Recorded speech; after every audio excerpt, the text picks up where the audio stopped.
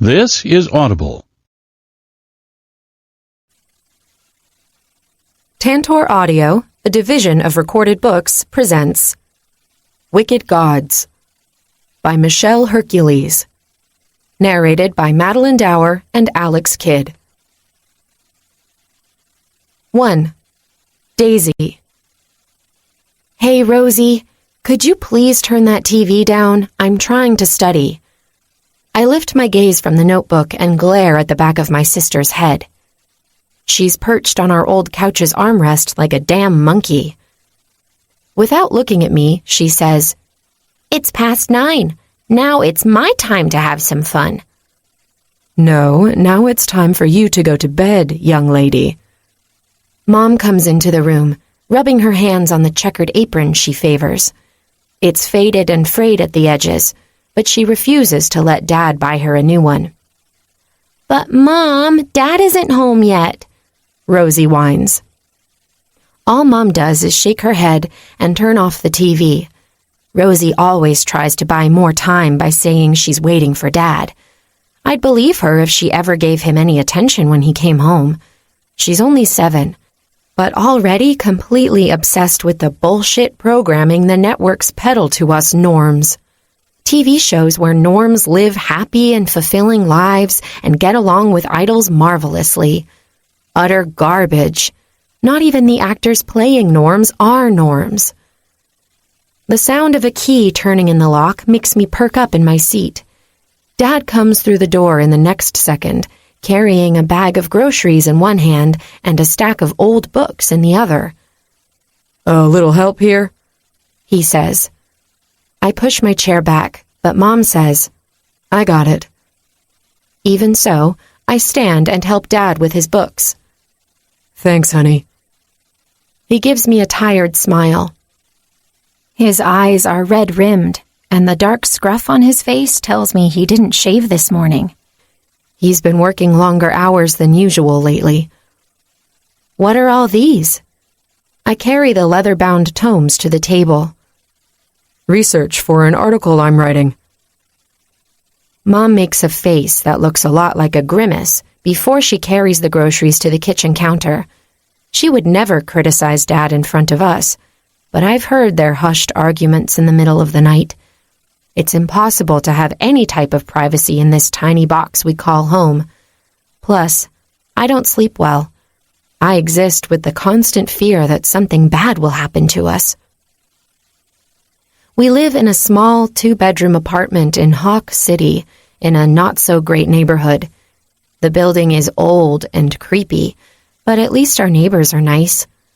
I try not to dwell too much on the fact that my father, the editor of one of the largest newspapers in Hawk City, can't afford a nicer place for his family.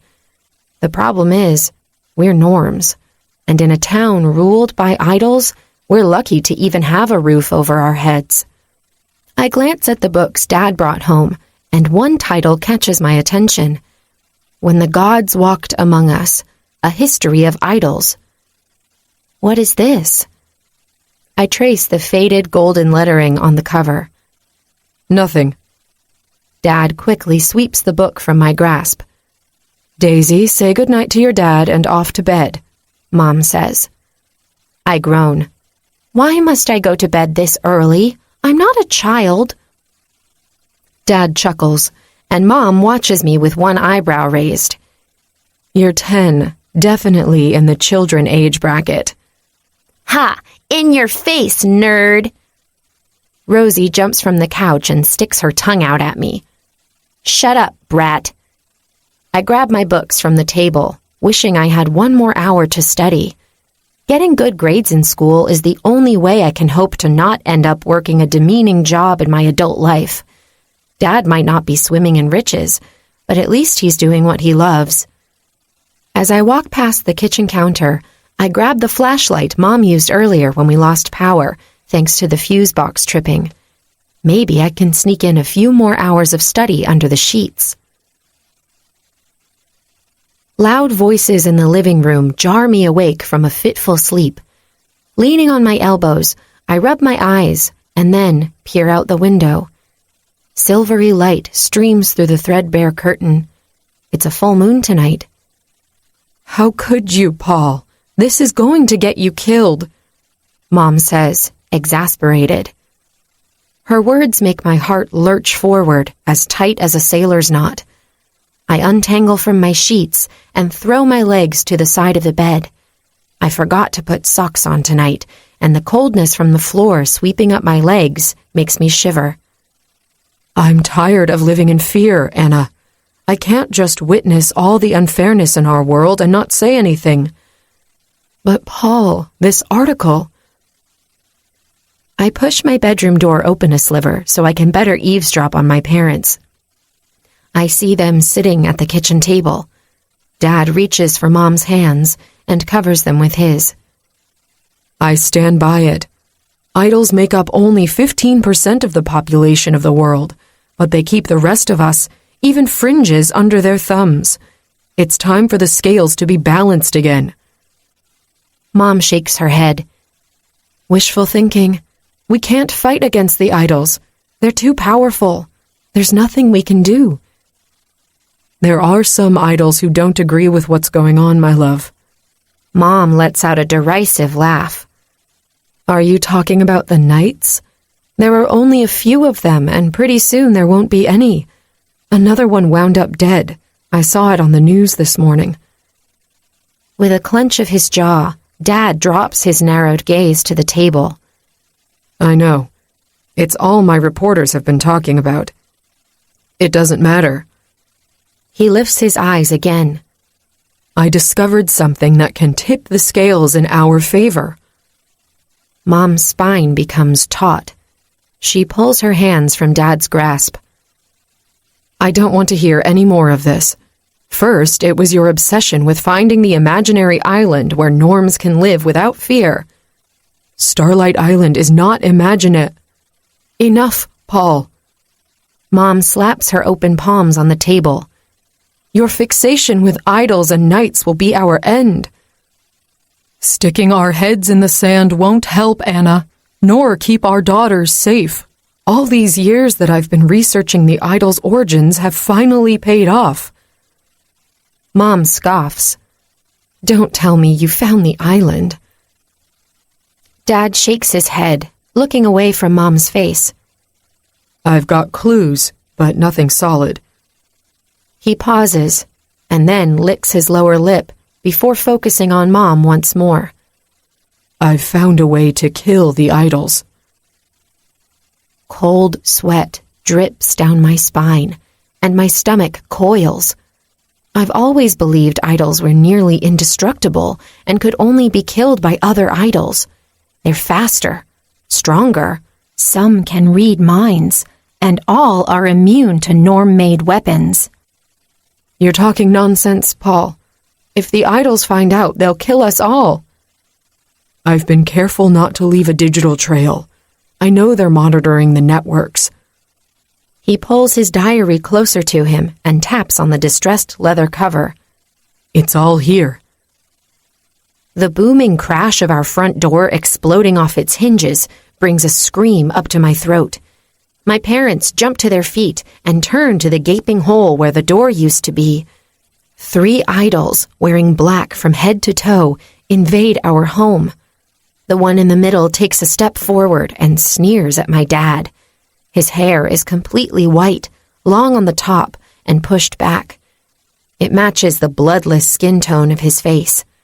A leather patch covers his right eye, and a jagged scar runs down his right cheek, disappearing under his chin. He's death personified. My heart beats hard and fast, and a cold numbness sweeps over my body. Paul Rodale, the illustrious editor of Hawk City Gazette. It's time we have a little chat. How dare you invade my home like that? Dad takes a step forward, pushing Mom behind him. With a swat of his arm, the idol sends Dad flying across the living room. He crashes against the TV in a twist of limbs. Dad! I run toward him, but my mother jumps in my way and tries to push me back. Mommy, what's going on? Rosie comes into the room, still bleary-eyed. take care of them," the white-haired idol says over his shoulder before he strides toward my father, who is trying to get up, all bloodied. No, leave them alone. His face twists into a grimace. Mom turns and widens her stance, using her body as a shield against the other two idols who are coming our way. Daisy, take Rosie out of here, she says. I know I have to obey, but my body is frozen. One of the idols laughs. No one is going anywhere. Faster than I can blink, he breaches the distance between him and Mom and lifts her off the ground by her neck. Rosie is crying behind me, but I can't console her now. I have to help Mom. Frantically, I search for anything I can use as a weapon. Mom doesn't like to keep anything sharp on sight, afraid Rosie will accidentally cut herself. So when I catch the handle of a letter opener peeking out from my father's bag on the kitchen counter, I dive for it. I manage to curl my fingers around it before an incredible power wraps around my body and yanks me back. I hit the far wall hard, banging my head against it with such force that I'm dizzy for a moment, but I don't lose hold of the letter opener. When my vision comes into focus again, one of the idols, a man with dark skin and eyes that blaze like fire, is right in front of me. He's keeping me stuck to the wall above the floor, using nothing but his godly powers. I look over his shoulder just in time to see the second idol drop Mom to the floor, unconscious. I let out a whimper. She can't be dead. "Oh, are you afraid now that your mommy isn't here to protect you anymore?" His taunting makes me angrier rather than afraid. Fury surges from the pit of my stomach, and I blurt out, "Fuck you!" He strikes me across the face, and the taste of blood fills my mouth. My ears are ringing, and my cheek is burning, but I look at him again with defiance. "What are you trying to do, brat? Strike me with that pitiful weapon?" He laughs. Behind him, the white-haired idol has my father on his knees while he's holding his head with both hands. Wisps of blue energy envelop his fingers. Dad grunts with his eyes closed, and his face contorts into an expression of terrible pain. "Leave my father alone!" I yell. "You want to help your daddy, brat?" The idol in front of me says. "Go on, hit me with your best shot." Suddenly, the power holding me glued to the wall slackens around my weapon-wielding arm. I know the hateful idol is only goading me, and yet I strike his neck with a battle cry. The sharp object pierces through his skin and muscles as if they were made of butter. I fall to the floor, but I don't break eye contact with the man. The sneer on the idol's face wilts to nothing as his eyes widen in surprise. Staggering back, he clutches the handle of the letter opener sticking out of his neck. Then, he lets out an enraged roar as glowing orange cracks spread through his face. A moment later, he explodes in a shower of a coal-like debris. The letter opener clinks as it hits the hard floor, and only then do I see it wasn't a letter opener, but a dagger with a glass blade. What the fuck? The idol who attacked my mother shouts. The white-haired idol drops my father and whirls around. His gaze zeroes in on the dagger on the floor, and then he pierces me with a murderous stare. You'll pay for this. He stalks my way, and I scooch back, knowing I can't run from him even if I were on my feet. He raises his arm above his head, and a ball of blue energy forms on his palm. I hug my knees and close my eyes, bracing for the hit. It never comes. My eyes fly open with the sound of angry shouting. A group of 5 idols has joined the others.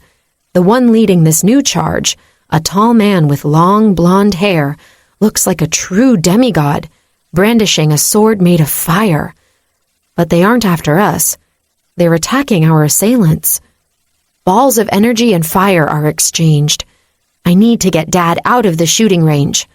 Scrambling to my feet, I run, hunched forward and using my arms to cover my head. I dive into a tuck and roll on the now littered floor to avoid being burned to a crisp by a sphere of spiraling fire. Crawling on my hands and knees, I reach Dad's side. Blood has caked his hair and part of his face. His eyes are barely open, and his breathing is coming out in spurts. I shake his shoulder lightly. "Dad, talk to me. Are you okay?" With a grunt, he tries to sit up. Chaos reigns supreme all around us, but for now, we're forgotten. "Where's Rosie?" I search for her in the melee, but I don't see her anywhere. Only Mom's crumpled form on the ground. My throat becomes tight and my eyes burn. "I don't know," I reply. "Mom is hurt." Dad curls his fingers around my forearm and yanks me closer. "Listen, Daisy, we don't have much time. You have to find Rosie and take the fire escape ladder." I know what he's asking me to do, but my heart twists viciously in my chest just from thinking about it. "No, Daddy, I can't leave you and Mom." His grip tightens. "Damn it, Daisy, don't argue with me. You must find Starlight Island." He pulls an old notebook from under him. It's covered in dust and blood. It takes me a moment to recognize it for what it is. Dad's diary. What's Starlight Island? "A sanctuary for norms. Promise me you'll look for it." Dad watches me with determination despite the pain I see shining in his eyes. "Take this." He shoves the leather-bound diary in my hands. "Everything I know about the island and the idols is in there. Keep it safe, and don't ever show this to anyone." My face is hot and wet. My eyes are blurry. I let out a sob, clutching the diary against my chest. "I'm scared, Daddy," I whisper. He lets go of my arm and cups my cheek with a calloused hand. "Don't be scared, sweetie. You must be strong for you and your sister. Now go." He pushes me back, and then he stands up to face the wrath of the white-haired idol. I don't move right away, gripped by fear, but his plea finally pierces through the panic and propels me into action. I stand on shaky legs and run toward the back of the apartment. I want to check on Mom, but two idols are coming to blows on my path to her. "Rosie?" I call, hoping she was smart enough to hide. I find her cowering under the kitchen counter. I drop into a crouch and grab her arm. "Come on, we have to go." "What about Mom and Dad?" "They'll come right after us. Let's go." I drag her up, not letting go of her hand. I head for our bedroom, but something makes me pause and look over my shoulder. Everything seems to happen in slow motion. The white-haired idol rears his glowing hand back and launches a massive blue energy sphere toward Dad. It hits him square in the chest, sending him flying back. He drops only a few feet from us, close enough for me to see his neck twisted at an odd angle and his eyes staring into nothing. "No," I choke out. Rosie begins to cry in earnest. The white-haired idol's demented stare collides with mine, chilling my blood. His lips curl into a sneer right before he comes for us. Whirling around, I run for the fire escape, dragging a tearful Rosie with me. I lock the bedroom door, knowing it won't keep the idol out, but I'll take any second I can buy us. Dad is gone, and most likely Mom is too. There's a terrible pain in my chest that won't relent, but I can't think about that now. I tuck Dad's diary under my arm and open the window latch, cursing my sweaty hands. I push Rosie out the window first, following close behind. The metal ladder cringes loudly as we go down the steps, but so far, there's no sign of pursuit. I don't know who those other idols were, but they must be keeping the white-haired monster and his accomplice occupied. When I hit the pavement right after Rosie, I grab her hand and take off into the night. I don't know where we're going, or if Starlight Island is even real. All I know is that Hawk City is no longer safe for us, if it ever truly was. Rosie is all I have now, and I'll do anything to protect her. Anything. 2. Daisy. 7 years later. Can I get an order of fries, 2 double cheeseburgers, 1 with no onion and 1 with extra onion and jalapenos, please? I hit the call bell, then clip the paper order to the window board. Without pause, I whirl around, mopping the sweat from my forehead with the back of my forearm. Poppy's joint is air-conditioned, but the heat from the kitchen combined with the nonstop action at the diner has me wishing for a nice cold bath. Only in my dreams. I'll have to make do with the drip-drip of my 100-year-old shower. Felicity, my partner in crime, stops next to me, grabs a menu, and fans herself. Blast all the Titans to hell. It's fucking hot today. Her white blonde bangs are matted and stuck to her forehead, and her eyeliner is a little smudged. As a matter of fact, all of her makeup seems on the verge of melting away, leaving the creases on the sides of her mouth and the crinkles at the corners of her eyes exposed. I'd better keep her away from mirrors. She's going to have a cow if she finds out she's looking her actual age, 37, instead of the 20-something she tries to portray. Yeah, it's pretty hot. But at least we're busy. We should get some decent tips today. Felicity snorts. Right. The norms in this town can't afford to tip well even if they wanted to. My heart sinks. But what she said is nothing new to me. I've been working at Poppy's joint for 2 years, and I've never made more than $20 a day in tips. I barely make enough money to put food on the table and pay the rent for the room I share with Rosie. But I'm behind on rent this week. I used the money to pay for Rosie's visit to the emergency room. Some jerk fringe broke her arm at school. I need to come up with money fast, and that leaves me only one option. The thought alone makes me sick. The doorbell rings, announcing we have more customers. But the chatter in the diner suddenly stops, and a terrible silence follows. A group of 4 idols is standing by the door. They're young, probably my age. Simply by glancing at the 4 boys, I know they're high-level idols. It's not because of their arrogant posture of raised chins and smirks galore. They ooze power. Cold sweat licks the back of my neck, and a shiver runs down my spine. Wherever idols go, norms get hurt. But it's not only that deep-rooted truth that's making my body shudder and my knees go weak. It's the resemblance that one of them has to the idol who killed my father. Not in his facial features. It's the hair, his fucking white hair, that's taking my head for a spin. Damn, what are those assholes doing here? Felicity whispers next to my ear. She tries to mask her fear by pretending the idols are only entitled rich boys, but we all know they can kill everyone in this diner with a snap of their fingers. Poppy walks around the corner, wiping his chubby fingers on the spotless white apron wrapped around his large middle. Can I help you, gentlemen? The 2 boys hanging back trade a glance and smirk. The guy next to the white-haired one just stares at Poppy with an air of boredom. Yes, please. We would like a booth for 4, the white-haired guy replies. His voice is like rich velvet, nice and smooth. Poppy grabs a few menus from the front stand and starts to lead them to the back of the diner.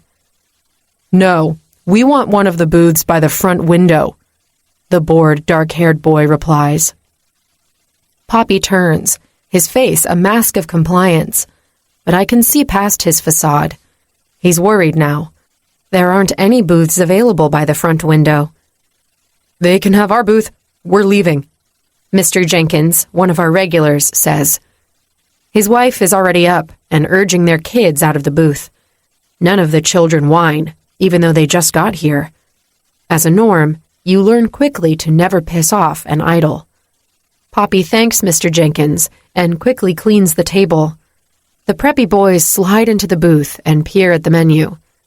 Chatter slowly resumes, but the atmosphere is tense now. I'm sure the idol's presence here is going to clear out the diner in no time. Well, now we're definitely not making any money tonight. Felicity turns to the kitchen window. Hey, Luigi, where the hell are my burgers? Tucking the loose strands of hair that escaped my ponytail behind my ear, I take a deep breath. Calm down, Daisy. They just want to have dinner, not cause utter destruction. Poppy heads in my direction. Don't worry, honey. They're in your section, but I'll take care of them. I let out a breath of relief. Thank you. With pad and pen in hand, I force my legs to move. I need to check on the table next to the idol's booth. I don't look in their direction as I stride to my customers. When the white-haired guy raises his hand, I pretend I don't see. Excuse me, waitress, he says loudly as I walk in front of their table. We're ready to order. I pause and throw a nervous glance at Poppy, who's already coming to the rescue. I'll take your orders, gentlemen, he says politely. Why? The boy with the air of boredom asks, leaning against the back of the booth. Well, Daisy's shift is almost over, and I don't give a damn about Daisy's fucking shift, he spits back, raising his voice. Isn't our booth in her section? His cerulean blue eyes become brighter, turning an electric blue, and dark veins appear on his stony face before they fade away. My jaw slackens and my eyes widen of their own accord. My heart is pounding inside of my chest, wanting to break free, but I can't let these bullies take their wrath out on Poppy or our customers. Not on my account. It's okay, Poppy. I can take care of their orders. I smile tightly, and then, pushing the fear aside, I turn to the jackasses. What can I get you? I grip the pen tighter to hide the shakes that are running through my body and stare at the dark-haired one. He seems to be the meanest of the bunch, but I can't bring myself to make eye contact with the one facing him. Dad's killer's look-alike. How about a little smile for us, sugar? The dark-haired one's lips unfurl into a wicked grin, and my stomach coils tightly. I don't like how he's watching me like I'm prey. Sorry, that's not on the menu, I say before I can help myself. Daisy, what the hell are you doing? Ouch, burned in 2 seconds. That's gotta be a record for you, Rufio. One of them chuckles. Blonde with green eyes, he reminds me of an actor from a popular TV show. He definitely has the Hollywood package. Too bad he's an idol and, as such, is bad to the bone. Shut your mouth, Phoenix. Rufio levels his friend with a glare. What's the pie of the day? The white-haired boy asks. I have no choice but to look at him. And fuck me, now I'm tongue-tied for entirely different reasons. His hair is completely white, but peering at him closely, I can see he definitely doesn't possess any resemblance to my father's murderer. There's only one word I can use to describe him. Flawless. His face looks like it was carved from marble, all perfect angles. Big, almond-shaped, honey-colored eyes, framed by ridiculously long lashes, watch me intensely. He's asked me a question, and here I am, staring at him like I'm a freaking moron. Blueberry, I croak, and then clear my throat. Blueberry pie. Is it any good? He continues to stare at me. The best in town. Why are you even asking if the pie is any good? Rufio asks with a hint of annoyance. You're going to order it and eat the whole thing with gusto, even if it tastes like cardboard. I turn to the guy. It doesn't taste like cardboard. It's fucking amazing. Okay, I must have a death wish. Why am I talking back to him? He's a high-level idol for crying out loud. His eyebrows arch, and he gives me a crooked grin. Really? Would you bet your life on it? Danger! Abort! Abort! Too late. If I back down now, he'll think I'm afraid of him. Which I am. Terrified, actually, but he can't know that. I lift my chin. Yes. Phoenix, the blonde one, whistles and says, "It seems we've got a feisty little thing on our hands, boys. This evening is turning out more amusing than I anticipated." "You shouldn't have done that," the white-haired guy says bluntly. He's right, but oh well. My mother used to say that my big mouth would be my demise. Maybe the day has finally come. "Trust me, I won't lose," I reply. His eyes become rounder, as if my statement caught him by surprise. He then narrows his gaze and says, "We'll see. I'd also like to order a strawberry milkshake." "What do I get when I win?" I turn to Rufio, the arrogant son of a bitch who seems to be the worst of the lot. Your life?" Phoenix replies instead. Rufio remains quiet, observing me. His eyes are darker now, almost midnight blue. "Guys, fucking order already so I can get my damn pie," the white-haired one says. "Geez, Bryce, chill the fuck out." Phoenix drops his gaze to the menu. "I'll have the chicken soup, please." The fourth guy, who hadn't spoken until now, says, "Chicken soup? In this heat? Are you crazy?" Phoenix glances at his friend, exasperated. "I'm cold." "Morpheus, you're always cold. Maybe you should step out of the shadows for once," Rufio replies, his gaze now down on the menu. "Bite me, asshole." Without glancing at his friend, Rufio flips him off. Then he lifts his chin, pushing his long bangs away from his eyes to better stare into mine. "I'll have the fucking delicious blueberry pie." "You don't like pie," Phoenix chimes in. Still staring at me, and now sporting a smirk, Rufio replies, "I hate it, but I have a bet to win." 3. Rufio. The Norm girl takes everyone's orders and leaves without saying another word to me. I rattled her, that much I know, but she's keen on not showing her fear. Foolish. I can see right through her defiant hazel eyes. "I've never seen any girl hold her own against you, Rufio, and for a Norm to do it?" Phoenix whistles. "You must be losing your touch." "Shut up, bitch. That was just the warm-up." Bryce sighs. "I just wanted to have some pie. I shouldn't have asked you idiots to tag along." He plays with the condiment bottles on the table and doesn't make eye contact with anyone. "You can't spend too much time by yourself, brother. You'd get bored out of your mind," I say with a smirk. "Bite me, Rufio." He leans back on the cheap fake leather booth and glances around. "I hope the pie is good." "That waitress is bad news," Morpheus says, dead serious. "Ominous much? Jeez." Phoenix shakes his head and laughs. "What can a Norm do to us? We're fucking idols, dude. The top dogs." Morpheus's gaze goes out of focus. "I don't know. I can't quite put my finger to it." I grab the menu and make it float above my hand. "Stop being a fucking weirdo with your premonition shit."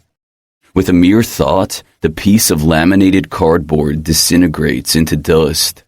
A gasp to my right catches my attention. A Norm boy is watching me with round eyes and mouth agape. I reward him with a toothy grin and mouth, "You're next." Terror fills his eyes.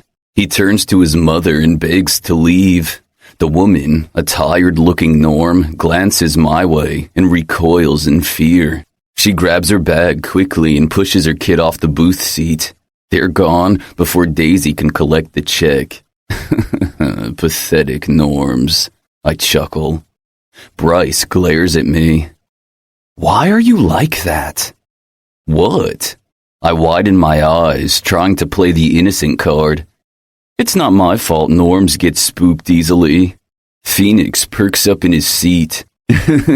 Here comes little Daisy with our order, guys. She's holding the tray filled with food with one hand only while she grabs a few utensil packets. For a puny Norm, she's kinda strong. I give myself a mental slap.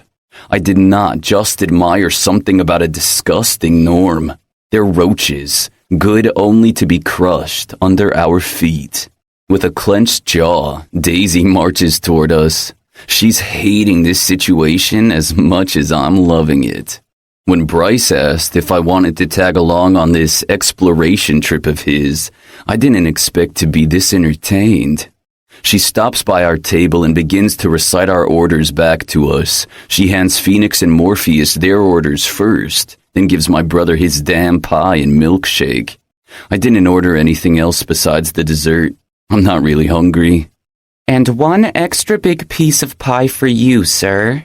She turns to me slowly, holding the pie plate by the edge, when the thing flies out of her hand and the blueberry pie ends up covering my whole face. Shit! She yells. I'm so sorry. Phoenix and Morpheus howl in laughter, but the sound that's drowning everything out is my rage pounding away in my ears. Deliberately slow, I wipe pieces of jam and crust from my eyes and nose. Then I turn to Daisy, the Norm I'm about to kill. Literally. She takes a step back, finally showing her fear. I didn't mean to do that. It was an accident. She apologizes. Rufio, sit down, Bryce says, but he can kiss my ass. I'm not going to be humiliated like that by a fucking Norm. What's going on here? The owner of this hovel steps in between me and his employee. I didn't do it on purpose, I swear, Poppy, the girl says. Her desperation feeds my hunger for retribution. I'm the Lord of Death, and this Norm just awakened the beast. Daisy.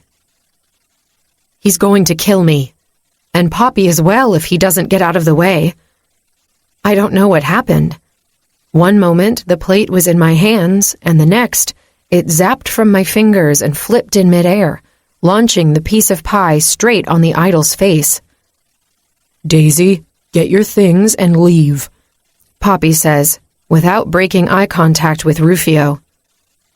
Move aside, old man, or you'll die too, Rufio orders. His eyes are flashing bright blue, and dark veins have spread across his cheeks. His power is rolling out in waves, something dark and smothering. I've never felt anything like it. Not even the idol who killed my father felt this potent. It's almost like I'm standing in front of a true demigod.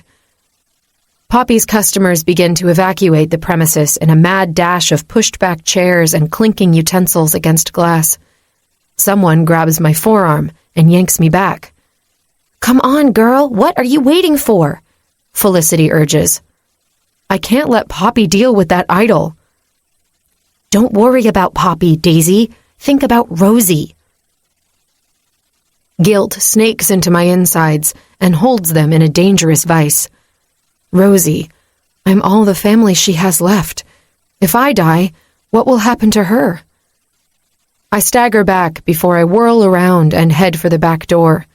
There's a loud crash, and then the sound of glass breaking. I don't stop, but I can't help looking over my shoulder. Poppy is still standing, but Rufio is on his knees. I slow down and begin to turn. I need to know what's going on. The white-haired boy is standing now, surrounded by light. The brightness vanishes, and then he looks at me. I can't decipher the glint in his eyes, but his smooth voice sounds in my head. Go. Fuck. Did he really put that word in my head, or did I imagine it? Daisy! Felicity calls out, already in front of the exit door at the end of the aisle. I break eye contact with the guy and run to her. My thoughts are going 100 miles an hour. What the hell just happened back there? Did the boy named Bryce help Poppy out? That makes no sense. I burst through the back door and into a wall of heated air. That's what it feels like stepping out of Poppy's joint. It's already September, but summer won't lose its grip on Saturn's Bay. Felicity opens the door of her car with a jerky movement and tells me to hurry up. I get into her old red Mustang, the car she affectionately calls Ralph. The engine roars to life, and before I can put my seatbelt on, Felicity peels out of the parking lot, burning rubber. She stares at the rearview mirror and then curses. What the hell happened back there, girl? Did you throw pie in that idol's face on purpose? No, of course not. Shit. It doesn't matter now. I hope he doesn't hold a grudge. A bubble of crazy laughter escapes me. What's the matter with you? Why are you laughing? You could have been killed. I know. I'm laughing because I have to pack my shit and get the hell out of Saturn's Bay. Don't be so dramatic. You don't have to run away. Felicity switches her attention back to the rearview mirror again. No one is following us. Good. I could try to explain to Felicity how naive she's acting now. Idols are crazy. Limitless power erased any morals they might have had. I settle for something my father used to say. Absolute power corrupts absolutely. What now? She glances at me. Don't go spewing your brain smarts nonsense at me, Daisy. Please just take me home, Felicity. I need to make sure Rosie is all right. More than ever, I need the extra cash. Not to pay rent, but to buy Rosie and me tickets out of town. I have no idea where to go now. When I left Hawk City, I traveled as far as I could get from the East Coast metropolis without leaving the country. Dad told me to look for Starlight Island, but the notes in his diary made no sense to me. Besides, I was too busy trying to survive. Now I think I might have to head south and cross the border, which makes my heart constrict so painfully in my chest that it becomes hard to breathe. I hear life for norms is much harder across the border. Not only are the idols there more ruthless, but norms have to worry about unscrupulous fringes as well. Maybe I should stay and deal with the wrath of Rufio and his friends. Rubbing my face, I look out the window, seeing nothing but a blur of dark shapes. It's not the speed of the car that's warping my vision, but the tears in my eyes. I just wish that, for once, life was a little easier for me. I'm so tired of feeling wretched all the time. Felicity turns into my subdivision. The street is fairly illuminated, showing glimpses of a neighborhood that has seen better days. The houses are old and could use some fresh paint. Some front yards are in serious need of mowing, and others are littered with broken bikes and toys. The headlights of Felicity's car shine on the faded pink flamingo mailbox. I'm home. The lights in the living room are lit, which means my landlord must be waiting for me and her rental check. Shit.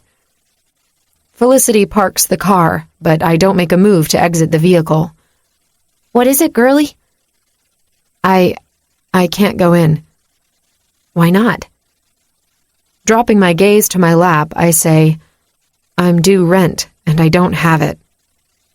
Son of a bitch. It was that fucking hospital bill, wasn't it? I lift my eyes to meet hers. Yeah. Why didn't you say something sooner? I could maybe help you out or collect donations at the diner. I thought I could make the money if I worked more hours. Felicity looks ahead, running a nervous hand through her hair. Man, life isn't fucking fair.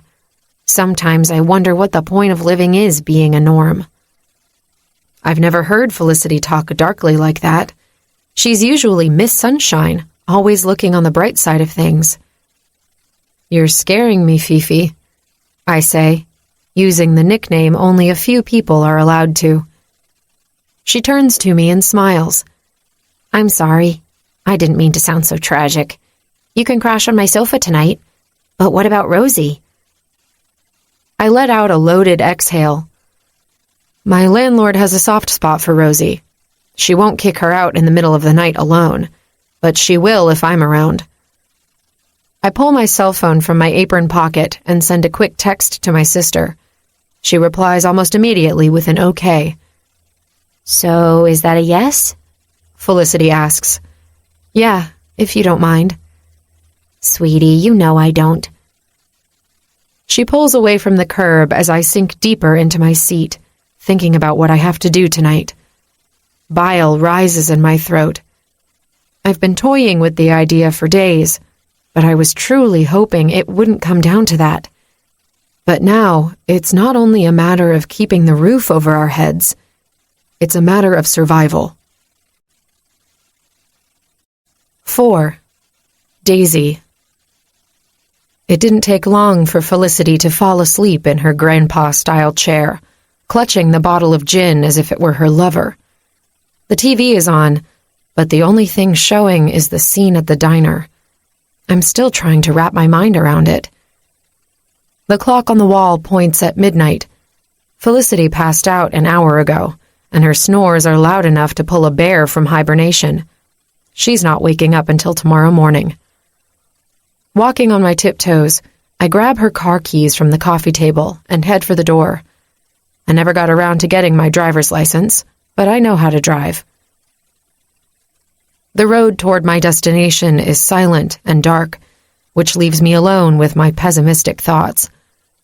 To avoid losing my nerve, I turn on the radio and pick a station known to play lively tunes.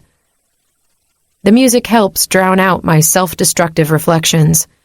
I'm not sure if Felicity was wrong when she questioned the point of living as a norm. In truth, if it weren't for Rosie, I'm not sure what I'd have done. Before I know it, I'm parking at the back of Unearthly Desires, an upscale strip joint that caters to idols and well-connected fringes. I regret not having had the chance to shower and improve my appearance. But I was told before that I was beautiful, plus I have a nice rack. Okay, Daisy, if you're going to do this, you'd better do it now. I walk out of the car and pull my snug V-neck t-shirt down. Gotta highlight the girls. I stride with confidence toward the back door, which is manned by a bald and beefy fringe. As soon as I step under the overhead light, he ogles me up and down, and then his gaze fixes on my breasts. What do you want, girl? I'm here to apply for a job. He sneers. We're not hiring at the moment. Bullshit. You're always hiring. He narrows his dark gaze, then licks his lower lip. If you're that keen on getting an interview, it's going to cost you. Shit. I know a leering expression when I see one. Bob on my knob and I'll let you through.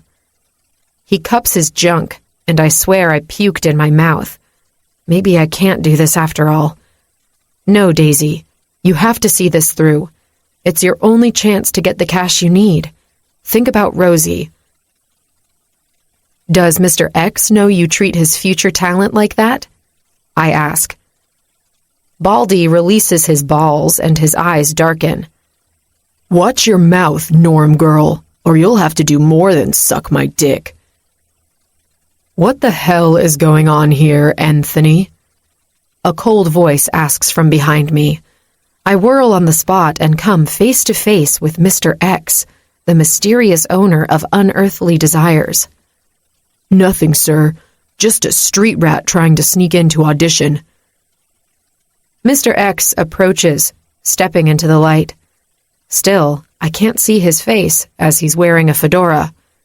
He's also sporting a 3-piece suit with tie and everything. Isn't he melting in this heat? He finally lifts his face and stares straight into my eyes. With olive skin and whiskey-colored eyes, Mr. X is a roguishly handsome man. Also, extremely dangerous, according to the rumors. But I'm not afraid of him. In fact, I'm quite relieved to bump into the man. So you want to work for me, is that it? He asks. Yes. He narrows his gaze slightly and clenches his jaw. Not a good sign. I know what he's going to say. He'll send me away, but I'm having none of that. Please, let me in and I'll prove to you I'll be the best talent you've ever had. Behind me, Baldy makes a disgruntled noise. He's probably pissed that I'm willing to give his boss head and not him. Oh well, he can think whatever he wants. All I need is a moment alone with Mr. X. I have no intention of exchanging sex favors tonight. Only taking your clothes off in front of a bunch of strangers. With a sigh, Mr. X says, "Fine, I'll give you 5 minutes." Baldy opens the door for Mr. X, but when I walk past him, he whispers, "I'll be waiting for you when Mr. X sends you away, bitch." There are so many things I want to say to the perv, but I swallow all angry retorts. I just need to work one night, and then it's adios, Saturn's Bay. The back door leads to a narrow and dark corridor. The smell of liquor and smoke is everywhere, an old and stale odor that seems to have been absorbed by the gaudy wallpaper. Upbeat music drifts from ahead, muffled by the door to what I guess is the strip club. Mr. X opens a door to his right and waits for me to catch up. He lets me in first, and I'm greeted by a small and meticulously organized office. A dark mahogany desk sits at the back, clear of anything besides a laptop and a notebook. A filing cabinet is pushed against the left wall, and a leather couch is on the right. Mr. X removes his hat and walks around me. Then he takes a seat behind his desk and leans back, lacing his fingers together and resting his linked hands on his flat stomach. "What can I do for you, Miss—" "Daisy. My name is Daisy." "Right. So what makes you think you can work at Unearthly Desires?" "I have a mirror. I know how I look. Plus, I have these." I point at my breasts. Mr. X's gaze flicks briefly to my chest before it returns to my face. "You're gorgeous, no denying that. But you can't work for me." "Why not? I'm 18. I take a step forward. "A pretty norm girl like you? My customers would eat you alive and spit out the bones." "I can handle myself." "Listen, kid, I've seen your kind before. There isn't an evening where a young and naive norm doesn't come to my establishment, trying to work a few nights and make more money than they could possibly dream of. But the thing is, there isn't a quick exit out of this life. Once you're in the business, you'll never quit. The money is too good."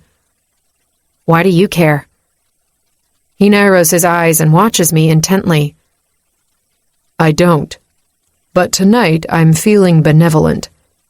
"I don't want your benevolence. I just want to work." Mr. X leans forward and rests his elbows on the table. "Not here. My answer is final." Seething, I clench my teeth. If Mr. X wants to play hardball, so be it. "I'd reconsider your decision if I were you, Mr. X. Or is it Poppy?" The look of astonishment on the man's face should be captured by a camera. Too bad I don't have one on me. His eyes are as round as saucers, and his mouth is hanging loose. "What did you say?" "You heard me." I lift my chin higher. He stares at me without blinking for several beats before he asks, "How did you know?" "I caught you morphing once. Isn't that what you people call it? Morphing?" Dad had an entire section in his diary devoted to idols who could change forms. It's not a common power, but it's pretty scary. When I caught Poppy morphing into Mr. X for the first time, I almost ran away. But I was broke to the point of not having enough money to buy basic necessities, and Rosie had the flu, so I swallowed my fear and stayed. But I never let my guard down around Poppy again. "When?" His gaze narrows to slits. "A year ago." "And you never said a word after all this time?" He rests against his chair, still looking like he's having a hard time believing I knew about his secret all along. I was saving the information to use at the right time. He rubs his face.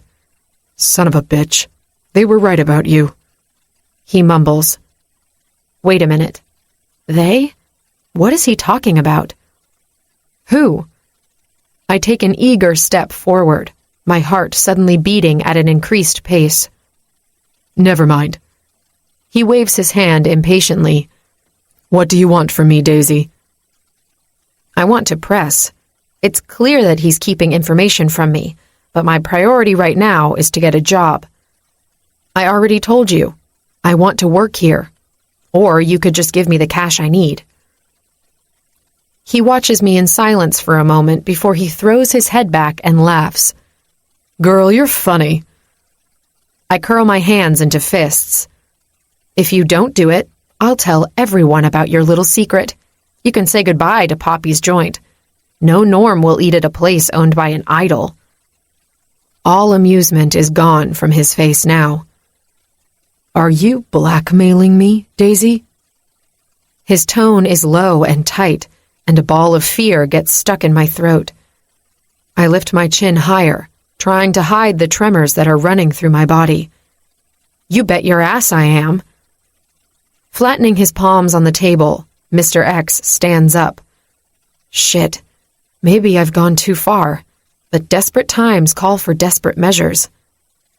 I could just kill you, he says, with enough coldness in his voice that I almost believe him. Almost.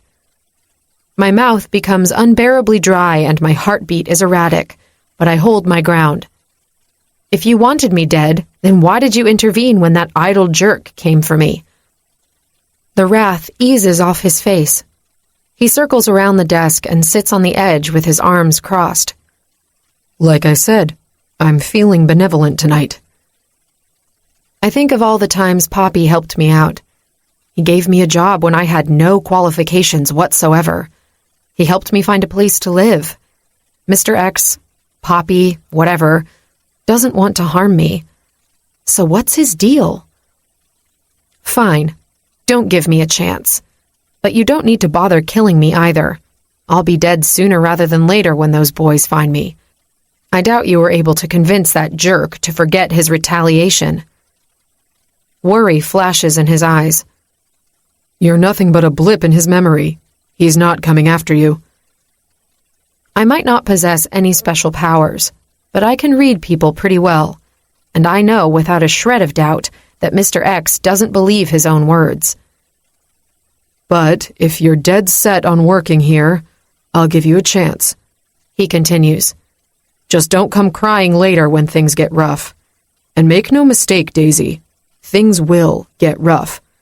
That Rufio boy is tame compared to the clientele who frequent my establishment. You don't know the things I've seen, Mr. X, the things I've endured. I'm a tough girl. I can handle your clientele. Besides, I seriously doubt the idols who come here are worse than the assholes who came into Poppy's joint tonight. I know powerful beings when I see them, and those jerks were ranking high on the godly gifts scale. Their line to the original demigods must be pretty strong. You have one chance, Daisy. One screw up and you're out of here. Relief washes over me, but then anxiety takes its place.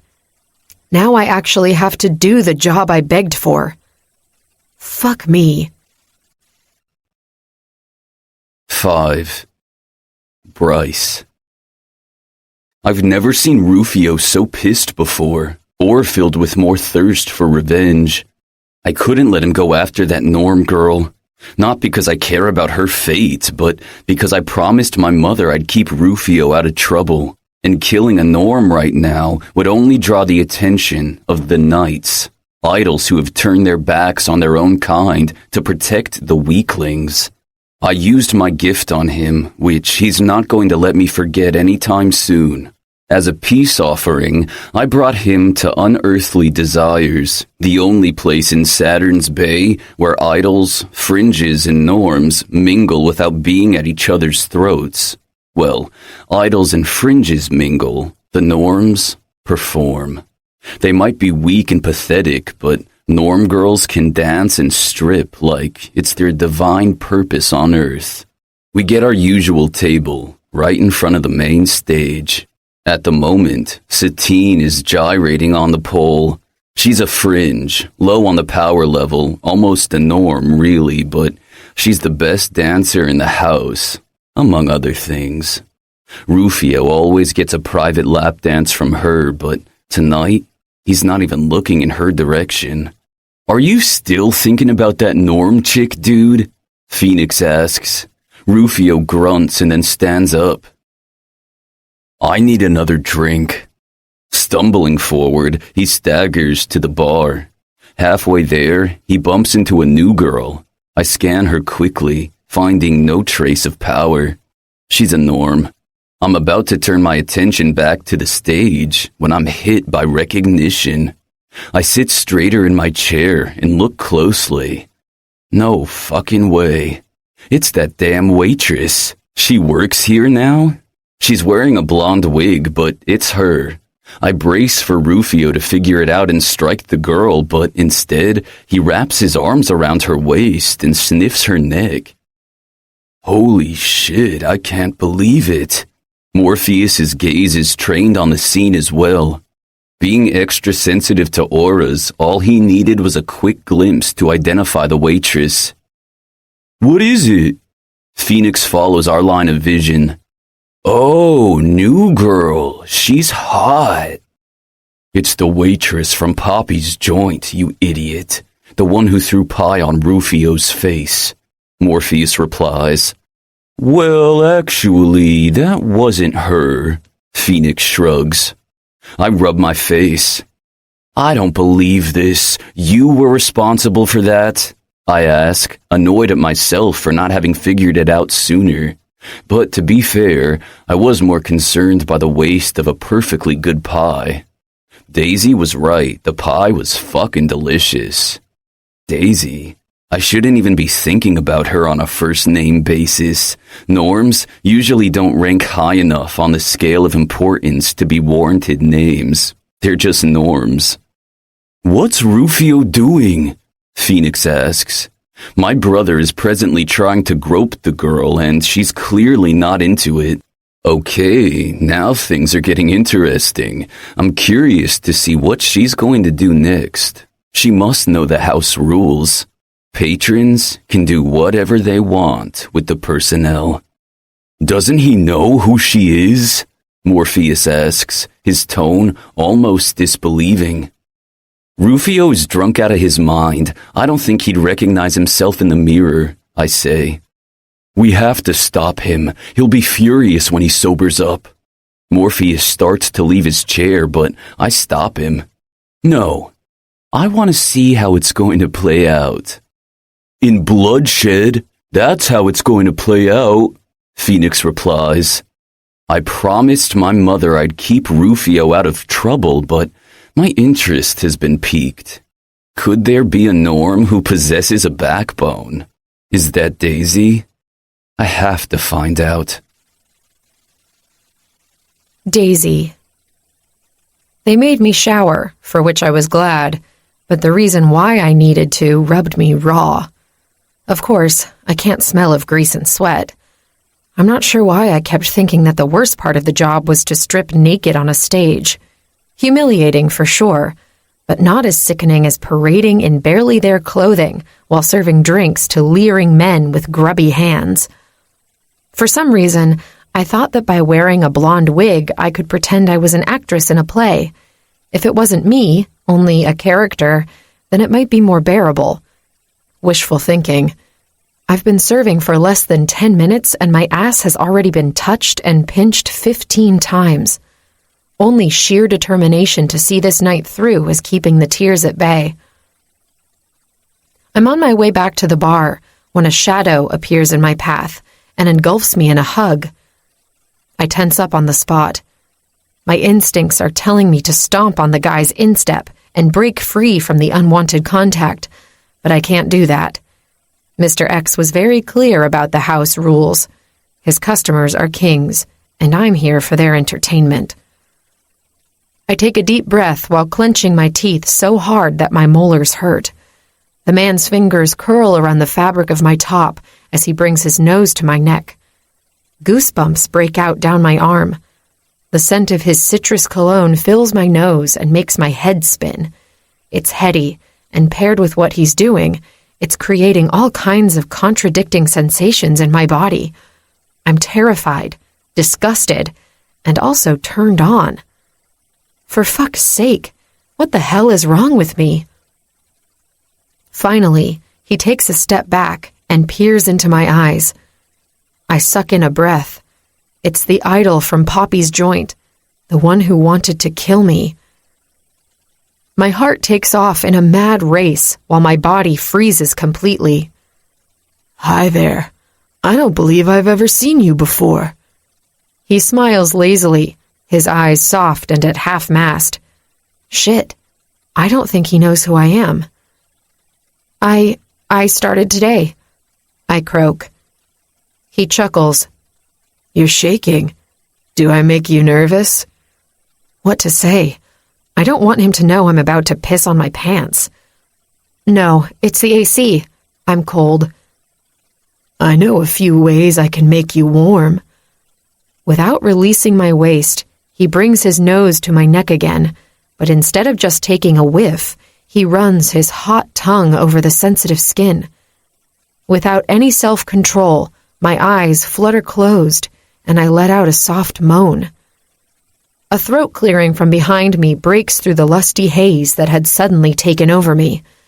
The heat from Rufio's caress quickly vanishes, and I'm back to feeling 100% afraid. He eases off and peers over my shoulder. What? Patricia is due on stage, Mr. X says. I'd recognize his baritone voice anywhere. Before I started my shift, he assigned me a stage name, a security precaution he takes with all his employees. My new persona is Patricia.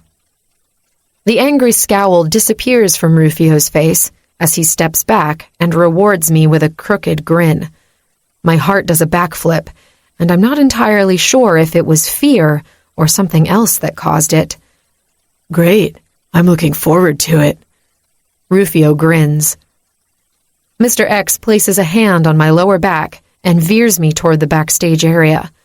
Once we're out of sight, he whirls on me. What happened? I don't know.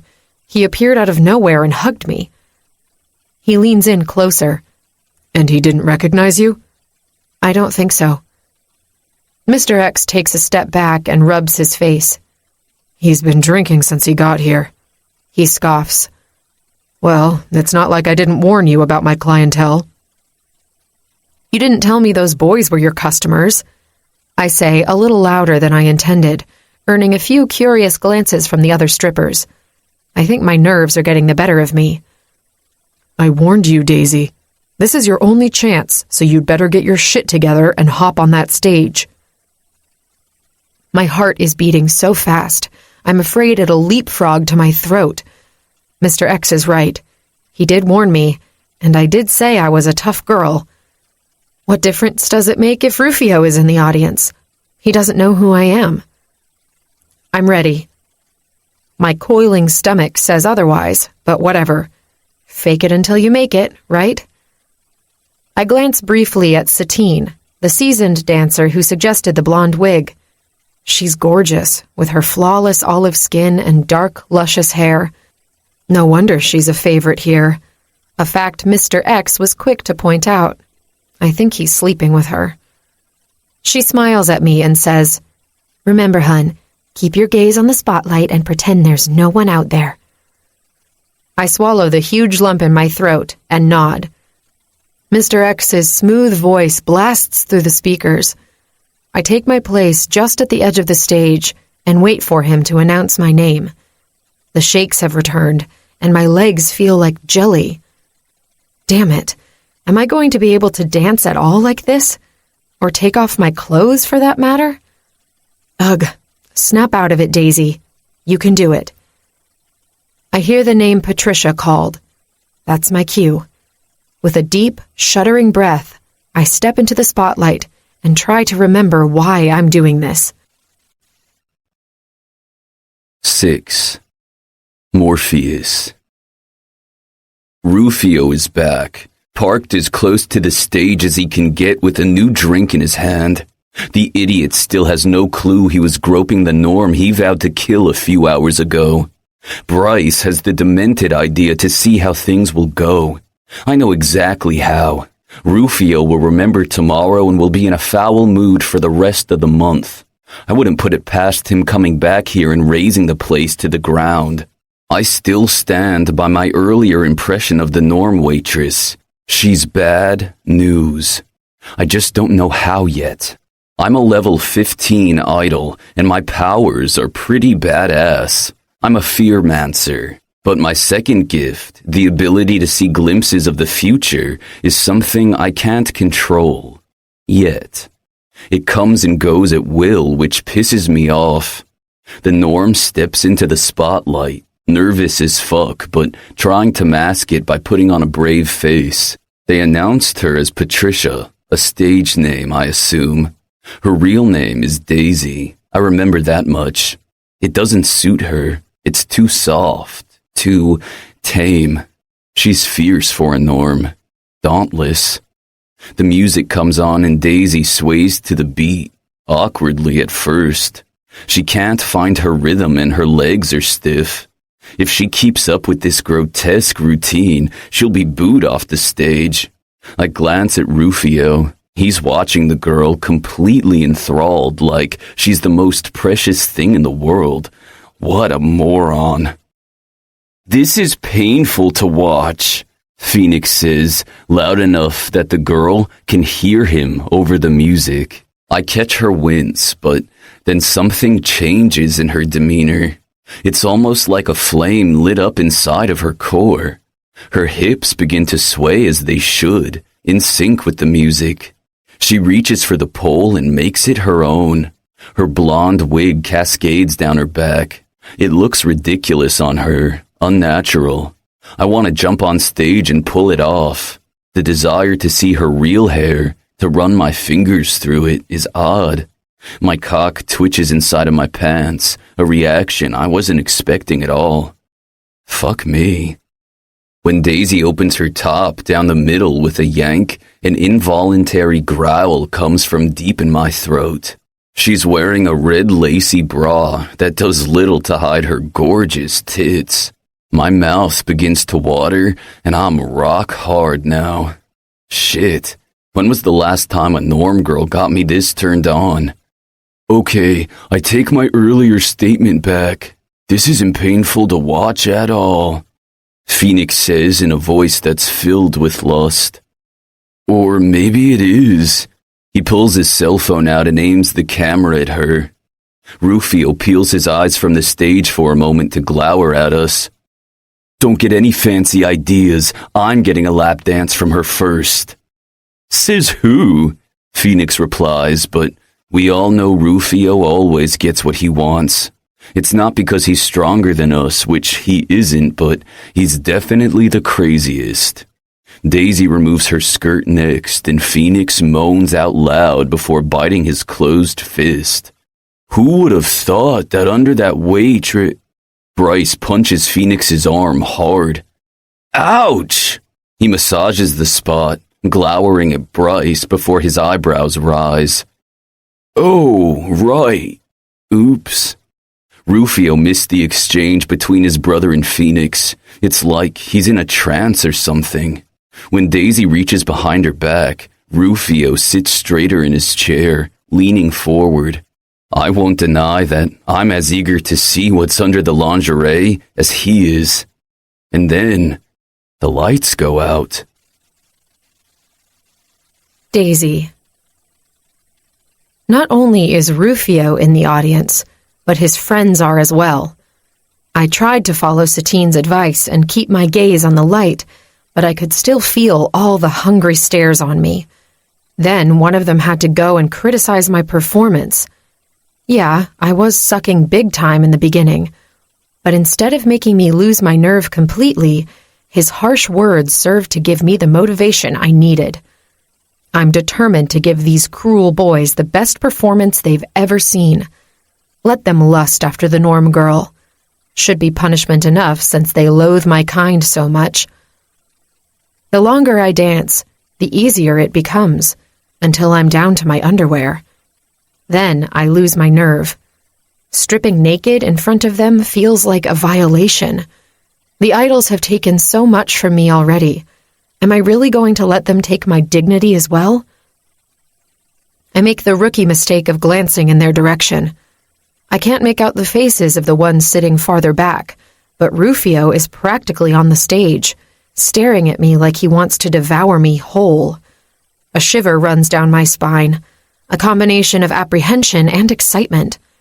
Completely at a loss as to why my body is reacting in that manner when I hate his kind, I switch my attention to Bryce, who is sitting next to Rufio.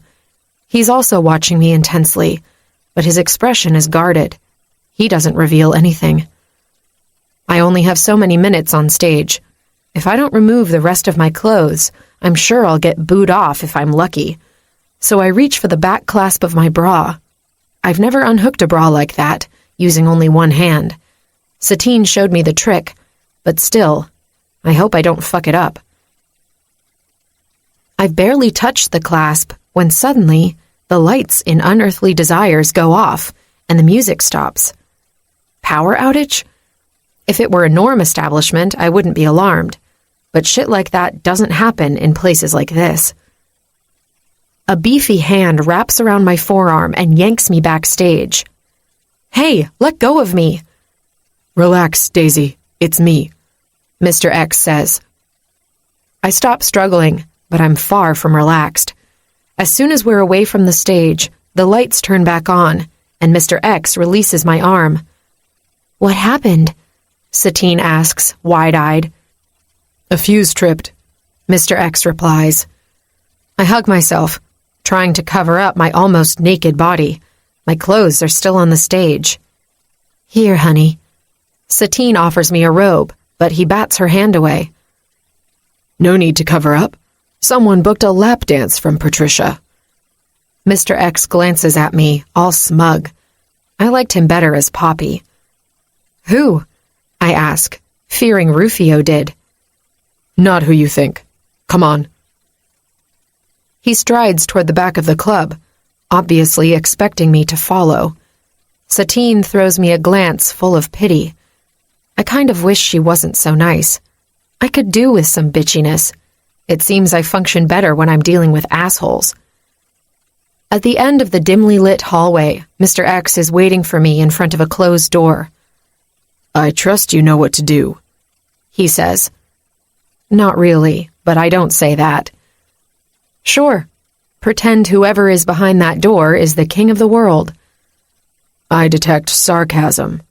Your smart-mouthed personality works well for you at Poppy's joint, but here it'll get you killed and me in a heap of trouble. So keep it to a 0. Duly noted, boss. I mock salute him, but quickly my amusement wanes. I have no idea what awaits me behind this door.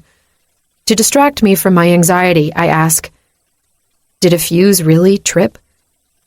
Mr. X narrows his gaze. Of course not. Enough procrastination. Get in and try not to die. He pushes the door open and shoves me in. I almost trip on my platform heels. The room is dark, lit only by red light. It's bare besides an expensive-looking leather chaise lounge. It has peculiar angles, almost as if it was made for one thing only: sex. Fuck. This isn't a lap dance, and Mr. X doesn't run a strip joint. Unearthly Desires is a high-class brothel. How could I have been so stupid? The door on the other side of the room opens, and in walks a woman with short blonde hair, wearing a sharp, dark suit. She's an idol, a powerful one. Okay, I didn't expect my first customer to be a woman. I'm not sure if that's better or worse. She stands behind the sex lounge chair, hands hidden behind her back. She doesn't say a word as she regards me in a scrutinizing manner. Finally, after minutes have gone by in the smothering silence, I open my mouth. So, what do you want me to do? Not what you think. I have to say, I pictured you quite differently, Daisy Rodale. My stomach bottoms out.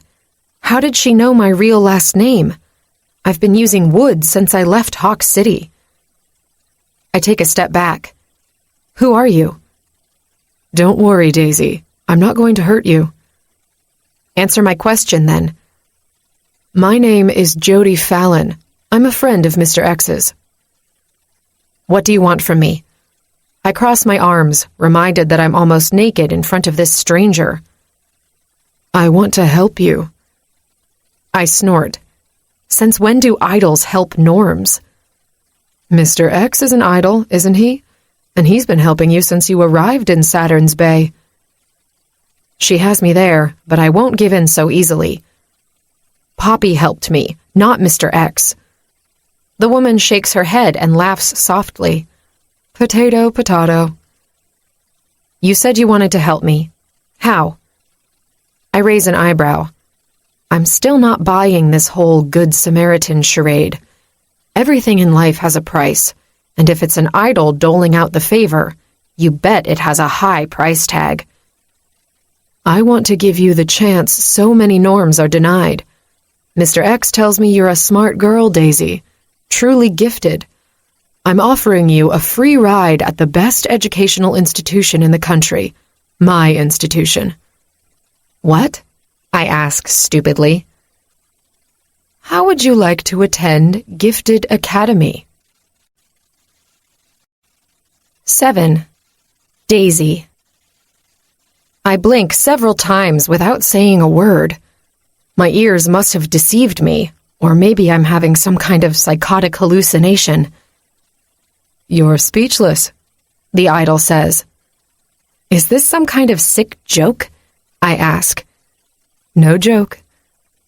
What's the catch, then? Suspicion has sneaked into my heart and taken up permanent residence there. No catch. Bullshit. I've never met an idol who cared about norms. I understand your experience with my kind hasn't been positive, but not all idols are corrupted, Daisy.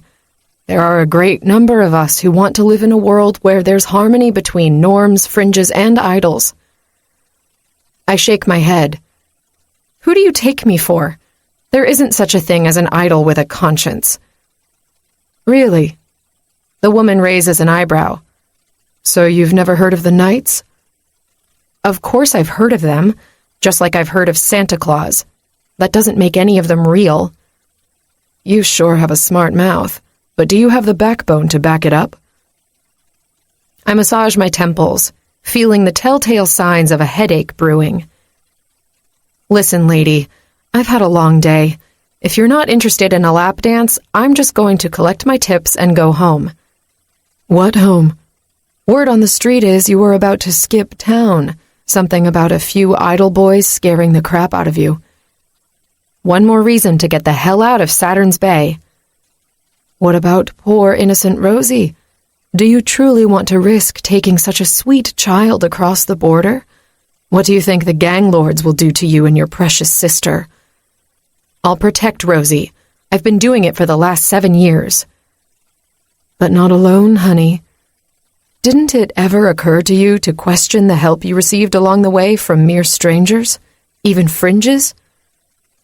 I open my mouth to reply, but I don't have an answer for that. No smart-ass remark? Her lips twist into a smirk. You have no idea how many lives your father touched. He gave people hope, Daisy. And that got him killed, I say, trying to sound strong but failing miserably at it. Yes, and if you refuse my help and head south, you'll be turning your back on his legacy. All his good work will be for nothing. I have to give it to this lady. She's a master of manipulation. Her words are like small daggers perforating my chest. What will happen to Rosie if I accept your offer? Would she be allowed to live on campus with me? I ask. No. Unfortunately, those rules I can't break, even for you. But you'll receive an allowance, more than you ever made at Poppy's joint. Rosie can keep living in the same room you were sharing. I nibble on my lower lip. I can't deny that what this woman is offering is an opportunity many would kill for. Gifted Academy is one of the best schools in the country. I could maybe even go to college if I keep my grades up and snag a scholarship. But it sounds too good to be true. How many norms attend Gifted Academy? 1 at the moment. 1? I raise my voice. Why is that? She leans forward, gripping the back of the sex chair harder. The children of powerful idols attend my school, and most norms can't afford the tuition. The board is extremely strict when it comes to scholarships, and those usually go to fringes. I had to fight to get you this chance. Don't let it be for nothing. I've already made a list of the pros and cons of accepting her offer. Honestly, the only con I see right now is the unlikelihood that I'll survive the semester. Most idols hate my kind. The incident with those boys at the diner is proof of that. You'll be safer in the academy than outside. I can control my students while they're on school premises. She pauses and cocks her head to the side. So what's it going to be, Daisy? Can I expect to see you in my office Monday morning? Stuck between the proverbial rock and hard place. I'm penniless, soon to be homeless, and have a kid sister to think about. At the end of the day, the only choice I truly have is how I'm going down, swinging or running. I choose swinging. I'm not going to put my sister's life in jeopardy just because a few idle assholes have a grudge against me. Yes, I'll be there.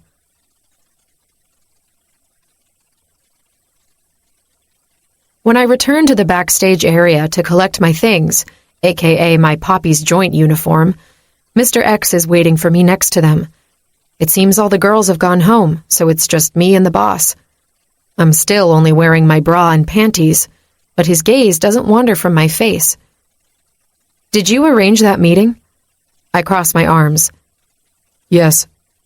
When did you call that woman? As soon as I agreed to let you work here. And did you also create that little blackout just as I was about to strip naked? Yup. He nods. Why? I pull out the chair in front of the lit-up mirror, feeling bone-tired all of a sudden. My reflection confirms that. Because you're a good kid, and you deserve better than to serve greasy food and scrub dirty floors. You definitely deserve better than degrading yourself for a bunch of hateful idols. You don't mind that Satine does it? Mr. X looks taken aback. What does she have to do with anything? I roll my eyes. Please, I know you're sleeping with her. How? He shakes his head. Never mind. See, that's what I'm talking about. You're smart, perceptive. I want you to have a better future than the Satines and Felicities of the world. Resting my elbows on my knees, I sag my shoulders forward. Why are you helping me? And please, I want an honest answer. His gaze darkens for a second before he pulls a chair in front of mine and takes a seat. I can't give you all the answers, Daisy. You just have to find them out for yourself. What kind of baloney answer is that? You're helping me for a reason, and I want to know why. Mr. X runs a hand through his hair and glances away. You called me an idol before. For once, you were wrong. What? He stares into my eyes. I'm not an idol, Daisy. I'm a level 6 fringe. No way, Jose. I can sense the difference between idols and fringes. You feel way more power than a 6. An illusion. I'm a morph. I can not only change my appearance, but I can also project more power than what I have. That's the reason I want to help you. Sure, I'm a fringe. Even if I couldn't fake being an idol, life would be easier for me than for you. That is, if I didn't grow up south of the border. I stare at him, trying to sniff out the lie, but I catch no sign that he's being untruthful. I had no idea. You're the only person who knows, aside from Jody. So, there you have it, Daisy. The reason why I'm so keen on helping you. There's no secret agenda here, no ulterior motive. I stare at my hands, feeling foolish and small. And here I thought I had everything figured out thanks to my father's diary. It contains loads of information about idols, fringes, and even the mysterious knights. but it read more like a school book. Factual. Maybe the world isn't as black and white as I thought it was. Thank you, I finally say, for everything you've done for me. Mr. X smiles and his entire face lights up. You're welcome. Just one more question. Which one is your true form, Poppy or Mr. X? He snorts. What do you think, girl? He runs his hand over his flat belly and puffs his chest out. Right. I reach for my t-shirt, remembering I'm still half naked. One more thing before you go home. Whatever you do, don't ever let anyone know who your father was. I mean it, Daisy. I put the t-shirt on and then ask, have you always known about my true identity? Yes. Mr. X curls his left hand into a fist and rests it on the vanity next to him. How?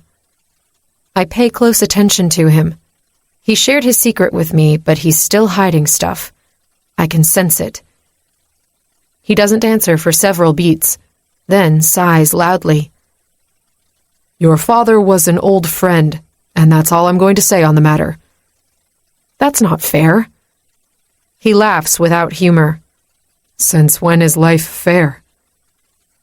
Pouting, I cross my arms. Your friend Jody knows about my father, too. Was she one of his friends? I don't know, Daisy, truly. But she's already one person too many who knows about your secret. You have to be careful. A sliver of apprehension lodges itself in my heart. How did the principal of Gifted Academy know my father was Paul Rodale? Don't worry, Mr. X. I know why my father died. I won't make the same mistake he did. 8. Rufio. A blinding light penetrates my closed eyelids, and with it, the most excruciating headache. With a groan, I drag the pillow over my head and bury farther under the covers. Fuck me, how much did I have to drink last night? The shrieking sound of Phoenix's alarm pierces my eardrums, despite his room being on the other side of the apartment I share with him, my brother, and Morpheus. God damn it, Phoenix, shut that thing off! Morpheus yells from his bedroom. My door bursts open and someone walks in. That does it. I sit up with a jerky movement and prepare to kill whoever was dumb enough to barge into my room. Good morning, sunshine. Bryce leisurely sits on my desk and takes a bite of the apple in his hand. Get out, I yell, immediately regretting it. White-hot pain shoots across my forehead. I dip my chin and press the heel of my hand against my temple. Fuck. Feeling a little hungover there, little brother? Fuck you. Nah, I'll pass. I can't believe you're still feeling rough. You've slept through Sunday. I had to come check on you several times to make sure you were still breathing. There's humor in my brother's voice. Asshole. I feel like I've been hit by an 18-wheeler, I croak. You look like it. I flip him off. So, what do you remember about Saturday night? I remember wanting to kill the bitch Norm who threw pie in my face and you not letting me. I lift my chin to glare at him. He shrugs. That wouldn't have been as much fun as you thought. Besides, she didn't do it. You can thank Phoenix and his telekinesis for that. That son of a bitch. I should have known, but I was dying to put that waitress in her place, and Phoenix just gave me the excuse I needed. Not that I truly need one. Yeah, anyway, so that's it? You don't remember us going to Unearthly Desires at all? Fuzzy memories about the place begin to trickle into my mind. I remember drinking to the point of alcohol poisoning, so thanks for letting me do that. Stop being a little bitch, like you die of alcohol poisoning. He's right, I wouldn't.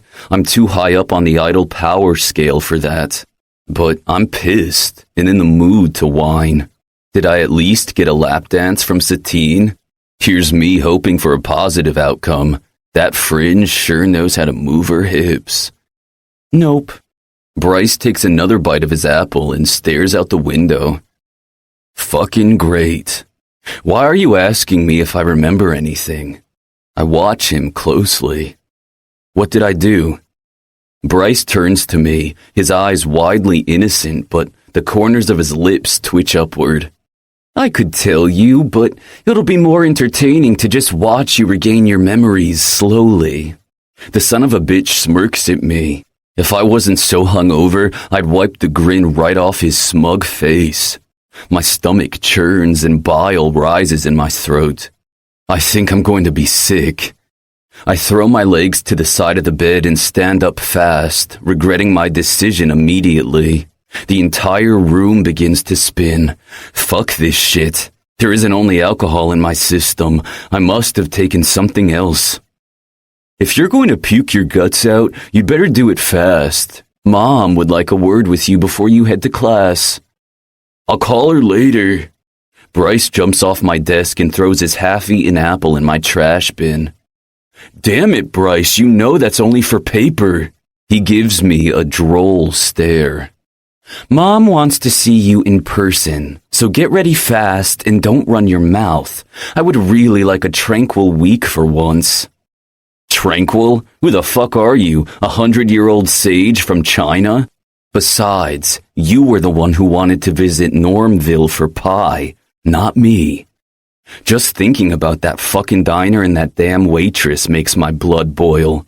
Fine, she didn't throw a pie at me on purpose, but she was defiant. She didn't cower like most norms do. Like she should. Who does she think she is? Get ready. Bryce points his bossy finger at me on his way out. I flip him off, even though he can't see the gesture. The sickness is past. I guess anger is the cure for everything. When I find that Norm waitress, she'll learn to never cross an idol again. Daisy. My body is shaking, and my stomach is tied in knots while I pack my bag for school. Everything happened so fast. I didn't have the chance to move into the academy dorm yet. I still can't believe I'm going to Gifted Academy. This all sounds like a dream. Or maybe it's a trap. Oh God, what if it's a trap? Now I'm sweating. You've packed and unpacked that bag 5 times already, Rosie says from her spot on my bed. She's hugging her knees with her unbroken arm and watching me with wide eyes. I don't know what to bring, I say. I'd only bring a notebook and pen. I doubt they use the same school books the public norm school does. I detect bitterness in her tone, and my heart becomes even heavier. Maybe once I graduate next year, you can get a scholarship, but you need to maintain your good grades. Rosie shakes her head. Hell no, I don't want to go to that school. Only idols and fringes go there. I'd be scared out of my wits. I can't believe you're actually going. Those people are monsters. I clench my jaw and count to 5 in my head. Until 2 days ago, I thought the same thing about idols. But now, knowing what I know, I can't honestly put all idols and fringes into the evilest of all category. There's no black and white in life, only different shades of gray. This is the opportunity of a lifetime, Rosie. I can't let fear keep me away from a better future. A lifetime that will be for sure cut short. She huffs and glances away. There won't be a better future if you die. I walk around the bed and sit next to her. Hey, I'm going to be okay, Rosie. We are going to be okay. I promise. Her bright blue eyes are brimming with unshed tears. She throws her arm around my neck and holds on to me for dear life, her cast pressing against my chest. I'm so scared, Daisy. I don't want to lose you. You're all I have in this world. You're not going to lose me. I try to keep my voice strong, but I choke in the end. You're still going to keep looking for Starlight Island, right? I had to tell Rosie about the island, even though I didn't believe it truly existed. Believing there was a place in the world where norms could truly live without fear was what kept her nightmares at bay. I ease out of the embrace and look into her eyes. Yes, I'll never stop looking, Rosie. Not a lie. I made a promise to Dad and intend to keep it, despite my feelings on the matter. Anyway, I paid Mrs. Wilmot the rent that was due, plus the rent for the next 3 weeks. Thanks to Principal Fallon's financial aid advance, I didn't even have to ask. Once I accepted her offer, she just handed over an envelope filled with money. And here is some extra cash for groceries and emergencies. Don't spend it on junk, Rosie. My scholarship doesn't allow me to work, so there won't be more until the end of the month. Okay. Rosie counts the bills with round eyes. Wow, it's more money than I've ever seen. Her comment makes my heart constrict tightly in my chest. I tried my best to provide for her, but the first few years of life on the road were hard on us. Relatives helped us in the beginning, but staying with them for too long was risky. I knew the idols who killed our parents were looking for us, so we moved constantly, sometimes staying with friends, other times sleeping under bridges or in abandoned buildings. It was only when we arrived in Saturn's Bay and I got the job at Poppy's Joint that things became a little easier. I know, but you have to be responsible with it, Rosie. You're no longer a child. I pat her shoulder. She lifts her chin higher and narrows her gaze. I haven't been a child since we lost Mom and Dad. A lump gets stuck in my throat, and my heart splits down the middle with a loud crack. Rosie is only 14 years old. She shouldn't sound like a bitter old woman. A knock on the door breaks the tense atmosphere. Daisy, the school's driver is here to pick you up. Crap. I hastily fill my bag with all the stuff lying on the bed. Rosie is probably right. I won't need most of what I'm packing. I'm coming. I hoist the backpack, now bursting at the seams, and turn around to look at my reflection in the mirror. I don't have my uniform yet, so I'm wearing the best outfit I own, which is a pair of dark jeans and a white button-down shirt I got at a garage sale 2 weeks ago. It had major yellow stains on the front, but other than that, it was almost brand new. Bleach took care of the stains, but nothing can be done about the old-fashioned, boxy style. How do I look? I ask. Like a complete fish out of water. I spare Rosie a glare on my way to the door. Thanks a lot, brat. I'll call you later, okay? If you don't get yourself killed on your first day at school. I stick my tongue out, but it's only to hide the growing fear that's making me sick to my stomach. I don't want to sound pessimistic, but there's a high chance that what Rosie said might come to pass, despite Principal Fallon's assurances. I've heard the school grounds are vast, and the lady can't monitor her students 24/7. I wish I hadn't lost Dad's special dagger on the day he died. I'd feel much safer if I had a weapon that could kill idols. Mrs. Wilmot is just outside our bedroom. I wouldn't put it past the woman to have been eavesdropping on my conversation with Rosie. The driver is waiting, she says, trying to appear innocent. Yeah, I'll be there in a second. I need to grab my jacket. It's drying in the back. What do you need a jacket for in this heat? I ignore the woman and keep walking toward the kitchen door. Once outside, I peer over my shoulder to make sure she's not spying on me from the window. She's not, so I walk past the line of clothes drying in the sun and circle around the old storage shed. I drop into a crouch and remove the stone I used as a marker. Sticking my hands into the warm dirt, I dig until my fingers brush against the plastic I wrapped around my most precious possession, Dad's diary. It's a risk bringing it to a place where I'll be surrounded by idols. If anyone finds out who my father was and what he discovered about those powerful beings, I'll be dead meat for sure. But I can't part with it. It's the only thing I have left of him.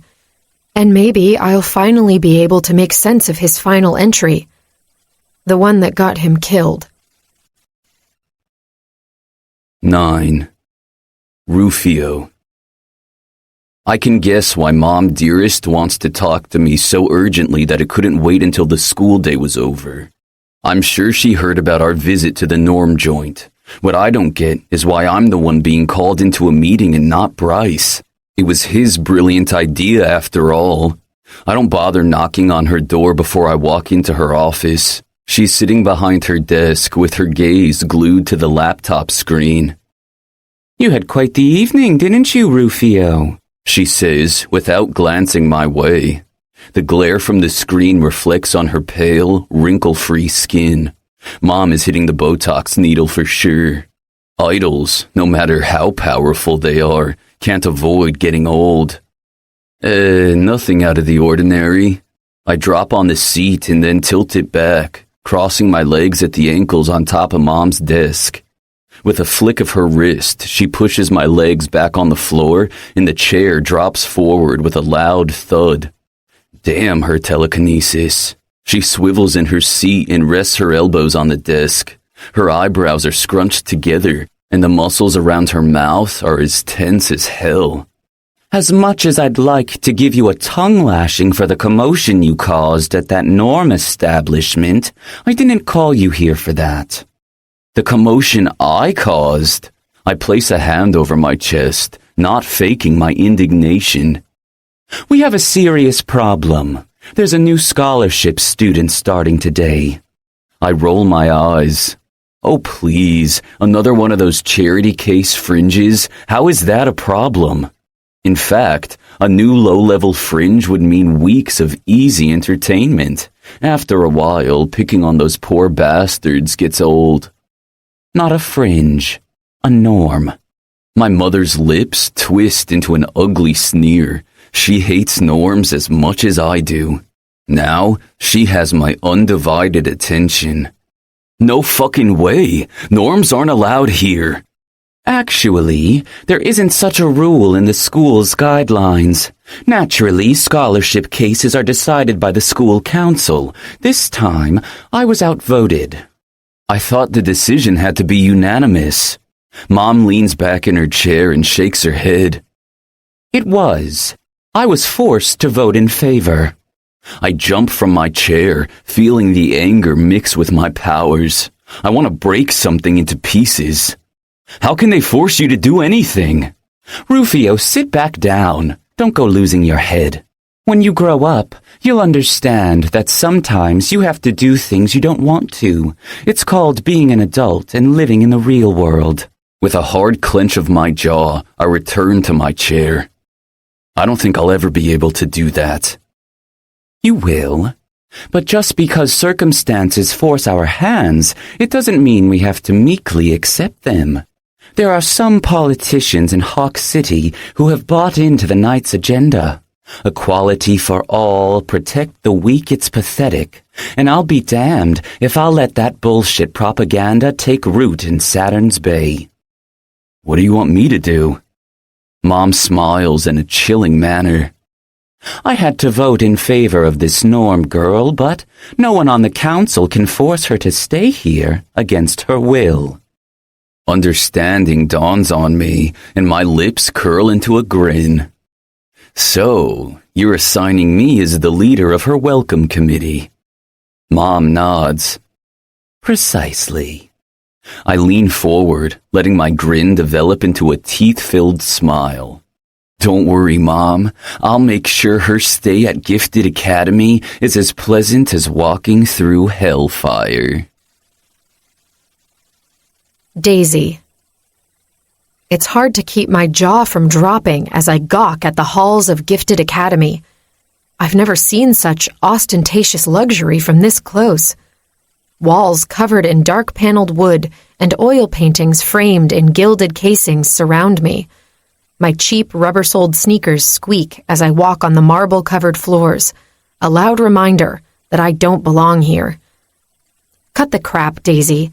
You're a student at Gifted Academy now. You do belong here. One of the security guards at the gate was chosen to escort me. Maybe he got the short straw or something, because he sure doesn't look happy doing it. He didn't say a word, but he eyeballed me plenty, and glared, and sneered. Oh yeah, He's a fringe, but he loathes norms just as fiercely as idols do. I guess I have to say, as most idols do now. Principal Fallon doesn't, unless she's an amazing actress. The security guard departs as wordlessly as he remained the entire way here, once we arrive at the principal's office. A silver-haired woman sitting behind an orderly desk lifts her gaze from her work to stare at me. She narrows her eyes as if she can't see me well, despite the glasses perched on her nose. Finally, as if a light bulb lit up overhead, her eyes widen and she stands up. "Oh, you must be the new student. Principal Fallon has asked me to help you get sorted until she returns." "Oh, she's not in yet?" I ask, my anxiety growing by leaps and bounds. "Well, she is, but she had to step out for a moment. Some minor facility issue that required her presence." I nibble on my lower lip, wishing the principal was here. The older woman walks around her desk and extends her hand to me. "I'm Bethany Walkers, Principal Fallon's assistant. Welcome to Gifted Academy, Miss Woods." "Thank you. Please, call me Daisy." Bethany eyes me up and down and then makes a tisking sound. "You're a little bigger in the chest area than I thought. You might need a medium-sized shirt. Here, try this on and let's hope it fits." She hands me a neatly folded school uniform. "You can change inside Principal Fallon's office." "Oh, okay. Thanks." The principal's office is less grandiose than I expected, especially when compared to the main building, which resembles a fairy tale castle. The furniture is all dark wood, accented by earthly hues. The walls aren't wood-paneled, but there are a few art pieces hanging from them. One in particular catches my attention. It's of an imposing-looking man wearing a suit with the school's emblem embroidered on the jacket's chest pocket. I move closer and read the name written on the golden plaque just below the painting. Principal Benjamin Fallon. I wonder if the idol in the picture is Jody Fallon's father. I don't see a resemblance, but that means nothing. Enough lollygagging, Daisy. You'd better change before the office's owner returns. I take my jeans off first and put on the skirt. It's a little loose at the waist, but nothing a safety pin can't fix. Unfortunately, I never learned how to sew. Being on the run and all didn't leave me much time to learn things beyond survival. My old shirt goes next. When I lift the new one, I can immediately tell it will be too small around my girls. I should try it on anyway. The fabric is cool and smooth, a total improvement from the shirt I got at the garage sale. Suddenly, the door to the office opens. I shriek, jumping back and covering my front with the shirt. When I see who's standing at the door, looking smug and more gorgeous than I remember, my throat closes completely and I can't get air into my lungs. It's the blonde idol who came into Poppy's joint on Saturday, the one they called Phoenix. Fuck. I should have known those preppy boys were students here. Right now, he's looking at me like he just won the jackpot. 10. Phoenix. Tell me again why you want to break into Principal Fallon's office. Morpheus tries to suppress a yawn. You could easily hack into the system and get the intel on the new student. Because it's more fun this way, I chuckle. When did you hear about the new student anyway? One of the security guards at the gate texted me. Principal Fallon sent her own driver to collect the girl. She must be one of those money-deficient fringes if she doesn't have her own car. Great, another one of those. Man, this place used to have some standards. Now they let any riffraff in. The girl must be a genius. Or well-connected. Morpheus mumbles. You mean she must be sucking some powerful idol's dick? I laugh. Crude much? Jeez. I hear the sound of Principal Fallon's voice down the corridor. Our diversion worked. We paid a visit to the gym first, and I made sure all the toilets in the boys' restroom started to spill water non-stop. It's a simple trick that any telekinetic can do from a distance. I, being a fucking level 15 idol, can keep it going on the back burner without needing to concentrate at all. We're about to round the corner, leading to the principal's office. I flatten my back against the wall and wait until the sound of Fallon's heels clicking on the marble floor fade away. Sticking my head out slowly, I check to make sure the coast is truly clear. No one in sight. Perfect. Right outside her office, I turn to Morpheus. You know what to do, right? Yeah, keep the old gal distracted. Easy peasy. Morpheus runs a hand over his curly hair, then plasters a fake smile on his face. I push the door open and put on my most brilliant grin for Miss Walker's benefit. Good morning, lovely. How are you doing today? Mr. Westbrook, what are you doing here? Isn't it a bit early for you? She narrows her eyes. I don't blame her for being suspicious. Morpheus and I don't have the best track record when it comes to behavior. Miss Walker might look like a harmless old lady, but she's a level 10 idol, which makes it that much harder to get her to bend to our will. Luckily, the lady has a soft spot for Morpheus. We came to see Principal Fallon, I reply. She's not in at the moment, but you know you can't simply drop by. If you need to speak to her, you must make an appointment. I told you, Phoenix. Morpheus glances at me with a knowing stare. He then switches his attention to Miss Walker's and puts on the charm. You have no idea how hard it is to be his friend, Miss Walker's. The scowl vanishes from the assistant's face and her eyes soften. Well, at least you're trying to keep him out of trouble. Morpheus approaches her desk and sits at the edge. Your hair looks different today, Miss Walker's. What did you do? A blush spreads across the woman's cheeks. She runs a hand over her silver hair and then peers at Morpheus. Well, nothing really. Come on, dude, distract the old lady already. I can't communicate telepathically, which is a shame, but Morpheus gets the message just the same. With a groan, he presses the heel of his head against his forehead and twists his face into a grimace. Miss Walker's jumps out of her chair in an instant. Morpheus, dear, is everything all right? No, I think I'm going to pass out, he croaks, then drops to the floor, out cold. The woman lets out a shriek and walks around her desk. I take that opportunity to slip inside the principal's office, and lo and behold, I stumble upon the most unexpected sight. The waitress from Poppy's joint is standing half naked in the middle of the room. She yelps and tries to cover herself with her shirt. Hello there. I give her a toothy grin before I close the door. What are you doing here? She asks, wide-eyed. I could ask you the same thing.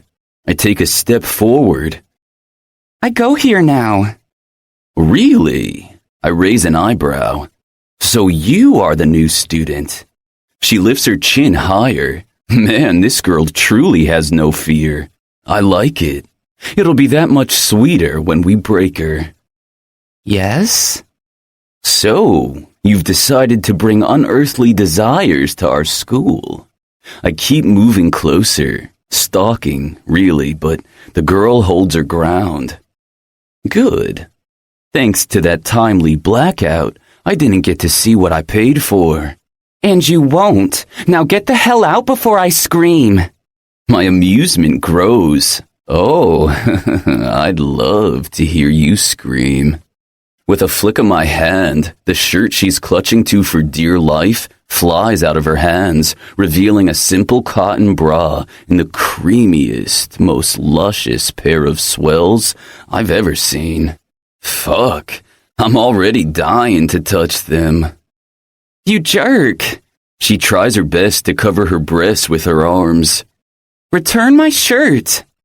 Why are you so modest all of a sudden? You were going to take it all off for us before. I shrug. Fury sparkles in her narrowed eyes. Fine. Do you want to see them? She drops her arms and then reaches behind her back. My jaw drops. I wasn't expecting that she would give in that easily. I'm a bit disappointed, to be honest, but my cock doesn't care.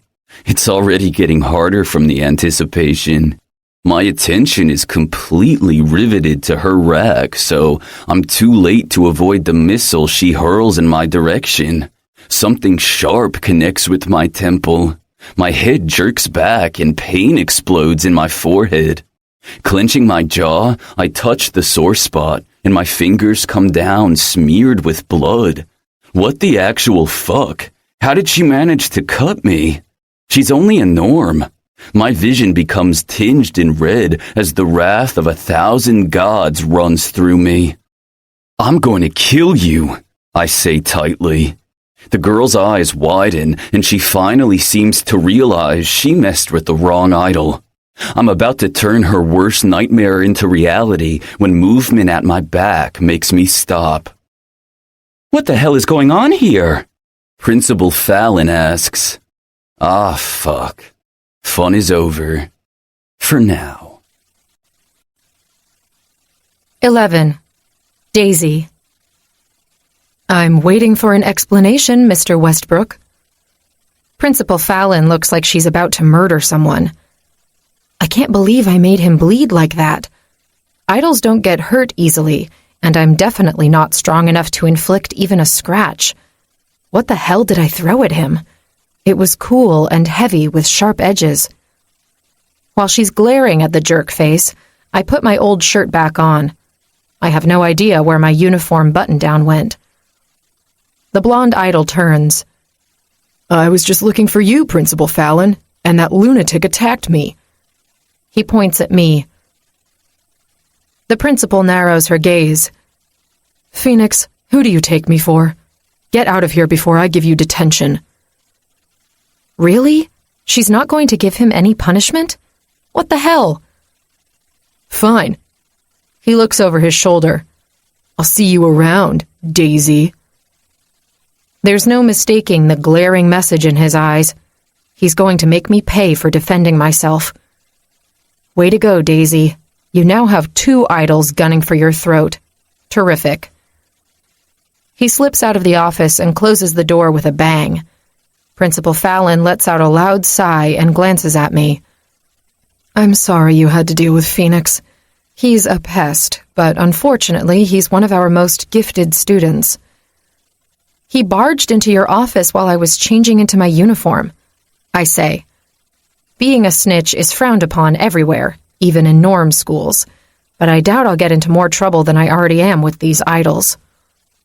I suppose he deserved that hit to his head. Principal Fallon searches her office until she finds what she was looking for. She drops into a crouch near a filing cabinet and retrieves the mysterious object I used as a weapon. Finally, this proved to have more use than simply holding paper down. She returns to her desk and places the dark stone object back where I found it. It's a mini pyramid. It has a lot of sharp edges, but it still doesn't explain how I managed to pierce Phoenix's skin with it. Finish getting dressed, Miss Woods. With a flick of her index finger, she makes the school uniform shirt fly from the floor into my hands. My face becomes warmer, and while I'm glad I don't blush easily, the embarrassment is here to stay. I put the shirt on faster than lightning. The top buttons strain against my chest, but at least my bra is covered. So, the principal has telekinetic powers just like Phoenix. Telekinesis is a common power among idols, and even some fringes possess the gift, but it's probably not the only thing she can do. Or all Phoenix can do, for that matter. They're too high on the idol's power scale to only have the ability to move objects with their minds. Dad's diary has a detailed list of all the different powers idols have possessed since their creation. Of course, there's no way to know for sure if there are certain abilities that were never cataloged. I shove my arms into the jacket's sleeves and button it closed. Principal Fallon walks around the desk and points at the chair across from it. Please have a seat, Miss Woods. She drops onto her plush leather chair, her gaze never wavering from my face. Feeling like a fish out of water, I sit down and smooth the fabric of my skirt. How are you feeling? She asks, her tone calm. Honestly? She nods. Nervous out of my mind? You can't let the other students see that. I'm not going to sugarcoat it for you. What happened here in my office was just a small demonstration of what awaits you out there. You said I would be safer here than out in the streets, I say, accusation lacing my words. Was that all bullshit to make me accept her offer? But what does she have to gain by me coming here? And I wasn't lying. But I can't monitor my students all the time. You have to show them you belong here. Don't let them intimidate you.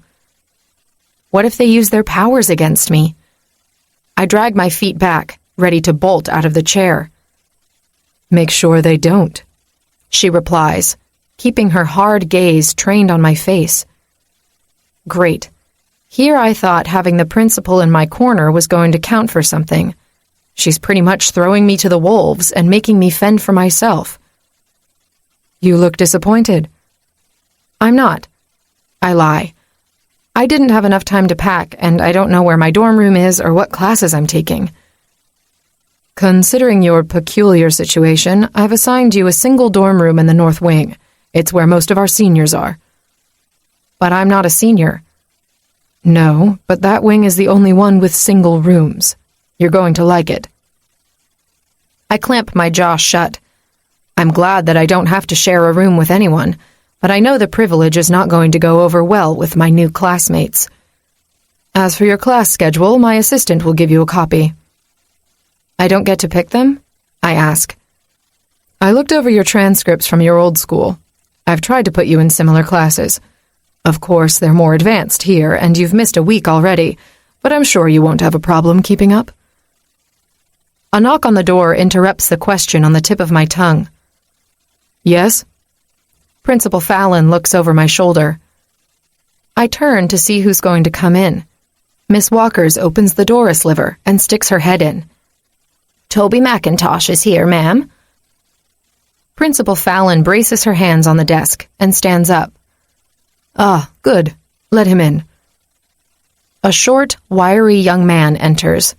His hair is as bright as a carrot and sticking up at odd angles. I don't sense any power rolling out in waves from him, so he's not an idol. But he's not a norm either. A fringe, then. Daisy, meet Toby McIntosh. I've assigned him to be your guide during your first week here. He's in most of your classes. I figured since he's also part of our scholarship program, you'd have something in common. Hey, ya girly. He waves at me. Girly?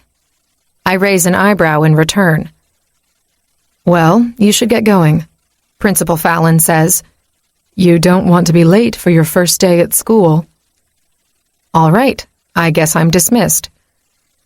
I get up and collect my civilian clothes, sticking them in my already overfilled backpack. When I turn, I find Toby watching me curiously. He seems friendly, but I can't let my guard down. Fringes, even low-level ones, can be quite nasty toward norms. So, shall we? I point at the open door. I wait until he slips out first. I'm not giving my back to anyone in this school if I can help it. Once we're in the hallway, I'm seized by a bout of panic. The school is no longer empty. A few students are now mingling, and they've all turned to stare at me. Worse, I spot Phoenix and his friend, the guy with the longish curly hair who didn't speak much at the diner. Phoenix is grinning like the cat who ate the canary, despite the small bandage on his forehead. He breaks eye contact with me to lean closer to the petite blonde girl next to him. He whispers something in her ear, and her gaze immediately zeroes on me. Her frown and narrowed eyebrows tell me Phoenix has already started his revenge. Shit. Here we go. So, first we should get your backpack unloaded. It's too late to swing by the library to get new books, so we'll have to share mine, Toby says, seemingly oblivious to the hatred aimed my way. Okay, I say, too low for my liking. It's almost like the stairs are coercing me into the role of prey. No way. Remember, Daisy, you can't show weakness. When I walk past Phoenix, I lift my chin higher and ask in the sweetest tone, "How's your head, darling?" Phoenix narrows his eyes to slits and flares his nostrils. The girl next to him decides to play his defender and jumps in front of me, invading my space.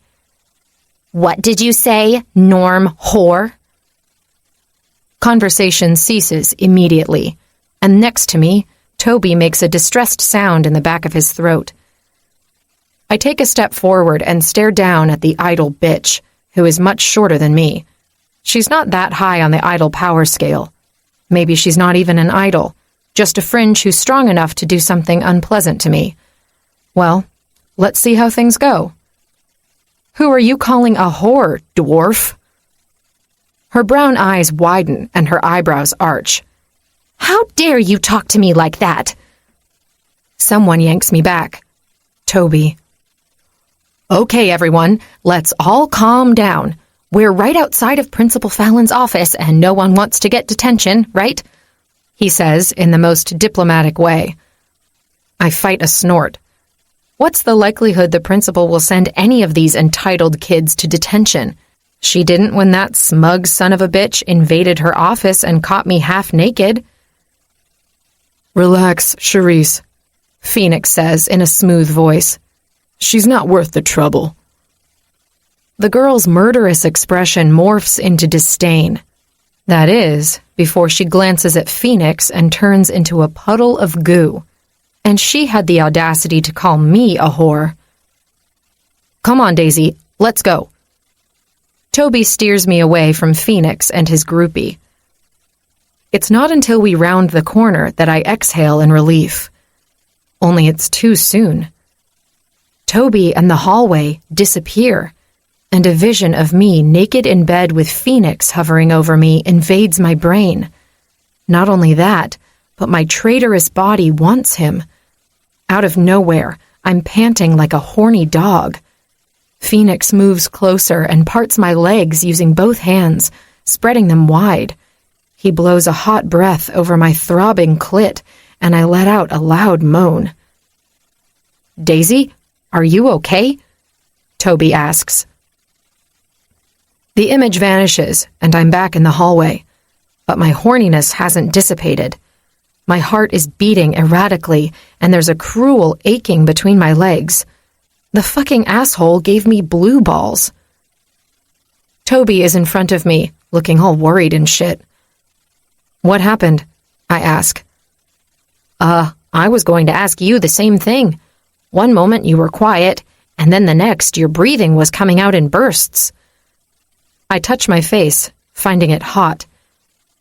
"Toby, do you know what Phoenix's gift is?"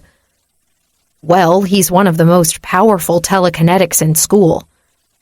"Yeah, besides that." "I'm not 100% sure."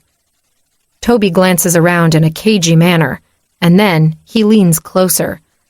"But word on the street is that he can put thoughts in people's heads, make them see things that aren't there." A sliver of dread runs down my spine. So that's what the vision was. Phoenix's retaliation. The idle games have begun. 12. Rufio. I'm 10 minutes late for math class and Mr. Atkins is already prepping to rip me one. But I'm too smart for the D&D obsessed nerd and stopped by the nurse's office on the way here. With a wolfish grin, I show the balding man the yellow slip between my fingers. He whisks it from me with a glower, quickly reads the scribble on the paper, and turns it into a tight ball. "Take a seat, Mr. Kent." I drop into my usual spot, in front of Morpheus and next to Phoenix. As soon as Mr. Atkins gives his back to us, Phoenix turns to me. "Where the hell have you been?" I needed a pick-me-up after I saw my mother. I twitch my nose. Silver voltage is an awesome drug, but fuck, it makes my nose itch like crazy. "We've met the new girl, the Norm." Phoenix's eyes swim with mischief. Don't tell me you already fucked the imbecile, I grumble, trying to maintain an unaffected expression. But damn, I'll be real pissed if Phoenix got to her first. Norms are fleas. But pussy is pussy, and one of the cruelest games is to string a girl along and then break her hard. I curl my hand into a fist, remembering the conversation with my mother. We don't see eye to eye most of the time, mainly because she's a cunt, but she's right about the norm student. We can't let the Knight's propaganda take root in Saturn's Bay. No, not yet, anyway, Phoenix replies with a sly grin. But don't you want to know her name? I shrug. Sure. What's her name? Daisy. Phoenix is watching me from the edge of his seat. For the life of me, I don't get why he's acting in that bizarre manner. I give him a droll stare.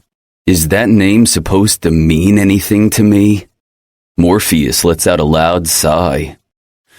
For fuck's sake, Rufio, where is your brain? Daisy is the waitress you wanted to kill on Saturday. I jolt in my seat and turn around. What? Something hard hits the back of my head, then clinks on the floor, bouncing several times before rolling away. A metal ball. Mr. Kent, if you're going to gossip with your friends like a little bitch, I suggest you do so outside of my classroom. Massaging the back of my head, I turn around, glaring openly at the jerk. He's lucky that attacking teachers is completely forbidden. It's a zero-tolerance policy. One strike and you're out. Not even my mother's influence would be able to get me out of trouble. The same rule doesn't apply to teachers, though. They can, and constantly do, use their gifts to keep students in line. So, I divert my anger toward a much more satisfying target. Daisy. I can't believe she's here in my domain. She was terrified of us, so it's truly surprising that she would come to Gifted Academy, a school dominated by idols. She must have a death wish. I can't help the grin that unfurls on my face. Oh, look who's in a good mood now, Phoenix chuckles. Yeah, I wonder how long that's going to last, Morpheus chimes in. Man, you're depressing as always, mummy boy, I say, knowing very well how much Morpheus hates that nickname. He doesn't reply, but a moment later, dark spots appear in front of my eyes. Suddenly, my entire vision goes black, and the most awful sense of despair takes hold of me. My lungs stop functioning. I can't draw air in.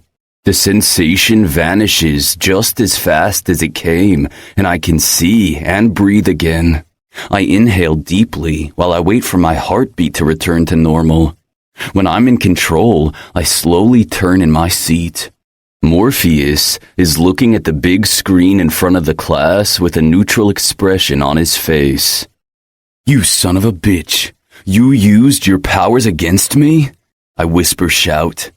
He looks at me calmly. You called me Mummy Boy. I told you what would happen if you ever used that nickname again. I'm seething, but I can't offer a retort for that. If he had been any other student, idol or not, he wouldn't even be talking right now. But a long time ago, Morpheus, Phoenix, Bryce, and I made a pact, an unbreakable vow. We would always have each other's backs no matter what. Being the strongest idol kids on the block drew us together at first. But it was what happened to us on that island 10 years ago, the things we had to fight to survive, that bonded us for life. Grumbling, I return my attention to the screen, but all the equations on it become a blur. Only one image is vivid in my brain. That fucking Norm waitress. I can't wait to get my hands on her. It turns out, I don't have to wait long. The classroom door opens and the girl of the hour comes in, all flushed and shit. She's prettier than I remember, or maybe it's because she's not covered in diner grime and I can actually pay attention to her flawless skin and luscious brown hair. Her lips are full and naturally red. She's not wearing any makeup. She's too fucking perfect for a norm, which makes me hate her even more. I drop my gaze to her chest, noting that her shirt is too small for her. Her boobs are straining against the fabric. One sudden movement and the top button will slip from the hole. Oh, I think this is going to be my favorite class from now on, Phoenix says. Can I help you? Mr. Atkins frowns at Daisy. Yes, I'm supposed to be in this class. She hands a note to our teacher. He scans the piece of paper briefly and then sighs. You'd think that with all the tuition money this institution gets, they'd be able to hire people who weren't complete morons. Have a seat, Miss Woods. She looks over the classroom, and I have to give it to her. She's holding her confident mask pretty well. Let's see how long it'll last. Her gaze finds mine, and then she finally gives a sign of weakness. She flinches, but she quickly switches her attention to Phoenix and her entire demeanor changes. She narrows her eyes and clenches her jaw. It seems that whatever Phoenix did ruffled her feathers already. I'm back to being pissed. I'm the master torturer here, not him. She begins to walk down our aisle. There's an empty chair at the end of my row. Phoenix kicks the chair in front of him where a fringe guy is sitting. You, get up. He turns to Phoenix with round eyes and mouth agape. What? Are you deaf? Vacate this chair at once. Where am I going to sit? The kid whines. Don't fucking care. Move, now. Seeing that Phoenix isn't joking for once, the fringe collects his stuff in a hurry and bolts out of the chair. Since the seat Daisy was aiming for was the only one available, I don't need to look to see that fringe boy is now occupying it. Her expression falls as she stares at the now empty chair in front of Phoenix. He leans back in his seat with a big fat grin on his smug face. Any time now, Miss Woods, Mr. Atkins barks, forcing the girl to finally take the empty chair. She doesn't glance in our direction as she pulls a notebook from her backpack. The two bitches sitting in the next row to Daisy's snicker. No one here takes notes on paper. Tablets and laptops are the way to go. Daisy simply ignores them, like that's going to make them stop picking on her. Phoenix leans forward and gets really close to Daisy's ear. Did you like that little image I sent you earlier? The girl stiffens. Do you make it a habit of broadcasting all your wet dreams to everyone? My wet dreams? Oh, sugar, you were the one who got all hot and bothered. I can still smell your arousal. She curls her fingers tighter around her pen and her jaw muscle twitches. Whatever lies make you sleep better at night. All right, that's enough. Mr. Atkins whirls around with his hands on his hips. Miss Woods, you seem to be in a chatty mood already. Why don't you solve this problem for me? He points at the projector screen. On a piece of paper? She asks, and several people laugh. Mr. Atkins looks at the ceiling. On a piece of paper, she asks. I swear to all the fucking gods, one day I'm gonna blast you idiots to smithereens. He glares at her again. No, Miss Woods, use your damn tablet, laptop, whatever, and log into my class. She opens and closes her mouth like a fish out of water. Before she can let anyone know she doesn't have any of those items, I say, Here, use mine. Daisy stares at the tablet in my hand, and then she lifts her hazel eyes to my face, suspicion shining in them. She can gawk all she wants. She won't see anything there but a neutral, guilt-free expression. Go on. Mr. Atkins wasn't joking. He can actually blow you to smithereens. I continue. Thanks. She takes the offering, clearly still leery of me. I'm already logged into his class. All you have to do is solve the math problem. I lean back in my chair, linking my fingers behind my head. Now, All I have to do is wait for her to crash and burn. No way she can solve that problem, not with her shitty norm education. But she's going for it. Her answers popping up on the projector screen faster than I thought possible for anyone with her background. She's done in less than a minute, and I have to blink a few times to make sure I'm not seeing things. I'll be damned. She did it. Phoenix laughs. Mr. Atkins is staring befuddled at the screen. Huh. Well, look at that. It seems your scholarship wasn't wasted after all. Well done, Miss Woods. He levels her with a stern glare. Just please try to resist Casanova's charms until after the class is over. No one wants to hear about your wet dreams. Daisy gasps loudly, right before she dips her chin and hides her face behind her long hair. Her reaction to Mr. Atkins' comment gives me a great idea. It wouldn't be fun to just destroy her quickly. A slow and agonizing torture will be way more satisfying. What are you smiling about? Phoenix asks. Nothing. Nothing at all. 13. Daisy. I survived my first day of school. Barely. There were glowers and snide comments thrown my way, but no use of idle powers besides Phoenix's vision. I'm sure it'll happen eventually. Leaning against my dorm room door, I rest my head against the smooth surface and let out a heavy sigh. The plan to navigate the school's halls without drawing attention was a major fail. I suppose I can't do meek and quiet.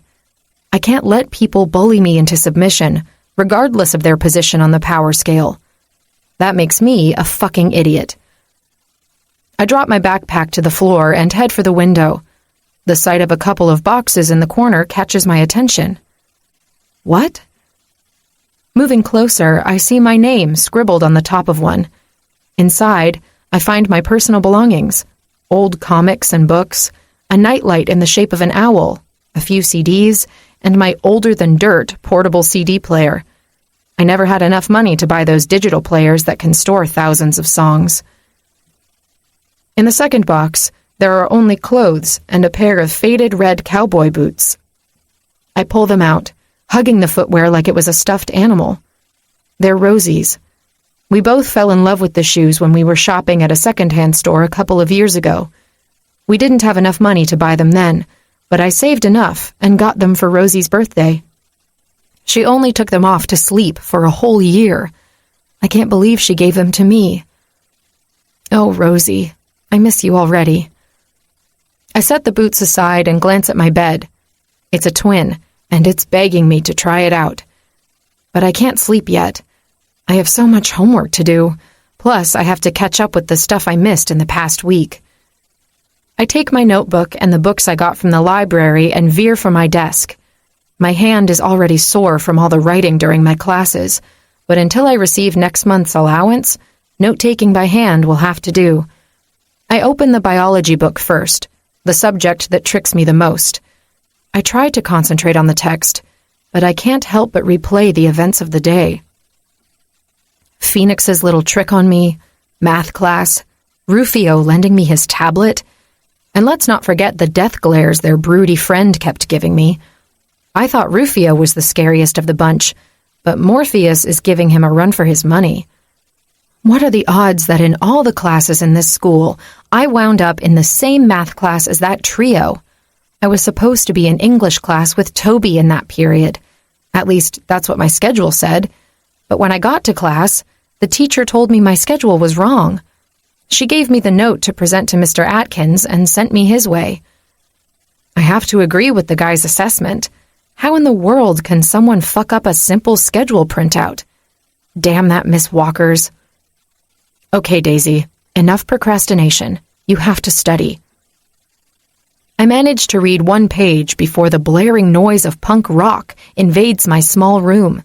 It's so loud that it reverberates through the walls. What the hell? I cover my ears with my hands, to no avail.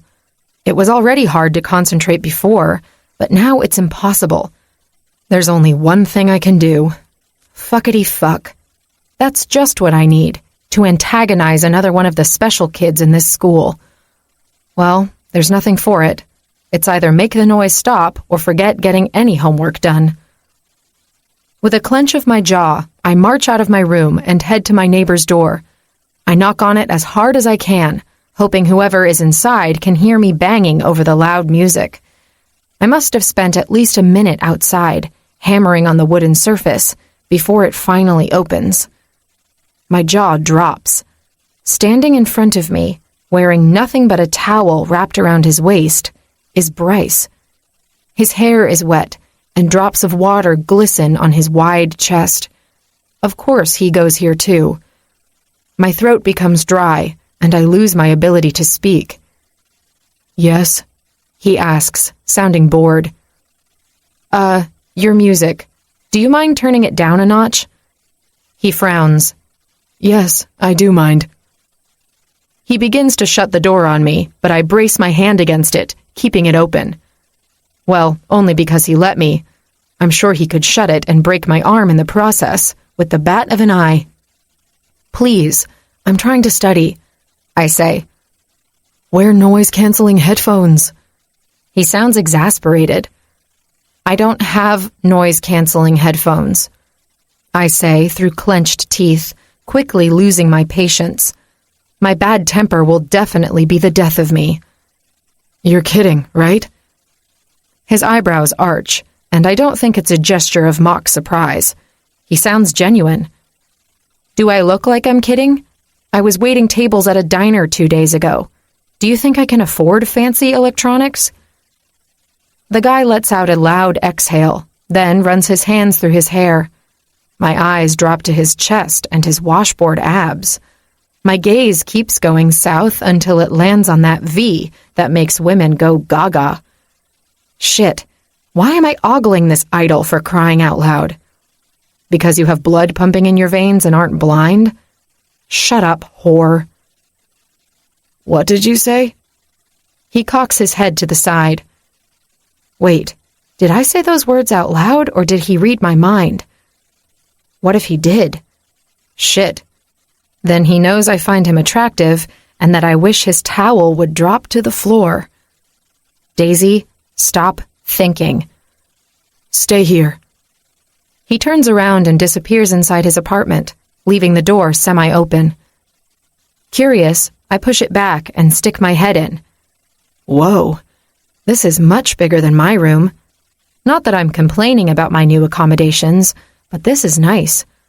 He even has a small kitchen and TV room. There are 4 doors, 2 on each side. Maybe he has roommates. He walks out of one of those doors, totally catching me snooping. I jump back into the hallway, no doubt looking hella guilty. Here. He hands me a pair of expensive-looking headphones. What is that? Compromising. You want to study, and I want to listen to my music as loud as I can.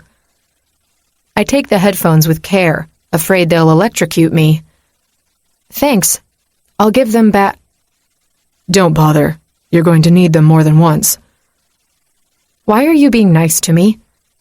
The question bursts out before I can stop the words. He blinks a couple of times and furrows his eyebrows. I'm not sure. At least he's honest. Well, thank you. I take a step back. You're welcome.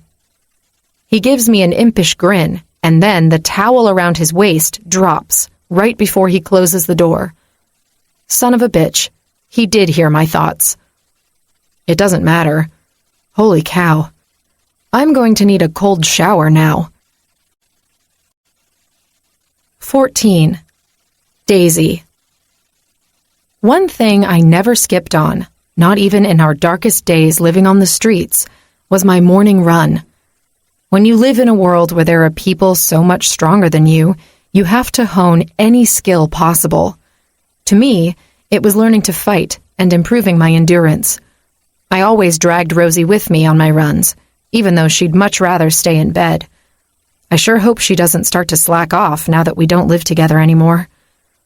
Before the scorching sun of Saturn's Bay is up, I slip out of the dorm building and go on an exploratory run. Toby gave me a map of the campus grounds yesterday, so at least I have an idea of where I'm heading. The midnight blue sky is beginning to fade into orange. The early birds are chirping, and the air is still cool. I take a deep breath and put my headphones on. Not the ones Bryce gave me, since they're not compatible with the prehistoric CD player I have. After a quick stretch, I take off, loving the feel of the wind on my face. I circle around the entire campus a couple times first, which takes me roughly an hour. Then I aim for the sports center, which is comprised of 4 large fields and a gym where the indoor sports are held. They also have a swimming pool. I'm curious about it. My old school didn't even have a gym, much less a pool. Breathing hard, I try the front door. It's unlocked. The janitor is probably already here. I don't have much time to explore the entire building. Sunup is around the corner, and I need to shower and grab some chow before heading to class, so I aim straight for the swimming pool, naturally. It's down the hallway, and before I pass through the double doors, I can already smell the chlorine. Inside, the humidity level is off the charts. It's also pretty warm, which is mind-boggling considering the weather is still nice out. I approach the edge of the pool and drop into a crouch to stick my hands in the lukewarm water. Man, a swim right now would be nice, if only I had the time. The sound of something crashing scares the crap out of me. I unfurl from my crouch and go investigate. There are a bunch of chairs stacked up and pushed against the wall, but I don't see anyone. Hello? Anyone there? No reply. You're probably hearing things, Daisy. Or maybe it's one of Phoenix's hallucinations. I hope not. I'm about to turn around when a girl jumps from behind a column to my right and falls on top of me. Help me, she cries out. Her hair and clothes are disheveled, and there's blood oozing freely from her nose. What happened to you? Please, you have to help me. She's shaking, and her terror is clear in her red-rimmed eyes. Okay, I'll take you to the nurse. I begin to drag her toward the exit, but she digs her nails into my arms. No, nurse. Are you crazy? You're bleeding from your nose. Her eyes roll back into their sockets, and she becomes lead in my arms. She's out cold. My muscles strain against her weight, but I manage to keep her off the floor. Help! I yell. No answer. Fucking great. What is this girl doing here all by herself? And what happened to her? No time to figure out. With the best of my ability, I lift her into my arms and walk out of the building. I'm in good shape, but I'm not strong enough to carry someone all the way back to the main building. It's at least a 15-minute stretch. I also don't know if I have enough time. What if she's having a stroke or overdosing on something? When my arms are about to fall off, a dark figure steps on the path, coming from behind a couple of tall bushes to my left. The sun has already made its appearance on the horizon, so there's no mistaking who it is. Morpheus. He seems surprised to see me there, and not because I'm carrying a half-dead girl in my arms. His gaze didn't even register her. No, his dark eyes are glued to my face. When he doesn't move or say anything, I take action. Please, I need help. I can't carry her anymore. He blinks a few times and finally strides my way. He stares at the girl's face for a couple of seconds before he grabs her wrist and checks her pulse. Stupid fringes, he mutters. Hand her over. I transfer her to Morpheus's waiting arms, and before I can blink, he takes off, moving faster than a speedrunner. He disappears down the corner before I can catch up. There's only one place he can take her, so to the nurse's office I go. But once I'm inside the school building, I can't remember which way the infirmary is. I haven't had a chance to memorize the entire map yet. I look at the clock on the wall. Crap, it's already 6:30. I gotta go back to my room and get ready. On the way, I can't help the anxiety swirling in my chest. So far, My first 24 hours at this school have been everything I expected they would be, and nothing like it at all. I hope Morpheus got to the nurse in time. I glanced down at my white tank top. It's blood-stained in the middle. Not the biggest of my concerns right now. I'm lost in my turmoil and distracted when I sense the presence of someone nearby. Before I can lift my gaze, a rough hand encircles my forearm and whips me around, shoving me against the wall. Morpheus. What are you doing? Let me go. Where did you find Alicia Stones? His tone is cold and hard. By the pool. Just let me go already. I struggle against his hold to no avail. Did you see anyone else there? No. What's with the 10,000 questions? Instead of answering or releasing my arm, Morpheus moves closer and wraps his hand around my neck. You're not even here a day and have managed to cause trouble. I know exactly who you are, Daisy.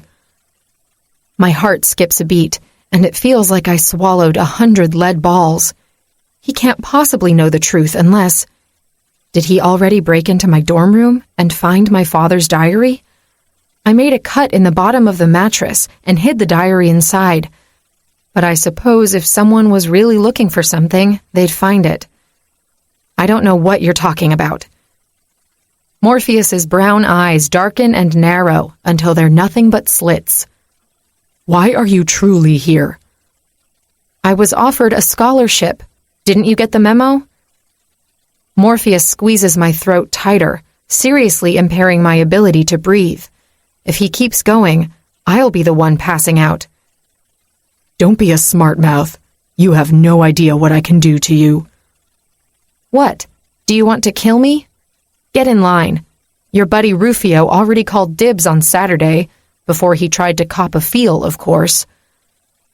Morpheus finally releases me and I wheeze, trying to get air in. I touch my throat, which is tender now. You don't simply go from waitress and stripper to gifted academy material. Someone important wanted you here, though to what end I don't know. But trust me, Daisy, I will find out. Yeah, someone important, like your own fucking principal, you moron. I want to shout the words in his face, but I can't. Principal Fallon didn't ask for secrecy, but I do know this is not information I should be tossing out to the wind. I'm not even aware of what her agenda is. Why does it bother you so much that I'm here? I'm a norm, irrelevant in the grand scheme of things, but you sure go out of your way to pester me. Why can't you just leave me alone? Because you don't know your place. And where is that? Oh, let me guess. Serving greasy food and taking off my clothes. Is that it? Morpheus's lips curl into an ugly grin. Precisely. Well, sorry to disappoint you, buddy. Despite my circumstances and the fact that I've had to work several jobs since I was 10 in order to survive, I'm still a top student. If you think your antics and bullying will force me to abandon my dreams, you're sorely mistaken. I'm not going anywhere. It'll be your funeral then. I laugh derisively. Do you think death threats scare me? Boy, you know nothing. My heart is thundering. I'm bluffing big time now. I'm scared shitless of this guy. His power is coiling around his body like a snake, tight and ready to be unleashed. I'm positively certain he can do terrible things to me. He smiles, a chilling gesture on his angry face. Not for long. He whirls around and leaves me standing in the hallway with my heart stuck in my throat. I wait until he disappears around the corner to exhale. And then I realize I didn't ask about the girl I found in the pool area. He said her name was Alicia Stones. I'll have to go check on her later. I got the impression that Morpheus knew exactly what happened to her. If there's something suspicious going on here, I have to find out. 15. Morpheus. I'm chilled to the bone by the time I reach our secret hangout spot, a massive treehouse atop one of the tallest trees in the forest surrounding the school premises. This is the place Rufio, Phoenix, and I come to when we want to relax. Bryce knows the location, but he never comes here. I've known him almost my entire life, but the guy is still an enigma. The shadows, a side effect of my premonition gift, are stronger than ever today. The ancient Egyptian bracelets I wear in order to keep a leash on the power I can't control yet are barely effective right now. As a matter of fact, the shadows have been relentless since I crossed paths with Daisy, which only makes me more certain that she's bad news. I'm not surprised when I find Rufio and Phoenix already lounging in the comfortable chairs in the main area of our recreational hideout. Sure, we share an apartment, but Bryce frowns upon certain things we do to entertain ourselves, such as the use of silver voltage, our drug of choice. The stronger we are on the idle power scale, the less susceptible we are to most drugs. Silver voltage is the only thing that affects us. Where have you been? Phoenix looks at me before he sprays silver voltage on his shirt sleeve and brings it to his nose. Dealing with a fucking situation. I drop into the empty chair and grab the fleece blanket that was lying on the floor. The fucking shadows always make me cold. What situation? Rufio watches me intensely, toying with the bottle of silver voltage in his hand. Alicia Stones overdosed on silver voltage. Phoenix shakes his head. Stupid bitch. Rufio narrows his eyes to slits. And how is that your problem? Please don't tell me you were the one who gave her a dose. I give him a droll stare. When have you ever seen me mingling with fringes? No, I didn't give her silver voltage, but I ended up having to take care of the girl anyway, thanks to Daisy. Both Rufio and Phoenix sit straighter in their chairs. What does Daisy have anything to do with Alicia? Rufio asks. She found her in the pool area. She was carrying Alicia to the infirmary when I bumped into her. Wait, Daisy was helping Alicia? Why? Phoenix asks. Don't fucking know, but I'll tell you one thing. She's definitely not your garden variety Norm, and that's not my gift talking. That girl doesn't intimidate that easily. She was immune to your powers? Phoenix raises an eyebrow as he offers me the silver voltage bottle in his hand. Didn't test that yet. I spray the clear liquid on my shirt and take a deep breath of the fumes. It's like inhaling cheap perfume. Almost immediately, the shadows retreat and my body temperature returns to normal. The tension in my limbs vanishes too. Why not? Rufio asks. His question gives me pause. I could have easily scared the girl this morning and sent her packing, but something held me back. Maybe it was morbid curiosity. I want to see how far we can push her before she caves. Using my powers on her would be too easy, I reply. Rufio snorts, which earns him a curious look from Phoenix. I've been meaning to ask you, what the hell was that all about in math class? Phoenix asks. I have no idea what you're talking about. Rufio's expression reveals nothing. Really? You wanted to kill the girl a few days ago, and yesterday you were more than happy to lend her your tablet, Phoenix continues. I didn't think she'd be able to solve that math problem. Rufio's lips curl into a wicked smile. Are you jealous, bro? Phoenix laughs. Jealous? Of you?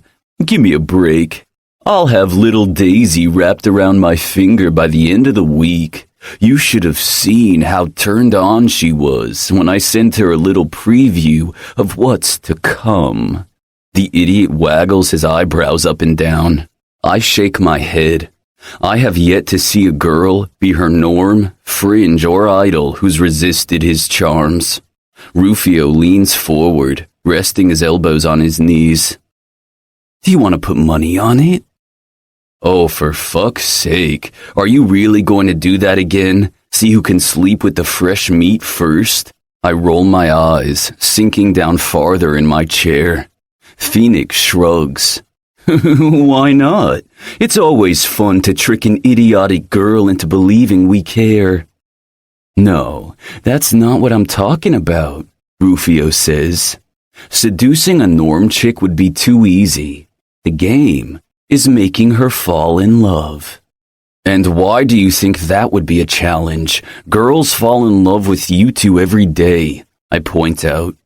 Rufio leans back in his chair, smiling smugly. I'm a pretty good reader of people, and Daisy hates us as much as we hate her. I watch my friend through narrowed slits. So is that going to be your revenge against her? Breaking her heart? I have to say, it's a little tame for you. Where's the blood? Oh, don't worry. Once the Vipers in school learn Phoenix and I are vying for little Daisy's attention, they'll bring the sticks and stones. Rufio laces his fingers behind his head. All I have to do is sit back and watch. My chest feels tight all of a sudden.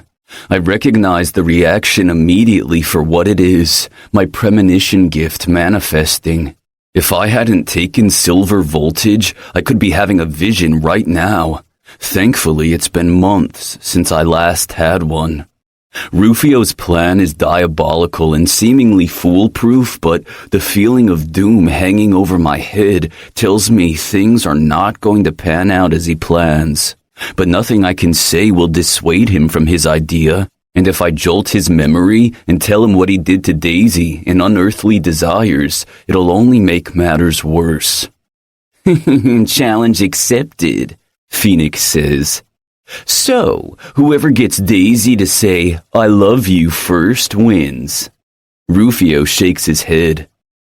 Girls lie all the time. She has to show her love, not tell.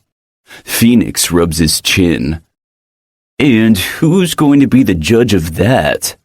They both turn to me. Oh, fuck no, I say. Come on, dude. With your perceptive nature, you're the only one who can tell for real, Phoenix argues. Ask Bryce. I cross my arms in front of my chest. My brother lives mostly in his head rather than out in the real world. It has to be you, Morpheus, Rufio insists.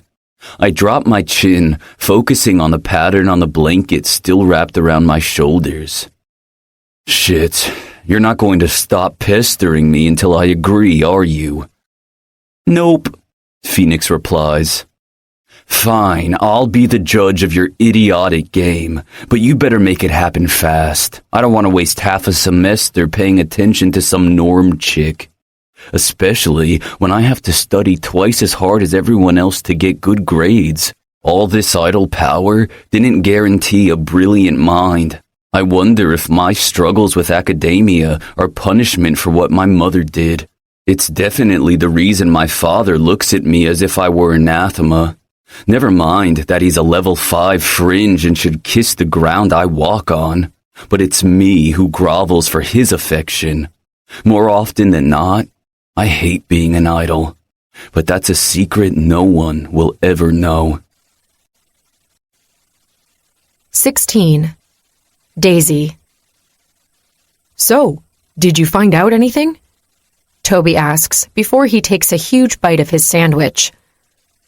I drop on the bench across from him. We're having lunch outside at one of the picnic tables. It's another hot day, and we're the only fools here. Not even the oak tree's shade is helping much.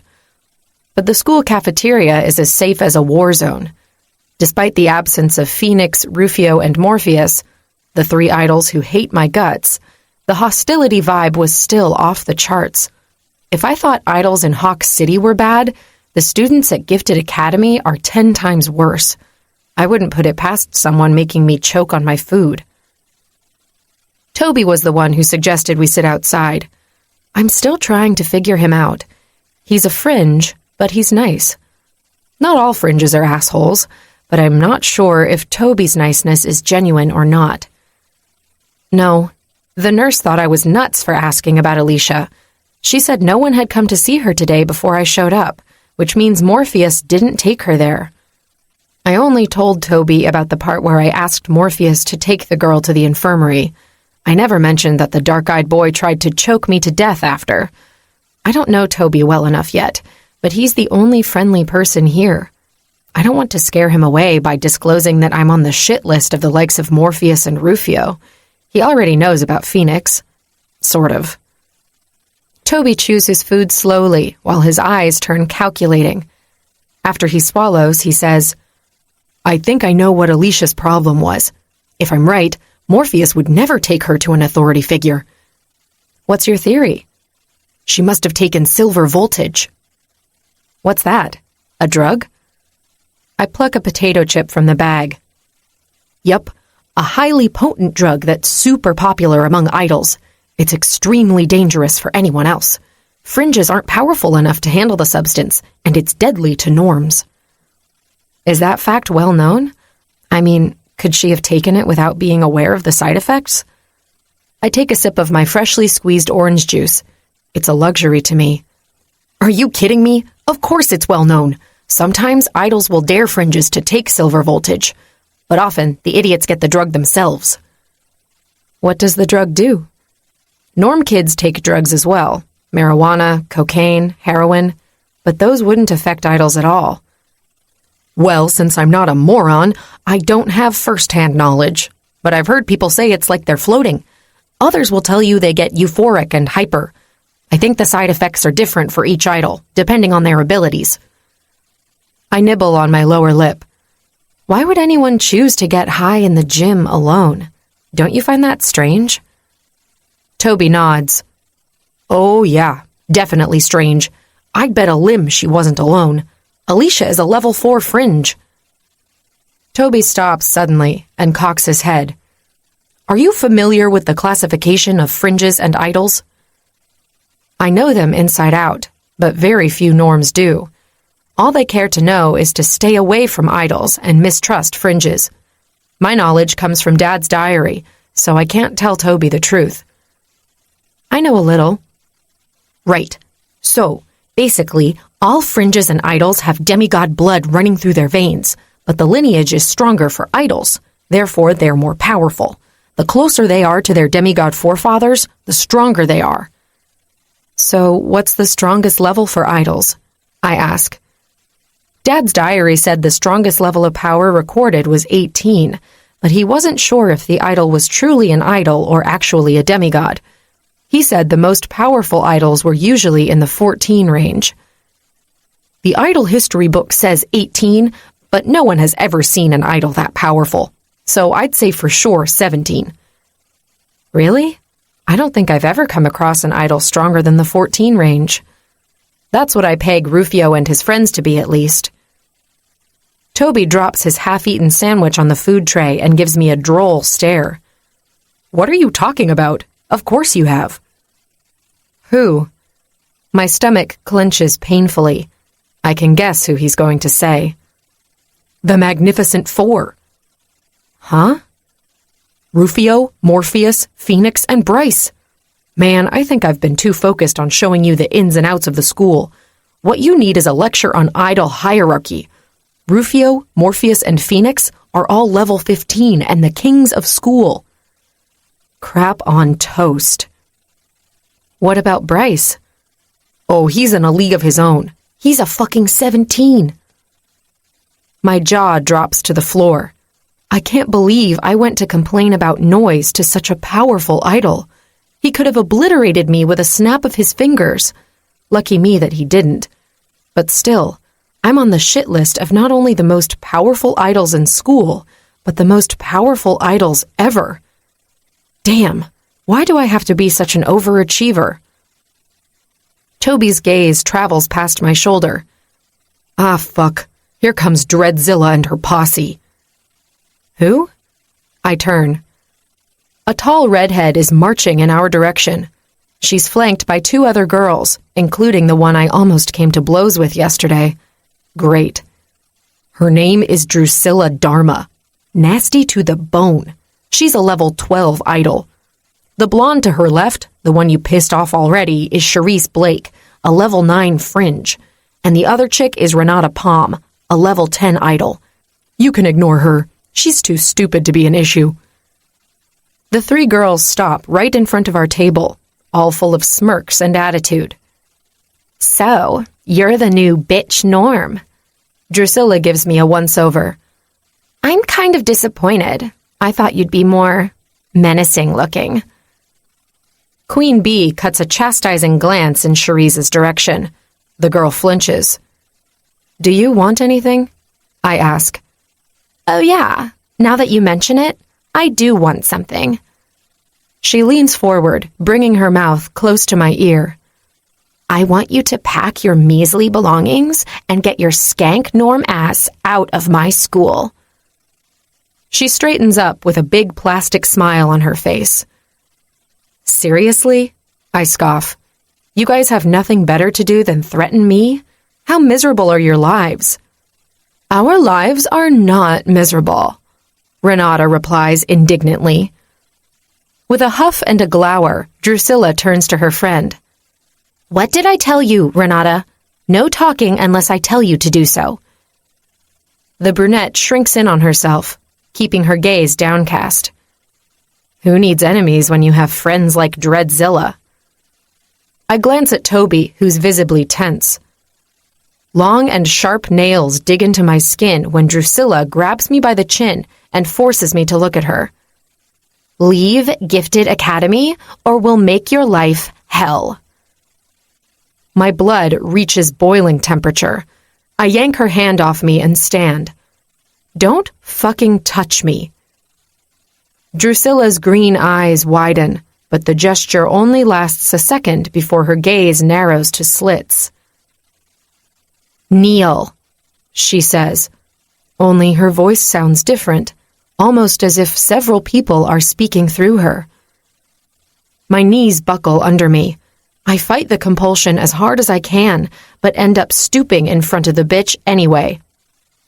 Drusilla, cut it out! Toby forgets his lunch and stands. Shit, I don't want him to get in trouble with these girls because of me. Shut up, Fringe, or you're next, Drusilla snaps. Let me go, I say through clenched teeth. She laughs, and her minions follow suit. I think not. I like seeing dirty whores where they belong. I'm shaking and sweating, but no matter how hard I try to break free from the idol's power, I can't. What's going on here? A masculine voice asks from behind the mean girls. They turn, allowing me to see who's standing there in all his cruel beauty. Rufio. Fuck. The last thing I wanted was for him to witness my humiliation. Even so, my stomach begins to spiral out of control, and a strange feeling hits my chest, taking my head for a spin. He's hateful, so my reaction to seeing him is nothing but idiotic.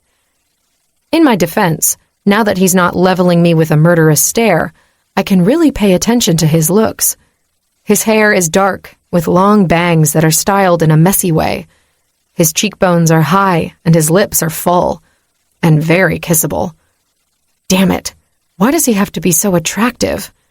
His friends are all too good-looking as well. It must be their closeness to the gods. No wonder they're called the Magnificent Four. It's almost as if their godly beauty is an attempt to hide their ugly hearts. Rufio's tie is loose around his neck, and the top buttons of his shirt are undone, which just adds a devil-may-care vibe to his image, as if he needs extra sexy points. Oh, Rufio, I'm just putting the Norm girl in her place, Drusilla replies. Her tone has grown sweeter to the point that it might give me a toothache.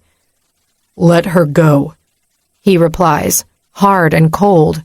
It leaves no room for argument. The compulsion keeping me on my knees evaporates. I quickly jump back to my feet and wipe the dirt from my legs, but my tension has doubled. Rufio's presence here is even more reason for concern. Against my will, shakes rack my body as I wait for the idol who wishes me dead to strike. I didn't buy his kindness during math class for 1 second. Drusilla sachets toward Rufio, stopping only when she's in front of him, invading his personal space. I haven't seen you around lately. She places a manicured hand on his chest. Rufio drops his gaze to Drusilla's face. Then, with a tisking sound, he pushes her off him and walks around her toward me. Are you okay? He asks, as if he's truly concerned. There's nothing in his tone or expression that shows his duplicity.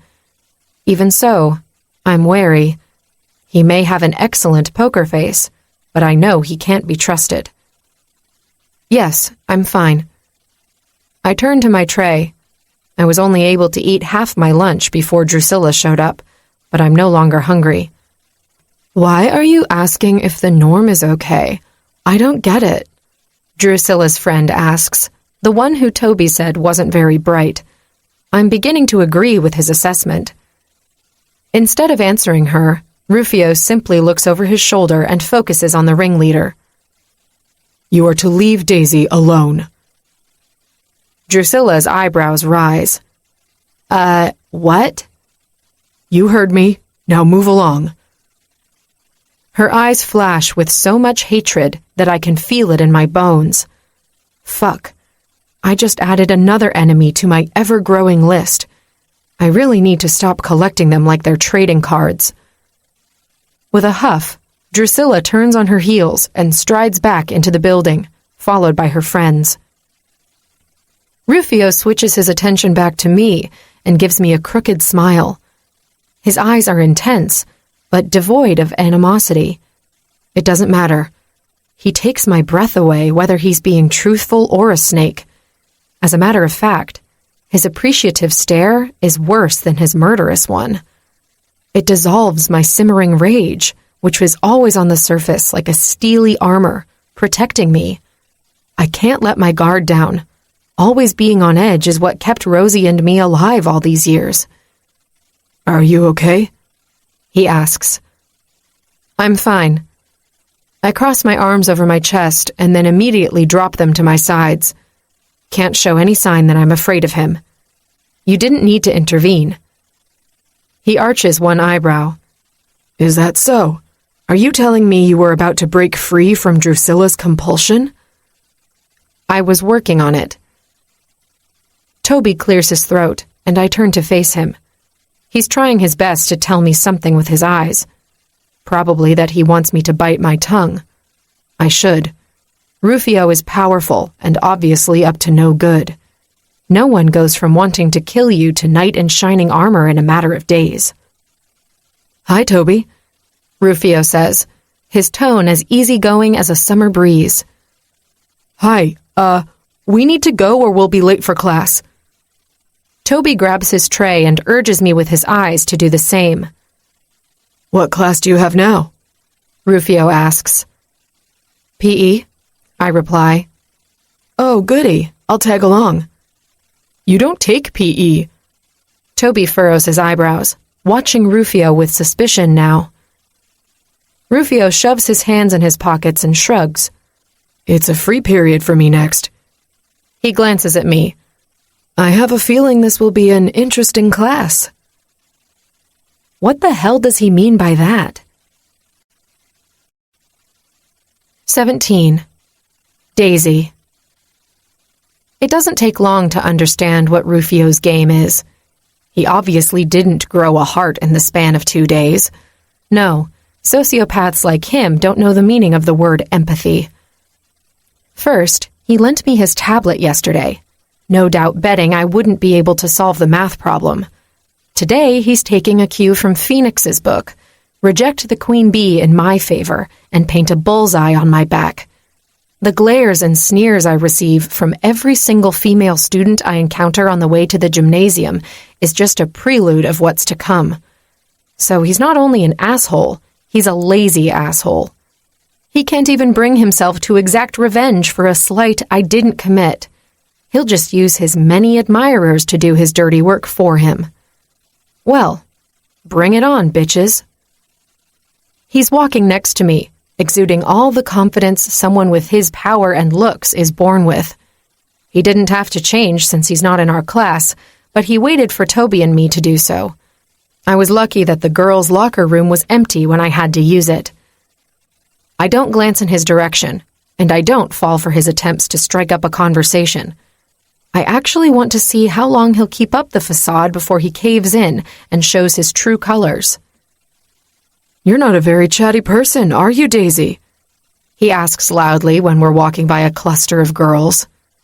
Jerk. Considering the first time we met you wanted to kill me, no, I'm not in the mood to talk with you. Ouch. I guess I deserve that. He chuckles. Gosh, the sound is aggravating and alluring at the same time. You can't fall for his bullshit, Daisy. This is a trap. We're here, Toby announces in front of the metal double doors. There's a note attached to one of them. Rufio reaches over, getting into my personal space, and plucks the sheet of paper from the door. It says students should head to the tennis court outside, he says. Let me see that. Toby yanks the paper from Rufio's hand. It seems he's forgotten who the guy is already, or maybe he's buying into Rufio's fake friendly ways. I can't fucking believe it. They want us to exercise outside in this heat? It's not going to be that bad, I say. Come on, or we'll be late. We retrace our steps, and less than 2 minutes later, we're back in the scorching heat of Saturn's Bay. A group of students is already gathered on the tennis court. They switch their attention to us when we approach. Animosity is rolling out in waves from the group, even from the guys. Ah, Miss Woods and Mr. McIntosh, I'm glad you could finally join us. A stocky woman in beige shorts and a white polo t-shirt addresses us. Sorry for the slight delay, Miss Piccolo. We didn't know the class's location had changed. Toby replies. The PE teacher focuses on Rufio. And what are you doing here, Mr. Kent? I have a free period, Miss Piccolo. I was just showing Daisy the grounds. You know, being helpful. The woman narrows her eyes. Yeah, she's not buying Rufio's garbage either. Unfortunately, her female students are eating up every word he says, which means they'll be gunning for me as soon as I turn my back to them. Fine. If you want to suffer under this bloody heat with us, so be it. Miss Woods and Mr. McIntosh, get in line already. She motions to where she wants us to go. With quick steps, Toby and I join the other students. When Miss Piccolo turns to adjust the tennis ball machine at the end of the court, Toby asks the guy closest to us, Do you know why we're having tennis class today? The lanky kid with a mop of curly dark hair watches me with resentment. It's all thanks to the weakling next to you. Me? I ask. What do I have to do with it? You're too feeble to handle a team sport. Our principal doesn't want you to break on the first week of school. I didn't ask her to change the schedule, I reply, feeling frustrated. Besides, I'm not as fragile as I look. The kid takes a step in my direction. Oh, is that a dare? Back off, Conan. Rufio moves in front of me, blocking the guy from advancing any more. I tilt my body to the side so I can see Conan's reaction. His skin is paler now, and gone is the arrogance from before. Rufio, I'm sorry, man. I didn't know she was yours. The small hairs on the back of my neck stand on end. I'm his? No one owns me, so Conan's statement leaves me fuming. But before I can dig my grave further and voice my indignation out loud, Miss Piccolo commands our attention. Okay, everybody, listen up. I know the last thing you want is to stand out in this heat and hit some balls, but the quicker we get this over with, the quicker you can return to your chilled quarters. This is a disgrace. I already know how to play tennis. A girl with pink hair and thick bangs protests. That's a sport for babies or feeble norms. She glares at me. I'll show you, feeble bitch, I mutter under my breath. Rufio chuckles, reminding me that he's still super close. I'm pretty sure you could put that fringe girl in her place, Daisy. Rufio replies softly. My name rolls off his tongue like smooth whiskey, giving me goosebumps. I sidestep, increasing the distance between us. The line to hit the tennis ball moves along faster than I anticipated. It seems most students know their way around a tennis racket. My guess is that they've been practicing the sport since they were out of diapers. I'm not an idiot when it comes to sports, but learning to play tennis wasn't a priority for me. I concentrated on extracurricular activities that gave me an edge, a way to defend myself. My turn comes up pretty quickly, and I find myself unsure as I hold the tennis racket in my hand and prepare to hit some balls. The weight of a dozen pairs of eyes is not helping me gain confidence. I've never done this before, so there's a high chance I'm going to mess up.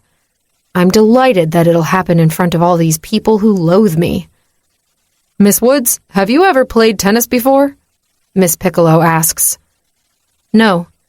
I figured. Well, there's no secret to it. That machine on the other side will launch balls in your direction. All you have to do is hit them. She attempts to correct my grip on the tennis racket and my stance before she steps away. My palms are sweaty, and it has nothing to do with the heat. I try to ignore the snickers and mean remarks from the other students, but I'm having a hard time creating a buffer around me. When the first tennis ball comes my way, I'm too slow and end up hitting empty air. The mocking laughter becomes louder, and I'm not proud to say it's totally getting to me. My face is hot, and there's a buzzing in my ears. I miss the next 3 balls, and now I'm not only mortified but also pissed as hell. The urge to throw the damn racket into the distance is grand. I swear I had the last ball pinned down. The PE teacher tries to help me out again, but she doesn't understand it's not a lack of coordination that's preventing me from hitting the target. It's almost like the damn machine is sending curveballs my way. Miss Piccolo, perhaps I can assist Daisy.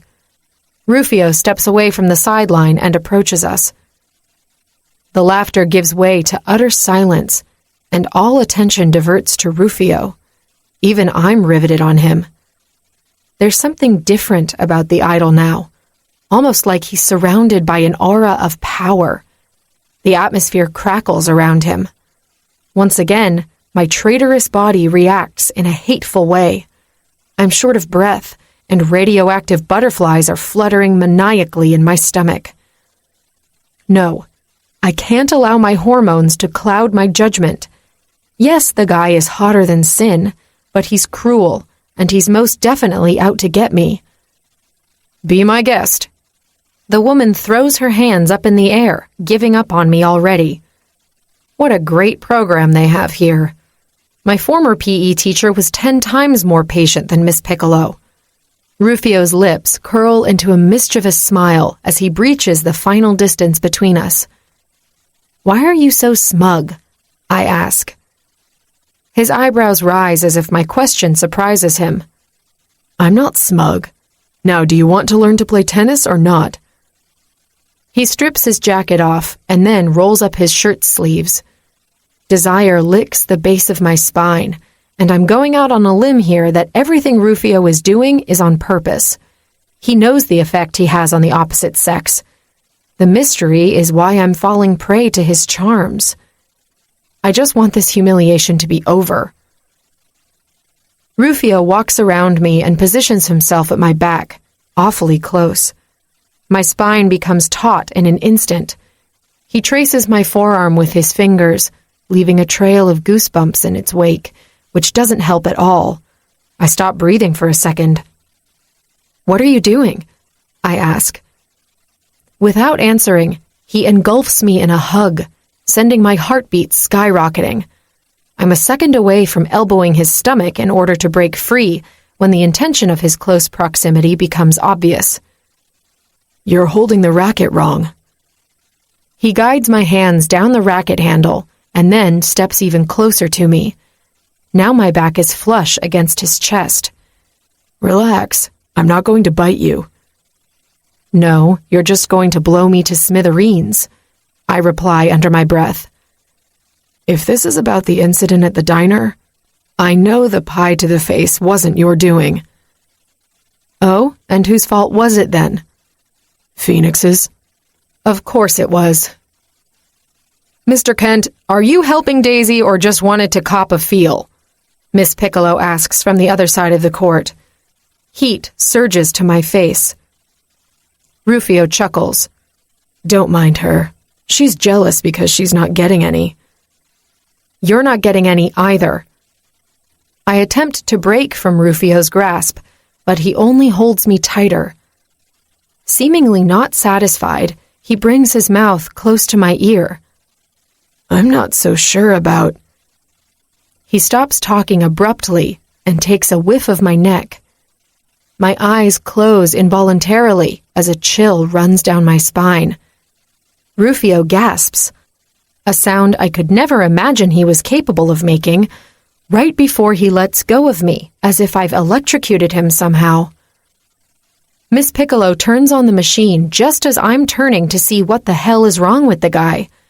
The tennis ball ends up hitting my right shoulder, and I yelp. Daisy! Toby exclaims, and then he runs toward me. Clutching my shoulder, I watch Rufio stalk away from the tennis court without a glance back. Wow, he couldn't keep up the lie for even an hour. Daisy, are you okay? Toby steps into my line of vision, forcing me to forget about Rufio for a moment. Yeah, I'm fine. Miss Woods, that was absolutely reckless of you, Miss Piccolo says, glaring from the other side of the court. You could have been seriously hurt. I'm sorry, I reply meekly. What did you expect from a stupid Norm? The pink-haired girl replies.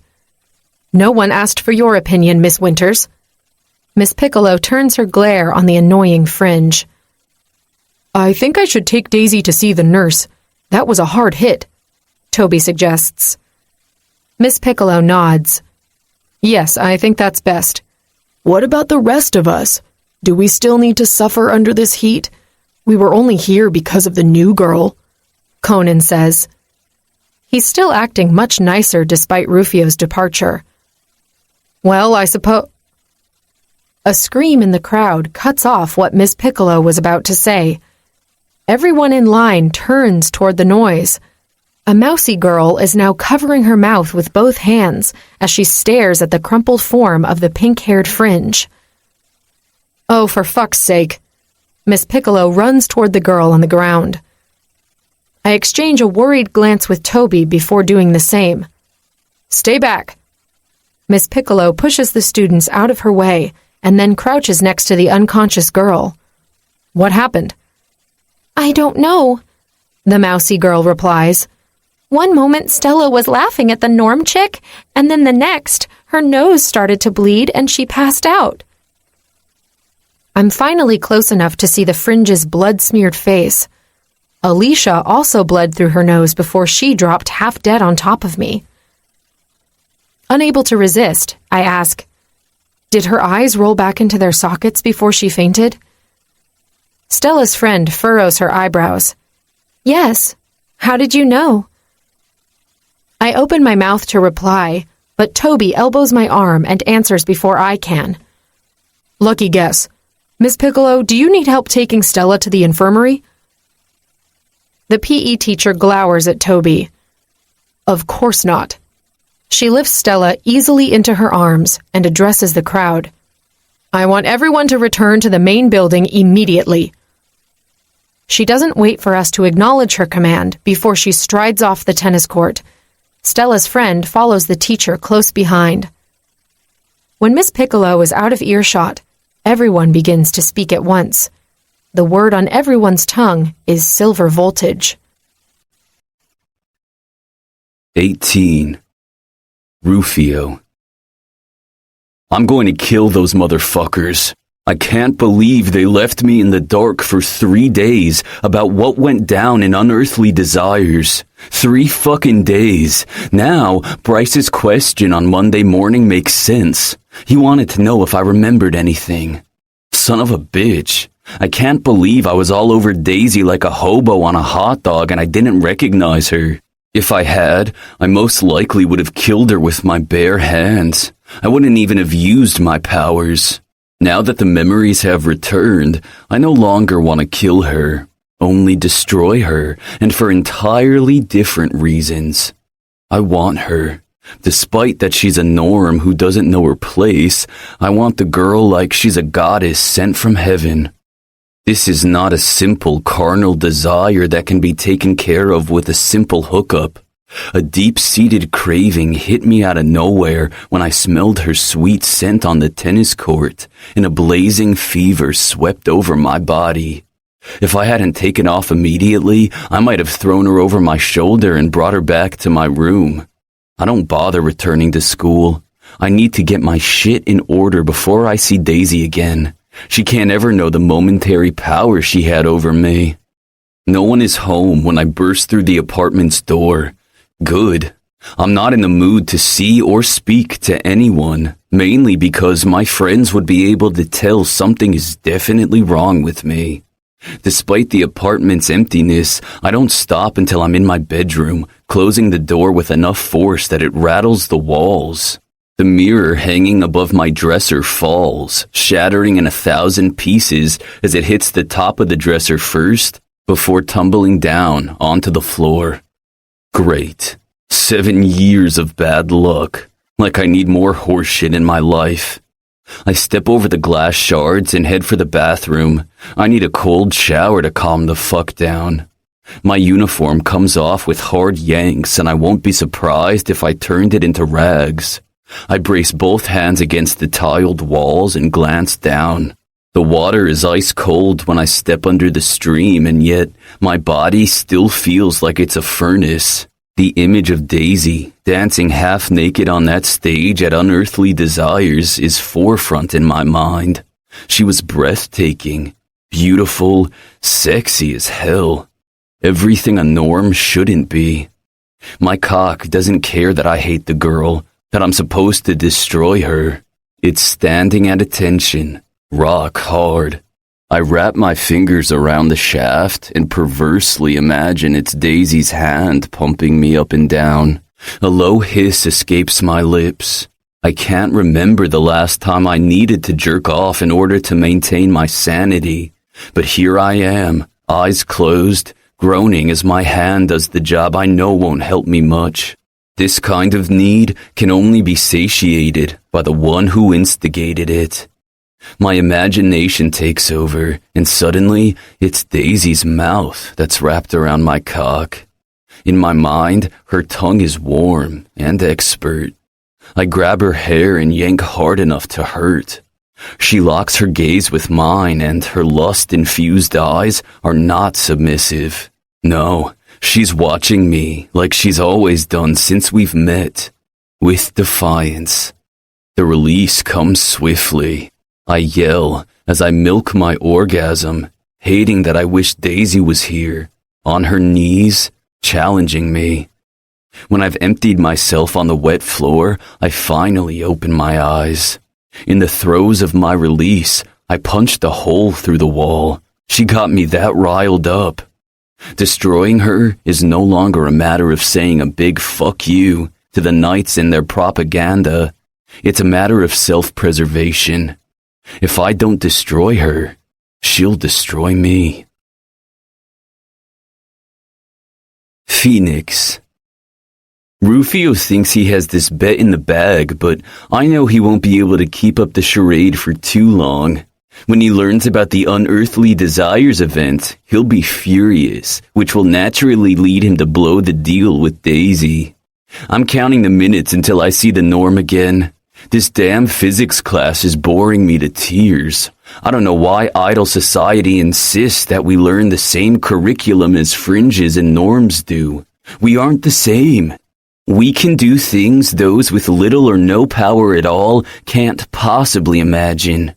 Thank goodness the new school board insisted idols take extra classes tailored to honing our special abilities.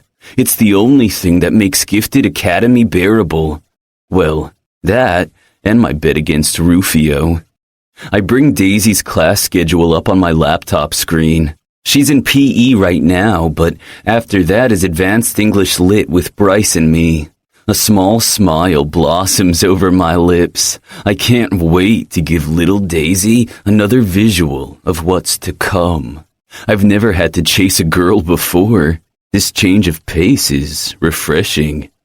15 minutes before class is over, my phone pings with a message from my father. It only says, "I need you now." Nausea swirls in my stomach. With a hard clench of my jaw, I turn my phone off and pretend I didn't see anything. It's a childish move on my part since he has other ways to get in touch with me. Like clockwork, the tattoo on my wrist begins to burn. No, not right now. Damn it. I pull my jacket sleeve down, even though the tattoo is completely covered. The burning is bearable at first, but it increases the longer I ignore the call. He won't stop until I do what he wants. He hasn't bothered me in weeks, so it was stupid of me to not foresee that he would be calling soon.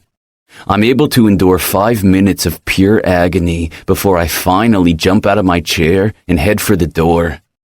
Where do you think you're going, Mr. Westbrook?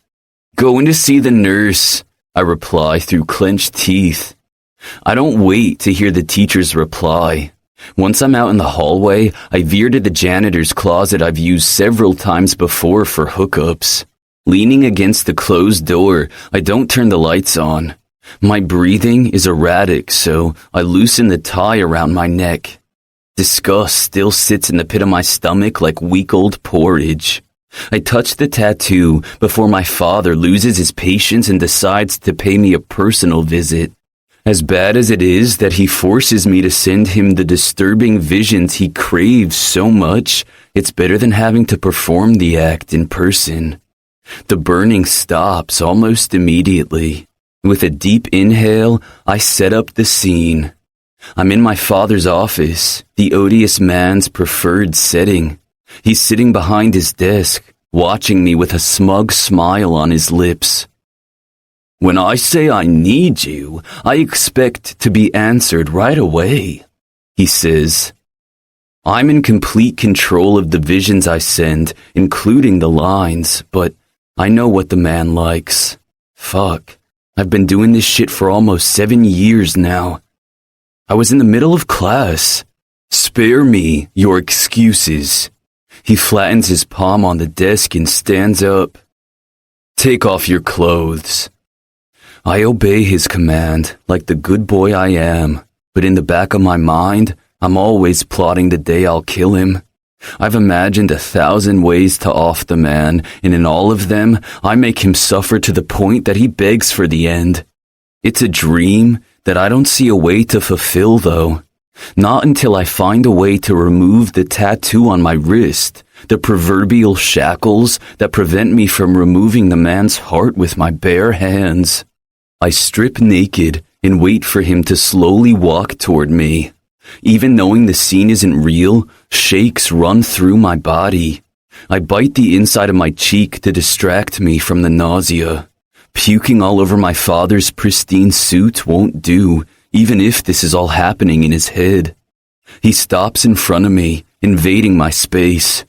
I know exactly what's going to happen next. There's no need to be creative. The monster who spawned me always wants the same thing. My utter humiliation. He reaches behind my head and grabs a handful of hair, yanking it hard and forcing my face up. You've been a terrible son. You know what to do. Yes, Father. He lets go of me so I can do my thing. I drop to my knees and, for the 1,000th time, I wish to die. 19. Daisy. Everyone is still talking about what happened to Stella in PE class when I head to English Lit class. Since the tennis lesson was cut short, I had time to run back to my dorm room and shower there. The idea of showering in the locker room, being naked and vulnerable surrounded by girls who hate me, is not my idea of fun. I won't be able to avoid doing that for long, so I have to come up with a way to cope, or at least acquire some type of protection, like pepper spray. I know idols are immune to most, if not all, norm-made weapons, But Dad's diary didn't mention that some good old-fashioned spiced water wouldn't work.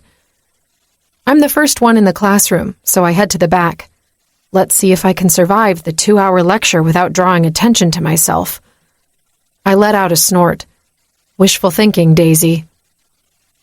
I pull a notebook and pen from my bag, but the action is automatic. My brain is still glued to Rufio's odd reaction, then on what happened to that fringe girl. I can't help but question if Stella took the dangerous drug on a dare, or if she was stupid enough to do it on her own. I get lost in my head, and don't realize I'm chewing on the end of my pen when a masculine voice to my left says, "If you're hungry, I have a chocolate bar in my bag." I jolt in my seat as I turn, finding Bryce watching me in a scrutinizing manner. All previous thoughts occupying my head vanish in a split second. In their place, the image of Bryce dropping his damn towel is all I see. "What?" I ask stupidly. "You were eating your pen. I thought you might be hungry." He fishes a candy bar out of his backpack. "So, chocolate?" I don't think he's mocking me. He seems sincere, but I shake my head anyway. "No, thank you." He leans back against the chair and unwraps the treat. "Good. More for me." He takes a large bite of the dark chocolate while he stares at the whiteboard. Unable to keep my mouth shut, I ask, "You have a sweet tooth, don't you?" He switches his attention back to me, but only answers after he swallows.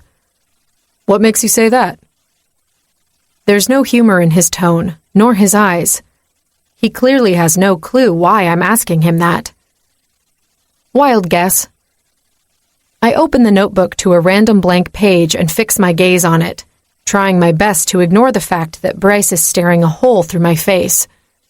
Seconds go by, until finally he says, "Can you bake?" I set my pen down and look at him. I don't claim to be an expert, but I get by. "Can you bake a pie?" He leans forward, his monotone voice finally showing a hint of excitement. I can't help the chuckle that escapes my lips. "Yes, so pie is your weakness, huh?" His eyebrows furrow, and his lips become nothing but a thin, flat line. Shit, I forgot who I was speaking to. "I don't have a weakness." He faces forward again and watches the influx of students as they slowly come in. My remark only served to earn Bryce's silent treatment. I'll take that as retaliation any time. Better than what his friends have tried before. Phoenix walks in at that precise moment, exuding sex appeal and something far more dangerous than that. There's something different about him today. One quick glance at his face tells me he's in a foul mood. Great. Before I can avert my stare, our gazes lock, and I see a storm of bad emotions shining in his beautiful green eyes. There's a coiled anger surrounding his frame, and I can tell it won't take much to unleash the beast. Involuntarily, I shrink into myself. He smirks perversely as he pulls out the chair next to mine. "Daisy, you have no idea how glad I am to see you again." He's goading me, but my self-preservation instincts have finally kicked in, so I don't reply to his statement. "What, cat got your tongue?" he asks. The teacher enters the classroom just in time, giving me the perfect excuse to not answer him. Phoenix chuckles, and from my periphery, I catch the shake of his head. The class progresses without incident for at least an hour, and I finally begin to relax. The teacher, Mr. Amaro, gave out an assignment at the beginning of class that we're supposed to hand over by the end of today's lecture. The task is simple. Write an essay about an event in our own lives that draws parallels to any of the classics we're supposed to read this term. I have so many life-altering experiences that it's difficult to choose. I stick to a more recent one, about the time I moved to Saturn's Bay and started working at Poppy's joint. Despite Poppy's big secret, I still consider my time working for him the best days of my life since my parents' death. With a smile on my face, I begin to write about a particular evening when one of Felicity's ex-boyfriends came into the diner, accompanied by another woman. I'm fairly good in most subjects, but English is where I excel. I love reading and writing, so I don't care that it's going to take me twice as long to write a 2,000-word essay by hand. I get in the zone almost immediately, losing myself in the story.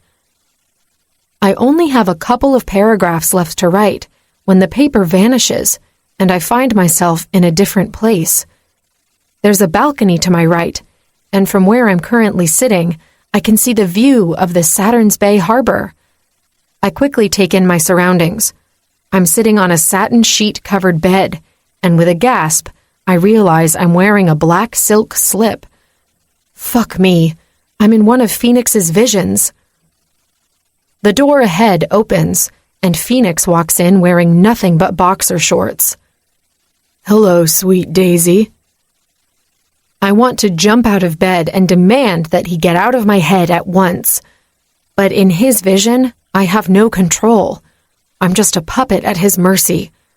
So my butt stays glued to the bed as I watch him prance my way with a devilish smile on his full lips. My throat becomes dry, and the fluttering inside my chest is real. I know that much. Phoenix, I breathe out. You have no idea how much I've waited to get you alone. He stops in front of me and peers down. You look lovely in that little thing. Thanks. My gaze drops to his crotch, which is at my eye level now. His erection is straining against the cotton fabric of his underwear, begging to be set free. Go ahead. Touch me. He runs his fingers through my hair, sending a shiver down my spine. I lick my lips and pull his boxer shorts down. His rock-hard cock springs free. I reach for the shaft, loving the feel of its smooth strength under my fingers. Come on, Daisy. Have a taste. I know you're dying to. I lick his length from the base to the tip. Phoenix lets out a hiss when I wrap my mouth around the head and suck him. My conscience is screaming at me, but the Daisy from the vision is enjoying every bit of the action. All she cares about is pleasuring Phoenix. Fuck, Daisy. Your mouth feels amazing on my cock. He yanks my hair back, pulling me away from him. It hurts a little, but it's the kind of pain that only augments the pleasure. What is it? I ask. You will finish me off one day, but in the real world. Right now, I have other plans for you. He pulls his boxer shorts up, covering his erection, and then drops to his knees. He doesn't break eye contact as he pushes my legs open wider. Cool air hits my pussy, making me aware that I'm not wearing any panties. He caresses the tops of my thighs with the tips of his fingers, bunching up the fabric of the slip until I'm completely naked from the waist down. The real me is mortified and angry as hell, but the Daisy from Phoenix's imagination is breathing hard and totally into the idol's seduction game. What are you doing? I ask, like I don't know. Ugh, why does he have to make me sound like an airhead bimbo? Daisy, that's the least of your concerns right now. You had a taste. Now it's my turn. He smiles and then leans forward, going straight for the kill. His tongue darts out and licks my bundle of nerves. I buckle with the contact, but his hand on my hips keeps me in place. Phoenix continues his torture, sucking and licking with the expertise of a man-whore. I throw my head back and curl my fingers around the satin sheets. Tension keeps building between my legs until it feels like I'm free-falling. When the climax hits, my entire body disintegrates into tiny pieces that scatter in the wind. I don't know where I am or my own name for a couple of seconds. I've had orgasms before, but nothing as earth-shattering as this. Slowly, my body becomes whole again, but the throbbing between my legs is still there. Miss Woods, control yourself. The stern male voice penetrates my brain. Phoenix and the motel room vanishes, and I'm back in the classroom. Everyone is staring at me. Some students have their mouths wide open. Others are laughing at me. Mr. Amaro, however, is so angry he almost has smoke coming out of his ears. "What happened?" I ask, still lightheaded from the vision. "Did you just come?" a leering guy sitting a couple of rows ahead asks. I sit straighter in my chair. "What?" Next to me, Phoenix laughs. "Oh yeah, she did." I whip around to face him so fast, I might have pulled a muscle. "What did you do?" He raises his eyebrows, the epitome of innocence. "Why, Daisy, don't sound so offended. I only did what you begged me to." With a gasp, I cover my mouth. Understanding finally dawns on me. The vision was a lie, but my reaction to it was very real. Phoenix brought me to an orgasm, and I must have moaned out loud as I climaxed. Shame washes over me. On a knee-jerk reaction, I jump out of my seat, pushing the chair with such force that it tips over. "Where do you think you're going, Miss Woods?" Mr. Amaro asks. I stride up the aisle, and with each step, my humiliation grows. "Miss Woods, return to your seat at once." I ignore the man as I yank the door open and break into a run. Free from all those judgmental glares, the tears finally break free. I knew coming to Gifted Academy was going to be hard, but knowing and experiencing are two different things. Honestly, I'd take a beating over humiliation any day.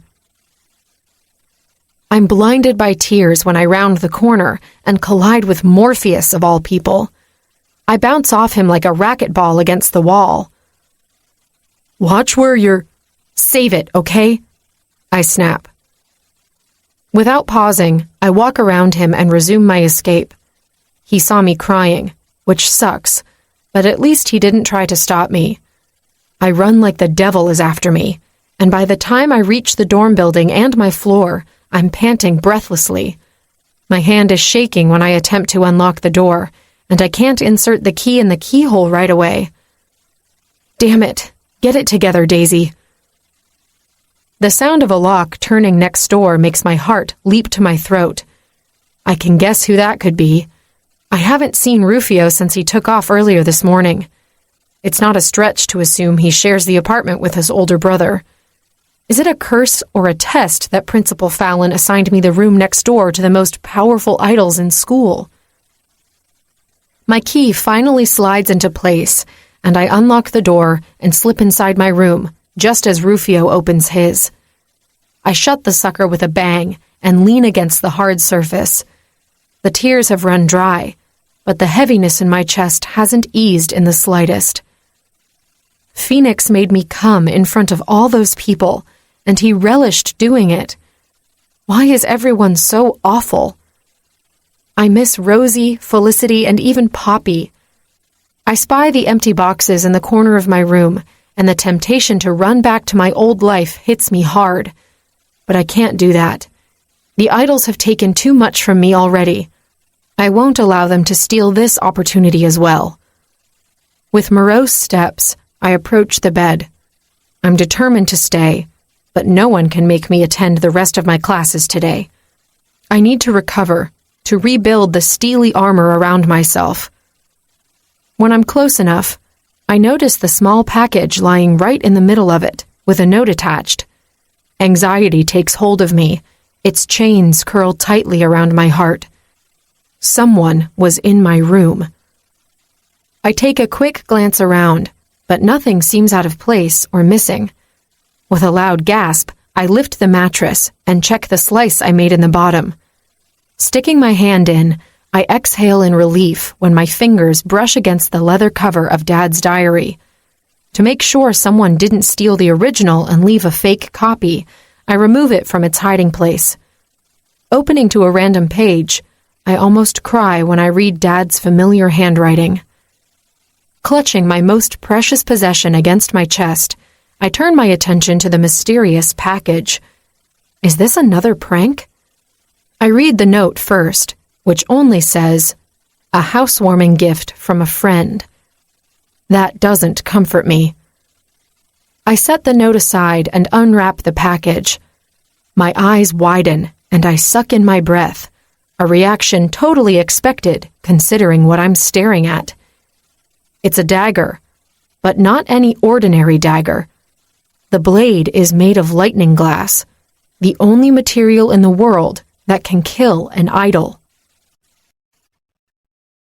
20. Bryce. Idols are not known to feel empathy toward others, especially toward norms, but watching Phoenix humiliate Daisy in our English lit class awakened an ability I didn't know I possessed. It caught me completely by surprise, and while I wrestled with the sentiment, I didn't make him stop. I've never seen the girl show weakness, not even when Rufio threatened to kill her at the Norm Diner, but today, she broke. She couldn't hide the shame. It's no surprise that I didn't see her afterward. If Phoenix's antics cause her to quit school, I'll be fucking furious. I haven't had the chance to figure her out yet, to discover why she makes me act out of character. When she demanded I lower the volume of my music, I should have put her in her place. No one tells me what to do, certainly not a Norm girl. But instead, I offered a compromise. And the worst thing is, I didn't even have to think about it. I just did it, as if it was the most natural action in the world. I'm feeling awfully restless when the school day is over. When I walk by Daisy's door, I'm tempted to check on her. I actually pause and raise my fist, poised to knock, but something holds me back. The words of the powerful deity we met many years ago come back to haunt me.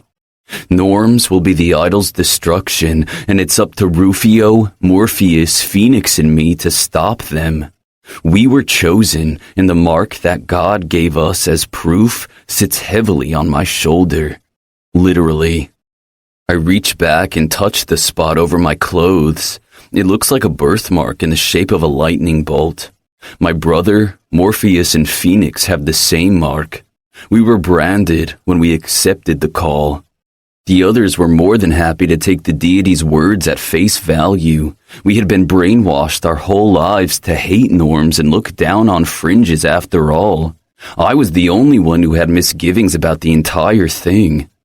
With a shake of my head, I move on, loosening the tie around my neck as I enter the small apartment I share with the guys, determined to forget about today.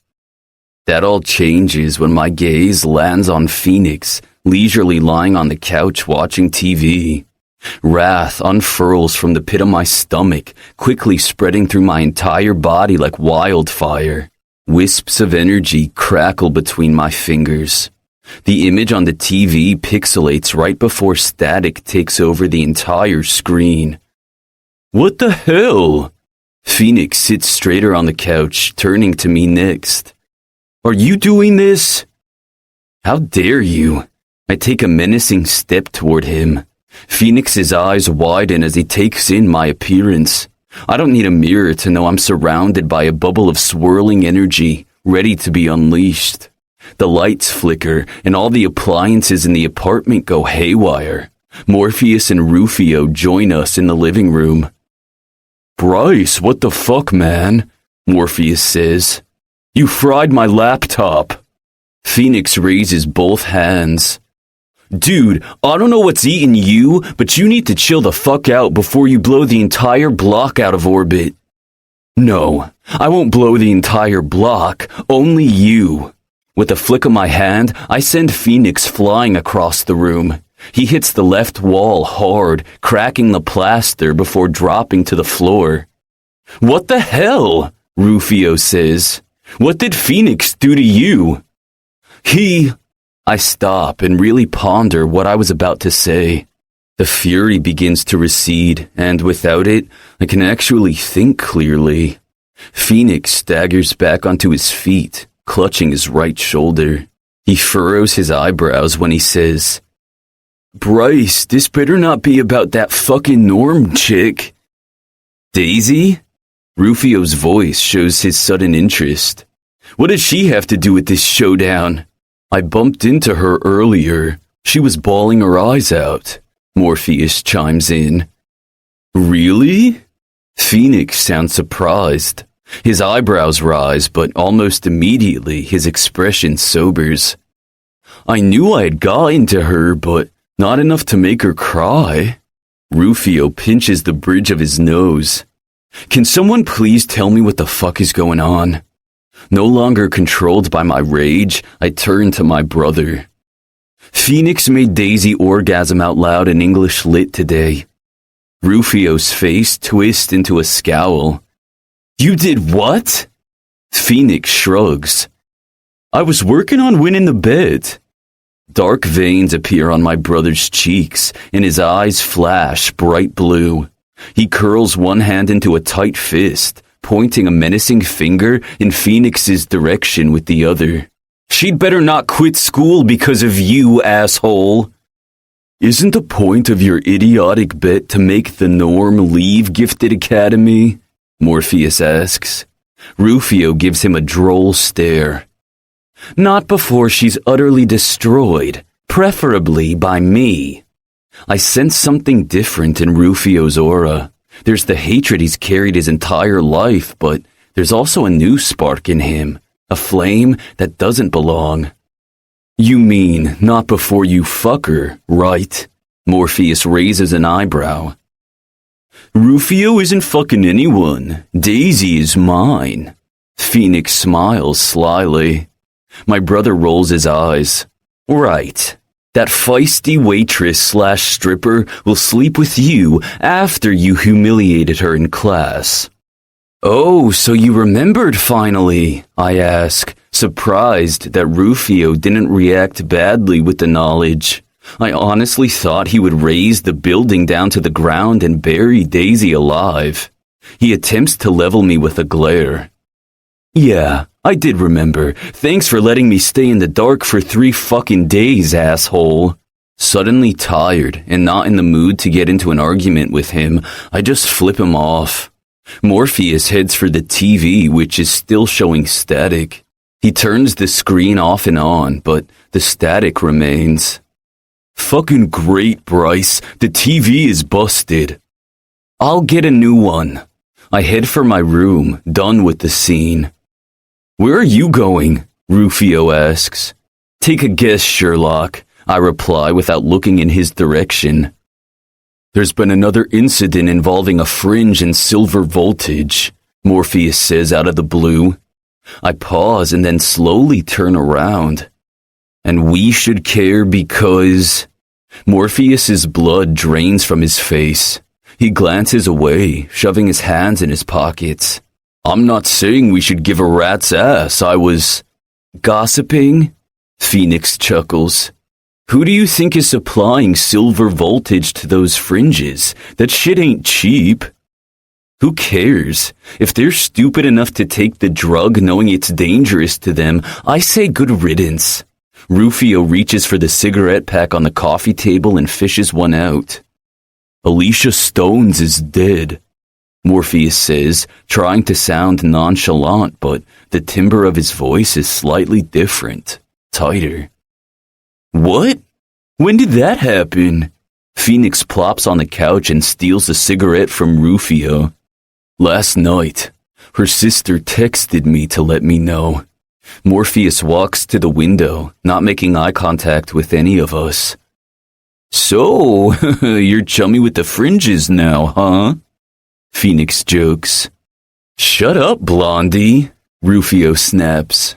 Phoenix lights the cigarette and flips Rufio off. Morpheus looks over his shoulder. My parents are fringes, or have you forgotten? Phoenix looks genuinely surprised. Oh yeah, that's right. I actually did forget. I stare at the ceiling. Fuck a duck, I'm surrounded by idiots. I thought you were leaving. My brother raises an eyebrow. I am. I'm losing brain cells hanging out with you lot. I continue toward my bedroom. Phoenix makes another asinine remark, but I block him out. It's easy to do when my brain is overloaded with information. All of a sudden, we're all acting out of character. I don't know what's most bizarre. Morpheus showing concern for fringes, which he never did before. Phoenix being excessively cruel in his pranks. Rufio exerting self-control. Or me losing my mind over a norm. And the catalyst of it all. Daisy Woods. I don't believe in coincidences. She's here for a reason, even if she doesn't know it yet. I have to find out why. 21. Daisy. I've somewhat forgotten the humiliation I suffered at Phoenix's hands. I have other things to occupy my mind. Who gave me that dagger, and for what purpose? I hid the idol-killing weapon together with my father's diary, but out of sight definitely doesn't mean out of mind. I've been staring at nothing for the past few hours. Not even the weird power outage distracted me from my troubling thoughts. When the loud knock comes at my door, I jolt from my seat on the bed. "Daisy, are you there?" Principal Fallon asks. Shit, what is she doing here? What do you think, genius? You bailed class in your first week. She's probably here to tell you to pack your bags and leave at once. Yes, just a second. I get out of bed with a jump and attempt to smooth the wrinkles on my uniform before letting the woman in. With a deep breath, I stride toward the door. The knots in my stomach tighten when I take in the scowl on the principal's face. Hi, Principal Fallon. How can I help you? May I come in? Sure. I open the door wider and move out of the way. Principal Fallon enters my small room with measured steps, not turning to me until she reaches the end of my bed. I close the door with a resounding click and stay near it in case I need to bolt in a hurry. After today's events, I'm leery of all idols. You walked out of English Lit class today, Miss Woods. She emphasizes my fake last name. Were you ill? I drop my gaze to the floor, ashamed for being so weak. No, I wasn't ill. She clicks her tongue, a sound I immediately associate with disapproval. I heard you caused a disruption in Mr. Amaro's class. My face is on the verge of bursting into flames. Yes, I'm sorry. Daisy, look at me. I do as she said. She's watching me intensely, but at least she's no longer glaring. I'm going to ask you a question, and I want you to answer me truthfully, she continues. Okay. Did Phoenix give you a vision? My jaw drops. How did you know? The corners of her lips curl upward. Child, it's my business to know what each and every student of mine is capable of. She links her hands behind her back. So I take it the vision he gave you was of the sexual kind? Yes, I reply, still maintaining eye contact with her. It's an effort, though. I want the floor to open up and swallow me whole. I see. Well, Phoenix has always had a penchant for dirty jokes. Most of the time, his victims don't mind his invasion. Principal Fallon uses air quotes when she says the word victims. I snort. I bet they don't. What's most puzzling to me in all of this is your reaction. I thought you had more backbone, Daisy. Her criticism ruffles my proverbial feathers. I have backbone. It's just, well, he caught me by surprise, that's all. I'd hate it if you squandered your chances at Gifted Academy because of an immature boy. Principal Fallon continues as if I hadn't spoken. I'm not going to let him or any of those hateful students derail me from my goal. The woman nods. Good. Normally, I'd have to punish you for missing class, but since it was your first offense, I'll let it pass. So ditching class warrants punishment, but invading your office doesn't? I ask, referring to the incident on my first day. Principal Fallon narrows her gaze. You'd better watch your tone, young lady. Don't forget who made your scholarship happen. I hang my head. Sorry. Anyway, I just stopped by to make sure my efforts weren't in vain. No, not at all. I'm glad to be here. Good. She veers toward the door, and I step out of the way. She pauses just as she's about to open it, and glances at me.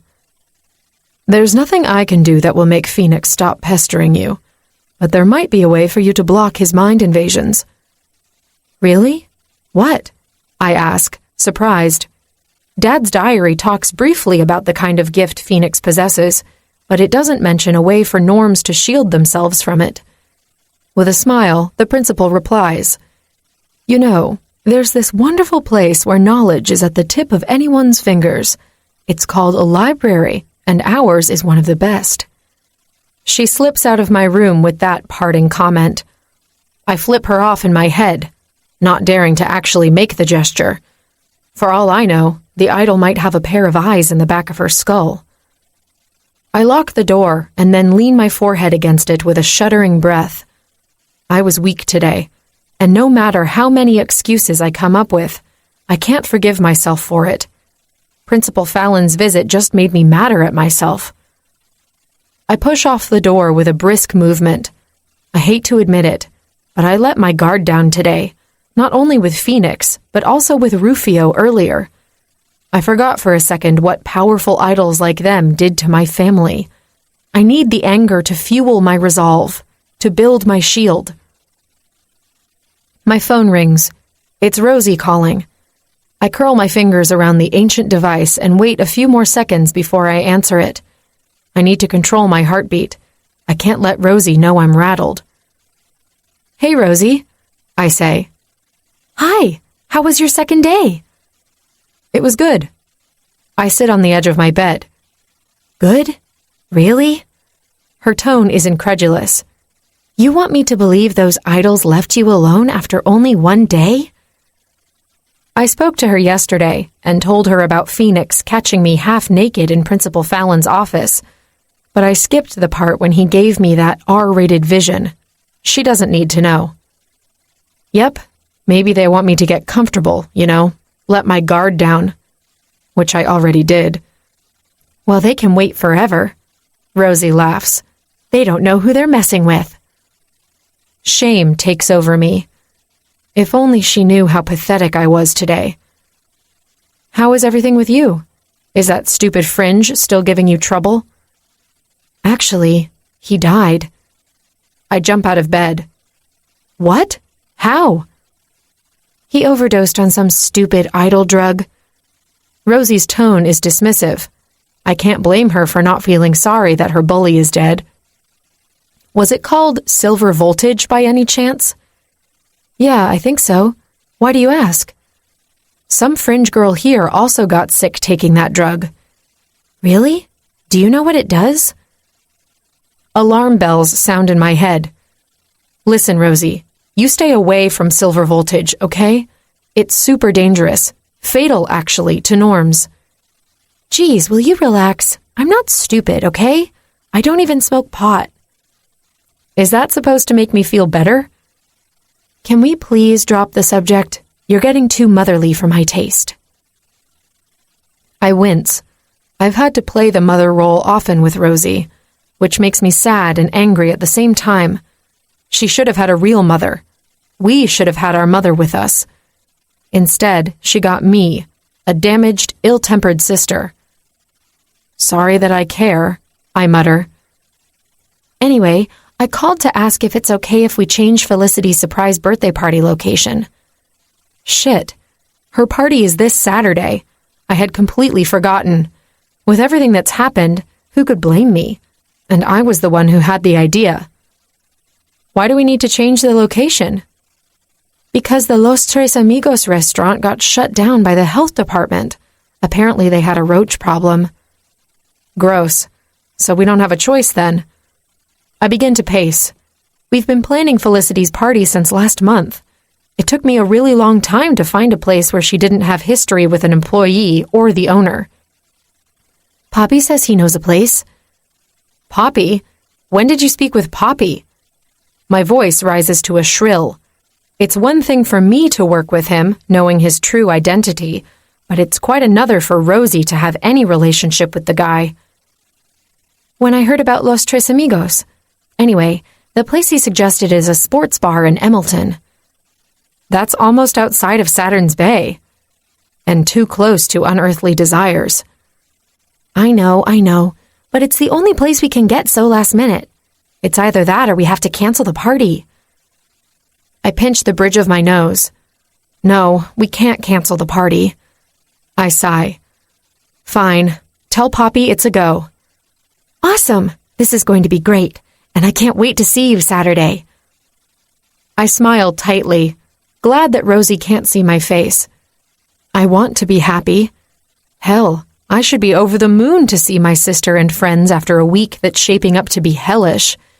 But my chest is so heavy right now, and I don't know why. 22. Daisy. So did Principal Fallon give you any clue as to what we should be looking for? Toby whispers in the middle of one of the library's aisles. He heard about what had happened in English Lit and sought me out to check if I was okay. It's still mortifying that the entire school knows about the event, but fuck if I'll let them know I'm still bothered by it. Now, I just have to find a way to block Phoenix from entering my mind. No, she just said there might be a way to prevent Phoenix from broadcasting porn straight to my head. I read the titles on the book spines on my right, while Toby checks the books on the left. Maybe you can build a special helmet or something. I hope not. Can you imagine me wearing a homemade helmet to school? Toby laughs. Shit, I just did. A helmet made out of a pasta strainer and plastic straws? Shut up. I hit his arm playfully. We continue searching in silence for another minute before I speak again. So you've never told me what you can do? What do you mean? You know, what's your gift? I look over my shoulder, finding Toby frowning. Oh, I'm a low-level fringe. I can't do anything exciting. Come on, it's better than not having any power at all. Don't tell anyone, but sometimes I wish I had some ability. Really? I thought you hated idols. I didn't say I wanted to be one, but it would be cool not being so helpless. Yeah, I know what you mean. He pulls a book off the shelf, reads the title, and puts it right back. True, I'm a fringe, but I'm still at the bottom of the food chain here. I hear ya. I pivot so I'm facing him. Hey, something just occurred to me. Principal Fallon said there was another norm student here, but I haven't met them. Toby blinks a couple of times without answering. He seems a little tense. What is it? I ask. He's gone. Gone as in he left the school, or gone as in he's... I drag my index finger across my neck. Oh, he's not dead. He couldn't handle the pressure and transferred back to his old norm school. Oh, I see. Toby switches his attention back to the books. He's definitely on edge now, but I need to know what drove the other norm away from Gifted Academy. What happened? Did someone... I look around, then move closer and whisper, Did someone hurt him? Toby glances down at his watch. Oh, shit, look at the time. I have to be somewhere. He takes off before I have the chance to utter another word. That was strange. Why didn't he want to talk about the norm kid? Were they friends? I nibble on my lower lip. I bet the norm was bullied relentlessly and couldn't handle it. I pull my cell phone out of my pocket and check the time. It's almost 8. I'd better head to class too. It's unlikely I'll find anything useful in these books by myself anyway. This is akin to looking for a needle in a haystack.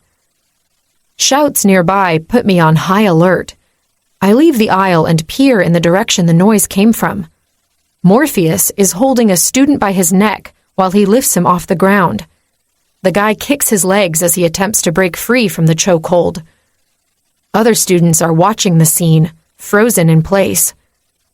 No one shows any inclination that they're about to intervene. What the hell is wrong with those people? Let him go. I take a step forward. Morpheus looks over his shoulder, and his dark gaze connects with mine. He drops his victim in the next second and turns his entire body in my direction. A large lump gets stuck in my throat as I feel the weight of Morpheus's deadly stare. Oh shit, what have I done? Fear like I've never known pierces my heart like a cold, steely dagger. I clutch my chest in a vain attempt to massage away the sudden pain there. It feels like I'm about to have a heart attack. Mr. Malik! A middle-aged woman runs toward the scene, mouth agape and eyes wide. The terror gripping my heart slackens until it returns to the regular anxious feeling I carry around. Morpheus slowly turns toward the woman. Yes, Mrs. Wilkins? We do not tolerate violence among our students in Gifted Academy. Head to Principal Fallon's office at once. The woman points to the library's exit door. The idol doesn't reply to the lady. Instead, he looks at me with a sneer on his face. To be continued, Daisy. He whirls around and strides out of the library. The small audience of students that was more than happy to let Morpheus choke their peer to death begins to talk all at once. I can't discern what they're saying, though, not when there's a loud buzzing in my ears. Holy crap. I can't believe I challenged Morpheus like that. I do have a death wish. Wow, that was nuts. A guy with a blue mohawk approaches me. You're pretty ballsy for a norm. He leans closer and covers the side of his mouth with his hand. That was pretty sexy, too. I stand up straighter. I don't trust guys who spew leering compliments as if they were doling out candy. Mr. Armani, I'd suggest you head to class or you'll be joining Mr. Malik at the principal's office, the librarian says. The guy takes a step back. What did I do? Isn't conversation with my classmates allowed anymore? Inane conversation was never allowed. This is a library. I begin to head for the door when the librarian switches her attention to me. Miss Woods, I'd like a word with you. Shit. Am I in trouble now? The librarian is an idol, so there's a high chance she's not in my corner. Okay, I say. Follow me. She whirls around and heads toward the back of the library, leading me toward an office space with a big window facing the bookshelves. She opens the door and waits for me to enter first, before shutting it and closing the blinds. Obviously, she doesn't want anyone snooping on this conversation. I'm a little nervous about being alone with the woman, to be honest, and her severe facial expression is not helping me calm down one bit. She walks around her desk and points at the chair facing her. Take a seat, Miss Woods. Is this going to take long? I don't want to be late for class. I fix my skirt nervously as I sit down. Not at all. I just want to commend you for standing up to Mr. Malik. Foolish, but admirable. Oh, well, that's me. Always doing foolish things. I shrug, trying to downplay my stupidity. The woman reaches for a book on the shelf behind her. I believe you were looking for this. She slides the worn leather book across her desk. The tome is so old, the title has faded away. What is it? I grab the offering, opening it in the middle. Principal Fallon warned me you might come by. You're having trouble keeping a certain idol out of your head, no? She raises an eyebrow. My cheeks feel suddenly warm. I drop my eyes to the text in my hands. Yes. That book might help. Thank you. I lift my gaze to the librarian once more. Can I ask you something? Go ahead. If you knew what I was looking for, why didn't you just approach me sooner with the book? The woman's lips twist into a grin. I had to make sure you were worth the knowledge first. So the whole deal with Morpheus was a setup? Of course not. That boy and his friends are walking booby traps. Anything can set them off. It's just a matter of waiting for it to happen and see how the other students handle the situation. That kid he was manhandling could have been killed. The librarian shakes her head. Not likely. Mr. Malik is frightful, but he's not a killer. It's Rufio Kent you have to worry about. Her eyes narrow and the muscles around her mouth tense. I mean it, Miss Woods. Stay clear of that boy. 23. Morpheus. The walk to the principal's office did nothing to diminish the rage running through my veins. I still can't believe that Norm chick had the balls to tell me what to do. The only people who dare to confront me are my friends, and that's only because they can handle the whiplash. The rest of the student body is very much aware of my reputation. Daisy has no learning curve, which will only be more painful to her. The principal's assistant's eyes sparkle with joy when I enter the office, but her expression quickly wanes into apprehension when she senses the darkness surrounding me. Mr. Malik, is something the matter? I'm here to see your boss. Why? I misbehaved. I shove my hands in my pockets. I don't want her to see the shadows swirling around them. Oh? The door to the principal's office opens, and the woman herself fills the frame. Mr. Malik, come in. I don't make eye contact with her as I aim for the chair facing her desk. I've been here several times, though, never for attacking a student. I can usually control my temper better around school faculty members.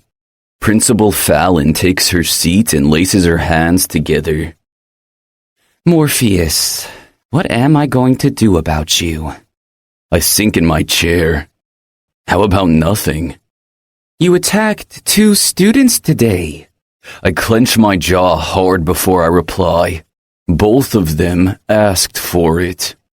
Right. She leans back on her leather chair. That's not what I heard. Simon is the 4th tutor you've scared away, and all Daisy did was stand up to you. She had no business interfering. Principal Fallon shakes her head. I can't make you agree with me, but you know the rules. You used your gift against a student. You must be punished. Fine, give me detention, whatever. I brace my hands on the chair's armrests and push up, ready to bolt. Sit back down, Morpheus. I'm not done with you. Her voice is hard, meaning she's done playing nice. Mr. Atkins tells me you're already falling behind in his class. Last year, you came to me asking for help. Do you still want your grades to improve? My grip on the armrest tightens. Yes. Then stop choking your damn tutors. I wince. Simon's a smartass. He thinks he's better than me. He is. Principal Fallon replies, clearly exasperated. At least in math, he is. Obviously, he won't be tutoring you anymore. I'm sure you can find me another nerd in no time, I grumble. I already have. She smiles smugly. Damn the woman, I bet it's someone I hate. Great, who is it? Daisy Woods. I scoff, incredulous. You've got to be kidding me. I'm not going to let that Norm teach me anything. This is non-negotiable, Morpheus. I'm tired of giving you chances. You want to get better grades in math? Then Daisy will be your tutor. Is that a punishment? If you see it that way. She shrugs. I see it as an opportunity for you to grow, both academically and personally. Fuck. The last thing I want is to spend extra time with the Norm. I don't want to have anything to do with her, and I'm pretty sure she feels the same way about me. I smirk. I doubt your precious scholarship student will accept the job. Don't worry about that. I'll let you know the tutoring schedule via email. Great, I can't wait. Am I free to go now? No. There's still the matter of your punishment to discuss. I glance at the ceiling and count to 10. My anger has morphed into frustration. I hate that Principal Fallon has me by the balls. I wish I'd never come to see her last year about my failing grades. Well, out with it already, I tell her. The suspense is killing me. The north side wall has been defaced by deviants. Your job is to clean it up. Seriously? You're assigning me manual labor in this heat? Like the heat bothers you. Aren't you always cold? I don't have a comeback for that. She's right. It's the fact that I'm being punished for attacking Daisy that's rubbing me raw. And Principal Fallon is forcing me to spend time with the girl. Does she realize how terrible the idea is? Does she want me to kill the Norm? The word on the street is that you got caught red-handed lashing out at Daisy. So, what did Principal Fallon have you do? Phoenix asks with a chuckle. I have to paint the north side wall, I grumble, playing with my food. I've lost my appetite. That's it? Bryce asks, arching his eyebrows. Yup. A bit of an easy pass. He takes a bite of his burger. He shouldn't have been punished at all, Rufio chimes in. Daisy defied him. Whatever, can we talk about something else? I push my tray aside. Fine, Phoenix says, then turns to Rufio. I can't wait to see Daisy again. I've got a special surprise for her. Bite me, perv, Rufio grumbles. What's the matter, Grumpy? Are you jealous? Actually, no. Go ahead, humiliate poor Daisy again. Your antics will only drive her straight into my arms. And then, it's showtime. You guys are ridiculous, Bryce says. Why don't you just admit you have the hots for the Norm chick, instead of hiding behind false pretenses? Rufio and Phoenix stare at Bryce as if he suddenly sprouted a second head. Honestly, even I'm surprised by his statement.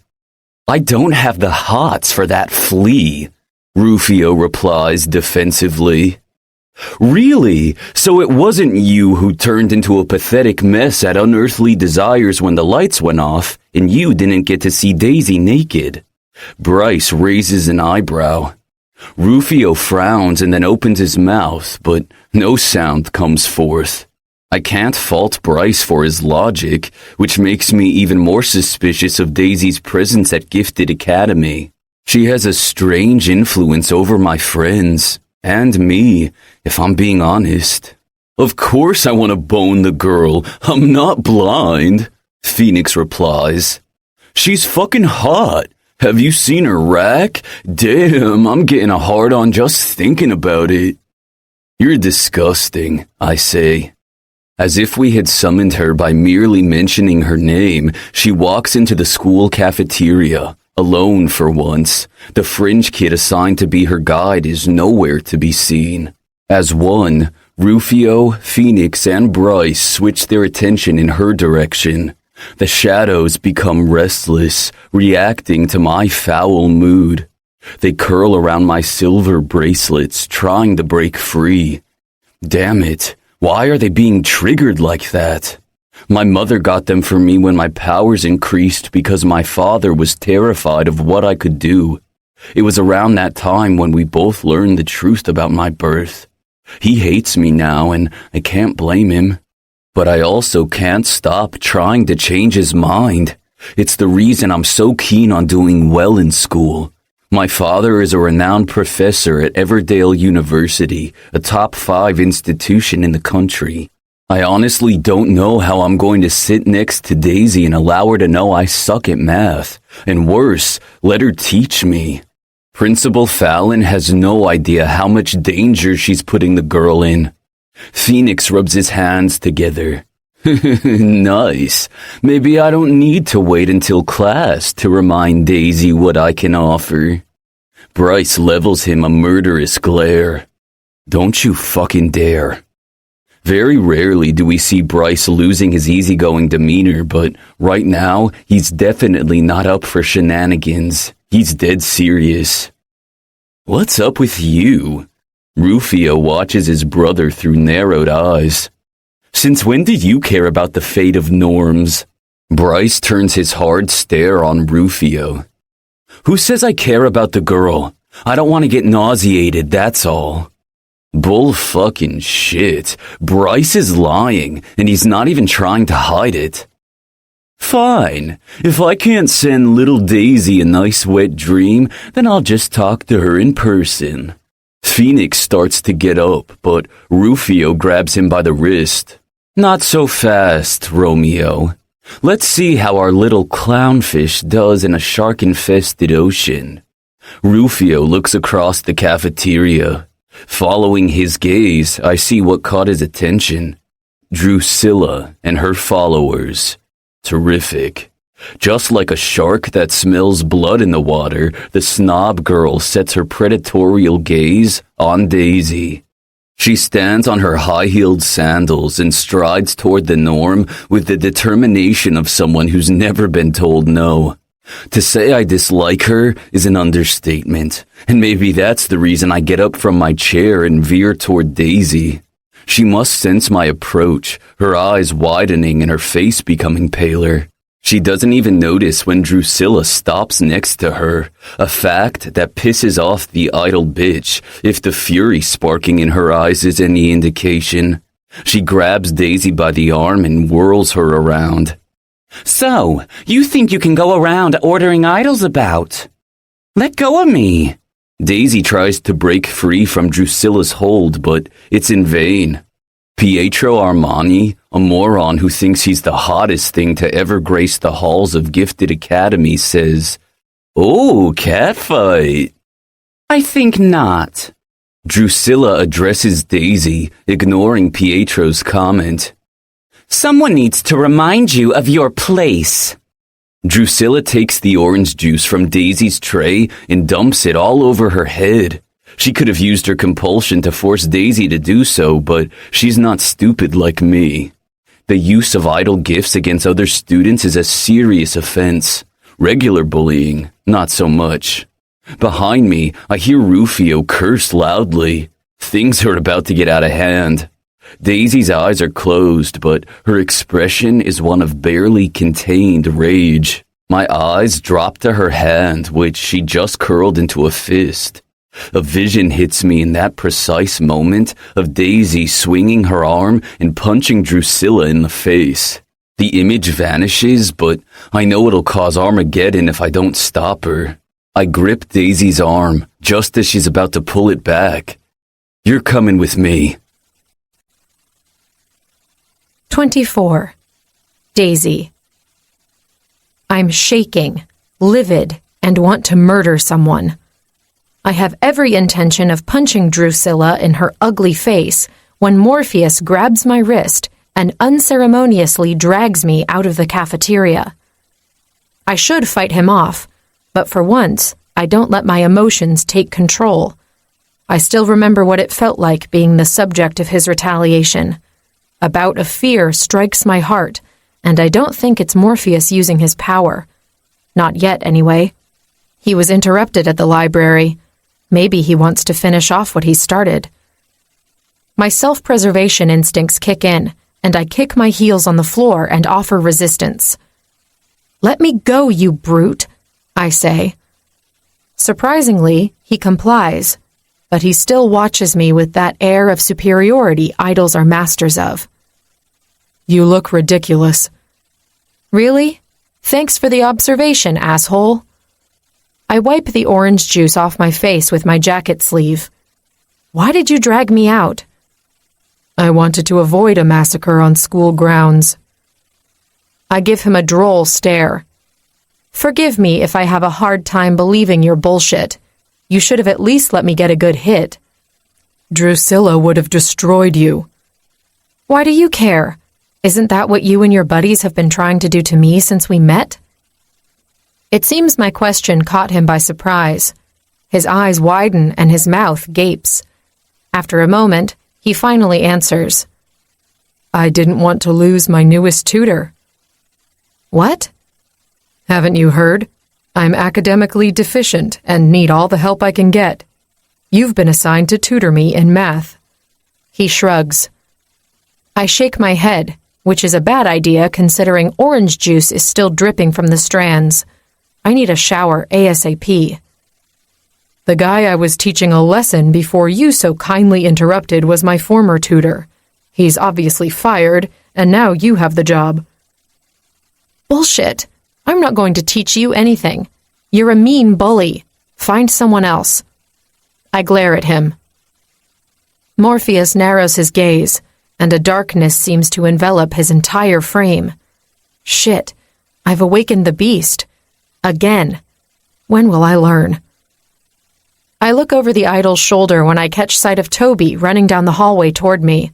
He slows down as he comes near. Morpheus turns and looks Toby up and down. What's the matter with you? Why are you running like you've just seen a ghost? He asks. Toby stares at him warily before he glances at me.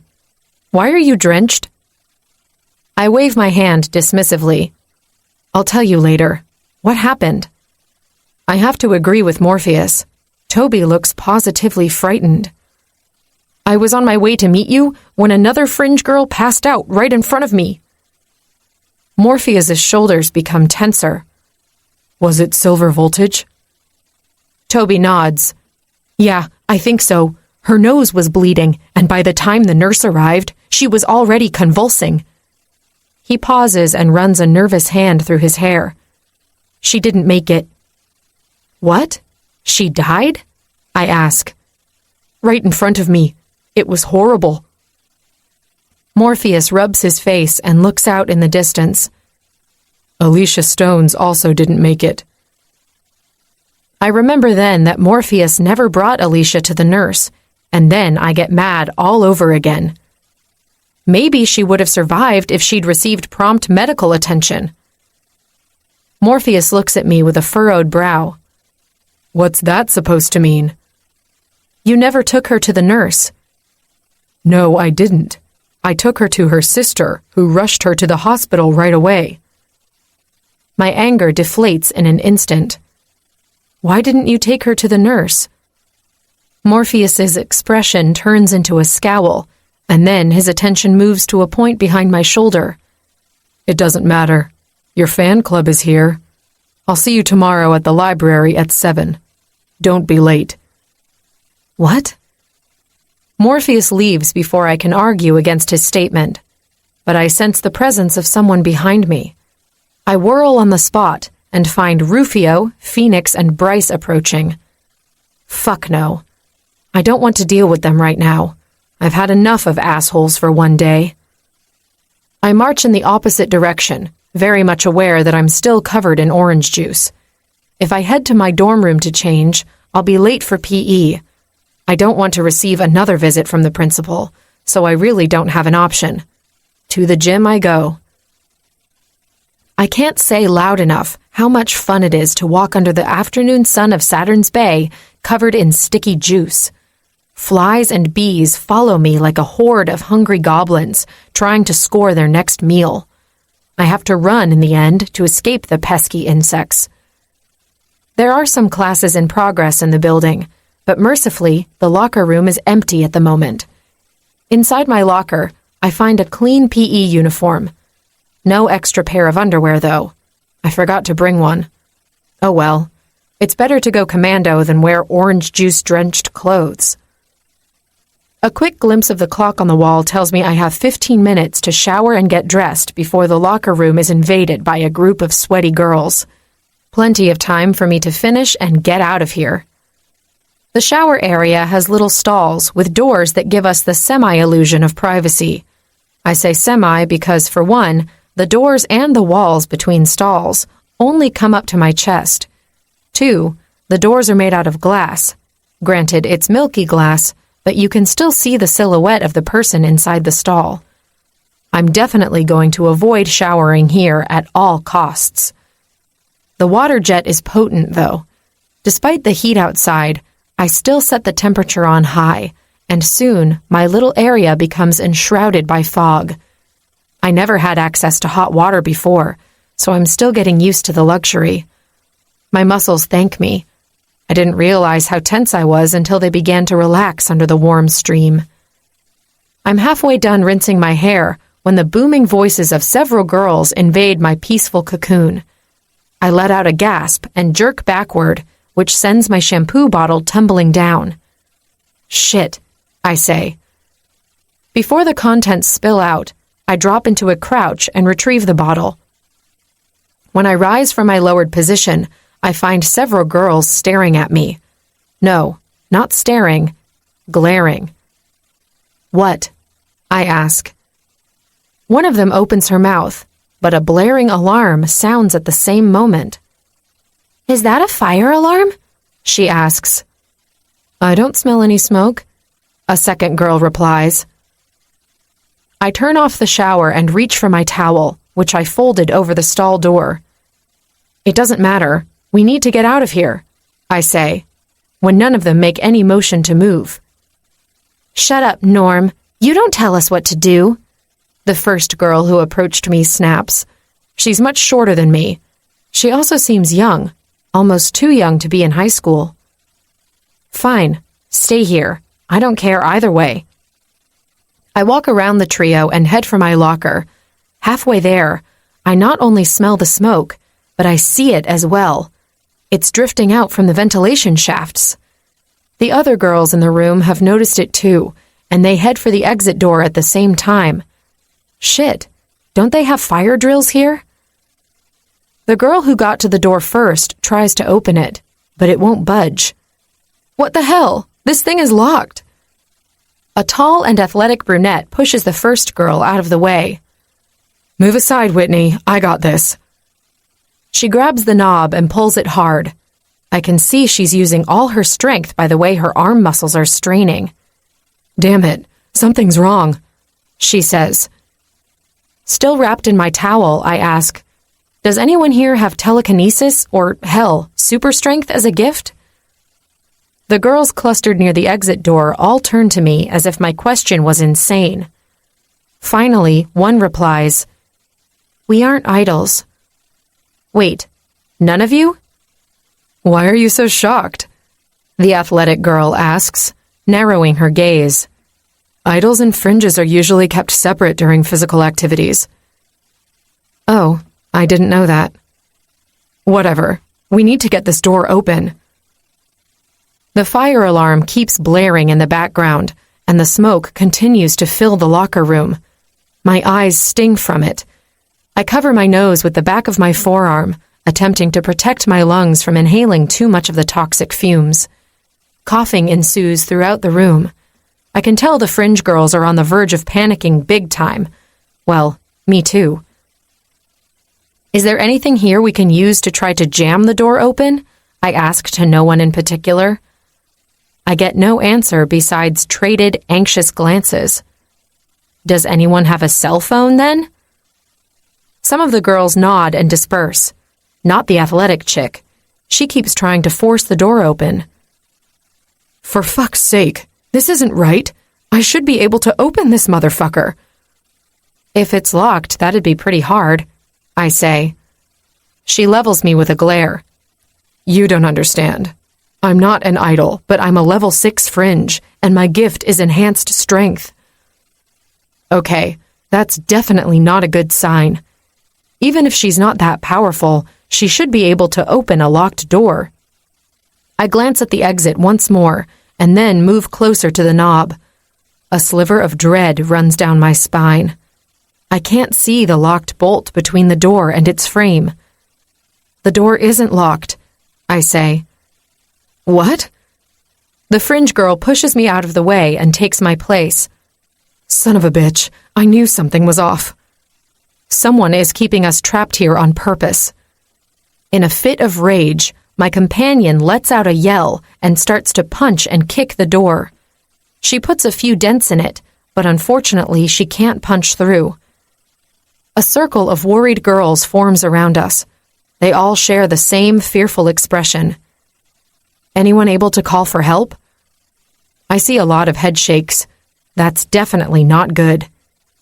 We can't get a signal in here, one of them replies. I take a deep breath and start to think out loud. All right, we can't get through the door, and help isn't coming, which means we have to find another way out. There are windows in the back, but I don't know if they're big enough for us to squeeze through, one of the girls replies. If those windows aren't blocked by idle trickery, then I can work with that, the level 6 fringe says. We all head for the back of the locker room.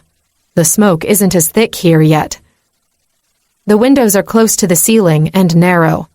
Only a toddler would be able to crawl through those openings. Super Fringe pulls a bench closer to the wall and steps on it. Someone hand me a towel. She reaches back with her hand without looking. The towel wrapped around my body gets yanked from grasp, and I'm too slow to keep from losing my cover-up. Hey, I protest, covering my naked chest. Sorry, we don't have time to look for another one, the girl who took my towel replies apologetically. What am I supposed to do now? Parade naked? A damp t-shirt materializes in front of me. Here, you can wear this. The petite girl is the one offering the piece of garment. She took off the one she was wearing. I don't even know if it'll fit, but I accept the garment nonetheless. It fits as snugly as I predicted and doesn't cover my nether region. Frigging fantastic. Distracted by my lack of apparel, I miss the part where Super Fringe punches the window glass. I hear the glass shatter, though, which is a most welcome sound. All right, no funky idle crap going on here. Stay back. I'm going to make the opening larger. And she does exactly that, pounding against the wall until the hole is large enough for us to slip through.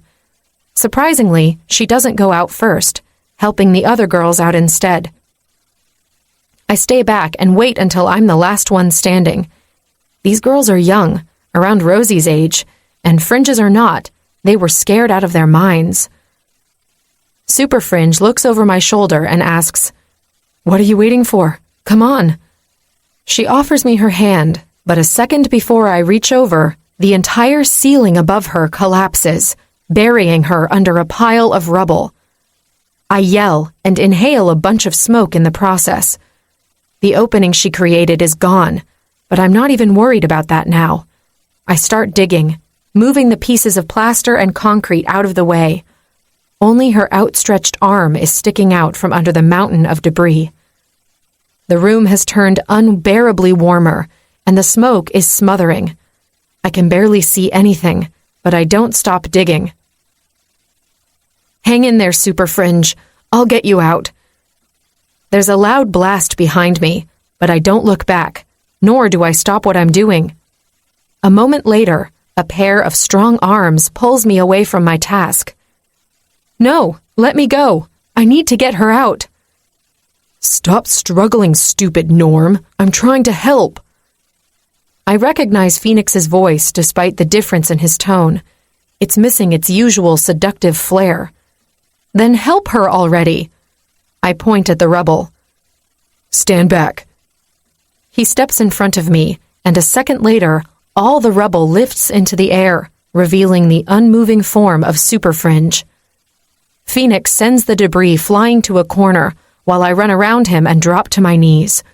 I turn the girl over, shaking her. Wake up! Wake up! Daisy, what are you doing? Phoenix drops into a crouch next to me. She needs to wake up. Phoenix grabs both my wrists and halts my movements. Open your eyes, Daisy. This girl is dead. I see it then, the big red mess that used to be the side of her head. No, I whimper, and then I do something I haven't done in a long time. I cry over the loss of someone. Phoenix lets go of my arms and just watches me bawl my eyes out. At least he didn't try to console me. I would have totally accepted it in that moment, and that would have been much, much worse. 25. Morpheus. I said I'd meet Daisy in the library at 7, but I'm not sure if she'll show up. Someone set fire to the gym and locked her inside with a bunch of fringes. I'd be surprised if she wasn't affected. Phoenix said she cried when she saw the body of the fringe killed in the act of vandalism. That's what the school administration is calling it. I don't know who's buying that bullshit. It was obviously a murder attempt. The intended target is hard to tell. I'm sure the Norm thinks someone was trying to kill her, but I don't believe so. I also don't believe those 2 fringe girls ODing on silver voltage is unrelated to yesterday's fire. For now, I'm keeping my suspicions to myself. I don't want the guys to think my theory is linked to the fact that my parents are fringes. I never gave a damn about the fringes in this school before, and I'm not going to start now. I head out before my roommates are even up, but I stop in front of Daisy's door. Fuck. I want her to be my tutor as much as I want my wisdom teeth pulled out. But I can't flunk math, and Principal Fallon won't allow me to pick another nerd. Before I can talk myself out of it, I knock. 3 times. Hard. Who is it? Daisy asks. Her voice doesn't sound sleepy. She's been up a while.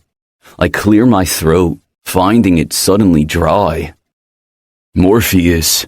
Daisy opens the door a sliver, peering at me through the small space with an air of alarm. It's not 7 yet. So you were going to meet me at the library? I ask, like an idiot. You didn't give me much of a choice. She opens the door a little more, allowing me to see that she's indeed ready to go. Any decent person would ask her how she is, but I'm not decent and I don't give a rat's ass about her well-being. Well, let's go then. What? You want to go together? She raised both eyebrows, her eyes big and round. They're pretty, almond-shaped, and such a unique color. Okay, what the hell? I did not just appreciate something about the Norm's appearance.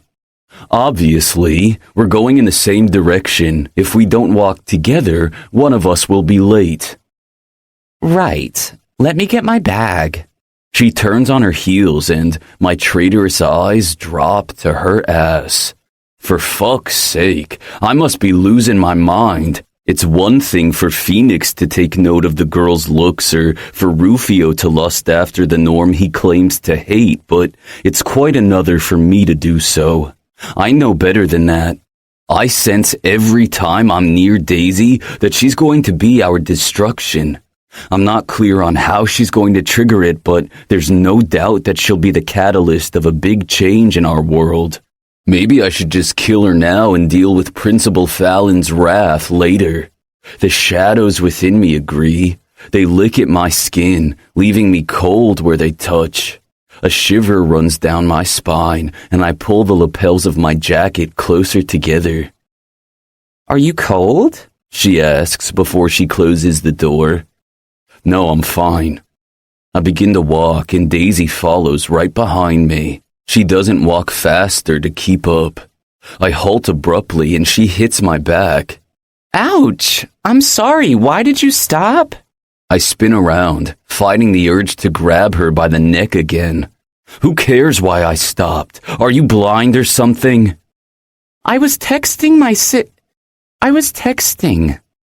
She was going to say sister, but changed her mind. I get that she doesn't want me to know she has a sibling somewhere. I wouldn't want that information to be common knowledge either if I were her. Pay attention. I turn around and resume walking. And don't trudge behind me.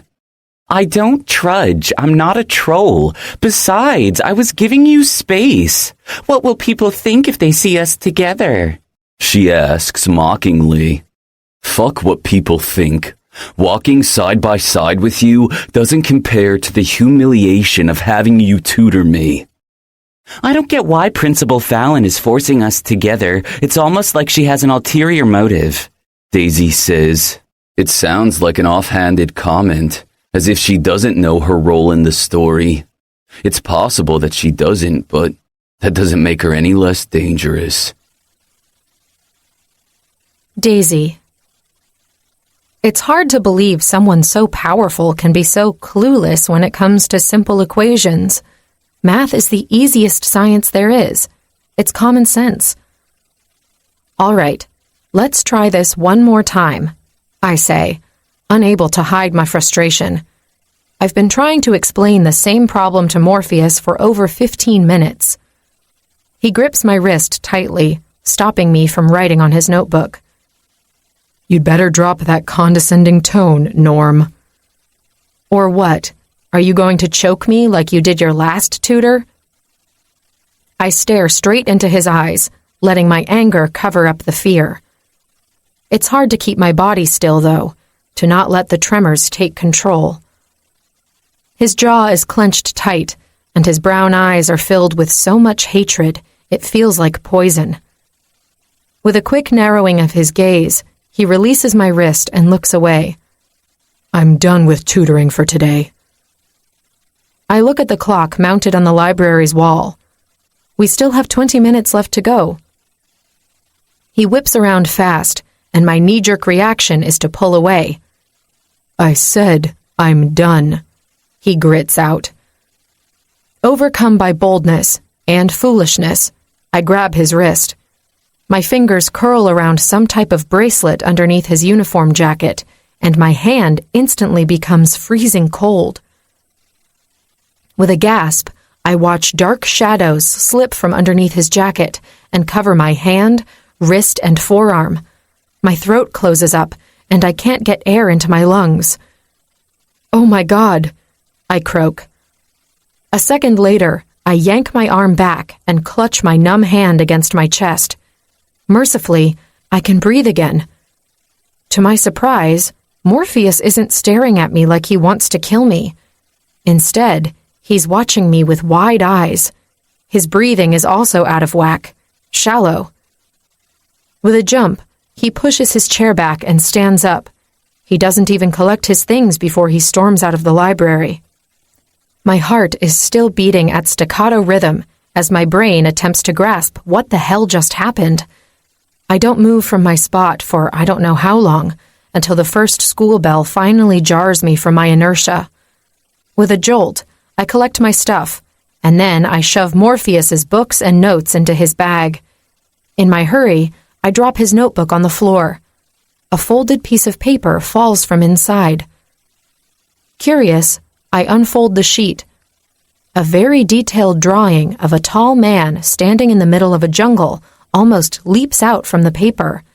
It's done in gray color, a mix of pencils and markers. It's breathtaking, and also terrifying. The character in the drawing doesn't seem human. His eyes are glowing and strange. Swirling tattoos cover his chest and outstretched arms. Lightning bolts are coming out of his hands. He looks like someone powerful. A demigod. Quickly, I refold the drawing and stick it inside Morpheus's notebook. I should have left his belongings with the librarian, but in my rush to get to class on time, I end up taking his bag with me. I have to run to make it to my math class before the final bell rings, and thus I'm out of breath when I enter. Phoenix and Rufio are already in their seats, but Morpheus isn't. Both idols stare at me with interest, but neither of them seems inclined to put on the charm today. The last time I saw Phoenix, he simply eyeballed me as I cried over the fringe who lost her life during the fire yesterday. He left before I had a chance to thank him for saving my life, even if it hadn't been intentional. I could do it now, but I'm still shaken by my interaction with Morpheus. I sit down without giving Phoenix or Rufio another thought, dropping my load next to my chair. Until one of them opens his big mouth. "What are you doing with Morpheus's bag?" Rufio asks. I take a big breath, ready to tell him the truth, when Morpheus comes in. He's more closed off than before, but he's also visibly rattled. He doesn't make eye contact with me as he walks by. I turn and stare, but he still refuses to look at me. Phoenix and Rufio don't miss a second of the interaction, or lack thereof, between Morpheus and me. "Why does Daisy have your stuff?" Phoenix asks him. Morpheus turns to me before dropping his gaze to the floor, where his bag is sitting next to mine. He forgot it at the library, I say. The librarian asked if I could bring it over to him. Why am I covering for the stupid idol? He's mean, violent, and totally undeserving of my niceness. But one thing my act does is catch him by surprise. His eyebrows are less furrowed as he stares at me with a slack jaw. I move to grab the bag strap to hand it over to him, but the bag slides across the aisle on its own, stopping next to Morpheus's desk. I got it, Daisy, Phoenix says. When I look over my shoulder, I find him with a sly smile plastered to his lips, reminding me that I didn't look at the special book the librarian gave me. I'm still totally vulnerable to his erotic daydreams. Damn it. 26. Daisy. It's finally Saturday and I'm still alive. The ruthless Magnificent Four left me alone for the rest of the week. I'm not sure why they decided to give me a break. Was it because of the fire in the gym, or some other reason completely unrelated to me? I'm definitely not going to ask, but I'm also not going to assume the bullying is over. I have the feeling that this is just the calm before the shitstorm, which means I have to figure out what to do to block Phoenix from messing with my mind. The book the librarian gave me is a thick tome with over 1,000 pages. The table of contents didn't show anything that jumped to my attention. Skimming through the book didn't help me either. I don't think I have any other choice but to read the Bible from beginning to end. I'll just add that to the pile of homework and assignments due next week. But today, I'm determined to have fun with my family and friends. I purge all thoughts of idols, mysterious weapons, and deaths to the side. Many would consider me a cold bitch for not caring more about the fates of those fringes who died under suspicious circumstances. Me crying over the super fringe was an anomaly. Living life in survival mode taught me to compartmentalize things. I wait outside the dorm building for Toby. I invited him to come with me, not only because I need a mode of transportation, but also because I want to get to know him better. So far, he's proven all right for a fringe. Do I trust him implicitly now? Not a chance. In an idol-eat-norm world, blind faith can get you killed, or at least seriously hurt. An old purple Cadillac rounds the corner, its motor roaring like a lion with a sore throat. Toby stops in front of me and then reaches over to roll down the window manually. So, what do you think?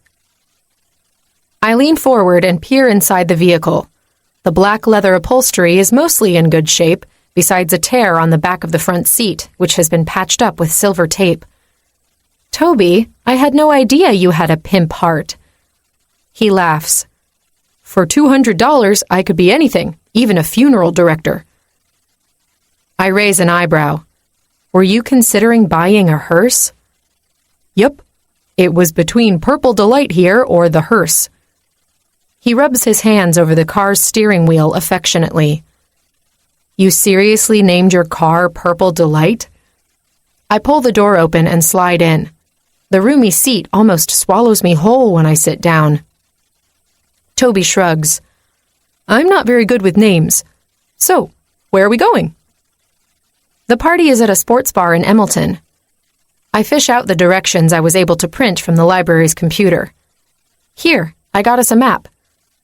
Thanks, but I can just plug the address in my phone. He grabs a smartphone from the car's cup holder and glances at me, waiting. Shame makes my face hot. I assumed that because he's a fringe on scholarship, he didn't have access to luxury items. I'm an idiot. I must be the only student at Gifted Academy who lives in poverty. I clear my throat, then read the address out loud. Once the GPS system on Toby's phone is all set, he drives off. Thanks for inviting me, he says. It's no big deal. Truthfully, I didn't want to catch the bus. He chuckles. I figured as much. I'd have given you a ride even if you hadn't invited me, though.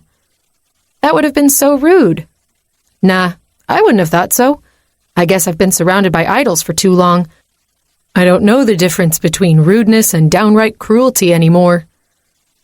I let out a heavy sigh, almost as if I want to unload all the stress from the past week. Yeah, I pushed everything that happened to the side, but my body is still filled with the tension from everything I've endured. How long have you been a student here? I ask instead. Since freshman year. My father works for a member of the school's council, and he pulled some strings. That was nice of him. I haven't come across many idols who are kind to people they deem less valuable because they aren't blessed with godlike gifts. But it must be different for you, since you're a fringe. I watch Toby's expression closely. The muscles around his mouth are definitely tenser than before. Interesting. It's true. Most of my experience with idols was on the positive side before coming to Gifted Academy. I quickly learned that I'd been living inside a bubble, something akin to the legendary Starlight Island. My heart gives a sudden lurch forward at the mention of the island my father made me promise I'd try to find. Trying to sound blasé, I ask, "Do you think Starlight Island is real?" Toby switches his attention to me for a second. Huh, no. He chuckles. It's a fairy tale story, Daisy. Do you seriously believe that if there were such a place, the idols wouldn't have found it and destroyed it by now? I laugh, attempting to hide my disappointment. I'm not sure what I was trying to gain with my question. I've spent the last 7 years disbelieving the existence of such an idyllic place. So why does it bother me so much that Toby thinks the island is a myth? Right. I look out the window. The sun is out, but the temperature has dropped a few degrees. Thank heavens for that. It might be another month before summer is finally behind us. I know I've already asked you, but are you okay? Toby probes, and I know he's referring to the fire incident. If I told you I was, would you believe me? Nope. Honestly, I don't know what to think. Principal Fallon assured me Gifted Academy was a safe place, but I'm beginning to doubt that. You probably don't want to talk about it, but I'm beginning to suspect there's something very shady happening at school. I did want to have a day free of idol drama and conspiracy theories, but I can't pass up the opportunity to learn everything I can about the place. What do you mean? I ask. Well, for starters, there are the deaths of 2 fringe students so far caused by overdosing on silver voltage. Do you think they've been targeted? Well, low-level fringes are always targeted by the most ruthless idols. The Magnificent Four and Dreadzilla are known to be the biggest bullies at school. That doesn't surprise me. A heaviness settles in my chest, almost like a premonition that something awful is going to happen to me. If I didn't have to worry about anyone else besides me, I'd probably run away. But I can't do that to Rosie. I have to make sure she has a roof over her head. As long as she's far away from idols as she can be, then I'll endure whatever wicked games they have in store for me. Silver voltage is expensive, and fringes know to stay away from the stuff. Toby explains. But there are always the stupid ones who will try, so those deaths aren't that suspicious. You're thinking the fire was targeting those fringe girls. Toby's grip on the steering wheel becomes tighter. Yeah. He whips his head around to face me. But please don't breathe a word about that to anyone. Who am I going to tell? I nibble on my lower lip and stare at the road. I don't get it. Who would want fringes dead? Norms, yeah, I get it. Idols hate my kind. But fringes? I used to think the same before I came to Gifted Academy, but idols hate fringes almost as much as they hate norms. If they aren't powerful enough, they're worthless in the eyes of the most fanatic idols. What do you mean by fanatic? There's a small and powerful group of idols who believe norms and fringes must be purged from the face of the earth. They blame us for the demigod's disappearance, and they believe the only way to bring them back is by getting rid of the filth. Us. I curl my hands into fists. Maybe I've been too complacent all these years, just worried about getting somewhere safe. My parents' murder comes to the forefront of mind. Those idols killed them without mercy. I wish I could have avenged my parents right then and there. At least I managed to kill one of those sons of bitches, and it felt good. A simmering rage surges in the pit of my stomach. You have a weapon that kills idols, Daisy. What's stopping you from putting it through the hearts of your tormentors? Daisy, are you okay? I didn't mean to bring the mood down. I'm fine, Toby. Just processing what you told me. Honestly, I wish there was a way to defend ourselves from them. Toby continues. Yeah, for real. My reply is without conviction. All right, enough about those motherfuckers. Do you want to listen to some music? Get into the groove? Toby turns the radio on, and country music fills the car, mega loud. Oh my God, what the hell is that? Oops, sorry. He quickly switches stations as his face becomes adorably red. I must have accidentally changed it while I was dusting the dashboard off. Right. There's nothing wrong with country music, Toby, if that's your thing. No. What do you like? Pop? Rock? Classic? I shrug. How about we listen to the Freaks? They usually play a nice variety of songs. The Freaks it is. Toby tunes into the station that's owned by a fringe and staffed by a mix of fringes and norms. It's one of the reasons I started to listen to it when I moved to Saturn's Bay. The vast majority of the entertainment industry is controlled by idols, which means we rarely get to see or hear anything by fringes or norms.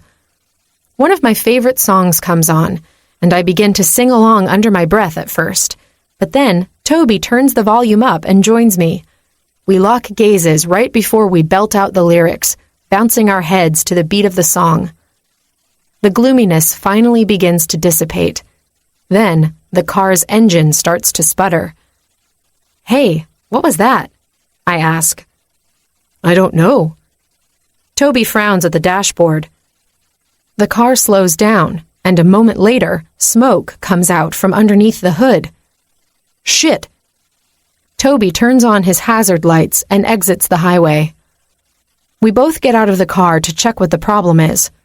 I don't know much about car mechanics, but I know enough to be aware that we aren't going anywhere anytime soon. Bryce. I had every intention of sleeping the whole day away. Wishful thinking. I'm exhausted, and yet at the crack of dawn, I was wide awake. For the past week, sleeping a full night has been impossible. I've never been one to suffer from insomnia, but it seems since Daisy moved in next door, I've developed the problem. A simple norm shouldn't be responsible for so many disruptions, which begs the question, who is she, really? There's no question that she's a norm. I don't see any power coming from her, but she's definitely not ordinary. Restless, I yank the tangled sheets off my legs and throw them to the side of the bed. Leaning forward, I rub my face while I think of a way to get rid of the foreign feeling. Numbness, I know. I embrace it. This jittery feeling, on the other hand, is quite annoying. I head for the window and open the blinds. The sun is up, scorching the beautifully landscaped grounds of Gifted Academy. It doesn't matter that there's a drought in Saturn's Bay. There's no lack of irrigation water here.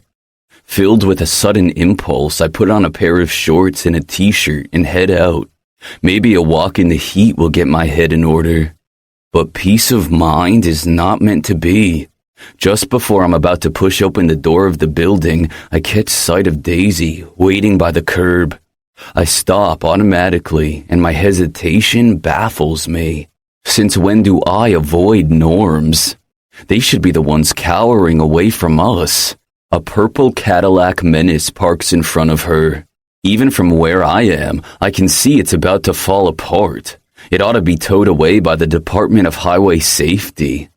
Daisy slides in, and soon after, the car takes off. I didn't see the driver, but I can guess who was behind the wheel. That vanilla ginger fringe boy. Toby's managed to fly under our radar through most of high school. He's a low-level fringe who, thanks to his unremarkable status, blended with the background. Now that he's been assigned as Daisy's guide, he's definitely on my radar. But Daisy is the enigma I must decipher. Before I can think too much about what I'm doing, I whirl around and head for the garage. It's high time I find out more about the Norm girl who's taken not only my head for a spin, but also Rufio's, Phoenix's, and Morpheus's as well. 27. Daisy. I can't believe this.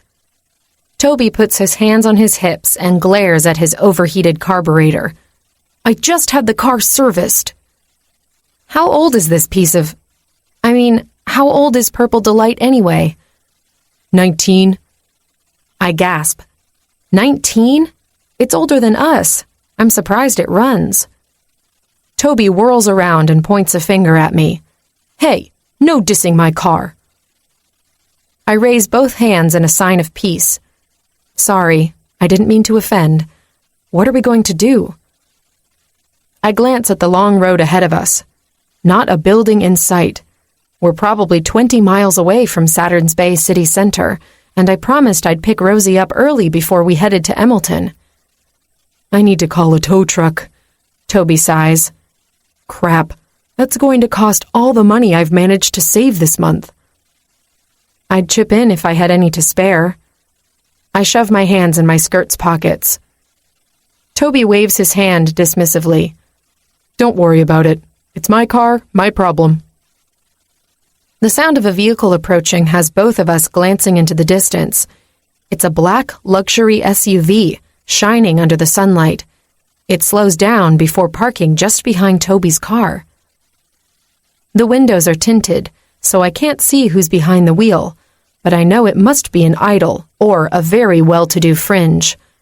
The door opens, and out comes Bryce Kent in all his idol glory. Shit, there goes the possibility of a semi-decent day. Car problems aside, I was looking forward to spending quality time with my friends without worrying about idols.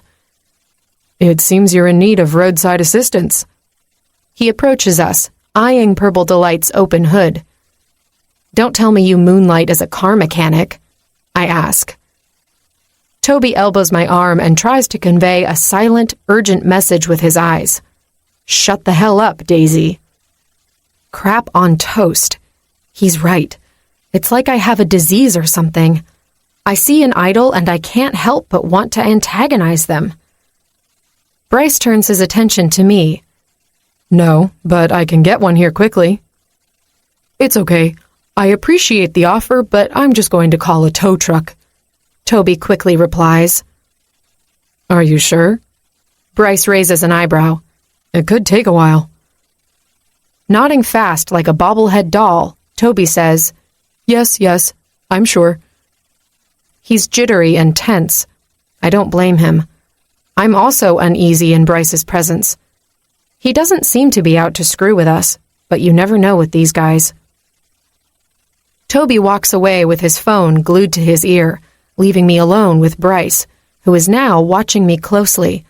His honey-colored eyes drop to my red cowboy boots and then travel up my body slowly. I decided to wear the short denim skirt Felicity gave me last year for my birthday. It's minuscule to the point that if I bend forward just slightly, my uterus will show. But it makes my legs seem longer, and I wanted to feel pretty today. Bryce's eyes are shining with appreciation when they finally make it back to my face. A change from his usual bored expression. I'm not sure if I like it. Where were you headed? He asks. To a birthday party in Emmleton. Oh, that's a little far from the diner. Why is he bringing up Poppy's joint? I'm not from Emmleton. I fidget on my feet, wishing Toby would finish his call already. So where are you from?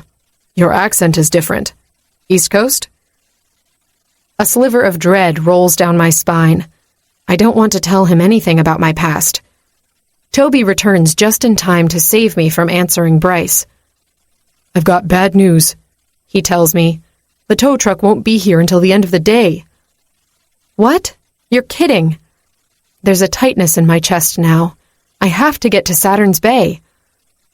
I pull my cell phone out of my purse. Maybe Poppy can pick us up. But is he Poppy today or Mr. X?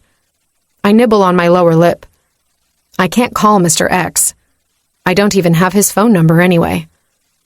I can give you a ride, Bryce offers. I look up from my phone with mouth agape. What? He curls his lips into a rueful smile. Don't look so shocked. I was headed that way anyway. Toby glances at me. We really don't have much of a choice, Daisy. He's right. But damn, I don't want Bryce to know where Rosie lives. I'll have her grab a taxi and meet me at Poppy's joint. Okay. Bryce rewards me with a victorious smile full of teeth. I don't think I've ever seen him do more than smirk. Stop that, I snap. Stop what? I make a circle in the air with my finger, pointing at his mouth. The smile. It's weird. He arches his eyebrows, his eyes widely innocent. Why is it weird? I've never seen you crack one, that's why. Bryce walks backward, keeping his gaze locked with mine. I'm not one to smile for no reason. He finally opens the passenger side door, and with a flourish of his arm, he says, Shall we? Damn it. I don't want to ride shotgun, but refusing will sound stupid. Without a word, I slide into the chilled interior. The smell of brand new supple leather and Bryce's sandalwood cologne fills my nose. Something strange unfurls in my stomach, a crazy reaction to the combination of scents. The cold leather bites against my naked legs, and goosebumps break out on my skin. My skirt rose up when I sat down, but no matter how much I tug on the fabric, my thighs are exposed. Toby enters Bryce's car before the idol can circle around the front of the vehicle. Are you okay, Daisy? I'm sorry I made you accept his offer. I'm okay, Toby, and you didn't force me to do anything. We really didn't have much choice. I give him a tight smile right before Bryce joins us. His eyes immediately zero in on my naked legs and linger there for a moment. I clear my throat to snap him out of his ogling. He lifts his face to mine, and maybe I'm imagining things, but it seems he's embarrassed to be caught staring. As quick as a whip, he switches his attention to the road without a word and drives off. The engine is silent. If I didn't know better, I wouldn't believe it was on. I've never ridden in such a fancy mode of transportation before, and it's impossible to keep from gawking at everything in wonder, but I try to do it in an inconspicuous manner. I'm poor, but I don't need to show it. Where am I dropping you off? Bryce asks. At Poppy's joint. Really? You want to visit the place where you used to slave away on your first weekend off? He glances at me. I have friends who still work there. I cross my arms over my chest. I don't miss when Bryce's gaze drops to my cleavage. I'm not wearing a super low-cut top, but my breasts can make anything sexy. For most girls, it would be a blessing, but to me, it's a curse. I don't have time for, nor want, the attention of boys. Eyes on the road, please, I say. Red spreads across Bryce's cheeks, and to say I'm shocked is an understatement. I made an idol blush. And not just any idol, a fucking level 17 idol, the closest to a real-life demigod I'll ever see. With a clench of his jaw, he heeds my words. The radio is off. I wish there was at least some music playing in the background. It's better than this heavy silence, which is just increasing the tension in the air. It's so thick you could make sushi with it. So, Bryce, how's senior year going for you? Toby starts. Not any different than my junior year, the idol replies. Do you know which school you're going to attend once you graduate? I'm leaning toward Hawk City University. Cool. That's a good school. I turn in my seat to peer at Toby. I've never seen him act like that before, mumbling words like he's missing part of his brain. How about you, Daisy? Any thoughts yet on what you're going to do once you graduate Gifted Academy? Bryce asks me in turn. I throw him a fleeting glance before peering at the road again. Nope. I don't think I'm going to college. Why not? Is it a money thing? His question is so blasé, one would think he's asking about the weather and not my financial status. Yep. I look out the window. Maybe he'll get a clue that I don't want to talk if I ignore him. My dream is to attend the medical school at Prism City University. Toby chimes in. That's a bold plan for a fringe, Toby. Bryce replies. Well, fringes and norms get sick more often than idols do. It makes sense to have more fringe and norm doctors, but that's not the case. Toby's answer has a hint of bitterness, which is never good to show around an idol. And do you think that's a problem? Bryce glances at Toby through the rearview mirror. Shit. Dangerous question. Abort. Abort. Don't you? Toby fires back. I rest my forehead against my hand. And here I thought I had self-destructive tendencies around idols. What's Toby trying to do? Get on the Magnificent Four's shit list alongside me? Honestly, I've never stopped to think about that. Bryce replies. So how about some music? I ask, trying to change the subject. Bryce clicks on one of the dozen buttons on his steering wheel, and music immediately fills the car. Classical music. Is that Mozart? Toby asks. La Noze di Figaro. Bryce replies with an upturn of his lips. Wasn't he a norm? I frown at the radio's display. He was brilliant. Who cares if he was a norm? To further his point, Bryce turns the volume up. I stare at the guy, completely stupefied. He's an idol, and he has the arrogance of one born with phenomenal powers down to a peg, but he's also completely atypical. He gave me noise-canceling headphones, helped me escape Rufio on the evening we first met, and now he's giving me a ride while we listen to one of the most famous norms of all times. He's a fucking enigma, and despite all my misgivings about idols, I want to unravel his mystery. It doesn't hurt that he's sex on a stick either. Heat takes over my face. The scene with a certain dropped towel comes to the forefront of my mind. My throat becomes dry, and there's a distinct fluttering in my chest. You look nice, by the way, Bryce says all of a sudden. I hope I didn't butt in on your date. Date? Toby and I say at the same time. No. We weren't on a date. Not at all. Toby adds quite vehemently. I turn to jokingly glare at him. Geez, could you be more assertive about that? His green eyes become rounder, and his pale, freckled face turns bright crimson. I didn't mean it like that. Come on, Daisy, you know what I mean. Actually, I don't. I laugh, but seeing the panicked look in Toby's eyes, I swallow the amusement. Is it possible that Toby likes boys? Are you gay? Bryce asks bluntly. What? Toby turns paler. No, I'm not gay. He rests his head in his hand. Do I give off gay vibes? No, not at all. Relax, I was only teasing. I say, then look at Bryce. Nice going there, Mr. Tactful. What did I say? The guy looks genuinely surprised at my sarcastic comment. I glance away. Never mind. I wouldn't expect your kind to look beyond your own navel.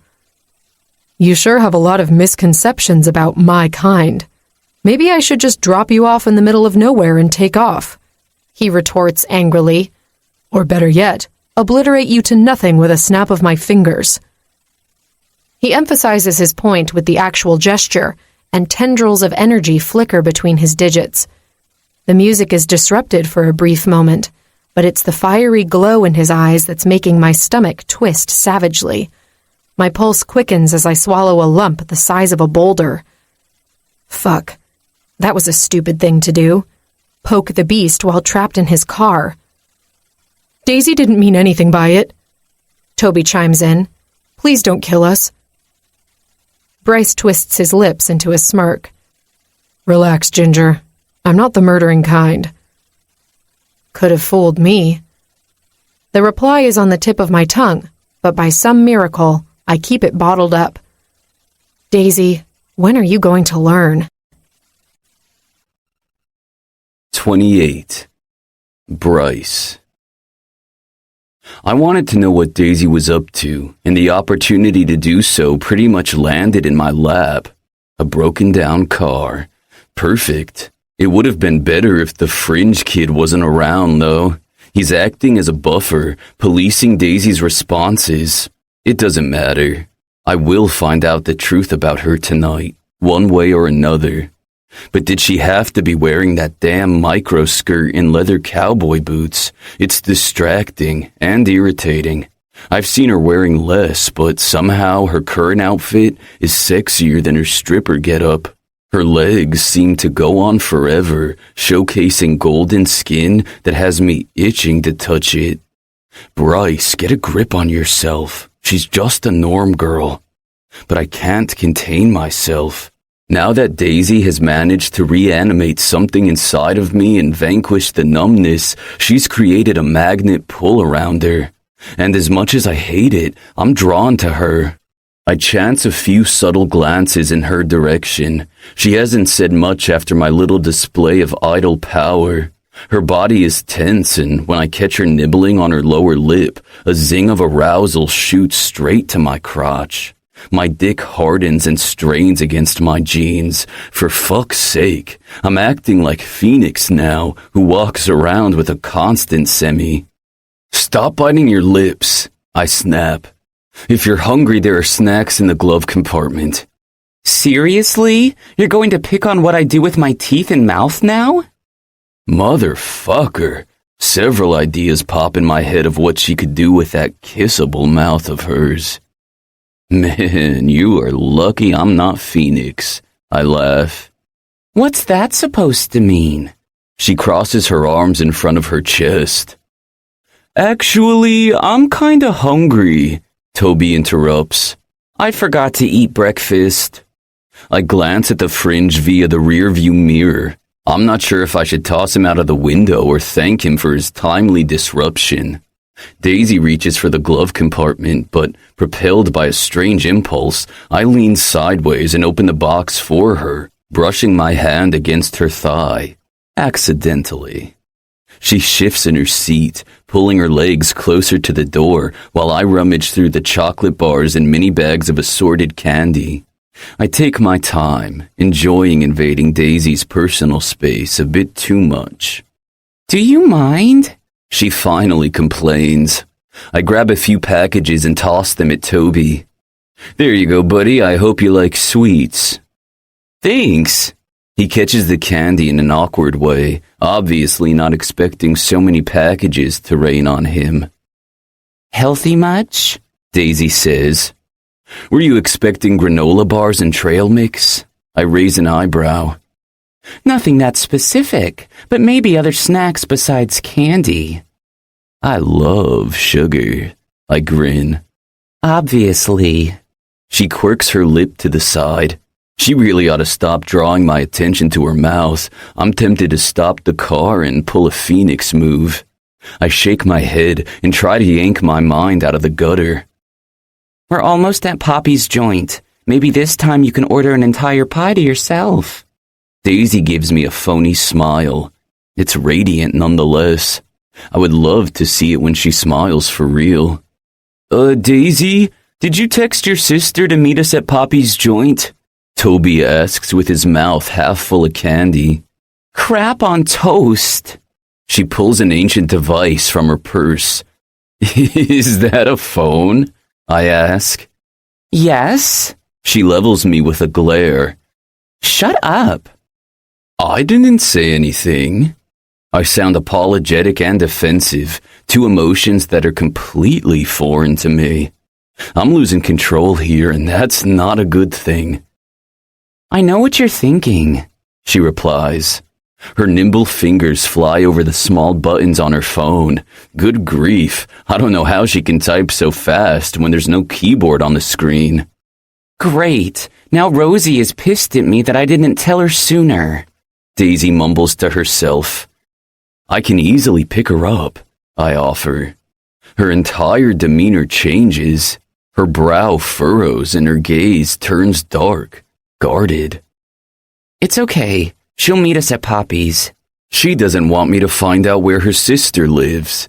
It's a smart precaution, but futile. Now that I know she has a sibling, it would be child's play getting the address. But whatever, I'll let her have this false illusion of safety. It takes another 2 minutes to arrive at Poppy's joint, and I get excited for something other than the norm next to me. What do you think is the pie of the day? I ask as I turn off the engine. It's Saturday, so probably blueberry again. That was the most excellent pie. My brother definitely lost that bet. Don't remind me of your brother. Daisy gets out of the car. What bet? Toby asks. I don't answer him right away. Too busy watching Daisy walk into the diner. Shit, that girl has a nice ass. And now I have a major boner. Again. Son of a bitch. Daisy. Are you fucking crazy? Felicity wraps her hand around my arm and pulls me closer. What are you doing with that idol? My ride's car broke down and Bryce showed up and offered us a lift. She looks over my shoulder and openly glares at Bryce, who's now parked in a booth and eyeing the menu. And who's the ginger with him? You can stop glowering at Toby. He's a fringe and a friend. I have to emphasize the last word. Fringes can be hit or miss. In my experience, the closer they are to idol status, the worse they get. Can I have my arm back now? I ask. Felicity's expression softens as she drops my arm, only to engulf me in a bear hug. Oh, I've missed you, girlie. This place has not been the same without you. I miss you too, more than you can imagine. She holds me by the shoulders and pushes me back. Those idol assholes aren't giving you a hard time, are they, Daisy? Not as much as I thought they would. I lie, and I know Felicity suspects as much. I have to tutor one. The corners of her mouth twitch up before she throws her head back and laughs out loud. That's fucking awesome. Yeah, it's pretty surreal. I smile, but I'm not nearly as amused as her. She doesn't know that I'm in mortal danger just by being in Morpheus's presence. Yup, being taught by a lowly Norm is so not sitting well with his ego. And what about the other guy? You know, the dark-haired jackass who wanted to kill you? Oh, he's fine. He hasn't bothered me at all. I wave my hand dismissively. Daisy, be careful with those idols. If they're acting like everything is fine, it's because they're plotting something truly nasty. I totally believe Felicity's words. Rufio's sudden interest in me is probably part of a scheme to bring me down. Phoenix and Morpheus are the only ones who are acting as expected, like the despicable bullies they are. Don't worry, Fifi. I can take care of myself. Felicity watches me with a narrowed gaze. All right. Now you go sit down with your friend. I'll be there to take care of you in a minute. I veer toward the booth. Toby is sitting across from Bryce. I eye the seat next to him. There's no way I'm sitting that close to the idol. But in that precise moment, Rosie walks through the door. Daisy! She yells, and then runs into my arms. Rosie, you got here super fast. I hug her tight and kiss her cheek. Our landlord took pity on me. She drove me here. That was nice of her. I pull back and take in my sister's face. You're tan. You haven't skipped school to go to the beach, have you? I did go to the beach yesterday, but only after class. I went surfing. A stab of jealousy pierces me. I've always wanted to learn how to surf, but never found the time or the money to pay for lessons. Who did you go with? I ask, but she's no longer paying attention. I follow her line of sight. She's gazing at Bryce and Toby. My friend is staring at her in a funny way, mouth slightly open and bugged eyes. Bryce is also looking at her, but his expression is completely opposite of Toby's. He's watching Rosie in a detached manner. I'm relieved that he's not ogling my sister like he did me earlier. Rosie leans closer and whispers in my ear, "Who are they?" The ginger is Toby. He's a fringe, but he's nice. The other guy is Bryce, an idol and an ass. "What are you doing hanging out with an idol?" she asks. It's a long story. Let's go before they realize we're gossiping about them. Shit, do we need to sit with them? Rosie's voice trembles a bit. She has as much reason as I do to fear idols. Neither of us can forget the night our parents were killed at the hands of those monsters. Unfortunately, yeah. You can sit next to Toby. Both boys scooch closer to the window when we approach the booth. This is my sister Rosie. That's Toby and Bryce. I introduce. Hi, Rosie whispers, with her gaze downcast. Nice to meet you, Rosie, Bryce replies in a clear and loud voice. Toby just mumbles something indiscernible. Rosie and I take our seats, but I'm careful to leave a big enough gap between myself and Bryce, which means half my ass is hanging out of the booth. My awkward sitting only lasts a second before an invisible force yanks my body to the left, making me slide along the booth until my leg is flush with Bryce's. What the hell? I glare at him. You were falling off the seat.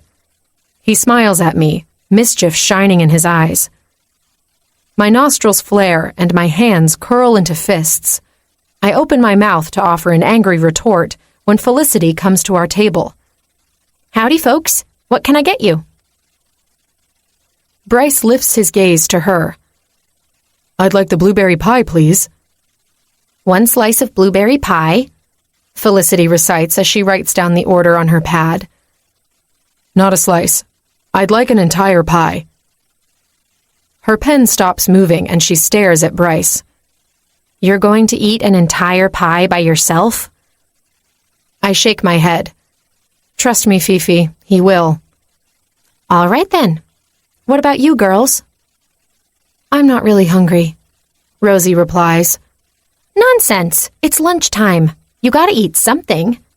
Don't worry. I'll ask our chef to cook something nice for you. Felicity smiles. You have a chef? Toby's eyebrows raise. We all stare at him. There's no glint of mirth in his gaze. He's serious. She was joking, fringe boy, Bryce replies. Toby's cheeks turn bright red again. Oh, I'll have the burger special, please. Bryce moves his leg, and the friction makes me all the more aware that we are too close. I'm leery, and at the same time excited. My head knows Bryce is dangerous, but my body is as dumb as a door. I stare at the table and try not to think that I'm enjoying our nearness too much. Earth to Daisy! Felicity snaps her fingers in my face. What are you having, hun? I blink a couple of times and realize all eyes are on me. Right. I'll have the burger special too. Thanks. I return the menu to her without making eye contact. I hope no one suspected why I was distracted. Rosie follows Felicity with her eyes, and when she's out of earshot, she leans forward across the table. Everything is set for Felicity's party. All we have to do is help with the decorations. Oh, so it's the waitress's birthday party, Bryce says. I ignore him. And how are we getting her to the bar in Emmleton? All my careful planning went down the drain, with me no longer working here and the restaurant I had originally picked no longer being operational. Her boyfriend will bring her to the bar. Her boyfriend? I sound surprised because I am. It's new. Rosie shrugs. Another stab of jealousy strikes me. Rosie got to know Felicity's news before me. Felicity has known Rosie as long as she has known me, but I'm her friend. Rosie is like a kid sister to Fifi, one she'd never talk to about boyfriends and stuff. I don't realize I'm frowning until Bryce whispers close to my ear. What's the matter, Daisy? You look mad. Ignoring the insta goosebumps on my neck, I pull away. Nothing. You're a terrible liar. He chuckles. You're wrong, Rosie retorts. You should see Daisy work a pool room. I kick her under the table. She gasps and glares at me. Oh, so you're a hustler then? Bryce glances at me, but I refuse to make eye contact. How many more hidden talents do you have? I bet he's referring to the stripping. Son of a bitch. If he mentions unearthly desires to my sister or Toby, I'll murder him. Felicity returns with our food not long after. Bryce rubs his hands together like a little kid when she sets an entire pie in front of him. Wow, that pie looks good, Toby says. Hey, eyes on your own plate, buddy. This baby is all mine. Bryce sticks his fork in and takes a bite.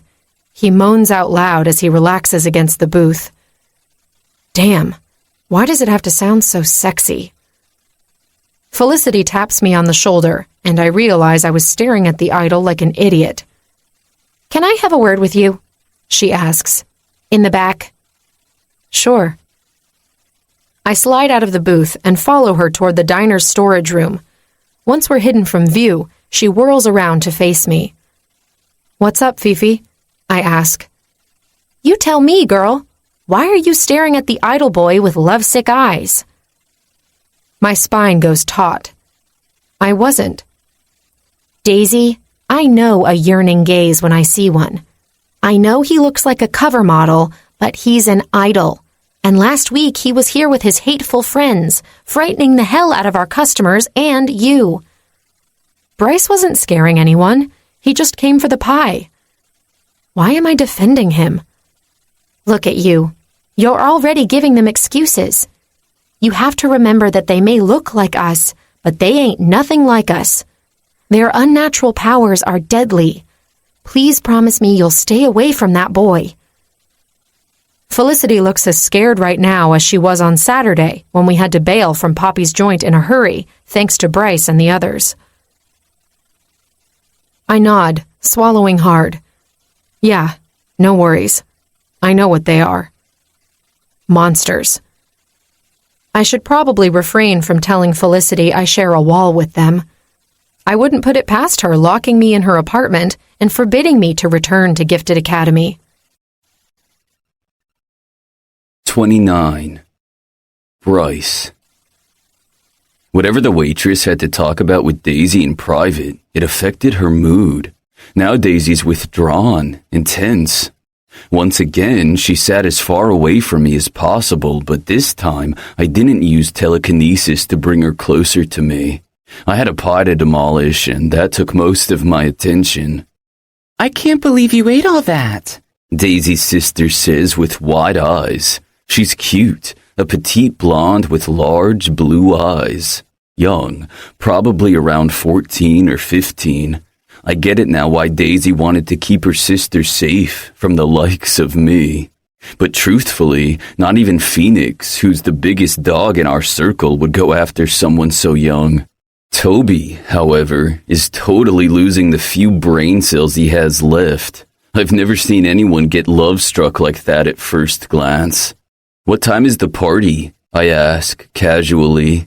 I'm not ready to return to Gifted Academy yet. As a matter of fact, I have every intention of sticking around for the birthday celebration. Not until 7, Daisy replies. That's a lot of time to kill. Daisy and Toby exchange a glance, and then Daisy switches her attention to her sister. An uncomfortable silence descends over us. Toby rubs the back of his neck and says, We were planning to check out the carnival by the beach promenade. Daisy whips her head toward Toby so fast I hear her neck crack. Hey, I have nothing to do today. I'd be more than okay taking you to the beach, I offer. I can't remember the last time I went to a carnival. Do idols even enjoy those things? Rosie asks with round eyes. Sure we do, I shrug, leaving out that our carnival rides are 10 times more intense than anything a norm or fringe could endure. You don't have to play chauffeur. We can manage without you, Daisy says. Nonsense. Unless you don't want me to tag along. Toby and Rosie blanch. Did they perceive my comment to have double meaning? I didn't sound threatening, or did I? No, I just don't want to be indebted to you, Daisy replies. Too late now. I already drove you here. Don't worry, I won't ask much in return. I wink at her. With a sigh, she shakes her head. Okay, let's get the check and go. We have to go to the bar around 6 to put the signs and balloons up. Felicity brings the bill at that precise moment. We all reach for our purses and wallets, but I announce, "Don't worry, I got this." I set a crisp $100 bill on the tray and look at Felicity. We're all set. I'll come back with your change in a moment. She reaches for the cash. No need. Keep the change, I say, with a bright smile. The waitress freezes and looks at me bug-eyed. That's too much, she says finally. Consider it a birthday tip. The woman turns to Daisy with her overplucked eyebrows raised. Happy birthday, ma'am, Toby says, no doubt trying to break the tension. All right then, thank you.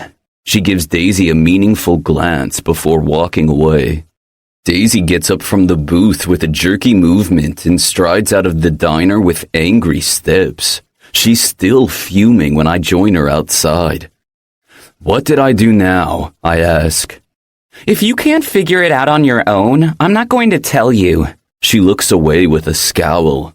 I'm beginning to think it's a good thing she's only a norm and not an idol. She'd create chaos if she had any powers. Talk about feistiness. I'm not sure if you're upset because I gave your friend a great tip or because I'm offering to drive you around, but you have to agree that both reasons are ridiculous. Hey, are you guys having a fight or something? Rosie asks, stepping closer to her sister. She's eyeing me with apprehension now. Don't worry, we're not having a fight, but before we hop in the car, I'd like to clear the air, I say. Daisy exchanges a worried glance with her sister. I'm not the bad guy here, okay? I get that idols are usually terrible to norms and fringes, but I'm not one of those. I'm not lying, but I've also never felt it necessary to get norms or fringes to accept me. They never registered on my radar, not until Daisy came along. She watches me closely through narrowed eyes before she replies, Okay, fine. I'll stop giving you a hard time. Amusement bubbles up my throat. The surrealism of this situation is almost too much. If Rufio could witness this scene, he'd have an aneurysm. A norm telling an idol she'll stop giving him a hard time. It's like I'm living in a world where everything is upside down. Thank you, I say, holding my arms out and bowing my head. Let's go already. I can't wait to see what a norm carnival looks like. Daisy. I can't figure Bryce out or tell if he's tricking us with this good guy persona. He hasn't done anything so far to make me doubt his words, but he's an idol, which is a big negative factor on his side. I think about Felicity's warning. She hit the bullseye with her assessment. I am attracted to Bryce, which means I need to be even more careful and keep my guard up. We barely exchanged words on the way to Saturn's Bay Beach on the norm side. Idols have their own access to a much nicer shore and never come here. The promenade is always busy, especially on weekends, but with the carnival, the volume of traffic has tripled. Bryce's luxury SUV is completely out of place and garners looks from pedestrians as we cruise near the sidewalk, searching for a place to park. A norm police officer is helping control traffic, and the moment he spots us, his posture changes. Bryce must have noticed it as well, as he stops the vehicle next to the cop and lowers his window. Good afternoon, sir. Busy day, huh? Bryce asks. Good afternoon. I don't mean to offend, but are you lost? The man peers in at me, then moves his attention to Rosie and Toby in the back seat. We aren't lost. I reply. The cop rubs the back of his neck in a fidgety motion. Look, kids, I don't want any trouble, but maybe it's best if you hang out at the beach on your own side. Understanding dawns on me.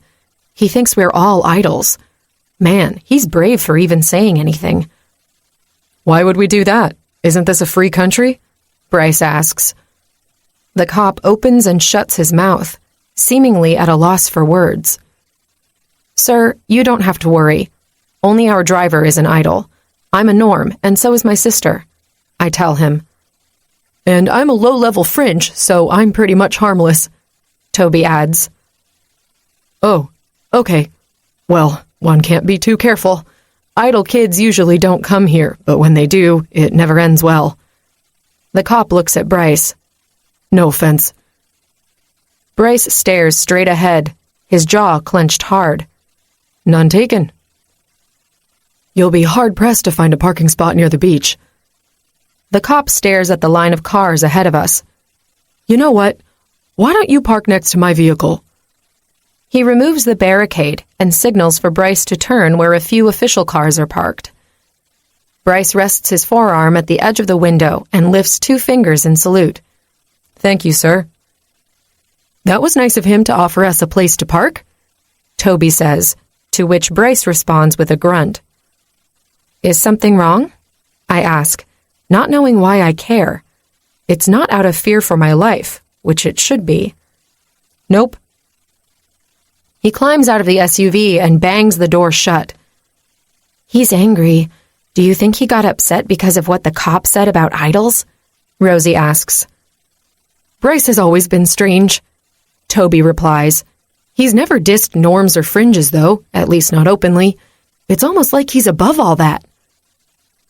Well, we'd better get going before he suspects we're gossiping about him. We find Bryce waiting for us right next to the cop as he observes the crowd. I can't tell if they exchanged more words, but when we're within earshot, both are silent. Bryce looks over his shoulder, his gaze immediately finding mine. There's a new intensity in his eyes that was absent before, and I feel the impact at full blast.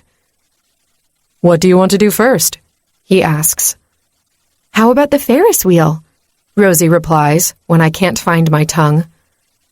I finally manage to break eye contact with the guy. Yup, sounds good. There's a huge line to get on the carnival attraction, and the wait is painful. Bryce is still acting like there's a stick up his butt, so I avoid conversation with him. Toby continues to act in a bizarre manner around Rosie. All I wanted was a stress-free afternoon with my sister, and then some fun times with my friends. Instead, I'm stuck in one of the most awkward social interactions of my life. While Bryce is gazing off at nothing, I spot a cotton candy vendor. Maybe what everyone needs is a little sugar to mellow the fuck out. I'll be right back, I say, and veer toward the cart. There's only one couple ahead of me, so I don't have to wait long. Can I have 4 cotton candy sticks, please? I ask when it's my turn. Sure can, miss, the vendor replies with a wide smile. Bouncing on the balls of my feet, I glance over my shoulder. Bryce doesn't seem to have noticed I left the line, and Rosie is trying to talk to Toby. 5 minutes later, I return. Where have you been? Rosie asks. Where do you think? I give her 1 cotton candy. Bryce is still lost in his own world. Feeling brave and a tad stupid, I tap his shoulder. What is... He eyes the candy I'm offering him. Is this for me? Yup, as a thank you for driving us here. He takes the offering as if he can't quite believe I bought him candy. Thank you. How did you know I was getting hungry? He shoves a big chunk of pink cloud in his mouth. Wild guess. I shrug. Bryce gets busy devouring his cotton candy. He's done before I can even make a dent in mine. To be honest, I'm not a big fan of sweet stuff, and I'm already getting sick. Do you want to finish mine? I offer. Are you sure? He raises an eyebrow. I can only handle so much sugar. By the time he finishes eating my cotton candy, it's our turn on the Ferris wheel. We keep the same seating arrangement as in the diner, with Toby and Rosie on one side and Bryce and me opposite them. The cart wobbles back and forth with a lurch as the wheel moves, jostling me against Bryce. He throws his arm around my shoulder to stabilize me, but all it does is unravel me instead. My heartbeat goes to 90 in a split second, and every muscle in my body is frozen. Sorry. Bryce removes his arm from around me and peers down. I turn to Rosie, who's watching me closely. I don't know if she noticed anything amiss, but even if I hadn't shown any physical demonstration of my discomfort, she would know. We haven't had good experiences at the hands of idols. Wow, look at that view, Toby says. I've never been this high up before. We have, Rosie replies absent-mindedly. Remember when Mom and Dad took us to that big carnival in Hawk City, Daisy? So that's where you're from. Bryce turns to me. I grimace, looking the other way. Yes, that's where we're from. Why did you move to Saturn's Bay? He asks, making me even tenser. Curse Rosie for opening her big mouth. Because idols killed our parents 7 years ago? Rosie replies with a bite to her tone. Rosie! I level her with a glare. God damn it, why would she tell Bryce that? Bryce doesn't say anything for several beats, but Toby looks absolutely crestfallen. I'm so sorry, he says. Rosie's eyes fill with tears. She glances away, covering her mouth with a closed fist. Was it a random act of violence? Bryce finally asks, his voice cold and tight. Yes. They were attacked by idols in the middle of the street, killed right in front of us. I lie. If Bryce ever finds out the real reason idols invaded our home and killed our parents, Rosie and I aren't safe. Rosie throws me a disapproving glance. She doesn't understand the danger the information she already provided puts us in. That's my fault. I should have been more honest with her about the motive behind our parents' assassination. But she was so scared, and I didn't want to give her more reason to be so. I'm sorry, Bryce says simply. Once again, an impregnable silence drops on us like a cocoon of doom. The Ferris wheel stops suddenly, sending our cart swinging. I grab the side this time, not wanting to be thrown against Bryce again. Motion resumes after a moment, but not slowly as before. The wheel shoots upward violently, and I hear yells from the other riders. What the hell? I say, and glance down. Aren't we going a little too fast? Toby frowns. I don't like this. Rosie's face is paler. She's grabbing the metal bench so tightly that her knuckles have turned white. As the Ferris wheel increases velocity, the shouts from the other passengers grow louder. They also change in nature, no longer screams of excitement, but terror. Our cart begins to swing precariously, too fast to be safe. Something isn't right here, I say. No, definitely not. Bryce stands up and leans toward the side of the cart. I reach for the back of his shirt. Come back to your seat. You're going to fall. My hold on him is feeble, so when he steps on the bench, I can't stop him. Bryce, cut it out, I say. Fuckers, he says under his breath, before he looks over his shoulder. Hold tight. He jumps off in the next second. I scream as I slide on the bench to peer down. Instead of falling to his doom, Bryce's descent is slow and measured, using the wheel's metal poles as leaping platforms. He disappears from view for a moment, but I know he's okay. He's a level 17 idol, Daisy. A fall won't kill him, Toby says. Can he fly? Rosie asks. I don't think so, I tell her, though I don't actually know. The Ferris wheel's frame rattles savagely, followed by a bright explosion of light coming from the ground that almost blinds me. Then, The motion stops, and silence reigns supreme. What happened? Rosie peers down. I can't see anything. After at least 5 minutes, the ride restarts. But it's not until 10 minutes later that our cart finally reaches the bottom and we are able to get off. Cops, firefighters, and paramedics are everywhere, mingled with the rattled crowd. No sign of Bryce. Rosie, Toby, stay close to me. I reach for Rosie's hand, and she laces her fingers with Toby's. Leading the line, I carve a path through the crowd with my elbows. It's not until I break through the worst of it that I spot Bryce talking to a few cops, including the one who gave us a parking spot. Bryce! I yell before I increase my pace. He turns at the sound of my voice, and I see it then, the piece of white tissue pressed against his lips. I halt just shy of colliding with him. What happened? He pulls the tissue from his mouth, revealing a busted lip. It seems it bled for a little bit, but now it's just swollen. This is nothing, he says casually. You're being modest, son. Our cop friend chimes in. Your friend here helped avert a tragedy. Okay, but what happened exactly? Toby asks. A group of idols from out of town thought it would be fun to terrorize some norm kids. Bryce replies, with a tone that implies those idols are not faring too well right now. What did you do to them? I ask. Nothing they didn't deserve. One moment, Bryce was surrounded by 4 idols, and then the next, there was this bright light. Once it faded away, the delinquents were on the ground, unconscious and all covered in bruises. It was awesome. It kind of makes you believe that the nights are real, huh? The cop chuckles. Bryce's eyes widen a fraction as he stares at the cop before he catches me watching him. And how did you get that? I point to his busted lip. One of them got a lucky punch in. Bryce smiles.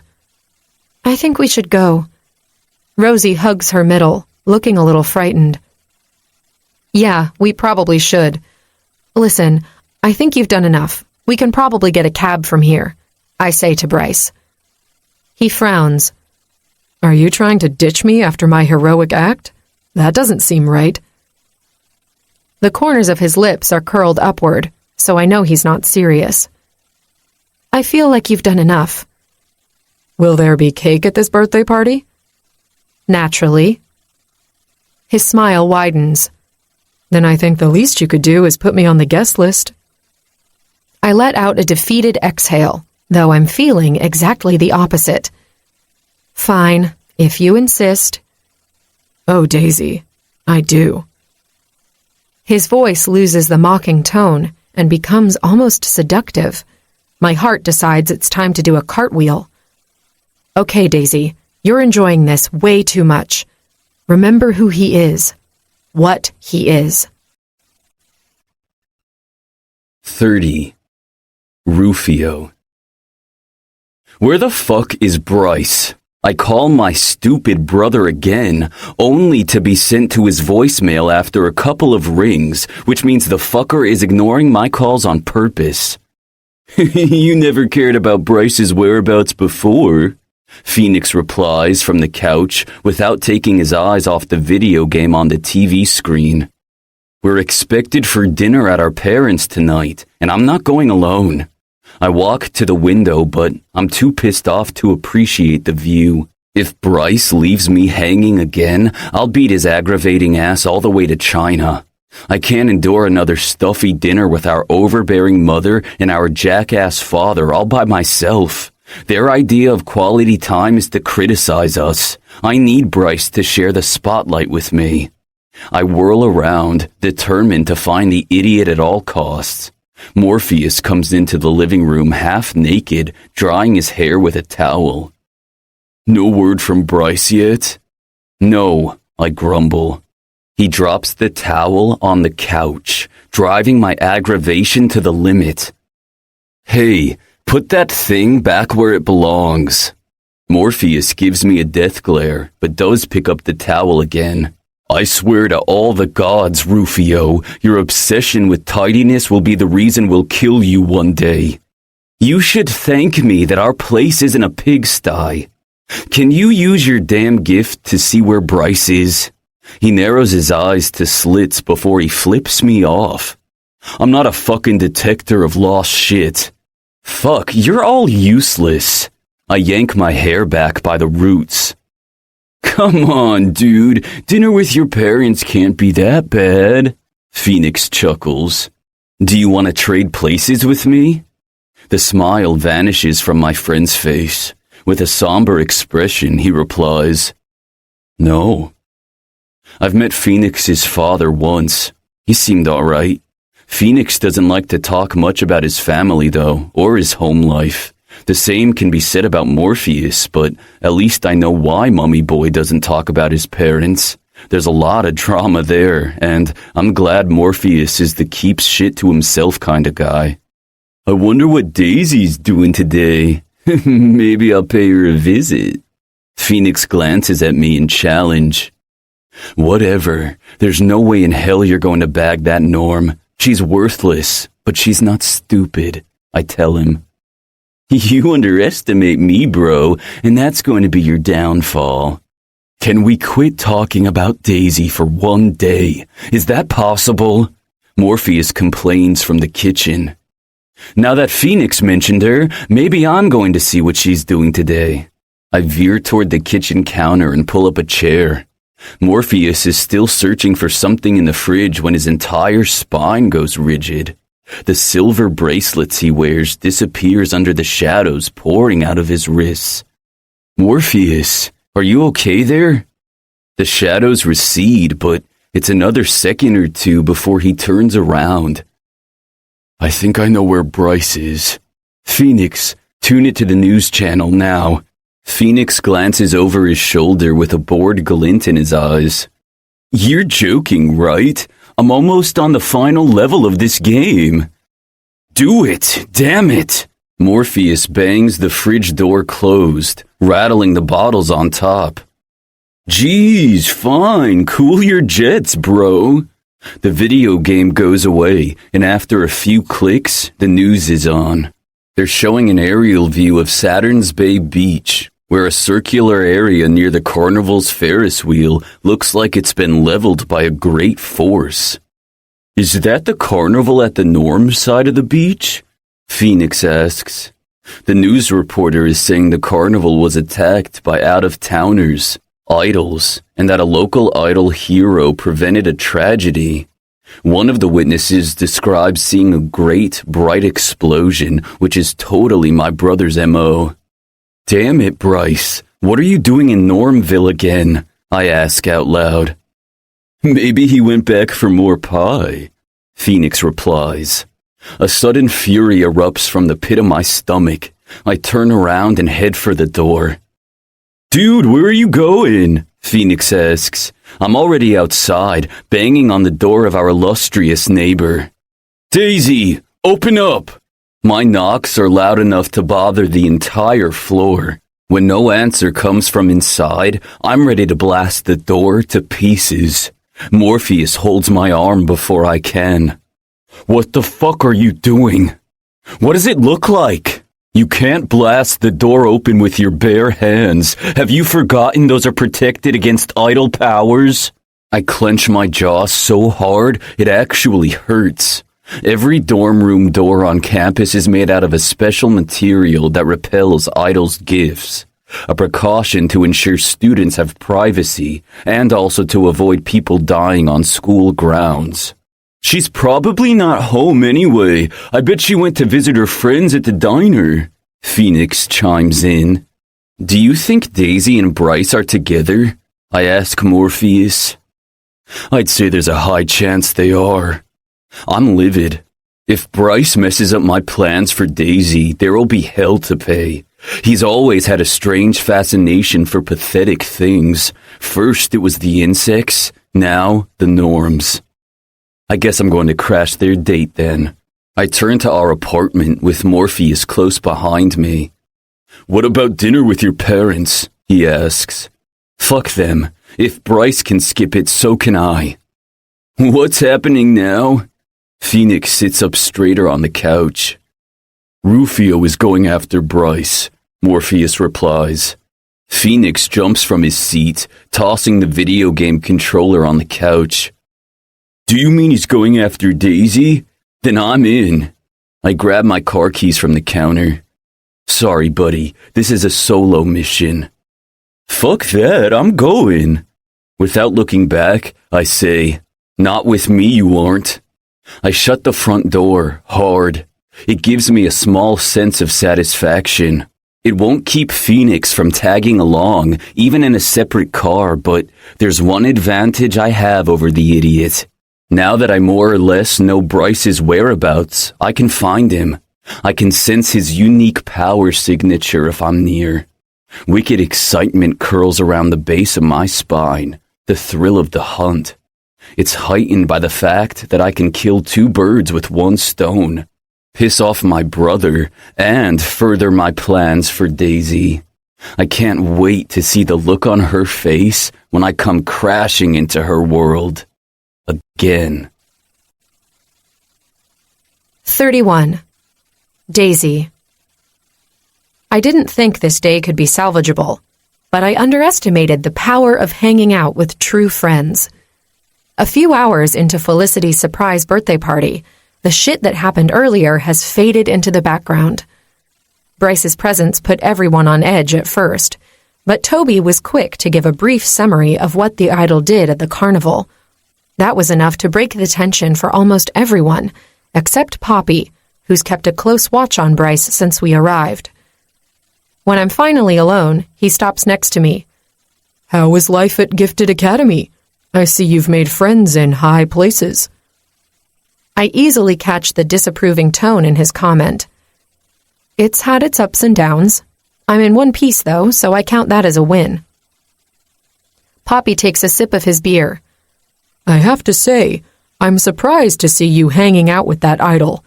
Isn't he part of the group who terrorized my diner last week? Bryce had nothing to do with it. He just wanted pie. Why am I defending him? Again. Look at you, getting your feathers ruffled over a poor idol boy. If I didn't know you any better, I'd say you have a crush on him. What? I squeak.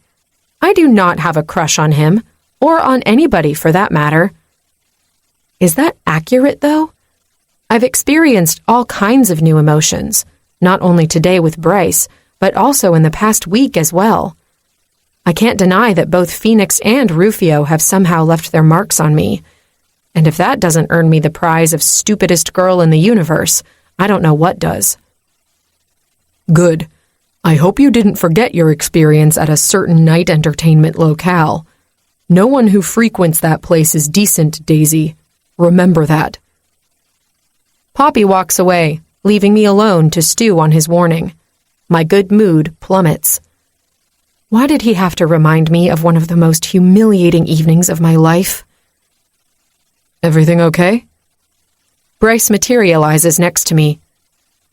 I curl my fingers tighter around the glass of soda in my hand.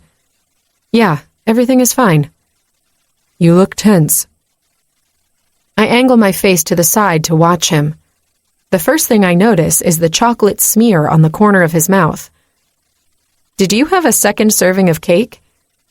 He rewards me with an impish smile. Third, if I'm being honest. How did you know? I point at the stain. You have chocolate on your face. Bryce brushes his fingers over the corner of his mouth, but he only manages to get the stain partially off. He licks the chocolate off his fingers, and my eyes immediately zero in on his lips. My stomach clenches, fighting the butterflies that are suddenly fluttering in there. His eyes find mine, and I know he's aware of my stupid reaction. Did I get it all? He asks in a dangerously smooth voice. No, you missed a spot. Where? He touches every inch of skin surrounding his lips, besides the area where the chocolate is. I'm pretty sure he's doing it on purpose, and I, foolishly, fall for his trap. There. I reach over and wipe the spot clean myself. A zing of desire shoots down my spine and curls around its base. The butterflies are batting their wings at full speed now, matching the tempo of my accelerated heartbeat. I yank my hand back with a gasp. Bryce smiles broadly, showing a row of perfect white teeth. "You're doing it again," I croak. Doing what? He asks, his eyes full of mischief. "The smiling thing." I turn away, unable to withstand the power of his stare. I know he's an idol and dangerous, so why do I have this insane craving to taste his lips? I focus on the pool table, which is currently free. So you used to hustle unsuspecting fools at pool, huh? He says. "I can't believe Rosie told you that," I reply, crossing my arms. Do you want to teach me? I glance at him. "You don't know how to play pool?" Bryce shrugs. It's not a common pastime on my side of the fence. I clamp my jaw shut, facing away again.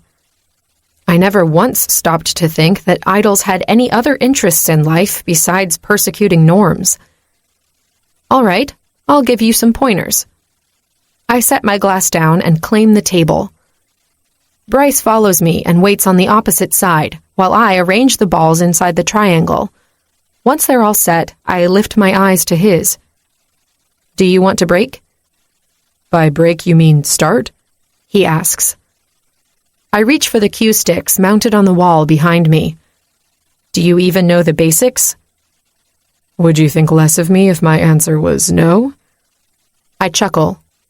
No. Bryce's attention remains riveted on my face as I walk around the table.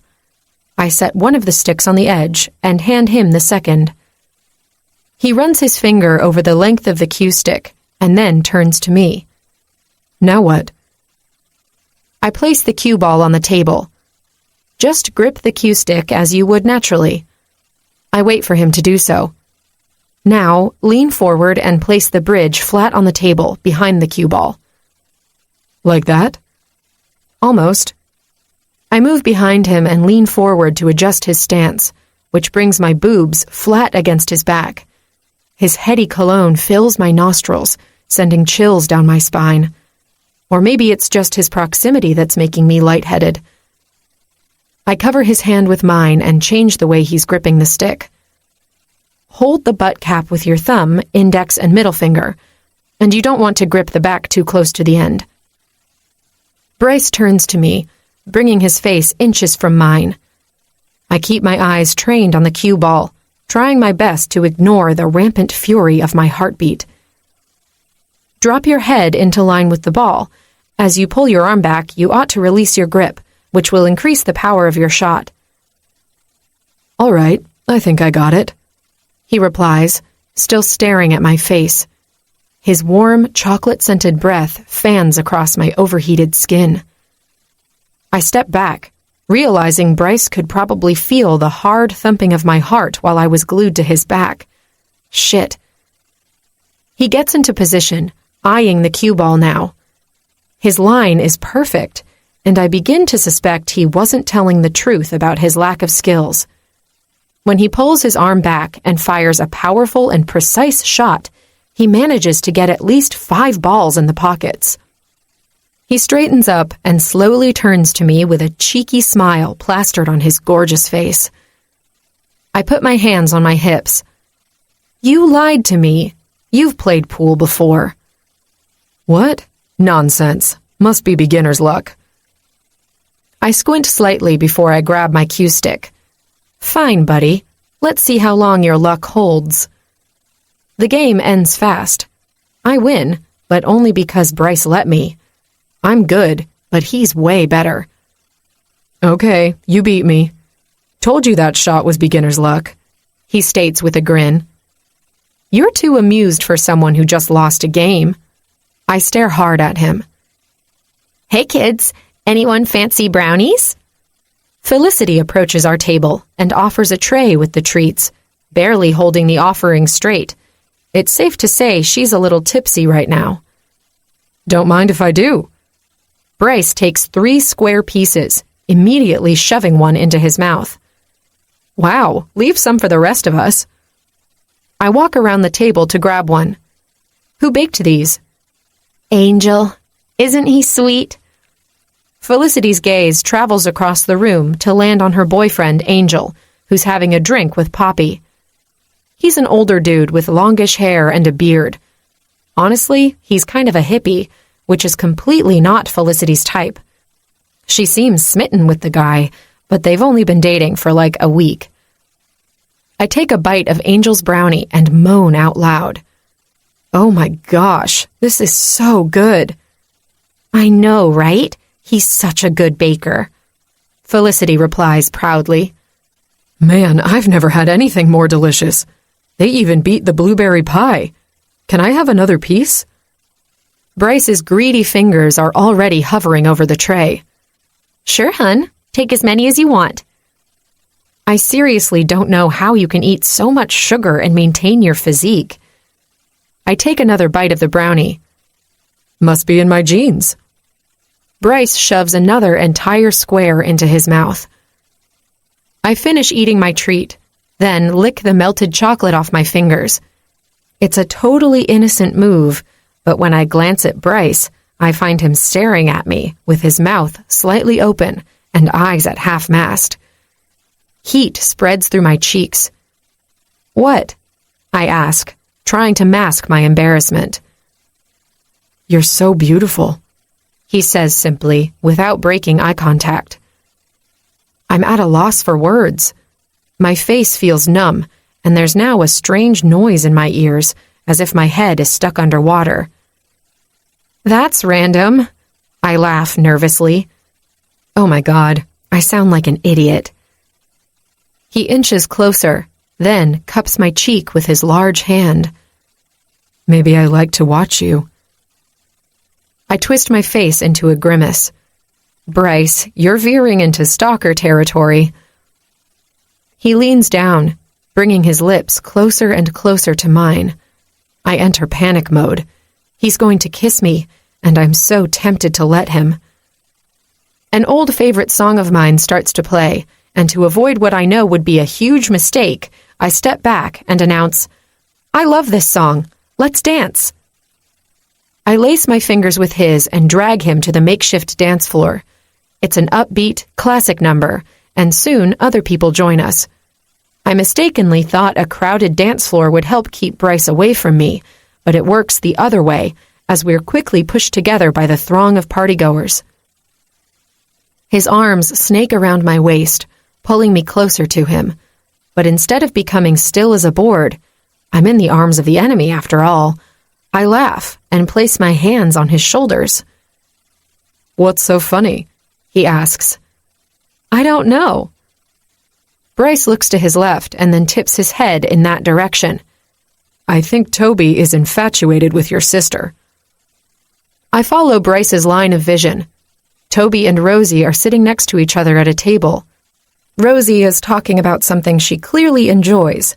The passionate gesture of her hands is a dead giveaway. Toby is simply staring at her adoringly. I think you're right, I say. How about you, Daisy? Did you leave any poor bastard with a broken heart when you enrolled at Gifted Academy? I snort. No, I didn't have time to date. Between school and waitressing and stripping, Bryce adds with a cheeky smile. His comment should make me mad as hell, but funnily enough, I don't care. Shut up. That was only one time and only because I was desperate. What did you need the money for? He asks. I stare at him through slits. What's up with the police interrogation? Sorry. He furrows his brow and pinches his lips. Was that impolite to ask? I've been told before that I have the social grace of a teaspoon. And who was the brave soul who said that to your face? I ask mockingly. But honestly, I want to know. My mother, he replies with a deep sigh. Is she not nice? That's a way to put it. What about your father? Bryce raises an eyebrow as his lips curl into a smirk. Now who's playing cop? I roll my eyes. Whatever. Someone bumps into me from behind, pushing me against Bryce. Now there's absolutely zero gap between our bodies. I attempt to step back, but he holds me firmly in place. To be honest, I didn't try that hard. Like the idiot I am, I lift my chin, locking eyes with him. The entire world seems to slow down around us, the music and the sound of people's laughter fading into the background. Daisy? He says my name so low, it feels like a caress. Yes? I'm going to kiss you now. I stop moving, breathing, everything. My tongue feels thick in my mouth. This is crazy and reckless, but I want it so bad. I should say, hell no, push him away. Instead, I simply stare at Bryce like a deer caught in headlights. He lets go of my waist to cup my cheeks with both hands. I close my eyes, dizziness hitting me so hard that I would sway on the spot if it weren't for Bryce holding me still. When his lips softly brush against mine, it tingles. But when his tongue darts out and probes my lips open a little more, I'm hit by a Category 5 hurricane. My fingers press against his wide back as I rise onto my tiptoes, deepening the kiss myself. Holy fuck, I'm kissing an idol. I must have lost my mind, and I don't care. I've never kissed someone who tasted like a thunderstorm, who makes me feel alive in every possible way. Well, I don't know what a thunderstorm tastes like. Does it even have any taste? Ugh, shut up, brain. Bryce's lips move away from mine to pepper my jaw and then my neck with mind-numbing kisses. My toes curl inside my cowboy boots, and the need to get closer to him, to remove all barriers between our bodies, is overwhelming. He traces my shoulders, then my sides with the tips of his fingers, scorching my skin through my shirt. When he brushes the underside of my breasts, I let out a moan so filled with raw need that it would have mortified me if I wasn't already lost in the moment. "Bryce?" I whisper. Yes, Daisy? He fuses his lips with mine again. I don't reply for a moment, too wrapped up in the feel of his tongue against mine, in the touch of his hands on my body. He pulls back slightly and waits for me to continue, watching me with eyes that are brighter than before, the color akin to molten gold. I don't know what I was going to say. He smiles lazily. Good. I think I'd rather you use your mouth for something else. He leans down again, but freezes a breath away from my mouth. A second later, he pulls back completely, as if he'd been yanked by an elastic band. "Bryce, what's wrong?" Gone is the easygoing, lust-infused expression of a second ago. I sense my brother. He's nearby. He must be looking for me. "You can sense your brother?" I ask in a high-pitched voice. "Can you all do that?" Bryce doesn't answer my question. He can't find me here with you. I have to go. He turns around and walks away. Like an idiot, I follow him. "Bryce, wait!" He veers straight for the table where Toby and Rosie are. "Dude, we gotta go. Like, right now," Bryce tells Toby. Toby's eyes widen right before he shoots out of his seat. "What happened?" "I don't have time to explain. Come on." Toby switches his attention to me. "What about Daisy?" Bryce finally glances at me. His eyes are turbulent and cold, and I feel like a bucket of icy water has been dumped over my head. Feeling small and stupid, I hug my middle as my shoulders hunch forward. "Daisy has to stay." His reply is hard and final. "But," Toby starts. "Toby, go with Bryce," I tell him. "I'll be okay. I'll crash in my old room with Rosie." The idol I just kissed is already on the move toward the exit. He didn't even say goodbye. I'm hurt, and that's all the more tragic. What else did I expect from the likes of him? "All right, If my car gets fixed quickly, I can pick you up tomorrow, Toby says apologetically. Don't worry about me. Go. Bryce will leave you here if you don't catch up. Toby turns to my sister. Bye, Rosie. It was nice to meet you. Same. Text me. Toby's face is as bright as a tomato. He nods and then runs toward the exit. Bryce has already disappeared through the door. I drop on the chair Toby just vacated and take in the room. Felicity's party is a success, and that lessens the sting of Bryce's attitude. I can't believe you kissed an idol, Rosie says. I whip around to face her. You saw that? Hello, you were sucking face in the middle of the dance floor. Everyone saw it. You're going to get a tongue lashing from Felicity in about 2 seconds. Rosie's gaze focuses straight ahead. Sure as shit, Felicity is marching toward our table. Oh man, Rosie, you gotta save me. I grab her arm. Felicity stops in front of us with her hands on her hips. She wobbles a bit on her feet, and her eyes aren't that sharp, but she still manages a stern glare. Daisy, what did I tell you? Not to fall for pretty idol boys? I shrug. Precisely. Was it worth it, at least? Fuck, it was. A fit of giggles catches me by surprise. What's wrong with me? Why are you laughing now? The guy kissed and dashed. He was a jerk, Rosie argues. I know, and I don't know why I'm laughing. The giggles continue. Hell, I don't remember being this amused in a very long time. Fifi, what was in those brownies? Well, I thought they were just regular brownies. She sways on the spot, and her speech is slurred. She's toast. But Angel just told me they were special brownies. I cover my mouth with my hand, but I can't contain my laughter. Oh my God, I ate magical brownies. That's hilarious. I hug my middle and lean forward, laughing so hard that I start to cry.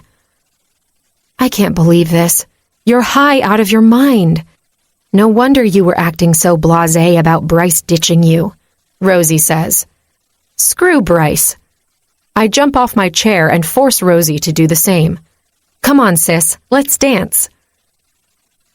Maybe we should go home, she replies. No, you can't leave yet. Now that those stuffy gifted academy boys are gone, we can really let our hair down. Felicity lifts her hands up in the air and sways with the music. Exactly.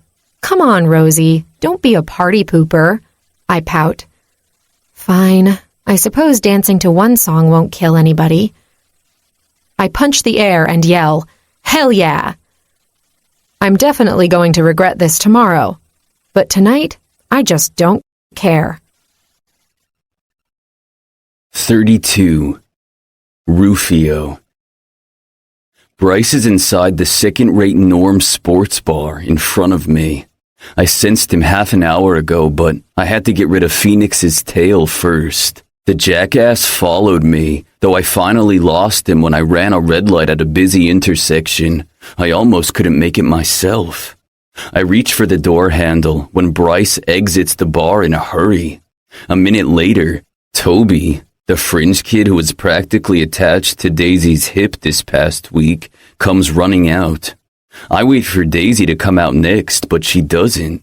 The backup lights on Bryce's car turn on before Toby can even get in.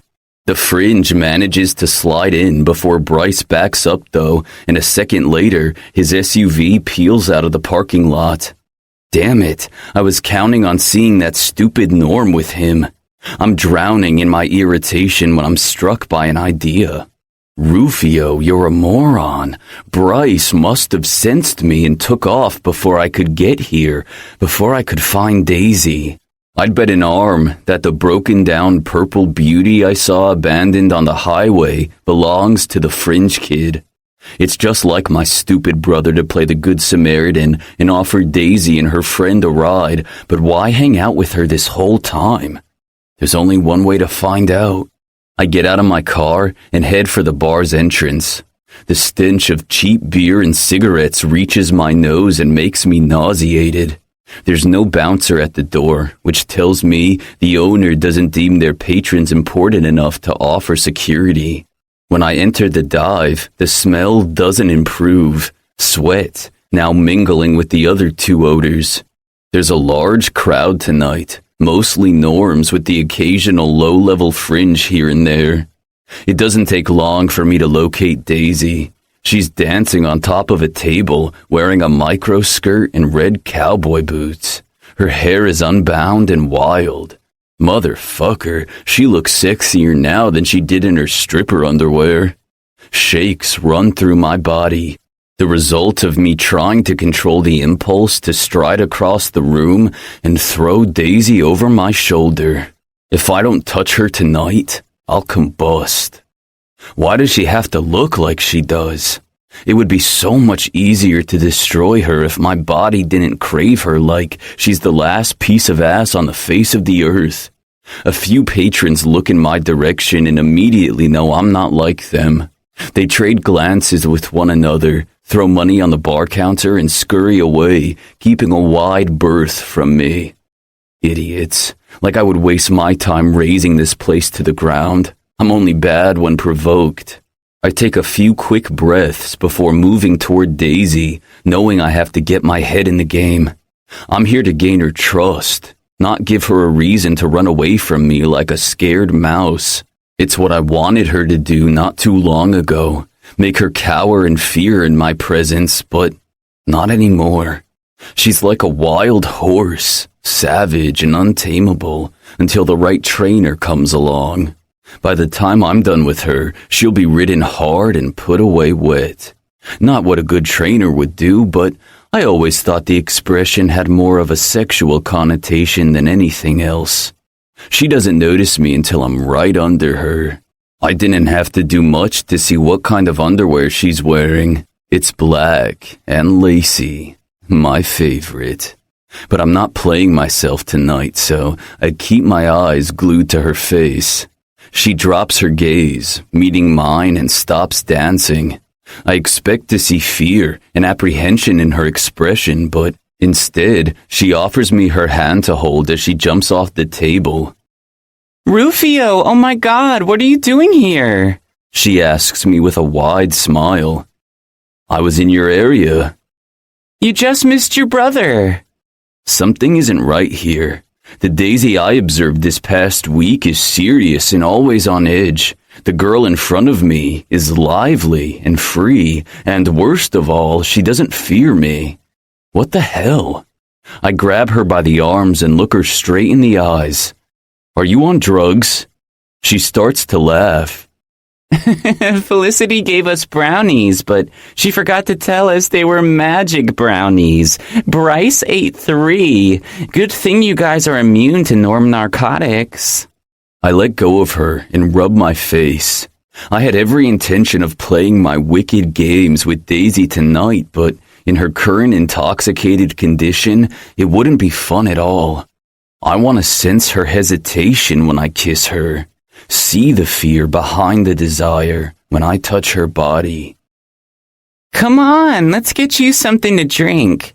She grabs my hand and steers me toward the bar, but she only manages to take a few steps before she loses her footing and falls backward. I catch her in my arms, which is akin to pouring gasoline over fire, turning the small flame in the pit of my stomach into an uncontrollable blaze. Blast this evening to hell. Nothing's gone as planned. Not only did I manage to piss off my parents royally tonight, but now I'm losing control of the situation with Daisy. I bring her body vertical once more and take a step back. Thanks. Phew. It's hot in here. She fans herself, bringing my attention to her cleavage. She's wearing a simple t-shirt, but any rag would look good on her with that pair of tits. Let's go outside. You need fresh air. I curl my hand around hers and try to drag the girl to the exit, but she offers resistance. Of course, she has to be difficult even when she's high as a kite. Wait, I have to tell Rosie where I'm going. Who's Rosie? Daisy scrunches her nose, then shakes her head. Never mind. Great. She doesn't even remember who her friend is. I'd assume Daisy was also drunk, but I didn't smell any alcohol on her breath. Once outside, she lets go of my hand and does a pirouette in front of me. Have I told you how much I love to dance? I certainly remember you having the skills. I'm referring to the evening at Unearthly Desires, but my comment flies right over her head. She reaches for my hand. Come on, Rufio. Dance with me. No, I don't dance. I dig my heels into the ground, but Daisy doesn't relent. When I don't budge, she throws her arms around my shoulders, closes her eyes, and sways by herself. I place my hand on her hips, my fingers sprawling across them. There's no trace of makeup on her face, but her skin is so flawless, it would be a shame if she covered it up with junk. Daisy begins to sing softly, a song I don't recognize. She's acting like a lunatic, and I'm sure she'll be mortified tomorrow if she remembers any of this. I should take advantage of the situation. I have the Norm vulnerable and exactly where I want her, but something holds me back. It's not morality. I don't suffer from that weakness like Bryce does. Maybe it's the fact that there will be hell to pay tomorrow for ditching dinner with my parents, and I just want to have one moment where I can appreciate something beautiful. And that's what Daisy is. Breathtaking. The streetlight is weak, and the only other source of illumination is coming from the red neon bar sign. There's no one around to witness me admire a Norm. I touch her temple with the tips of my fingers and trace her hairline. Daisy's eyes flutter open, and she gazes into mine. Her pupils are dilated, so I'm pretty sure she can't see me that well right now. Despite that, she smiles. There you are. She smiles lazily, content. I didn't go anywhere. My voice is hoarse and low. I like dancing with you. My pulse quickens and my throat becomes tight. I dig my fingers into her hips, bringing her even closer to me. Her pelvis rubs against my erection, sending waves of desire throughout my entire body. I didn't realize I was dancing, but okay. You're funny. She laughs softly, unaware of how much I want to taste her. Daisy, I think I should get you back to the dorm. She closes her eyes and becomes dead weight in my arms. She just passed out. Shit. I make sure I disable all the security cameras as I carry Daisy's inert form down our floor's hallway. I'm in enough trouble as it is. I don't want to get on the bad side of the school's administration either. I didn't think twice before I put Daisy in my car and drove back to campus. She had her purse on her, and I don't owe her friends any explanation. She can ease their minds tomorrow on her own. I adjust her body so I can hold her with only one arm and use my free hand to find her room key. She left the blinds open when she left earlier, so the room is partially illuminated by the moonlight streaming through the window. Daisy's accommodations are much smaller than ours. We have an apartment with a small kitchen and living room, while Daisy has less than a quarter of the space we do. But she doesn't have a roommate, and being a Norm, that was no doubt a preventative maneuver by the school. Plus, I doubt any idle chick would agree to share a room with a Norm. I placed Daisy on her bed, with every intention of leaving immediately, but then she wakes up. Rufio? Go back to sleep. I walk backward, and she sits up. She looks around and frowns.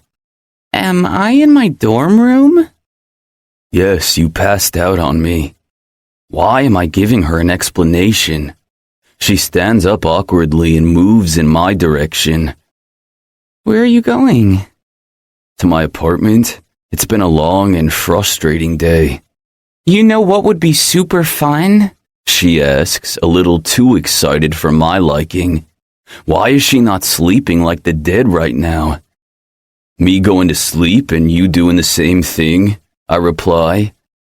No, silly. I was thinking I could give you the show you paid for. What now? She reaches for my hand and forces me to take a seat on her bed. Well, I let her steer me, but whatever. The striptease. She pulls her t-shirt off, standing in front of me wearing her lacy bra and micro skirt.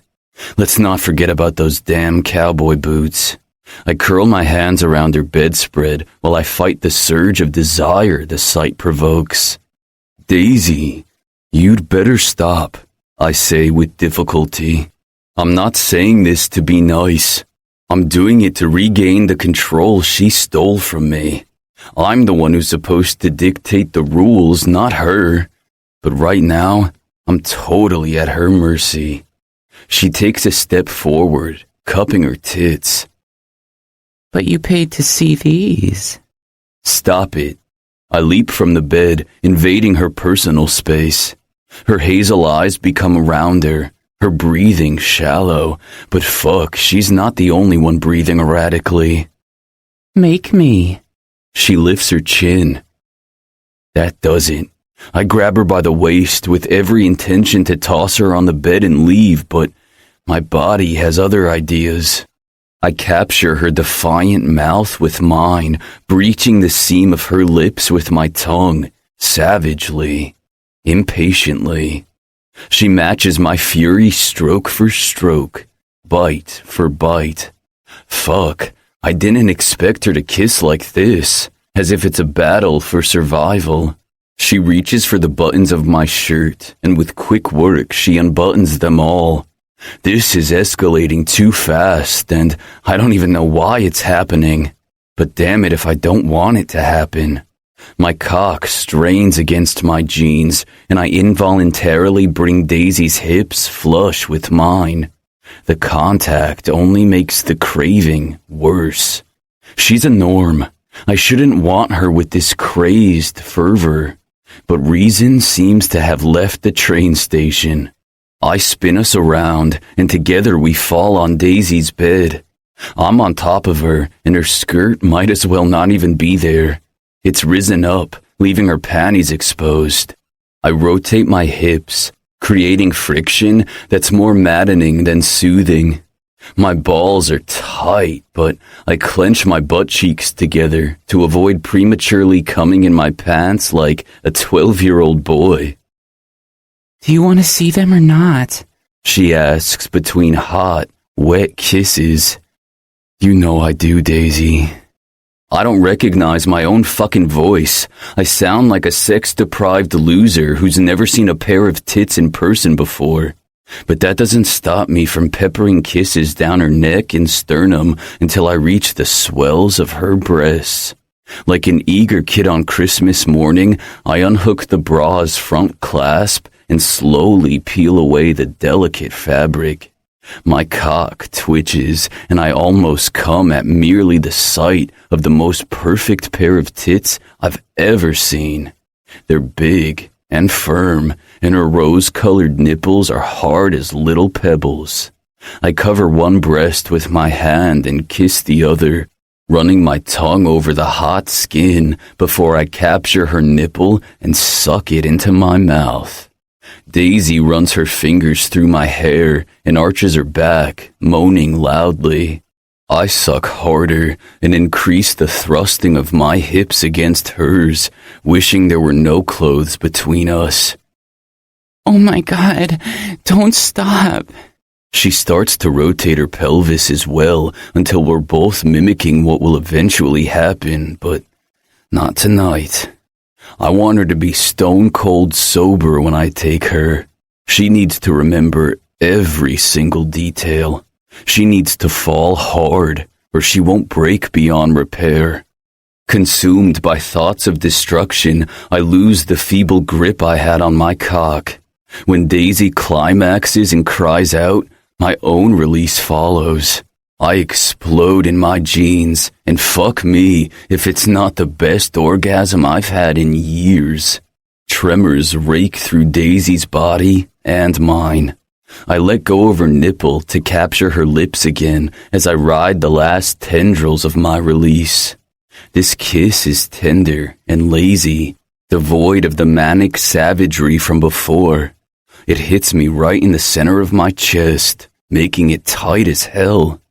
All my alarms are triggered, but I can't stop savoring the norm. Tomorrow, I'll think about how I'm going to punish Daisy for making me lose control. Tonight, I feast. 33. Daisy. I wake up to the sound of relentless pounding on my door. Daisy, are you there? Toby's frantic voice calls from the hallway. I slowly peel my eyes open, fighting against my heavy eyelids. My mouth tastes funky, and there's a throbbing pain on my forehead. When the sleepy fog lifts from my vision, I note that I'm in my bedroom. I don't remember getting back to Gifted Academy. I have this vague notion that I was supposed to spend the night with Rosie. Daisy! Toby continues pounding. Ugh, I'm coming. I throw my legs over the side of my bed. Shit, I slept with my cowboy boots on. What happened to me last night that I thought it was more important to take off my shirt and bra but not my shoes? I'm still wearing the skirt, but it's functioning more like a belt right now. I pull it down and search for something to cover my girls. I spy my oversized sweatshirt draped over my chair. Perfect. When I finally open the door, I find Toby pacing in the hallway. He whirls around and gives me a once-over. What's the matter? I ask. You tell me. Rosie has been calling since last night looking for you. She has? Why? I frown, trying to piece together the missing details of last night. You were supposed to stay with her, remember? Then you vanished from the bar and wouldn't pick up your phone. I run a shaking hand through my matted hair. Damn Felicity and her magic brownies. So how did you get back? Toby asks. The door next to mine opens. Rufio and Bryce step out, looking like $1,000,000. Like an avalanche, my memories return. I kissed both Kent brothers last night. Actually, I did more than kiss Rufio. A familiar throbbing makes itself known between my legs. I stripped for him, and we fooled around. Somebody kill me now. Neither of them glances in my direction when they walk by my door. Their expressions are closed off, cold and hard. Toby watches them go in silence, and when they disappear down the stairs, he turns to me. What was up with those two? I don't know. My chest feels unbearably tight. I didn't expect Rufio to show any kind of warmth toward me, but I thought Bryce would be different. Did I make a huge mistake yesterday by trusting him? There's no question that I fucked up royally in relation to Rufio. What the fuck were you thinking, Daisy? Stripping and letting your #1 archenemy give you the best orgasm of your life? Daisy, are you okay? Toby asks. Yeah, I'm fine. You've gone a little pale. Well, more so than usual. I shake my head, regretting it immediately when the pain in my forehead sharpens. Must be the side effects of Felicity's brownies. You should call your sister, he reminds me. Crap. Yeah. I walk back into my room, leaving the door wide open for Toby to follow me. When he doesn't, I say, You can come in. I can't. I have to see if Purple Delight is still where we left it yesterday. Oh shit, that's right. How are you going to get there? Don't worry about it. I hope you feel better. We'll talk later, okay? Sure. Thanks, Toby. He nods and leaves. With my phone glued to my ear, I close the door, locking it for good measure. I sense my actions from yesterday will cost me more than I can pay. I let those idol boys see my weakness. Now Bryce knows I have a sister, and Rufio knows I have an unhealthy attraction to him. Daisy! Oh my God, are you okay? Rosie almost shouts in my ear. Yeah, I'm fine. I'm sorry about last night. I was worried sick. You just vanished. What happened? Felicity's brownies happened. They were the special kind, remember? Yeah, which only made me more worried. Apparently there wasn't only pot in them, but also some type of aphrodisiac plant. What? My voice rises an octave. You should have seen Poppy. He was furious. He almost punched Felicity's boyfriend. I cover my mouth, closing my eyes. That explains why I practically jumped Rufio last night. Why couldn't it have been Bryce instead? He's acting like he doesn't even know me this morning, but at least he never tried to kill me. I got home safe and sound, but I was a bit out of it. I tell her. How did you get home? I thought Bryce left with Toby. He came back for me, I say, hating the lie. But Rosie is already super worried. If I tell her Rufio was the one who brought me back to campus, she's going to freak. That was nice of him, but you shouldn't trust the guy, Daisy. He's an idol. I sit on the edge of my bed, feeling so damn tired all of a sudden. I know. Don't worry, Rosie. My shield is still very much in place. Gosh, I'm so full of bullshit today. My stomach grumbles, and I go in search of a snack. In dismay, I realize I've run out of everything. There are vending machines in the lobby downstairs. It's full of junk, but that's better than nothing. I hope Toby can get his car fixed today. Maybe he'll take pity on me and drive me to the nearest grocery store. I take a quick shower, trying not to think about Rufio and Bryce when my fingers brush against my clit. But then, the memory of Rufio dry humping against me last night comes to the forefront of my mind. I can't believe he made me come so swiftly like that. My skin is hot despite the cold shower. I pull my hand away, even though I'm tempted to keep stroking myself. I refuse to masturbate while he's in my head. By a miracle, I didn't sleep with him. He slipped out of my room after we both satisfied our hungers. I hate to admit that for once, I have him to thank for it. He could have fucked me, and I would have welcomed him with legs open wide. Classy, Daisy. So classy. Ugh, even my conscience is being a bitch today. I yank the shower curtain open, tearing the plastic cover off 2 of the rings. That's just great, I mumble. Back in my room, I eye my skirt and cowboy boots in disgust. What the hell was I thinking when I decided to dress up like a whore? To compensate, I put on the most modest clothing I own, baggy sweatpants and the same oversized sweatshirt I had on earlier to open the door for Toby. I don't do anything with my hair besides untangling some of the knots, which were a pain. Fooling around like there's no tomorrow will do that to a person. My lips tingle at the memories. I don't know which Kent brother I liked kissing the most, Bryce or Rufio. With a loud exhale, I force both of them out of my mind and stride out into the hallway. I can't waste my Sunday obsessing over them. I have homework to do, and I need to finish reading the mysterious book the librarian lent me. More than ever, I have to find a way to block Phoenix from my head. It's not yet 9 o'clock, so the lobby is completely empty. Since this building is exclusive to seniors, I bet no one gets up before noon. I'm sure idols have way better entertainment venues than hanging out at a cheap sports bar. It's with bitterness that I pay for my breakfast of champions, a Coke and a bag of chips. Last night would have been epic, aside from the whole magic brownie incident, if it weren't for Bryce's and Rufio's presences. My stomach grumbles again, louder than before. I tuck the soda can under my arm and pull both sides of the chips bag to open it. As if my morning wasn't already bad enough, I completely rip the bag down the middle, and potato chips scatter everywhere. Son of a bitch. I drop to my knees and start to collect my fallen breakfast. 5-second rule or whatever.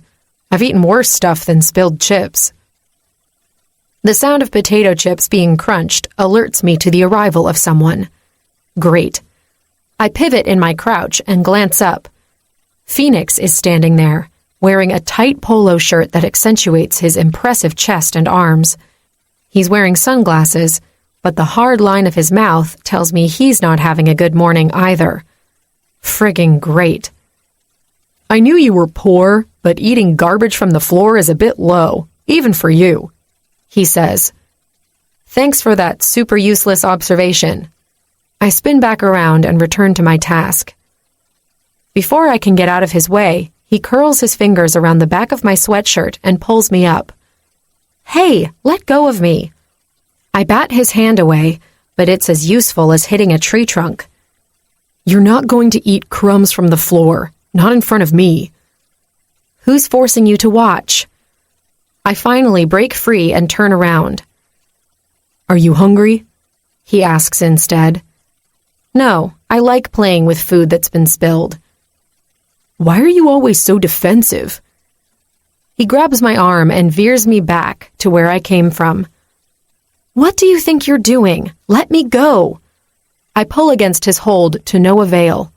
He's an idol, gifted with extraordinary powers, including more strength than I can summon. I'm being neighborly. Neighborly my ass. Just go ahead and say what you're truly planning to do to me. He doesn't answer, but I also don't stop struggling the entire way back. It's stupid. All my struggle is doing is making Phoenix tighten his hold on my arm. He's going to leave a bruise. We return to our floor, but Phoenix is determined to make me suffer his presence. If he gives me one more of his indecent visions, I might just burst into flames. I've been sexed up enough recently. He walks right past my door and heads for his. Oh, hell to the no.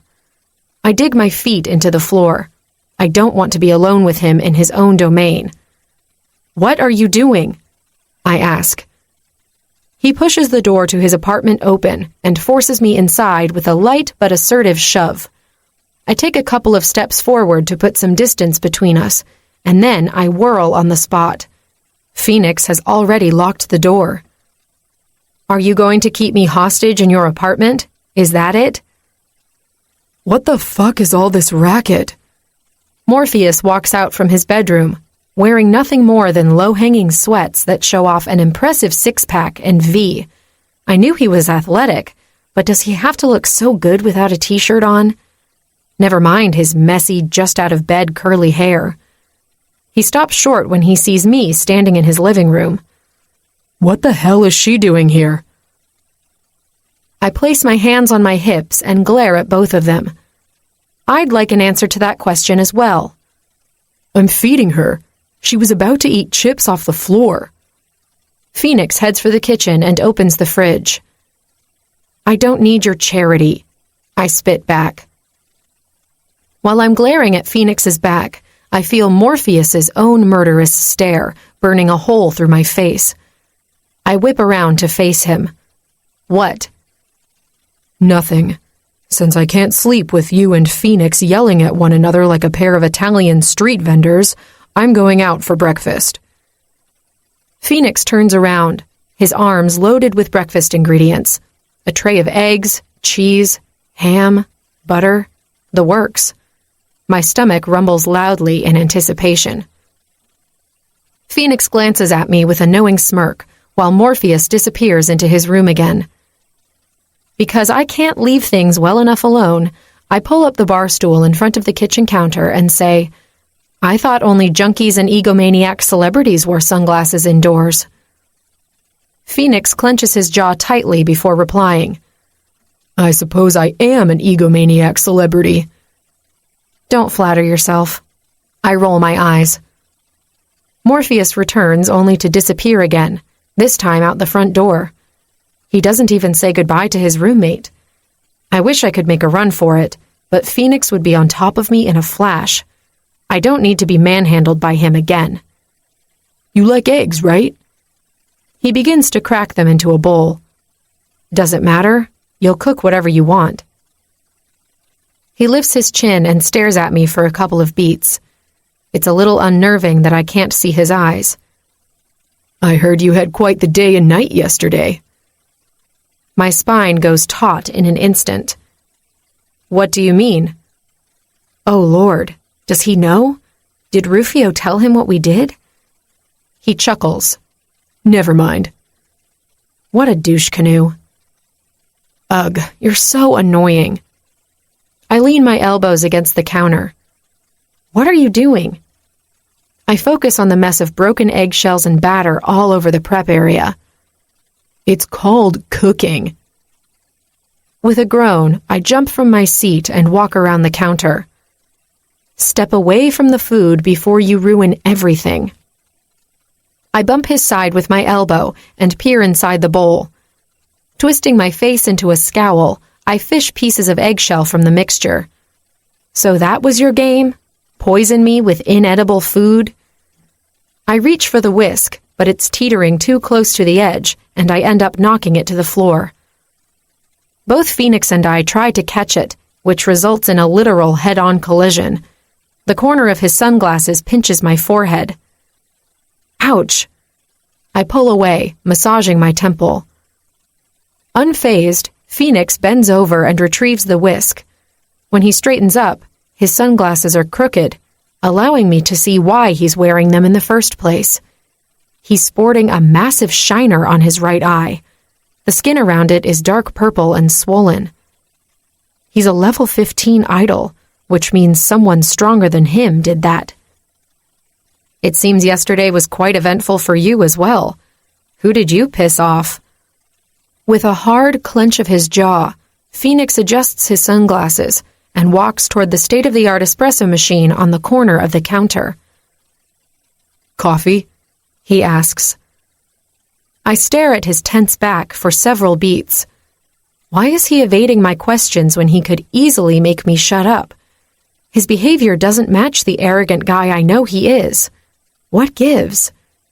Yes, thank you. I watch him work the machine for a little bit before I continue. You should put ice on it to get rid of the swelling. He freezes for a second before he reaches for the cupboard by his head. Duly noted. It usually takes about 2 weeks for bruises to disappear on Norms. It probably takes less time for you, but if you'd like to borrow some conceit... Phoenix turns around so fast that he's nothing but a blur. What are you doing, Daisy? With round eyes, I reply, Nothing. I'm just trying to be helpful. You offered to feed me, after all. Who says I need help? You're wearing sunglasses inside your apartment. It doesn't take much to guess you don't want people to know someone knocked you out last night. With a jerky movement, Phoenix removes his sunglasses, tossing them violently to the side, where they crash against the wall. His usual bright green eyes are stormy and filled with rage. I take a step back, regretting saying anything. Why do I keep forgetting that Phoenix and his friends aren't regular guys? I'd better leave, I say. You'll leave when I say you can. Well, I don't want your stupid eggs or fancy coffee. I'd rather go hungry. Faster than I can blink, Phoenix is in front of me, crowding my space. With his bulky frame, he cages me in against the counter. The hard edge pinches my back. I brace my hands against it in the hope that I can inconspicuously find a weapon to delay whatever Phoenix wants to do to me. You're not interested in my olive branch offering, but you sure want to meddle in my personal business. I wasn't trying to meddle, and I wouldn't call forcing me to have breakfast with you an olive branch, I say, while my right hand finds something cold and solid, the bowl with the egg mix. You could have fooled me. Take a good look, Daisy. He points at his black eye. Norms aren't the only ones who are dealt shitty hands. Someone gave you a black eye and now you think your pain equals mine? I ask through clenched teeth. The pain of my parents' deaths returns with a vengeance. You're such an arrogant ass.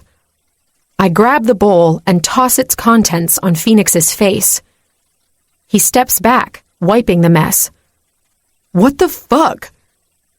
I bolt for the door. Morpheus didn't lock it when he left, a detail I noticed.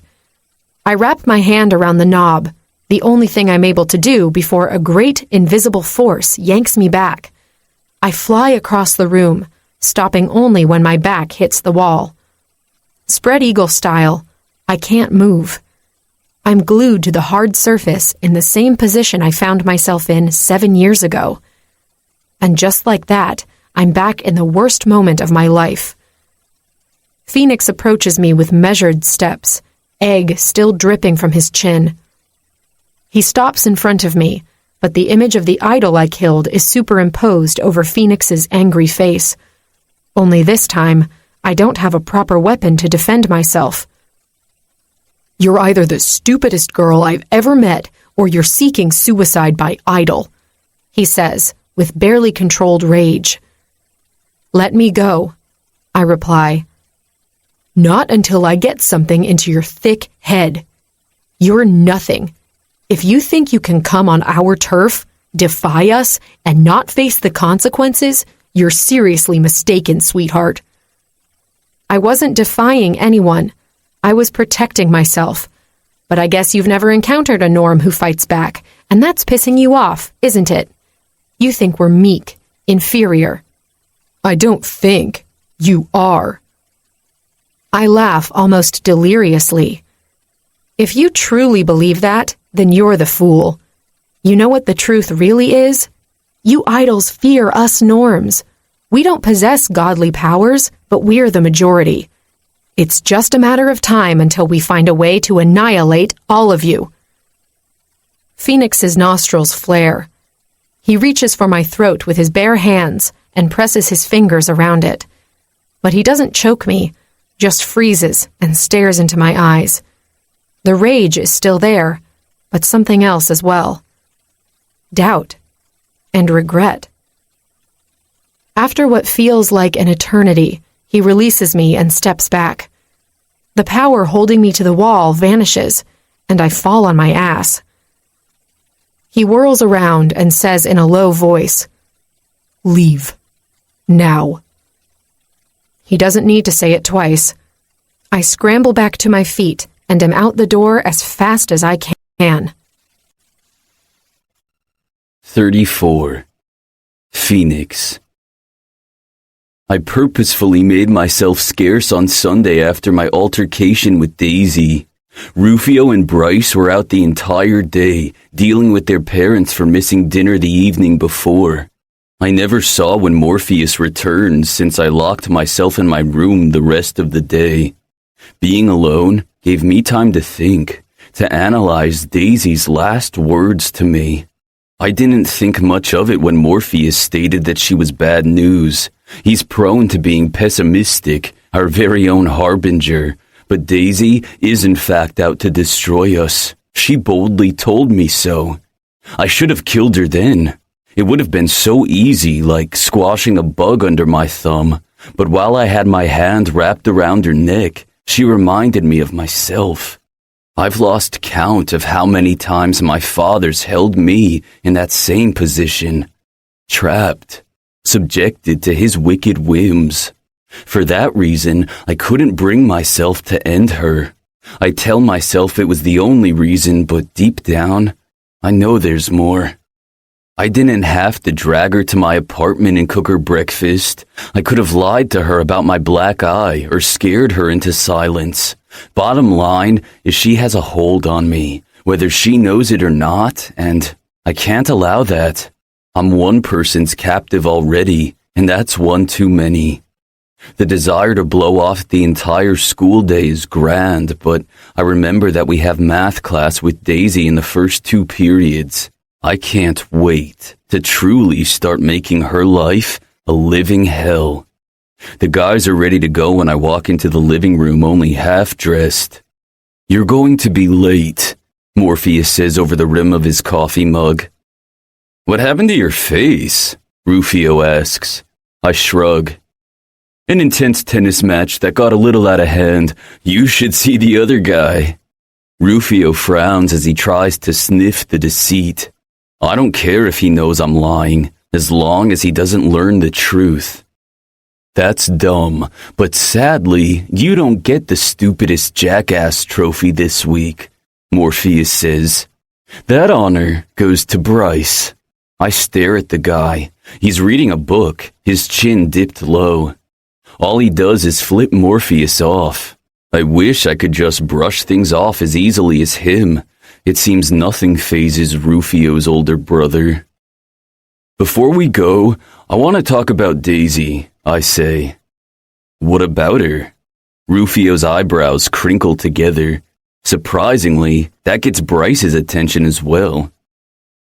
I think it's time we amp up the games. She's not the typical norm, and that's a major problem. I'm with you there, Rufio says. She's a fucking bitch, and she needs to learn her place. So, does that mean no one wants to fuck her anymore? Morpheus asks. There's an almost imperceptible flinch from Rufio and a slight frown from Bryce. Damn it. If she's already managed to trap Bryce, the coldest son of a bitch I know, in her web, then we definitely underestimated her. Rufio finally replies. She's not worth it. He's lying, which doesn't surprise me. Dangerous or not, she's a hot piece of ass. Well, whatever you decide to do to her, please don't start during math class. Morpheus hoists his bag strap over his shoulder. I'd like to learn something today, not be distracted by your shenanigans. Fine, nerd. We'll wait until lunchtime, I say over my shoulder.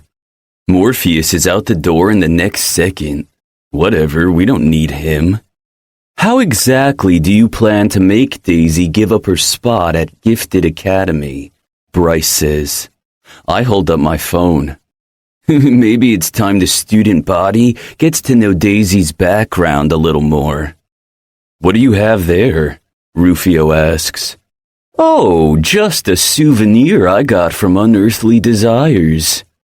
You recorded Daisy's performance? Rufio's eyebrows shoot to the heavens. I let my broad smile answer for me. You fucker! How come you didn't tell us? Rufio is still staring daggers at me. I knew, Bryce replies, dropping his gaze back to the book. Well, I was barely conscious, Rufio retorts. So, your master plan is to broadcast Daisy's video to the entire school? That's so middle school. And honestly, not worth the punishment the school administration will dole out. Bryce flips a page of whatever novel he's reading. Okay, now you're offending me. I'm not sending the video from my phone, I reply. You're going to ask someone in your fan club to do it for you. Rufio's lips curl into a smirk. Precisely, and I know just the girl for the job. Morpheus. As much as I'd like to participate in getting rid of the norm, I have other matters to occupy my mind, like understanding math. Why do numbers and equations evade me so much? Rufio and Phoenix better rein in their thirst for destruction during class. I can't afford Mr. Atkins canceling the lecture on account of their pranks. I need every minute I can get. Maybe I won't need a tutor if I study my ass off. As if I summoned her with my thoughts, Daisy enters the classroom before Rufio and Phoenix arrive.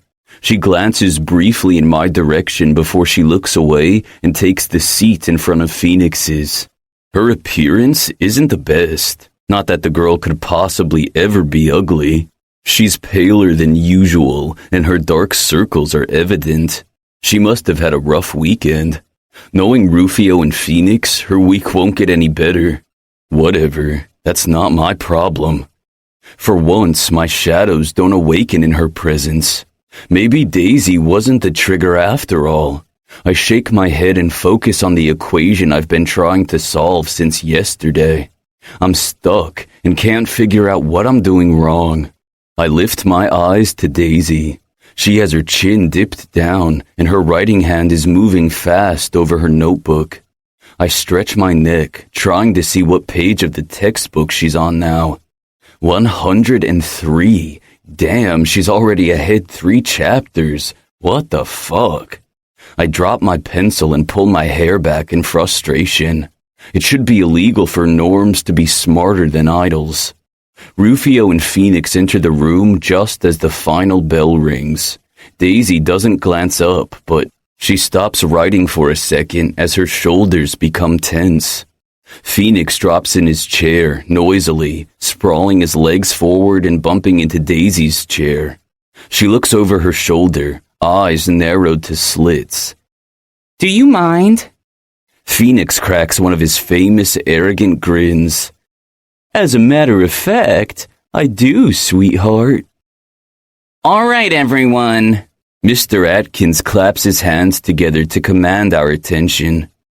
I hope you had a great weekend. I'm sure you also found time in your busy schedules to complete your homework.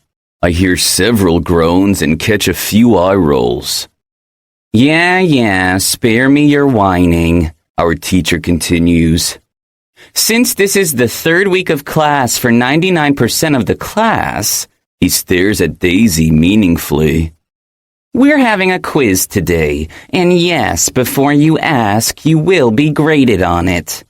Fuck me, Phoenix says loudly, making a few girls in his fan club giggle like idiots. No thank you, Mr. Westbrook. As charming as I find you, I'll pass on the offer, Mr. Atkins says. He grabs a stack of papers and distributes them to the students sitting in the front seat of each row. You know the drill. Grab a copy and pass the rest to the student behind you. Daisy tries to pass the pile to Phoenix without touching him at all, but of course he grabs her fingers and squeezes hard for a second. All she does is clench her jaw and yank her hand away. When the quiz finally lands on my desk, I swallow the "I'm fucked" lump that gets stuck in my throat. Just a quick glimpse at the quiz tells me I'm going to fail. Hard. Bryce. I'm supposed to be in advanced telekinesis class. Besides the traditional curriculum that all students, idols, fringes, and norms must follow, idols can also enroll in classes tailored specifically to their gifts. Telekinesis isn't my dominant ability, and therefore I enjoy learning more about it. But instead of heading to the Special Studies building, I'm still in Principal Fallon's office. I have no clue what she wants. I'm rarely called in, and on the few occasions it's happened before, it was thanks to something Rufio or Phoenix had done, and I just happened to be around the idiots. I've been waiting for over 5 minutes when she finally joins me. Thanks for waiting, Bryce. She circles around her desk and takes a seat in her expensive leather chair.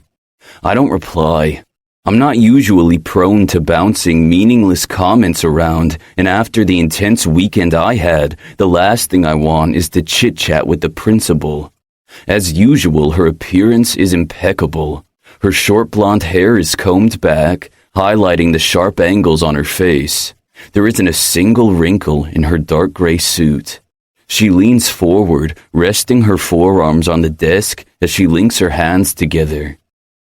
How are things this morning with your roommates? I groan in my head. Did you pull me out of one of the few tolerable classes in this institution to ask me about my roommates? It might seem like an inconsequential question, but considering what happened last weekend, I need to know your friend's moods in relation to Daisy Woods. I lean forward and massage my temples with my fingers. Blowing off our parents on Saturday night earned Rufio and me the worst tongue lashing of our lives. I'm still drowning in my father's sermon about duty and destiny. Fuck. Sometimes I wish I could bash his face in. I hate the motherfucker. Mom is a little bit more tolerable, though not by much. Everyone hates the norm. Is that what you want to hear? Narrowing her eyes to slits, she replies, I don't like your tone, boy. I'm not a boy, I say through clenched teeth. Let's cut to the chase and you tell me what you want. I want you to keep an eye on Daisy. You're the most sensible one. Make sure Rufio, Phoenix, and Morpheus don't take their sadistic games Too far. I shake my head and laugh derisively. You're unbelievable. You brought a norm girl to Gifted Academy, and now you expect me to keep her safe from the other students? Precisely. If you care so much about her well-being, why did you bring her here? I'm sure you had to do a lot of compromising to get the council's approval. Why I wanted to give Daisy a better chance in life is not your concern. Her tone is hard, final. Sick and tired of the bullshit, I stand up and place my hands on her desk, leaning forward. Maybe if we'd had this conversation last week, when you brought Daisy into our lives, I might have done as you said, no questions asked. But since I had to listen to you and Dad hammer us with talks of idle pride and how all norms should be eradicated from the face of the earth, I'm less inclined to do as I'm told. I let my power leak out and envelop my frame. All the lights in her office flicker. She flares her nostrils and locks her gaze with mine in a battle of wills. She knows exactly what I'm capable of, even though I've never used my powers against her. There's a first time for everything. I have a part to play on the game board of the gods, and so do you and your brother. You should be talking to Rufio then, not me. He's the one with a vendetta against Daisy. Who said I didn't? I laugh without humor. Oh, right, you asked him to play nice with the norm. Of course not. I told Rufio exactly what he expected from me. I watch her with incredulity. She always took Dad's side every time norms were involved. I suspected she didn't truly agree with him, but it wasn't until Daisy came along that I knew for sure where Mom stood. Rufio never got that. He believes both our parents are norm haters, which means she pitted Rufio against Daisy. You gave Rufio a free pass to do whatever he wanted to Daisy, didn't you? I did what had to be done, she replies without a hint of emotion. Damn, I thought I was a cold bastard. I don't come close to Mom's ruthlessness. Cut the bullcrap. Why did you bring Daisy here? Mom squints hard and clenches her jaw. You'll learn in good time. Puppets. That's what Rufio and I are to her. Furious, I expand my power's reach, which means the entire section of the building is experiencing issues with electricity. I've seen you around the girl. She's changed something in you, she says suddenly, catching me off guard. I rein in my powers. The woman is too fucking observant. She's always been able to tell exactly what I was thinking, no matter how good my poker face was. And I'm the master of neutral expressions. You're wrong. If something awful were to happen to Daisy, you wouldn't care? No. I answered too quickly, too hard. Any fool could sense the lie. The corners of Mom's mouth twitch up.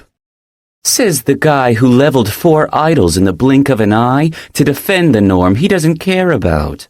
Right. That had nothing to do with Daisy. I wasn't going to let those assholes from Hawk City create havoc on my turf. You can keep lying to yourself, but you can't hide the truth from me. I've known you your entire life, after all. Like that fucking matters, Mom. I whirl around and stride out of her office, not bothering to close the door. But I do fry every single circuit in her office. The sound of her loud cursing doesn't erase the annoyance running in my veins, but it's satisfying nonetheless. My amusement is cut short. I knew my mother was scheming. Daisy didn't earn a scholarship at Gifted Academy by chance, but I've slacked off. I didn't bother looking into her past to find out what was so special about the girl. That she's fearless and doesn't bow down to us idols can't be the only reason my mother went through all the trouble to get her here. No, there's more to it. And now that she's gotten under my skin, I have to discover exactly what I'm dealing with. 35. Daisy. It's the middle of the week, and I'm exhausted from constantly looking over my shoulder. So far, my lovely neighbors have left me alone. No snide remarks, no inappropriate visions, nothing. Which means the blow, when it comes, will be devastating. Toby's guiding services are no longer required, but he continues to hang out with me nonetheless. I'm not sure why he wants to risk the bullying he's sure to suffer just by associating with me. I suppose he now has an ulterior motive, which is to ask me about Rosie. The 3-year age difference between them should bother me, but the likelihood that anything will come out of this infatuation is slim. When would Toby find the time to date my sister? I really don't know how anyone can have a social life being a student here. Going out last weekend is an event I won't repeat anytime soon. I'm back in math class, which is turning out to be my least favorite subject thanks to the trio of jackasses. Those 2 hours confined in a room with them sends my anxiety levels to the roof. By the end of the semester, I'll have an ulcer. To be honest, I wish they would go forward with whatever they're planning already. The anticipation is killing me. Mr. Atkins starts the lecture by handing back the quizzes we took on Monday. When he gives me mine, he says, "Good work, Miss Woods. I have to say I'm impressed." A+. I got an A+. I've always been good in math, but I'm a little surprised I didn't bomb the quiz. My head simply wasn't 100% in it. "Son of a bitch!" Phoenix yells from behind me. "I got a C?" "You're lucky you didn't get an F." "Shoddy work, Mr. Westbrook," the teacher replies. I notice when Phoenix looms over my shoulder to look at my grade. My spine becomes rigid in an instant. He's too close, far too close. "You gotta be kidding me. How did you get an A+?" "She probably cheated." Cherise Blake, who usually sits next to me, sneers. "Nah, I'm simply smarter than you," I say with a shrug. It's a shame that godly powers don't automatically include a brain. The girl twists her face into an angry scowl. "Are you calling me stupid?" "If the shoe fits." Everything happens too fast for me to get out of the way. With a battle cry, Cherise jumps from her seat and pushes me off my chair, landing on top of me. The fall stunned me momentarily, and the 2 seconds of lethargy are going to earn me a punch to the face from a fist made out of solid ice. Shit, this crazy bitch is an elemental. But suddenly, Morpheus appears behind her. Surrounded by an aura so dark that he almost resembles a wraith, he grabs the girl's wrist and yanks her off me. She cries out as he shatters the ice around her hand, but he doesn't let go until Mr. Atkins pulls them apart. "What the fuck do you think you're doing?" he yells, eyeballing both Morpheus and Cherise. "He tried to use his gift against me." She points a shaky finger in Morpheus's direction. Mr. Atkins glances at me. "Are you all right, Miss Woods?" I rub my left shoulder, which took the brunt of the fall. "Yeah, I'm okay." I glance in Rufio's direction, sensing his stare. His blue eyes are unreadable, and his face resembles a marble statue. What a difference from the boy who kissed me so passionately 3 nights ago. A hand appears in my line of vision. Phoenix's. Hell will freeze over before I accept help from him. I bat his hand away and stand on my own. "You really are something, Norm," he says with barely contained rage. "Enough already. Miss Blake, get your ass out of my classroom this instant." The teacher points at the door. "With pleasure," she sneers at me. "You'd better head to Principal Fallon's office immediately if you want to remain a student in this school," he replies. With a huff, she collects her things and marches out of the room. "Mr. Westbrook, help Miss Woods with her desk and chair," Mr. Atkins orders. Phoenix sits back down and stretches his arms and legs. "She can do it herself." Mr. Atkins pinches the bridge of his nose. "Please don't make me send you to the principal's office, too. Dealing with one asshole is enough for one day." "I'll do it," Morpheus announces. earning surprised glares from both his friends. Silently, he puts the desk and chair back in their places, then returns to his. "Thank you," I say, but he doesn't look in my direction. The loud murmur of students chatting away continues. Mr. Atkins has to clap his hands loudly to command the attention of the room once more. He makes a joke about the situation and then resumes the lecture as if nothing had happened. As for me, I can't concentrate for shit in class. I lied when I said I was fine. My left shoulder is throbbing. There will be a massive bruise there tomorrow, I'm sure. I don't even hear the bell ring. I only know class is over when students begin to walk out. Phoenix bumps into my chair again, jostling me hard. Jerk. I'd punch his face if I didn't think I'd break my hand in the process. I can glare at his wide back instead. Rufio walks by my chair next. I don't even need to look up to know it's him. The scent of his cologne is clue enough. Tingles run down my spine, and I curse my body and its reaction to him. It's disconnected from my brain, apparently, and has no understanding that Rufio made out with me, and now he's pretending I'm a stranger. Despite knowing all along what he is, I'm feeling rough. It's like I developed feelings for the jackass, which would be reason enough to commit me.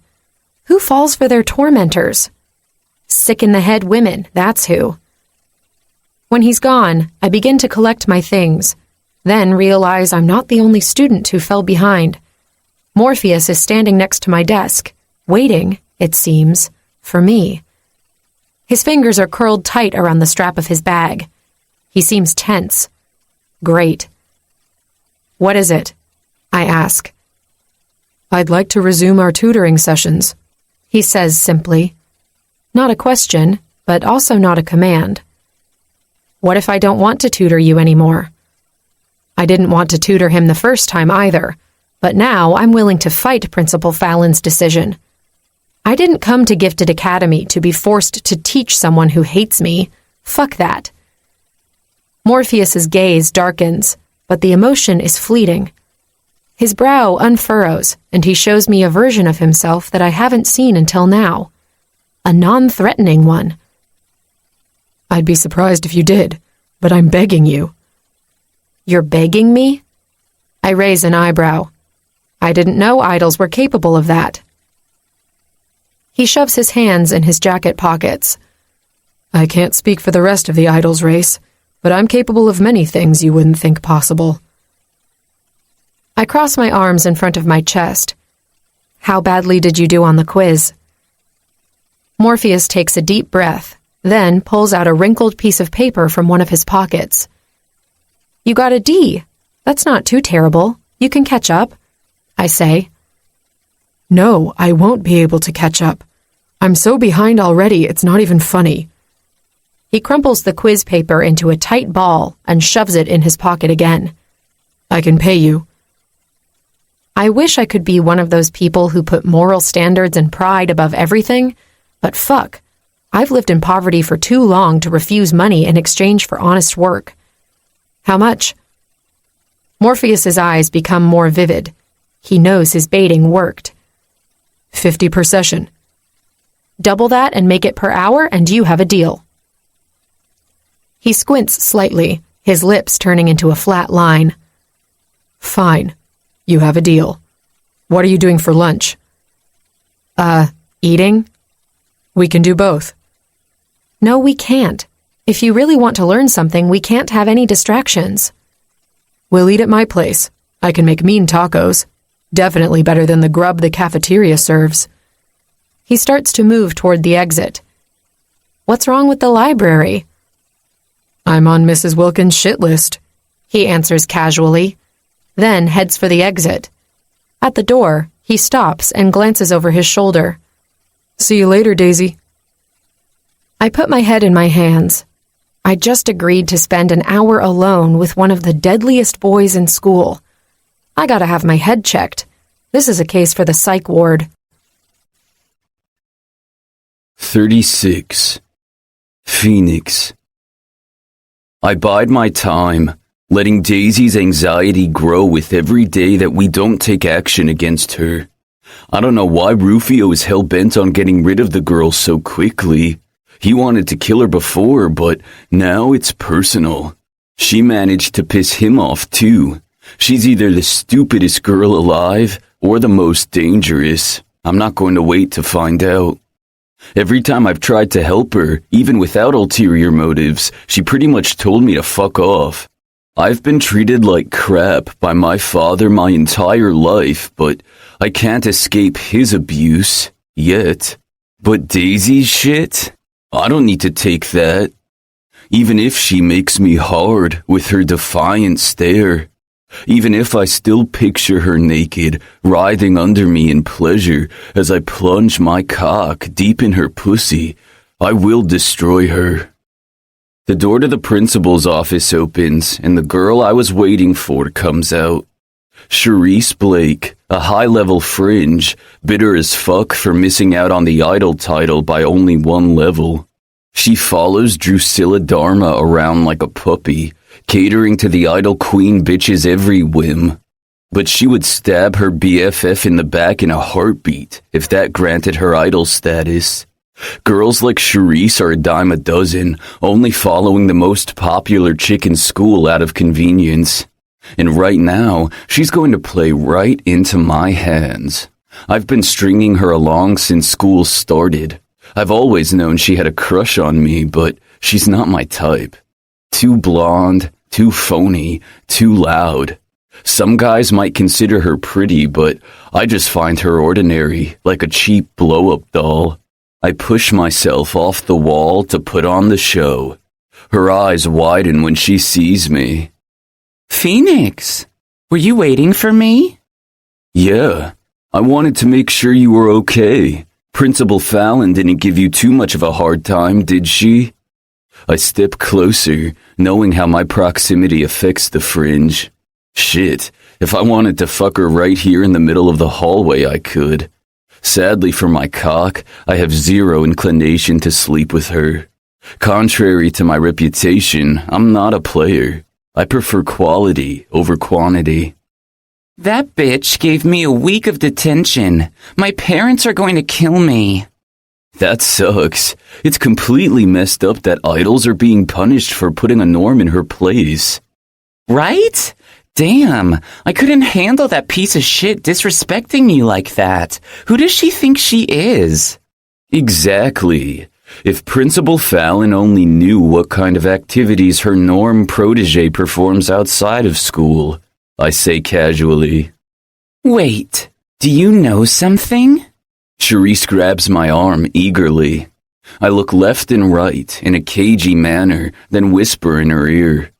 A buddy of mine sent me a video of Daisy stripping at a strip joint downtown. No way! Charisse's eyes almost pop out of her head. We have to show that video to everyone.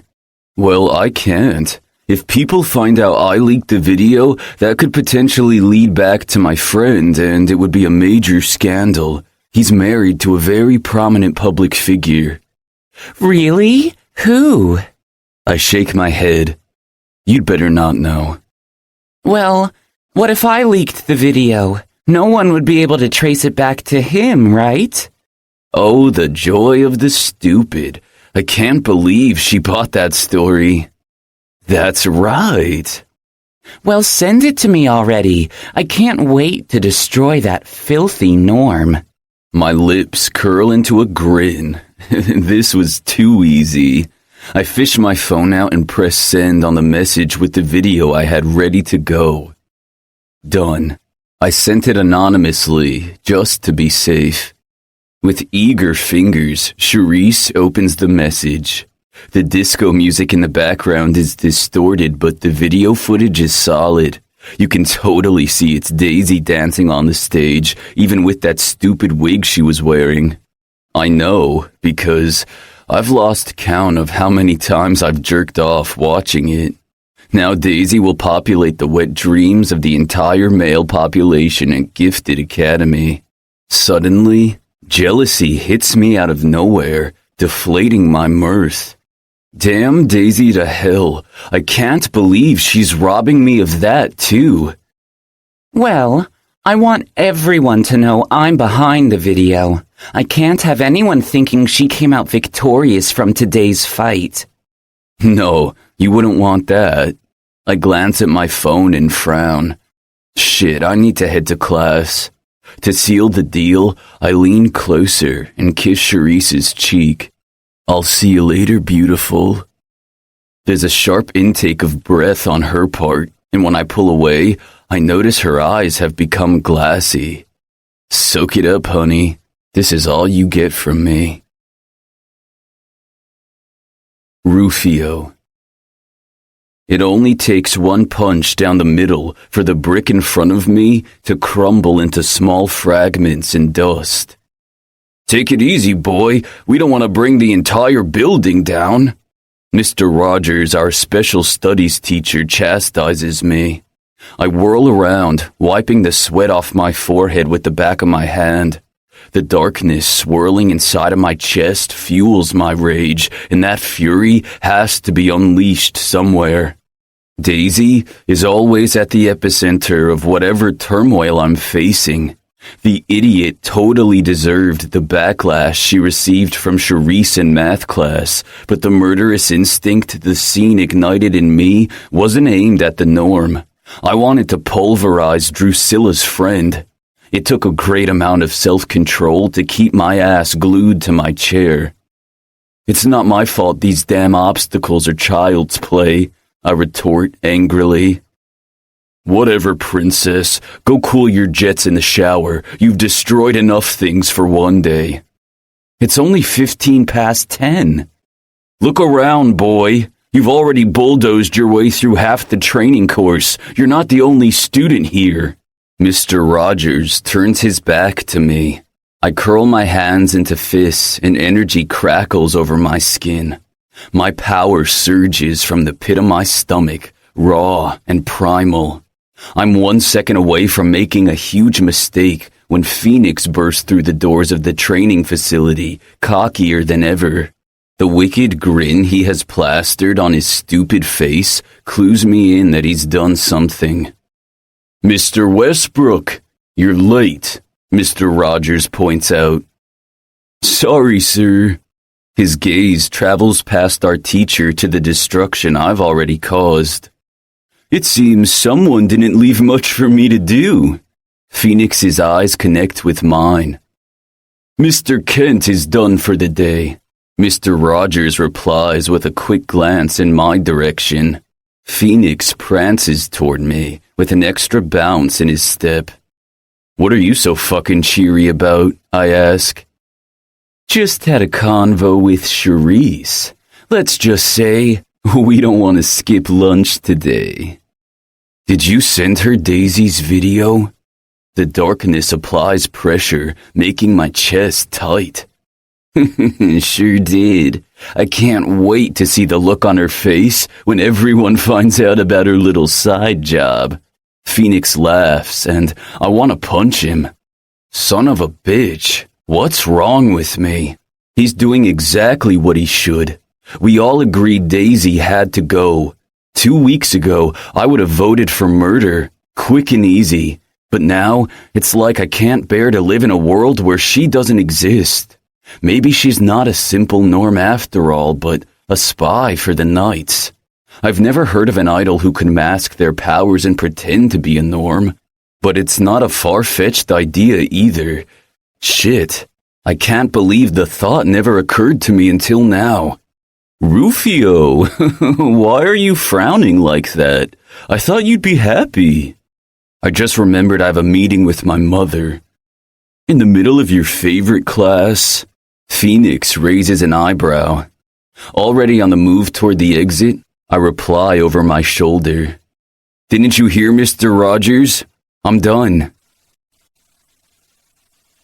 37. Daisy. I never thought I'd set foot in the Magnificent Four's apartment again. But here I am, only 3 days later, sitting on the bar stool and watching Morpheus prepare his mean tacos. He's pulled his long curls back into a man bun, a look I've always associated with fuckboys, but Morpheus wears it well. We only have an hour to eat and study. We should have met after class, I say. Oh, we'll meet later today as well, He says casually. I didn't agree to that. I have my own homework to worry about. He turns around, holding a plate with 2 steamy tacos on it. He sets the dish in front of me and then returns to the stove to grab his own. Come on, Daisy. You must be killing it in all of your classes. That's why you got the scholarship, right? You're some kind of genius. He rests his butt against the kitchen counter next to the stove and takes a bite of his meal. Hardly. I have to study my ass off to earn my grades. I try the taco, and it melts in my mouth. A groan escapes my lips. It's so delicious. I told you my tacos were good. He smiles, revealing dimples I didn't know he had. And I love dimples. They're my weakness when it comes to boys. I catch myself observing Morpheus in an entirely different light. I've always sensed an ominous aura surrounding him, as if he always walked in the shadows. Today, the gloom is gone, and I can see his brightness. Why are you staring? He frowns. Heat spreads through my cheeks, and I drop my gaze to my plate. You look different with your hair pulled back like that. He makes a non-committal sound, and I feel compelled to add, the tacos are amazing. Who taught you to cook? My mother. His answer makes me think of Mom, how I loved her cooking. I wish I'd paid more attention when she tried to teach me some of our family recipes, but I was more interested in studying than learning domestic skills. A lump gets lodged in my throat, and my appetite disappears. I set the plate aside and pull my math book from my bag. What's the matter? Not hungry? I lead on the way to class. Let's get this tutoring going. I think we should start by looking over your quiz answers. Great. I can't wait for the humiliation to commence. I lift my gaze to his. You shouldn't beat yourself up because you don't get math. It's an error to assume every single person learns in the same manner. Our brains are unique, and each person processes information in a different way. Did you just come up with that on the fly? He raises an eyebrow. No, that was just something my father used to say. They're dead, right? Your parents? He asks bluntly, making me wince. How did you know? Shit. If he knows my parents are gone, does he also know who my father was? I can sense that you've been touched by death, and I caught the change in your posture when you mentioned your parents. It was an easy guess. I let out an exhale of relief. He doesn't know. Let's focus on what I'm here for. I'm charging you by the hour whether I teach you or not. Ruthless. Morpheus pulls the quiz from his pocket. Look who's talking. I mumble. Touché. I have my work cut out for me. I should have charged Morpheus more. When he says he doesn't get math, he means it. I spent the entire lunch break going over only a couple of equations. The extra money will be nice, but I can't spend all my free time tutoring him. Besides, if I don't help him improve his grades, the truce will be over. He'll come for me guns blazing. I clutch my chest, remembering the panic I felt when Morpheus used his powers on me. I'm intimate with fear, but I'd never felt anything remotely similar before. It was sheer terror that gripped my heart in a merciless vice. A shiver runs down my spine, just reliving the moment in my head. I left his place before him because I can't afford a tardy. The moment I step foot inside the main building where classes are held, I sense something is awfully wrong. The hallway is crowded, and the place is buzzing. Students have their smartphones out. Some are clustered in groups, watching something that's highly amusing to them. They raise their gazes to me as I pass, and the laughter and mocking comments begin. People point. Guys whistle. Some idiot jumps in my way and asks for a lap dance. What the fuck? I quicken my steps, but it seems the faster I try to walk, the tighter the tunnel of students blocking my way becomes. I knew she was a cheap whore, one girl says as I pass within earshot. I clench my jaw hard, fighting the urge to ask what her problem is. Up ahead, the crowd opens up a little, and I can see Phoenix at the end, smirking in a victorious way. Cherise, the girl who attacked me earlier, is next to him. Without breaking eye contact, Phoenix wraps his arm around the girl's shoulders and whispers in her ear. An ugly smile slashes across her face before her gaze shifts to the TV monitor mounted closest to her. Several are peppered along the hallway, usually only broadcasting announcements from the school. The screen goes black just a second before a video fills it. There's no sound, but I know exactly what's been broadcasted to the entire school. My performance at Unearthly Desires. The clamor and chatter increase in volume, smothering me. I want to vanish from this place, but my legs are frozen. Toby comes running in my direction before stopping right in front of me, short of breath. "I've been looking all over for you." I can't reply. My tongue is stuck to my mouth. "Come on, Daisy, say something." I look over his shoulder when Rufio and Bryce join Phoenix in the hallway. Both brothers are staring at me, their eyes cold and devoid of emotion. I don't know which of the two hurt me the most. I honestly thought Bryce was different than the rest. I thought he cared. And Rufio, damn, I can't even begin to understand what happened between us. My eyes start to burn, which is what jars me from my paralysis. I can't cry in front of these people. Toby, please get me out of here. 38. Bryce. I watched Daisy go with the only friend she has in school, and I do nothing. I should have made everyone shut their pie holes. I knew what Phoenix planned to do, and despite my conversation with my mother, I didn't do anything to stop him. It's almost as if I was testing how I would react. But considering how disgusted I am with the whole thing, how wretched I'm feeling now, I can only come to one conclusion. I was living in denial. I care about Daisy. I don't know when it happened, only that I'm smack in the middle of feelings that are powerful and foreign. Daisy's gone, but the fucking ruckus hasn't stopped. The video's still playing. Like a wave, I let my gift surge through me. Unbound, unleashed.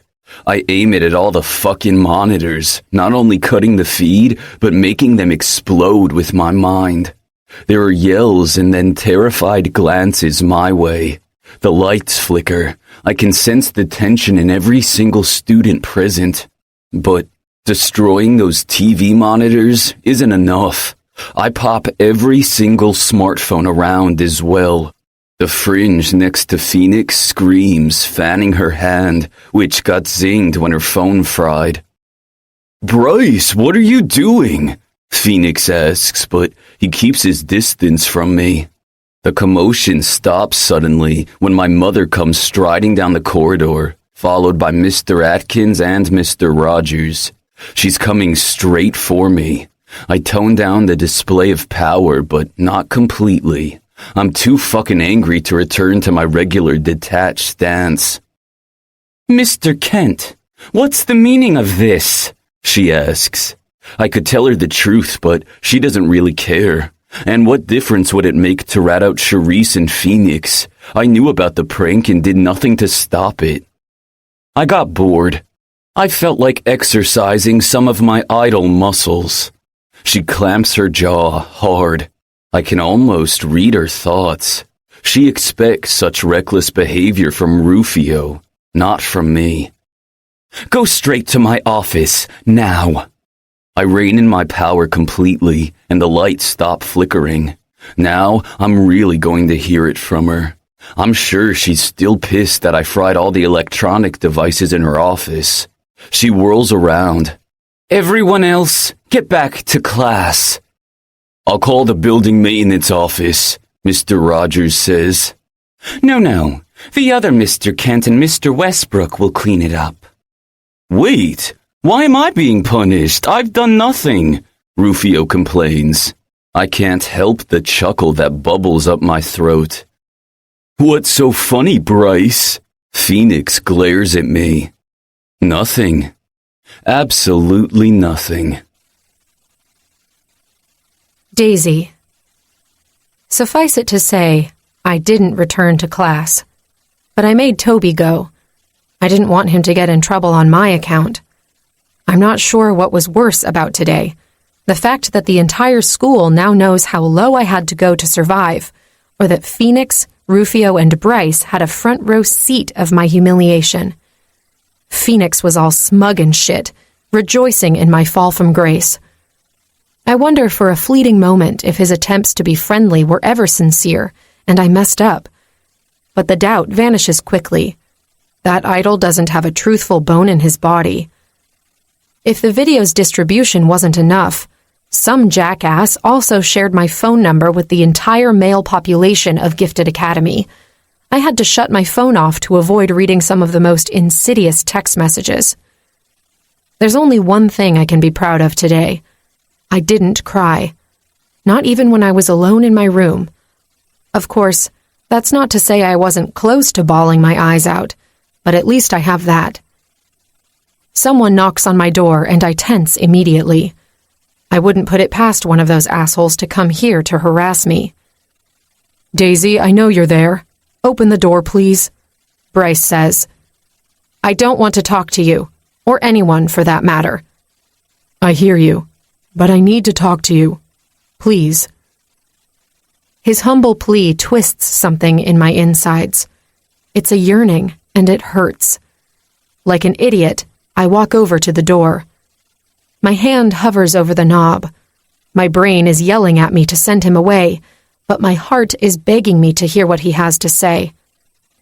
I made a terrible mistake once, letting my guard down, and I'm about to make another. My heart wins. Sucker. Finally, I open the door, but before I let him in, I warn, you have 1 minute. Make it count. He nods, but when I close the door behind him, he says, I may need more than a minute. I don't care. I cross my arms in front of my chest. He runs a hand through his hair and then glances at my unmade bed. I curse in my head when his gaze zeroes in on the 2 items I have lying there, my dad's diary and the book I got from the librarian. What's that? He approaches my bed. No, no, no. If he reads any page of my father's diary, he'll know the truth about me. Then I'm as good as dead. But Bryce ignores the diary and grabs the thick book instead. It's just a book I borrowed from the library. My voice is too thin, too guilty. He opens the tome almost reverently. This is a rare book that dates back 200 years. How did you find it? Well, to be honest, the librarian let me borrow it. Bryce lifts his gaze to meet mine. Why? Fuck it. I'm so tired over everything that I don't see the point hiding the information from Bryce. Because I wanted to find a way to block Phoenix from getting in my head. Bryce's eyebrows arch. Oh, is he still doing that? No, he decided to punish me the old-fashioned way. He lets out a loaded sigh. I'm sorry about today. Spare me the empty words, okay? Like you didn't know what your roommate was up to. You were all working together to bring the pesky Norm down, make me run away with my tail between my legs. You're right. I did know Phoenix was planning on sharing the video, and I didn't try to stop him. He takes a couple steps forward, shortening the distance between us. The air is impregnated with an intense energy, and I'm not sure if Bryce is doing it on purpose or not. Stay right there, I tell him. Don't move any closer. Are you afraid of me, Daisy? His voice becomes huskier, more dangerous. Not of you, Bryce, but of the crazy and stupid emotions swirling in my chest. I should hate him, not yearn for his touch, His kiss. But I can't let him know that. I'm not afraid. I just don't want you near me. Bryce flinches like my words hurt him. Whatever. He's not fooling me again. He looks me in the eye. I don't expect you to believe me, but I am truly sorry. You're right. I don't believe you. I lift my chin higher. And I'm sorry about a lot of things, too.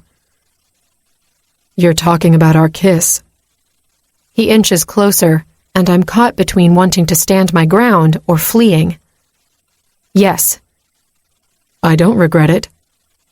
He takes another step forward. I scoff. Why would you? It all worked for you in the end, didn't it? No, it didn't. That kiss wasn't part of a grand scheme to torture you. I wanted to kiss you then. He pauses as if he's debating what to say. And I want to kiss you again now. He breaches the final distance between us, reaches for the back of my head, tangling his fingers with my hair, and crushes his lips against mine. My entire body goes haywire. My heart takes off in a mad race, and lust begins to cloud my brain. His tongue invades my mouth, incendiary and merciless. I clutch his arm as my body begins to melt. Why does he have to taste like the most delectable nectar on the face of the earth? Heady, addictive. I'm 1 second away from succumbing to desire, to give Bryce what he wants. But my brain is not a goner yet. It brings forth today's humiliation. I free myself from his hold and shove him off me with all the strength I have. You're never touching me again. Bryce blinks fast, staring at me like I spoke Chinese. After a couple of seconds, he loses the confused glint in his eyes. His stare turns hard, cold as he nods. As you wish. A clipped response. He's angry like he has a right to be. Asshole. Thank heavens I didn't fall for his game this time. He drops his gaze to the book still in his possession, then holds his glowing hand above the cover. The tome opens in the middle, and the pages begin to flicker rapidly, stopping suddenly at a random spot. There. I believe this is what you need to block Phoenix from your head for good. He returns the book to my bed and then heads for the door. With his hand on the knob, he turns back to me. Good luck, Daisy. It's not until he's gone and the door is locked that I can breathe easily again. I'm still shaking from Bryce's kiss as I run back to the book to see what he marked for me. Is this an apology for everything he's done, or is he still playing his wicked games? I read the text quickly. The solution is described in only one paragraph. It would have taken me weeks to find it. It's quite simple, but not easy to achieve. I need to wear a vial of Phoenix's blood around my neck. Idols don't bleed that easily. I still have the lightning glass dagger, but how in the world am I going to get close enough to Phoenix to cut him? 39. Bryce. Seeing the book Daisy had in her room jolted a long, forgotten memory. I remember catching a glimpse of a similar tome in my mother's home office, and now I'm itching to find out if it's the same book or if what Daisy has is a copy. My bet's on the former. I need a break from the school grounds and all the rotten idols inside, so as soon as school's done on Friday, I drive up to my parents' estate in the most prestigious neighborhood in Saturn's Bay. A beachfront property, it offers a view of the most beautiful sunsets and draws the envy of many people I know. However, the beautiful mansion is not a happy home. The day I moved into my dorm room at Gifted Academy felt like I'd been liberated from years of oppression. Sure, my mother was already the principal then, but not living under the same roof as my parents made a significant change in my life. No more daily brainwashing sessions about our duties as idols. No more harsh criticism and glances of disappointment from my father. The gate to the property grounds opens automatically as I approach. At the end of the driveway, the great white mansion with its Greco-style columns and opulent water fountain in front looms like a great beast waiting to devour my soul. Shivers run down my spine, and I clutch the steering wheel tighter, my knuckles turning white. I hate coming here. I park my car at the back of the building, not wanting my parents to be aware of my presence in case they're home. No one's around when I enter the house through the kitchen door. Not that my parents' employees care. They're trained to be invisible, so even if I bumped into someone, they wouldn't address me. The urgency to get out of here is immense, so I make a beeline for my mother's office, where I saw the book last. Halfway there, I hear loud voices coming from the closed door. Shit, my parents are home, and they're having an argument. I'm about to whirl around and get out before I hear my father mention Daisy. My curiosity is piqued. Last Sunday, he made it no secret how he abhorred the idea of a Norm studying with us. But today, the argument seems specific. Walking softly, I approach the closed door and listen carefully. I had nothing to do with Daisy Wood's admission at Gifted Academy, my mother replies. I snort in my head. I wonder if she was ever truthful in her life. Cut the bullshit, Jody. You've always had an unhealthy fascination with norms, something you've sadly passed on to Bryce. My spine goes taut. I've never had a fascination with norms per se. My interest was on the origin of the idol's hatred toward beings who are weaker than them. The only norm who truly captivates me is Daisy, and I don't know why. Bryce loathes norms just like you taught him to. My mother's tone is bitter. You sound angry about that. I thought you put that part of your tainted past behind you, Jody. My tainted past. My mother laughs in a derisive manner. Something crashes loudly inside. Furniture shattering is my guess. Tense, I make a motion to burst into the room, but my mother's voice keeps me in my place. Go ahead, destroy all the furniture. I don't care. I should have never agreed to marry you. You were a norm-loving whore then, and you're a norm-loving whore now. What is he saying? Was my mother involved with a norm before she met my father? It kills you, doesn't it, that I loved a norm man, that he was the first to touch my body? Don't flatter yourself, Jody. I never gave a fuck about you. Our marriage was purely business, plain and simple. I won't deny that killing your lover gave me great satisfaction, though. Bastard!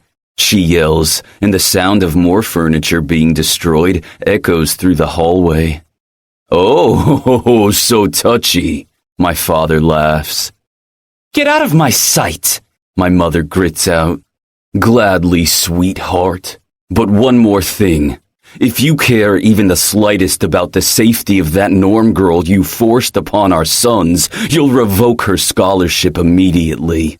I don't know how you managed to get the school council on board with your sham of a scholarship, but there are many concerned parents who are ready to go to extremes to get rid of her. Contrary to what you believe, I had no involvement in her admission. Why is she so adamant in denying her involvement in Daisy's scholarship? She had no qualms about admitting the truth to me.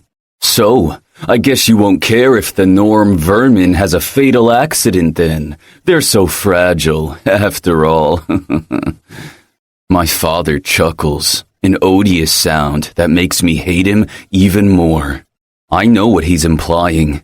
Daisy isn't safe. She never was. Dropping a norm in among a bunch of idle students was like delivering a gazelle to a pride of hungry lions. The only reason she's survived until now is thanks to Rufio and Phoenix's bet. Now that those idiots are gung-ho on destroying her at all cost, they declared open season on Daisy. Not while I'm around, though. I retrace my steps and hide inside a bathroom in the hallway, just in time to avoid being caught by my father. I hear the door to my mother's office open. then his loud footsteps on the marble floor. Straining my ears, I catch the sound of him leaving the house. I open the door to my hiding place a sliver and peer outside. My mother's office door is ajar, and from my viewpoint, I can see the chaos.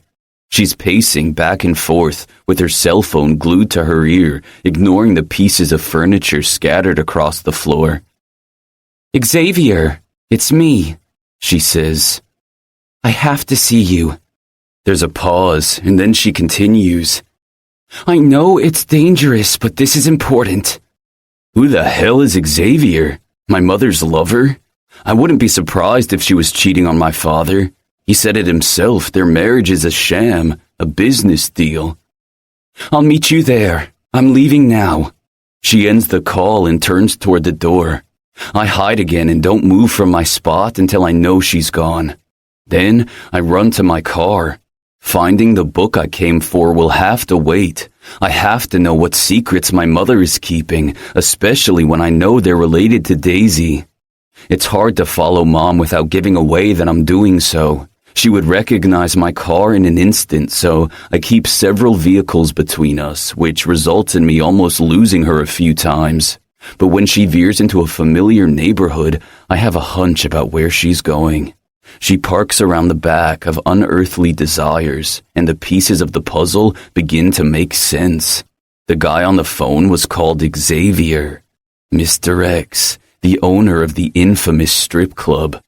It can't be a coincidence that Daisy worked here one evening and then suddenly showed up at Gifted Academy.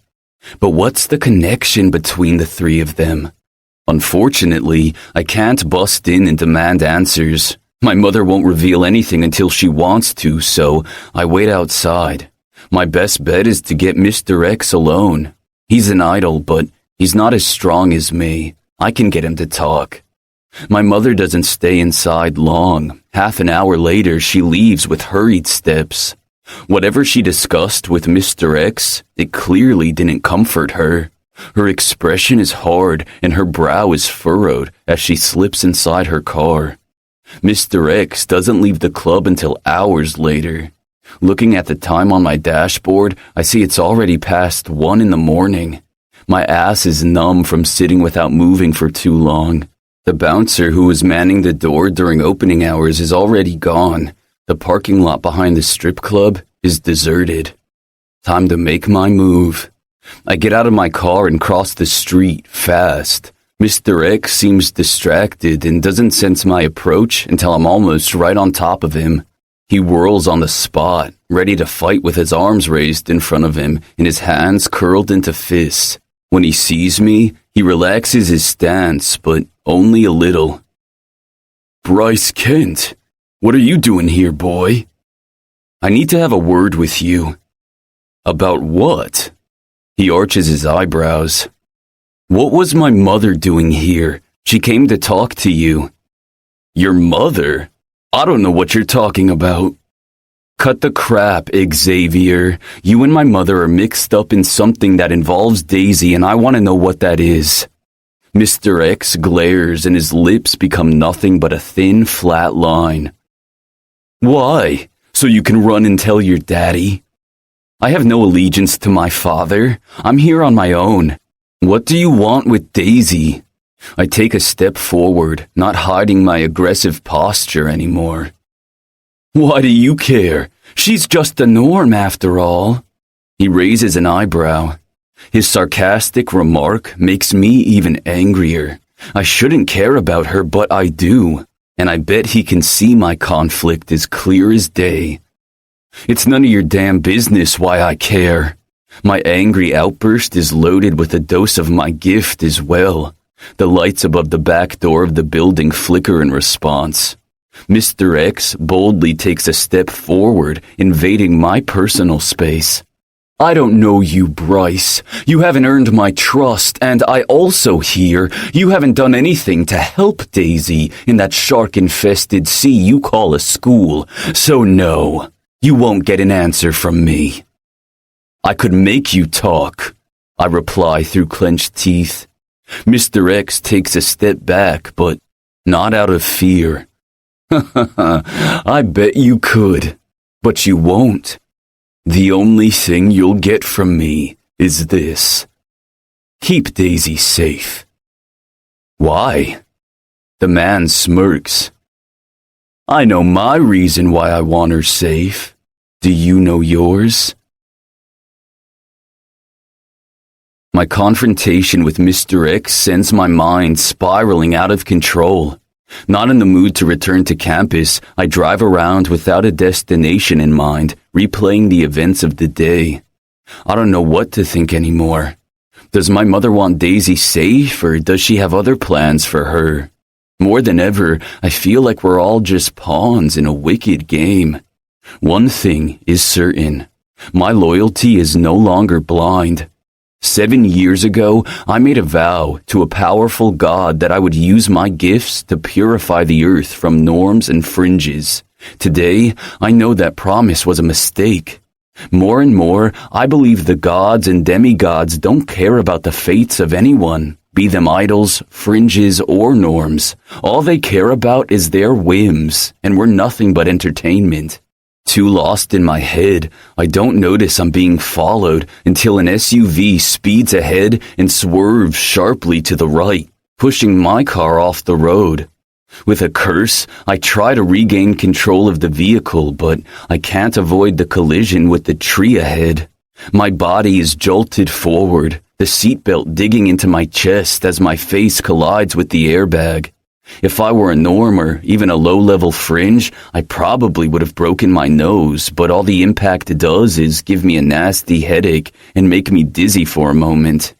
The window next to me shatters, and a split second later, I'm yanked from the car. The force is so great that it rips the seatbelt in two, as if it were made of paper. My attacker had the surprise advantage, but that's all the leverage he's getting over me. My power surges up from the pit of my stomach, violent and unbound. I send the man holding my arm flying across the highway. He vanishes out of sight. Bind him already, damn it! He's a 17! Someone yells in the darkness. A sphere of energy forms in my hand. I pull my arm back to hurl it in the direction the shout came from, but electric vines wrap around my torso and left arm, zapping my body with a high-voltage blast. I lose grip on my power for only a second, but that's enough time for my assailants to regroup. My free arm gets yanked behind my back, and more vines wrap around me. You fools! Do you think you can trap me? I shout. I focus on my power, the swirling of energy that resides in my core. It's there, but somehow my access to it has been blocked. What the hell? You can quit struggling now. You're not going anywhere. A man approaches me, though I can only see his shape at first, thanks to the glare from the headlights of a second SUV that parked behind my busted car. When he stops in front of me, I'm able to make out some of his appearance. His hair is long and wavy, blonde. His square jaw is dusted with scruff, and he's wearing a black muscle shirt and leather harness, with the butt of a gun peeking from a holster. Let me go, or you'll pay with your lives. He drops to my eye level and clutches my chin with a gloved hand. In due time. But first, we ought to have a little chat. 40. Daisy. Another week has gone by, and while I'm still alive, I'm not whole. There are no visible bruises on my body, but my spirit is shattered. Despite Principal Fallon's assurance that whoever released that video would be severely punished, her words are vapor. She's not going to do anything about it. Not anything meaningful, anyway. She said it was best if I took the rest of the week off. She gave me a free pass, and I was weak and took it. It shouldn't matter what a bunch of idols think about me. I was almost a stripper. Big fucking deal. I did what I had to do. But it seems I bounce back easier from physical fights than the psychological ones. I can't shake off the sting of this blow, of the humiliation, that fast. My phone vibrates on my nightstand, but I ignore it. It's most likely Toby or Rosie, wanting to know how I am. I didn't tell Rosie about what happened, so my conclusion is that Toby opened his big mouth. Whatever. I turn off the phone, then bury my head under the pillow. I just want to sleep the whole day away. Not much later, there's a loud knock on my door, followed by Toby's voice calling my name. "Leave me alone!" I yell from my bed. "Come on, Daisy, open up. Don't make me ask one of your neighbors to knock your door down for me." Pest. He had to go and bring up those motherfuckers. With a huff, I get out of bed and stride across the room to throw open the door and glare at Toby. "What do you want?" I bark. Toby gives me a once-over. "Shit, Daisy, you look like crap." "Thanks, jackass. If you just came by to insult me, goodbye." I start to close the door in his face, but he holds it open. "No, I came by to invite you to a surfing lesson." "What?" "A little bird told me you've been dying to learn but never got around to it." Toby smiles cheekily. By little bird, he means my sister. Shit, they have been talking then. I'm not in the mood. "Come on, Daisy. There are actually good waves today. It's going to be fun." The beaches known for their good waves are all mixed. The last thing I want is to bump into an asshole from school. "Don't worry. Echo Cove is only known to local surfers, and none of them go here." My wish was to stay in my room the entire weekend, but Toby's offering me the opportunity to tick one item off my bucket list. If I stay, Phoenix and his hateful friends win. Fine. I'll meet you outside in 5 minutes. Rufio. I didn't mean to eavesdrop on Daisy's conversation. It just happened. It's like I'm tuned in to the norm girl or some shit like that, and telepathy isn't even one of my gifts. I was in the kitchen getting a bowl of cereal when I heard her voice. It worked like a punch to my chest, kick-starting my heart. And now I'm getting ready to knock on her door like a lovesick fool. I haven't been able to sleep for shit since Wednesday when Phoenix's master plan worked perfectly. No one's seen Daisy since her humiliating video surfaced. I should be in a better mood. I got what I wanted after all, but the truth is, the foulness in everyone's disposition is off the charts. Even Phoenix, the brains behind the whole thing, is more irritable than I've ever seen him. And Bryce and Morpheus have completely shut Phoenix and me off. As a matter of fact, I haven't seen Bryce since yesterday. He must have gone on one of his mysterious solo trips. As for me, I feel rotten, and that's why I'm going after her. Toby must be completely out of the loop because there's a huge barbecue at Echo Cove today, and the place will be crawling with students from Gifted Academy. She needs to know. I'm almost out the door when a loud, pain-filled moan comes from Morpheus's room. I stop in my tracks and head in his direction. After a knock, I ask, "Morpheus, are you all right?" "No." I push the door open and enter his room, which currently feels like a sauna. Why is it so hot in here? Morpheus is completely hidden under the blankets. "Because I'm turning into a human popsicle." "Are you sick or something?"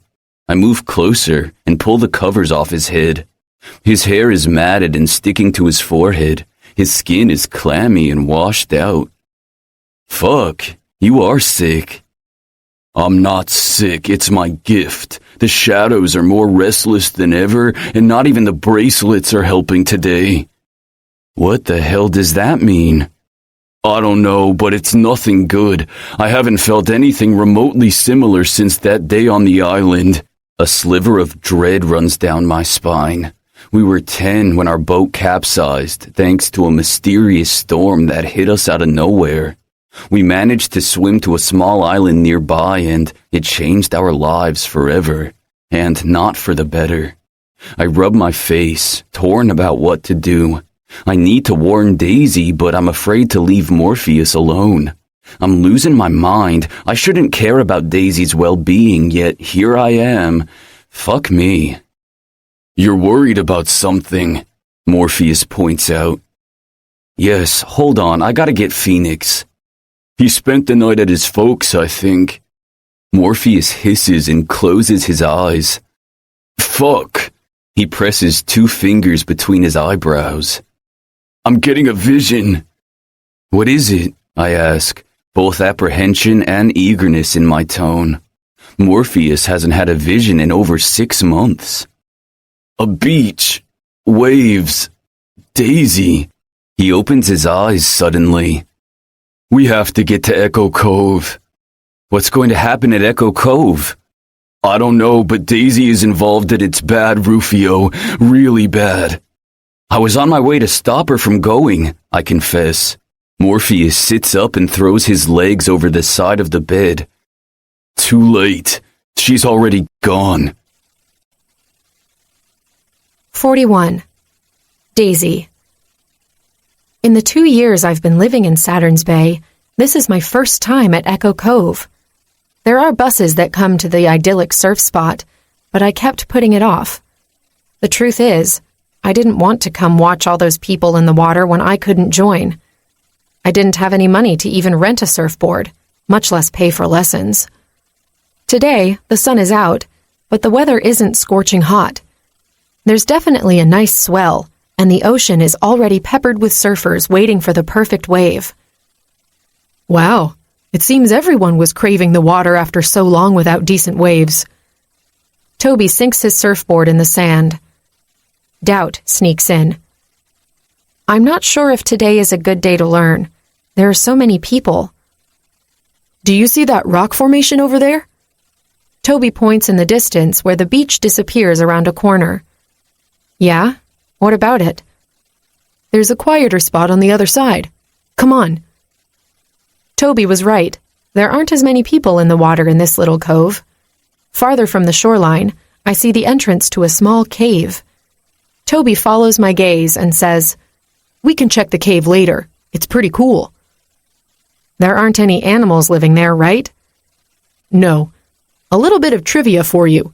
This little nook in the beach and that cave are what inspired the name Echo Cove. Really? I feel like a tourist, and I've lived in Saturn's Bay for 2 years already. Trust me, I bet there are people who were born and raised here who haven't seen half the city. I look down at my clothes. I'm wearing an old bathing suit and a t-shirt. Is this okay? Yeah, you're fine. Shall we? I glance at the ocean once more. It's calling me. Sure. Let's go before I chicken out. Rufio. I immediately spot the crowd from Gifted Academy when Morpheus and I step out of my car. I'm too slow to avoid being seen. Drusilla turns and waves enthusiastically. Rufio, over here! Fuck, I'm not in the mood for this. My, Rufio, you don't want to interact with the president of your fan club? Morpheus replies sarcastically from behind the thick woolen scarf he has wrapped around his neck, which also covers half his face. An angry retort followed by mummy boy is on the tip of my tongue, but I remember the last time I used that nickname. I definitely don't want a repeat of that. I have every intention of ignoring Drusilla when I catch a glimpse of Phoenix surrounded by girls. He's laughing like he's back to his normal self. I guess we don't have to deal with his jackass attitude anymore, I say. Morpheus snorts. Pot, meet kettle. We stayed idle for too long and now Drusilla is running to meet us. Oh fuck, I mumble. I'll get rid of her so we can find Daisy. Something isn't right with Phoenix. Squinting, I pay closer attention to Phoenix. He seems normal, which means Morpheus can sense something behind the naked eye. Great. Before I can ask, Morpheus is already heading to the beach. He ignores Drusilla when he passes her. She gives him a judgmental glance before she continues on her way to me. Hi, Rufio. I was beginning to think you wouldn't show up. I'm not staying long. I purposefully don't make eye contact with her. Instead, I look over my shoulder, trying to find Daisy or the ginger. She steps closer to me and touches my chest. That's too bad. I was looking forward to spending some time alone with you. I knew hooking up with her last year would be a mistake. Drusilla thinks that because she's the queen bee, she has to date one of us. I was the fool who slept with her first, and now she won't fucking leave me alone. I grab her wrist and pull her hand away. Sorry, Drusilla, I never go for seconds. She gasps and her eyes go as round as saucers. I walk around her, not wanting to hear the onslaught of angry words that's sure to come. I had fun stringing her along for a while, but now she just irritates me. I finally reach Morpheus and Phoenix in time to hear the tail end of their argument. For fuck's sake, Morpheus, I already said I'm fine. Now piss off. Phoenix shoves Morpheus out of his way and stomps away. His new pet, Charisse, is quick to follow him. Can't she sense he's about to explode? Dumb fringe. What was that all about? I ask. Phoenix being an ass as usual. Something isn't right with him, but he won't talk. Is his problem linked to your vision about Daisy? Morpheus shakes his head. No. Okay, let's worry about him later. Now, let's find Daisy and the ginger. Didn't you say they were going surfing? He asks. Yeah. I catch sight of Phoenix disappearing behind a cluster of rocks at the end of the beach. Isn't Echo Cove that way? I think so. Let's go. Sand pours into my sneakers, only serving to further aggravate my already sour mood. I should have taken my shoes off. What are you groaning about? Morpheus gives me a side glance. I hate the beach. Is it the beach you hate or the sandy mess? Shut up, Morpheus. You look ridiculous, by the way. I can't help it if it feels like I'm in fucking Siberia, okay? But you could have worn flip-flops at least. I save my rebuff for another time. We just rounded the corner to find Phoenix with his gaze fixed on the ocean. Charisse is also looking in the same direction, but based on her expression, she's not happy about the view. I follow their line of sight and find Daisy and Toby in the water. She's on the surfboard, trying to break through the waves with Toby's help. Ugly jealousy spears my chest. That ginger boy is way too close to her. I sense someone's presence behind us. Looking over my shoulder, I discover that Drusilla and one of her minions have followed us too. Fucking great. Is that the stripper? Drusilla asks. Phoenix and Charisse glance our way. Phoenix's eyes spark with anger. I'm not sure who he's aiming his wrath toward, though. I thought she'd learned her lesson. Charisse sneers. This beach is public, Morpheus replies. His comment makes her even more irate. She's not an idol, but she's a powerful fringe, and I've seen some of them cause a lot of headache, especially when motivated. But the ocean is so unpredictable, Drusilla replies conspiratorially. I cut her a warning glance, but she purposefully averts her eyes and pretends she doesn't see me. Son of a bitch, Morpheus mumbles, and my attention returns to the sea. The waters are rough now, and the waves have tripled in size. Without a second thought, I stalk toward Charisse. She's a water elemental, and I'm positive she's responsible for the change in the ocean. I grab her arm and yank her violently toward me. Cut it out. I'm not doing anything. She attempts to break free, but I hold her firmly. What the hell, Rufio? Let Charisse go, Drusilla says. Not until she stops with her petty little game. Do you honestly think I'm responsible for those waves? Charisse scoffs. I'm not that powerful. Rufio, let her go now. Drusilla's voice has changed. I can sense the power. She's trying to use her compulsion gift on me. Big mistake, bitch. I let go of Charisse, only to turn and grab Drusilla by her neck. My power crackles over my skin, and the veins in my hand and arm turn dark. She tries to break free from my hold as her eyes bulge. "Rufio, are you crazy? Stop it!" Morpheus yells. But I'm already lost in the bloodlust. I don't want to stop. An invisible push knocks me to the side, making me lose my grip on Drusilla. She drops to her knees, gasping for air and eyeing me with murderous intent. I don't need to look to know Phoenix saved her ass. Holy shit! What the hell is going on? Charisse is pointing at the sky. A large, ominous storm cloud has formed just above the spot where we last saw Daisy. Lightning lights up the sky, followed by the sound of thunder. It's a concentrated maelstrom, and the guys and I have all seen it before. That's not a natural storm. That's the sign of a god. 42. Daisy. Things change quickly. One moment I'm submerged, bypassing a wave, and in the next I'm met by my worst nightmare. A violent, dark sky looms above me, matching the savagery of the sea. I'm not fast enough to avoid a wave triple the size of the one I just cleared, and it hits me head on, sending me spiraling to the bottom of the ocean. The surfboard is pushed in a different direction, and the leash is pulled taut as it yanks my leg. Shit. I have to ditch the board or risk losing my leg. It's difficult, but I'm able to curl my body forward enough that I can reach my ankle. I'm finally free, but I'm also running out of air. Bubbles have surrounded me, and beyond them is nothing but darkness. Fuck. Where's the surface?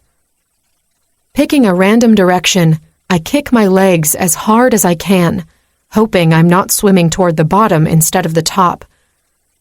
With my lungs burning, I break the surface, gasping for air. I only have the chance to inhale oxygen once before another wave sends me to the pit of the sea again. Damn it, I have to get out of here. I'm not sure where Toby is, which just adds another notch of fear to my heart. At least I'm not as disoriented as I was before, so I managed to reach the surface easier this time. I take a deep breath before starting to search my surroundings. Toby? A bright flash illuminates an otherwise dark sky for a second. The booming sound of thunder follows. A great roar at my back makes me turn. Motherfucker. A 60-foot wave is speeding toward me, and by the way the crest is curling up, it's going to crash exactly where I am. I can't swim fast enough to escape it. What should I do? I glance toward the shore, and then at the massive wave. Shit. Propelled by crazy desperation, I head toward it. It curls completely and begins to fold over on itself. I take a deep breath and dive. Even so, I still get caught in the whirlpool from the impact. Like a rag doll, my boneless body spirals and turns until my head bangs against something hard, and everything goes dark. Phoenix. Morpheus turns to Rufio and me, his eyes practically popping out of his skull. "What are you waiting for? Get Daisy out of there!" He points at the raging sea. In a split second, Rufio grabs the back of his shirt and peels it off. His sneakers vanish next. What is he doing? Is he crazy? Charisse asks. She's just a norm. No, she's more than just a norm. As much as I try to hate her, to destroy her, I can't get her out of my mind. Humiliating her brought me nothing but disgust at myself, and after the hellish evening I spent with my father, I need to do something to cleanse my soul. I run after Rufio, but he's already disappearing under a massive wave. From the corner of my eye, I catch a splash of red hair in the water. Toby, Daisy's friend, has made it to the shore. I'm not surprised. If the power that caused this storm is the same one we encountered 7 years ago, then the Fringe Kid isn't the target. Daisy is, and according to the vow we made so long ago, we're supposed to stand back and do nothing. But against all logic, we all seem inclined to risk everything, to disobey the most powerful being we've ever met, in order to save the defiant Norm girl. I dive in, ignoring the cold bite of the water. Using my telekinesis, I create a current behind me, which propels me forward much faster. Unfortunately, it doesn't grant me the ability to breathe underwater, so eventually I have to come up for air. When I do, the sea is even more turbulent than before, and there's no sign of Daisy. Rufio swims closer to me. "Have you seen her?" "No. She must be underwater." He takes another deep breath and vanishes. I follow him closely but soon lose him to the depths of the sea. "Damn it, Daisy, where are you?" I stay under for as long as I can. It's only when my lungs are about to give out that I aim for the surface and break through. Breathing out in spurts, I look around me. The waves keep crashing and the sky is raging. When lightning strikes, I see the god's face in the clouds. Harsh, powerful, terrifying. He seems to be laughing, but the vision vanishes too quickly. Maybe I just imagined it. Rufio's head finally pops up above the water, and it takes me a second to see he's got her. He's found Daisy. "Is she alive?" I ask. "I don't know. I don't think she's breathing." He begins to swim back to the shore, but he'll never make it in time to help Daisy, even with his idle speed. "Hold on tight. I'm going to send you over," I yell, over the roar of the waves and wind. Understanding dawns in Rufio's eyes, and he wraps both arms around Daisy. "I'm ready." I throw my arm forward and send Rufio and Daisy flying in the air. It takes them less than 3 seconds to reach the shore. I rein in the power as they descend, and Rufio lands softly on the sand with Daisy cradled in his arms. It's the last thing I see before a giant wave buries me alive in a tomb made of water. Rufio. I lay Daisy on the soft white sand as I try to control my breathing. She's as pale as a ghost and her lips are purple. Toby rushes to my side. "Is she breathing?" "She's not breathing, Rufio. You have to perform mouth to mouth," Morpheus says from behind me. "I know." "I can do it." Toby kneels next to Daisy. "Get away from her, Fringe." I push him hard enough that he falls back. I ignore the idiot and the crowd of gifted academy students that's gathered as I pump Daisy's chest and then blow air into her mouth. "Come on, Norm, don't you dare die on me," I whisper. I repeat the process over and over again, losing track of how long I've been going at it, when Daisy finally begins to cough up water. I roll her to her side and help her get rid of it as relief washes over me. I've never been more relieved to hear the sound of someone heaving. A sweater appears in front of me. Morpheus has given up one of his many layers of clothing. I wrap it around Daisy's shoulders, and then, propelled by a foreign impulse, I pull strands of wet, sandy hair off her face. "Daisy, are you okay?" Toby comes too close to her again. I'm ready to knock him back down when a hand on my shoulder stops me. "Not now," Morpheus mutters. "Where's Phoenix?" Charisse asks in a shrilly voice. I face the sea.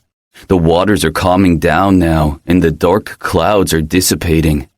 Phoenix's head appears from under a wave, which pushes him toward the shore as if he can no longer swim on his own. He stands up and staggers forward until he's out of the wave's reach. He then falls onto his knees, breathing hard. He lifts his head and asks, "Is she okay?" "I'm fine," Daisy answers, already sitting up. With a groan, Phoenix collapses completely, laying on his back with his arms covering his eyes. Charisse hovers close, but she at least has the sense to leave some space between her and Phoenix. I take in the crowd, and my eyes connect with Drusilla's. If she could kill with a simple glance, I'd be dead.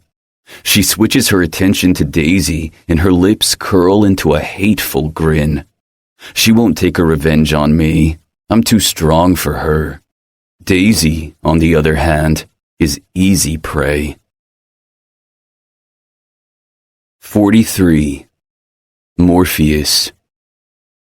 The shadows receded when Rufio brought Daisy back from the brink of death. The skies cleared and the ocean calmed. The freezing cold that had wrapped around my body and seeped into my bones relented. I don't know why I was given that premonition or why it made me so ill, but I thought the worst was over. It's not until early Monday morning, before sunup, that the shadows act up again. They're stronger this time, and the bracelets I wear can't contain them. My body's temperature drops suddenly, making me shake so hard that my teeth rattle. Pins and needles seem to prickle my entire body from head to toe. My mind is blank. No vision or premonition, which leaves me completely in the dark as why the shadows are manifesting.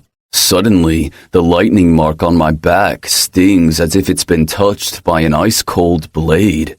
My head feels like it's going to split in two. With a groan, I clutch my skull with my hands and close my eyes. You went against my wishes. You defied me. Now, you must pay. The voice sounds like 1,000 people are screaming in my head at once. It's the voice of the god we encountered when we found ourselves on that island of horrors. After 24 hours of battling the most awful creatures from our worst nightmares, the deity appeared before us. He'd said we passed his trials and we were worth bearing the gifts that he had bestowed upon us at birth. Then, he gave us the lightning mark, after we promised to exterminate norms and fringes from the face of the earth. Get out of my head, I shout, not knowing where I found the strength to do so. The shadows curl around my wrists and travel up my arms. I lose sensation in my limbs. Motherfucker, he's going to freeze me to death. The door to my room bursts open and Rufio comes running in, followed by Phoenix. Morpheus, what's going on? Rufio asks. Rufio, check his hands and arms. They're covered in shadows. Phoenix points at them. He's punishing me. I manage to get the words out with great effort. Who? Rufio and Phoenix ask at the same time. Him, the god who marked us. I close my eyes again when unbearable pain spreads across my chest. Fuck, what can we do? Phoenix asks. Take me to my mother, I say, just before a scream rips from my mouth. I've never felt such excruciating pain before. Damn it, death right now would be a mercy. The god laughs in my head. He's not the merciful kind. Daisy. I spent the rest of the weekend recovering from my ordeal, but now it's Monday, and I can't hide in my room anymore. The grace period is over. Principal Fallon doesn't care that I almost drowned in the ocean, nor do my teachers. Toby told me that Rufio and Phoenix braved the raging sea to save me, which is baffling. Why would they risk their lives for me? Idle power or not, they could have drowned. Sitting on the edge of my bed, I take deep breaths to garner my courage. I don't need to be a genius to know it's going to be a jungle out there. I've never felt more vulnerable in my entire life, not even when I was on the run all those years ago. You don't need to feel this way, Daisy. You have a weapon. I haven't looked at the lightning glass dagger since it mysteriously appeared in my room. If anyone discovered that I possess a weapon that can kill idols, my life would be forfeited. And Rosie's too, by extension. But if the students here are trying to kill me, then why am I going to make it easier for them? Before I change my mind, I leap out of bed and lift my mattress. I hid the dagger in the same spot as I did my father's diary. When I curl my fingers around its handle, a surge of empowerment runs through my body. If only every single norm had such a weapon in their hands, maybe the idols would think twice before messing with us. My father was right. Idols are the minority. Why must we bow to them? The school is buzzing with gossip. By now, the entire student body knows Rufio and Phoenix risked their lives to save me. Everyone stares as I walk toward math class. At least they're not talking about my disgraceful performance at Unearthly Desires anymore. I'm not sure yet how I'm going to react when I see my saviors face to face again. I have to thank them for sure. But none of them come to math class. It feels strange not having Phoenix at my back, or needing to withstand Rufio's intense stares. What's more puzzling to me is Morpheus's absenteeism. He's been so determined to improve his grades after all. He can't be sick, can he? I never really had much interaction with idols before joining Gifted Academy, so in my mind, I'd always assumed they were immune to maladies that plague norms and fringes. In the absence of the powerful trio, Charisse doesn't rein in her hatred. She throws not-so-veiled insults at me throughout the entire class, but she's careful to keep her voice down so Mr. Atkins doesn't hear. I try my best to ignore the stupid fringe, but my nerves are fried considering everything I went through in a matter of days. As a result, I can barely concentrate during class, and my note-taking is pathetic. I didn't even fill one page of my notebook. When the bell rings indicating the end of class, I bolt out of my chair, but there's nowhere to run. The hallway is filled with more idols who want me gone. For the first time since I got here, I feel their animosity at full blast. I knew it would be bad, and yet I'm surprised by how hard it is to withstand it. It's almost like they were holding back before. But I can't skip another day of class. It would be cowardly, and I'm not a coward. The lightning glass dagger I wrapped in cloth and tucked in my shirt's waistband feels hot against my skin. I feel a little better that I decided to bring it with me, but I can't wield it unless it's a situation of kill or be killed. I keep my head down as I stride toward my next class. People bump into me on purpose. Others call me names. Suddenly, I'm shoved from behind, but when I whirl around, there's no one there. Some idiot with telekinesis must have done that.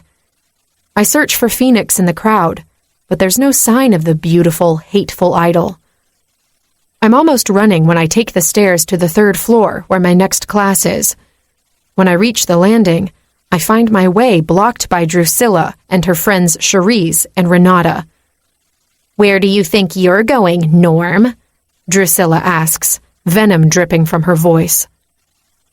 Charisse and Renata are both wearing the ugliest grins on their faces, and the small crowd lining the hallway is watching the entire scene with similar cruel expressions. "Take a wild guess," I reply sarcastically. Drusilla's expression twists into a scowl. "I don't like your tone, filthy whore. It seems you haven't learned your lesson yet." Fuck. She's going to make me do something horrible with her compulsion powers. My entire body is tense.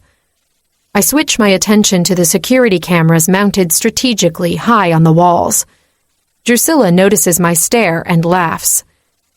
"If you're waiting for the cavalry to arrive and save you, you can think again. I took extra precautions. Principal Fallon isn't coming to save you. Kneel." I reach for my dagger, pulling it out from my waistband just in time before Drusilla uses her gift on me. Her command is too strong, and I can't fight the compulsion. My knees fold, and I drop to the floor. Trapped like that, I push the dagger up my sleeve, keeping it hidden there. "Now, what should I have you do first?" She places her index finger against her lips and pretends to ponder. "Make her strip naked," a guy says from my right. His comment is followed by whistles and shouts of agreement. Drusilla glares at him. I'm not here to cater to your disgusting tastes. Drew, let me play with her for a little bit. Payback for getting me in trouble with Principal Fallon, Cherise says. You got there all on your own, stupid bitch, I retort. Drusilla turns to me with ire shooting from her eyes. Shut up, filthy Norm. She snaps her fingers, and my lips shut as if they were sealed by her powers. I can't speak, which means I can't yell for help. Nice going, Daisy. Well, at least I still have my dagger and the ability to move my arms. Fine, Drusilla replies to her friend's request. Cherise's smirk blossoms into a wicked, chilling smile. She moves toward the nearest water fountain, and with a swishing movement of her arms, she creates a water spout and aims the jet toward me. All I'm able to do is widen my eyes before a sphere of water envelops my head, cutting off my oxygen supply. Bubbles form in my vision as I slowly drown in front of all these people. I can hear the crowd laughing and cheering despite the water around my head distorting the sound. So this is how I'm going to go. Death by drowning on dry land. Suddenly, someone lets out an enraged battle cry. Toby comes running down the hallway and tackles Cherise to the ground before anyone can stop him. The water helmet breaks, and I tumble forward, bracing my left hand against the wet floor as I gasp for air. Get off me, asshole! Cherise struggles under Toby's weight. Drusilla whirls toward her friend, and the compulsion keeping me glued to the floor vanishes. I stagger back to my feet, pulling the dagger from its hiding spot. Cherise tried to kill me once. I'm not letting it happen again. Renata, the second minion, yanks Toby off her friend. He lets out a cry of pain. The girl's hold on his arm is so viciously tight that his legs buckle. A second later, there's the sound of bones snapping.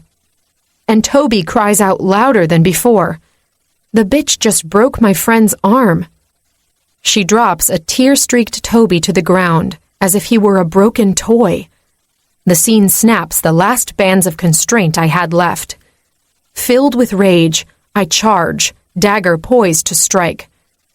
Renata turns to me as my arm descends in an arc, aimed at her fucking dead heart. But before the pointy end connects with her, I'm hurled in the opposite direction by a force equal to a hurricane. I hit the metal lockers at the end of the hallway with a loud bang before dropping to the ground sans dagger. My head is throbbing from the impact, and my vision is fuzzy for a second. When my sight clears, I see that the idol responsible for my unwanted flight was not a student, but a teacher. With his arms raised, he walks toward me. I don't know his name, but I've seen him before with Principal Fallon. Using his gift, he lifts me off the ground. You've caused enough trouble, Norm. It's time for you to say goodbye. In the blink of an eye, he sends me flying out of the window. Shards of broken glass pierce my skin, but the pain doesn't compare to when I hit the ground. Every single bone in my body seems to be broken, and the pain is so excruciating that I can't even bring myself to scream. The bitter copper taste of blood fills my mouth.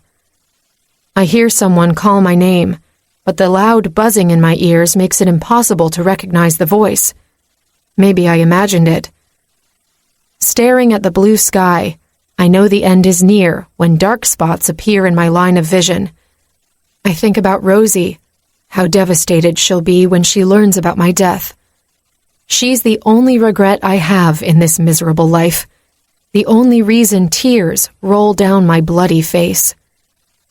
I'm so sorry, Rosie. 44. Bryce. My kidnappers brought me to a small room with concrete walls on all sides. No windows, only one door. The bright light bulb dangling from the ceiling is the only source of illumination. I'm strapped to a chair with my hands bound behind my back. I don't know what kind of material they used to bind me, but I can't break free. Nor can I tap into my powers, which begs the question, who are these people? They're idols, that much I could tell, and their leader was a powerful one, level 14 or 15 for sure, a fact that pisses me off even more. I could obliterate those assholes easily if it weren't for these damn vines. I've never heard of anything on this earth that could strip an idol of their powers like this. I have no idea how long I've been held captive, but if the numbness in my hands and legs are any indication, definitely more than 24 hours. I had to piss in my pants since no one came to let me use the bathroom. They've only come in once to deliver water and a granola bar, which they fed me like I was a baby. The fucking snack made me think about Daisy, and the yearning hit me hard. Finally, the door opens and in comes the long-haired guy, the leader of this operation. He stands into the halo formed by the light, and I can see his face clearly now. The scruff on his jaw is gone. Sharp and intelligent silver eyes stare at me. He's dressed in a three-piece suit instead of the all-black ensemble from before, and his long hair is in a ponytail. "How are you doing this morning, Bryce Kent?" he asks. "Fucking wonderful," I spit back. "Who are you, and what do you want with me?" The guy begins to pace in front of me with his hands linked behind his back.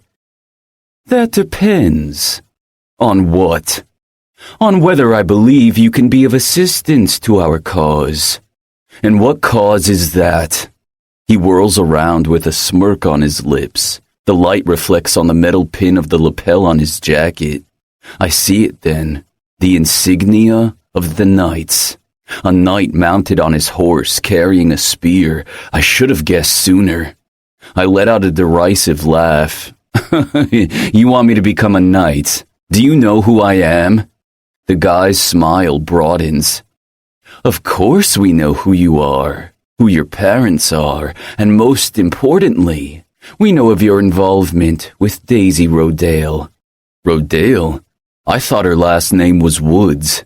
"Yes, she goes by that name now." "What could the Knights possibly want with Daisy? I fear they don't have the best intentions in regards to her, and that makes my chest incredibly heavy with worry. I strain against my bindings, ignoring the bite of the vines against my skin. Struggling is futile. You're only getting out of that chair when I decide it's time. People will be looking for me. You've been gone for over 48 hours already, and no one has noticed your absence." The guy shrugs. Fuck, my idiotic brother and my roommates wouldn't think much of my disappearance until I didn't come to class. "But don't worry, we don't plan to keep you for much longer." "I'm not going to join your group of traitors if that's what you're hoping to gain." The man makes a tisking sound as he shakes his head. "We're not offering membership, at least not right now. Let's see how things go first." "What things? What the fuck do you want from me?" Frustration is making my blood boil, and being trapped like a useless norm isn't helping my case. The knight narrows his eyes and clamps his jaw shut. He doesn't speak for several beats, no doubt only to torture me. "There were certain things that needed to be put in motion, and your presence would compromise those events," he finally replies. "What events?" I ask through clenched teeth.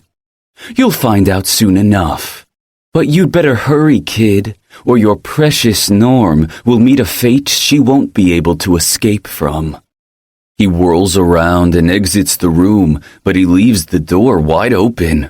A minute later, the binding keeping me trapped, slacken, and then drop to the floor.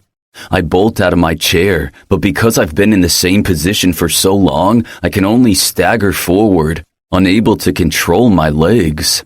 I lean against the wall while tiny needles prickle my skin as the sensation returns, but I only rest for a couple of seconds before I leave my prison.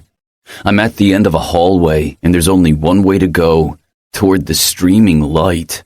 It leads to freedom. I find myself in the middle of a forest. The place I was held captive was a cabin.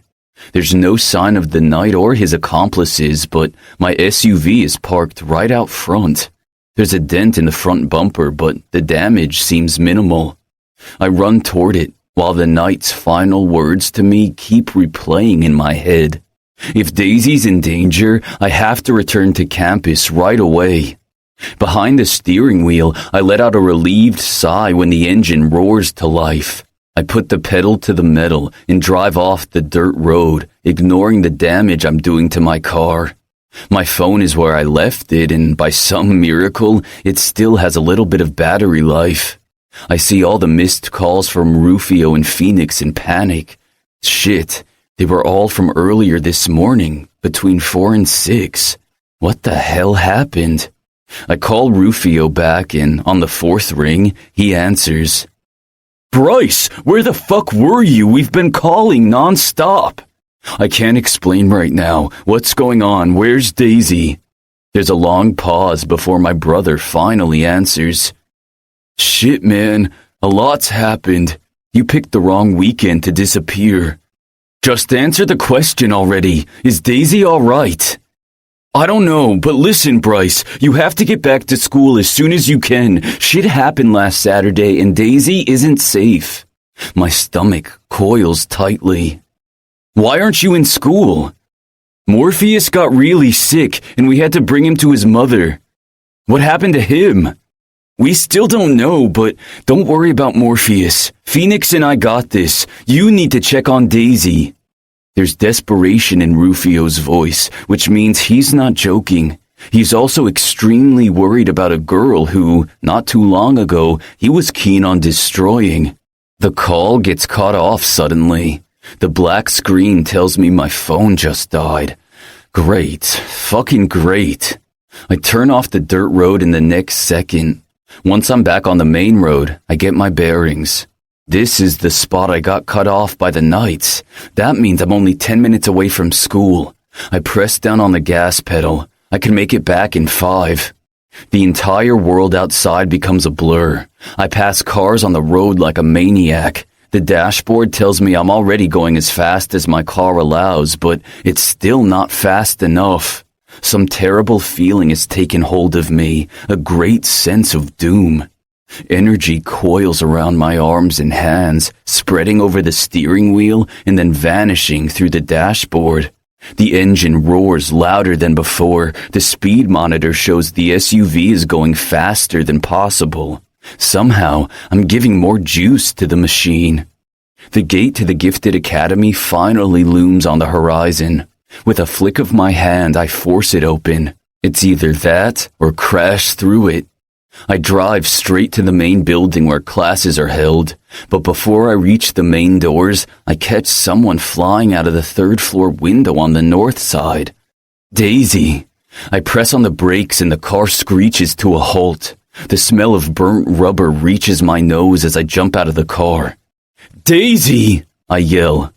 No, I'm too late. I run at breakneck speed and reach her only a few seconds after she crashed against solid ground. Her body is completely mangled. Her right leg is twisted at an odd angle, the bone exposed. Shards of glass have cut her arms, torso, legs, and face. I drop to my knees, afraid to touch her.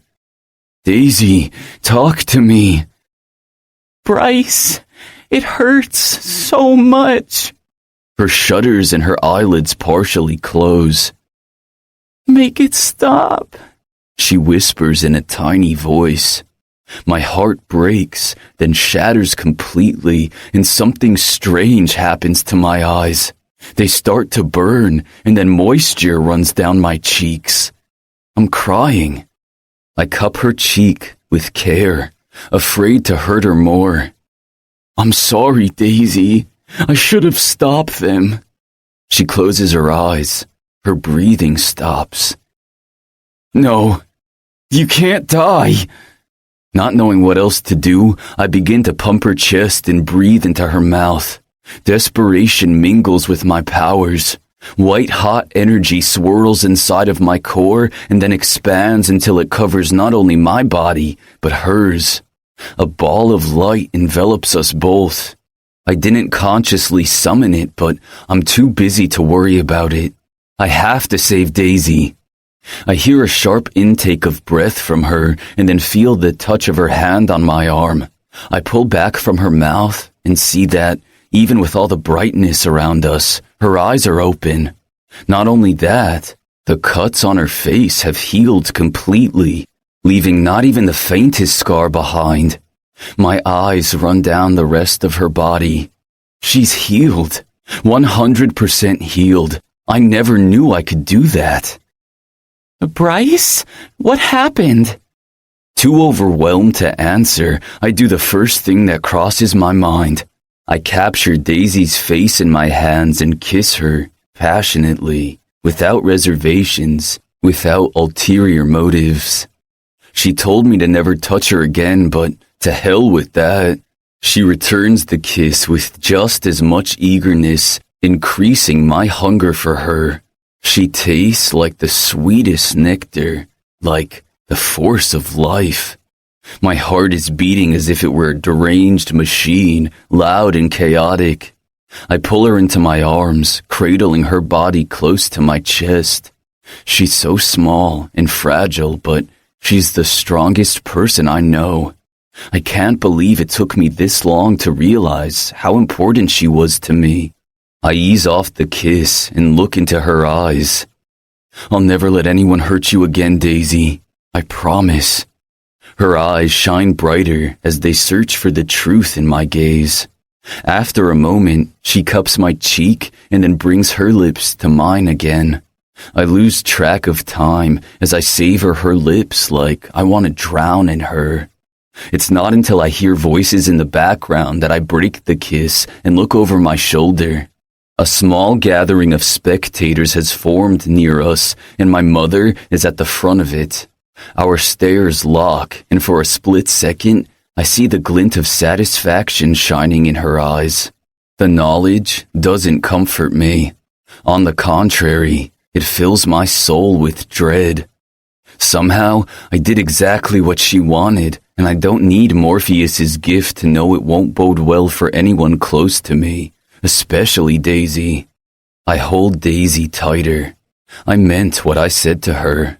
I won't let anyone hurt her again, even if that person is my own mother. This concludes Wicked Gods by Michelle Hercules, narrated by Madeline Dower and Alex Kidd. Copyright 2019 by Michelle Hercules. This unabridged audiobook is published by arrangement with Michelle Hercules and was produced in the year 2019 by Tantor Media Incorporated, a division of Recorded Books, which holds the copyright thereto. Please visit tantor.com for more information on our growing library of unabridged audiobooks. Audible hopes you have enjoyed this program.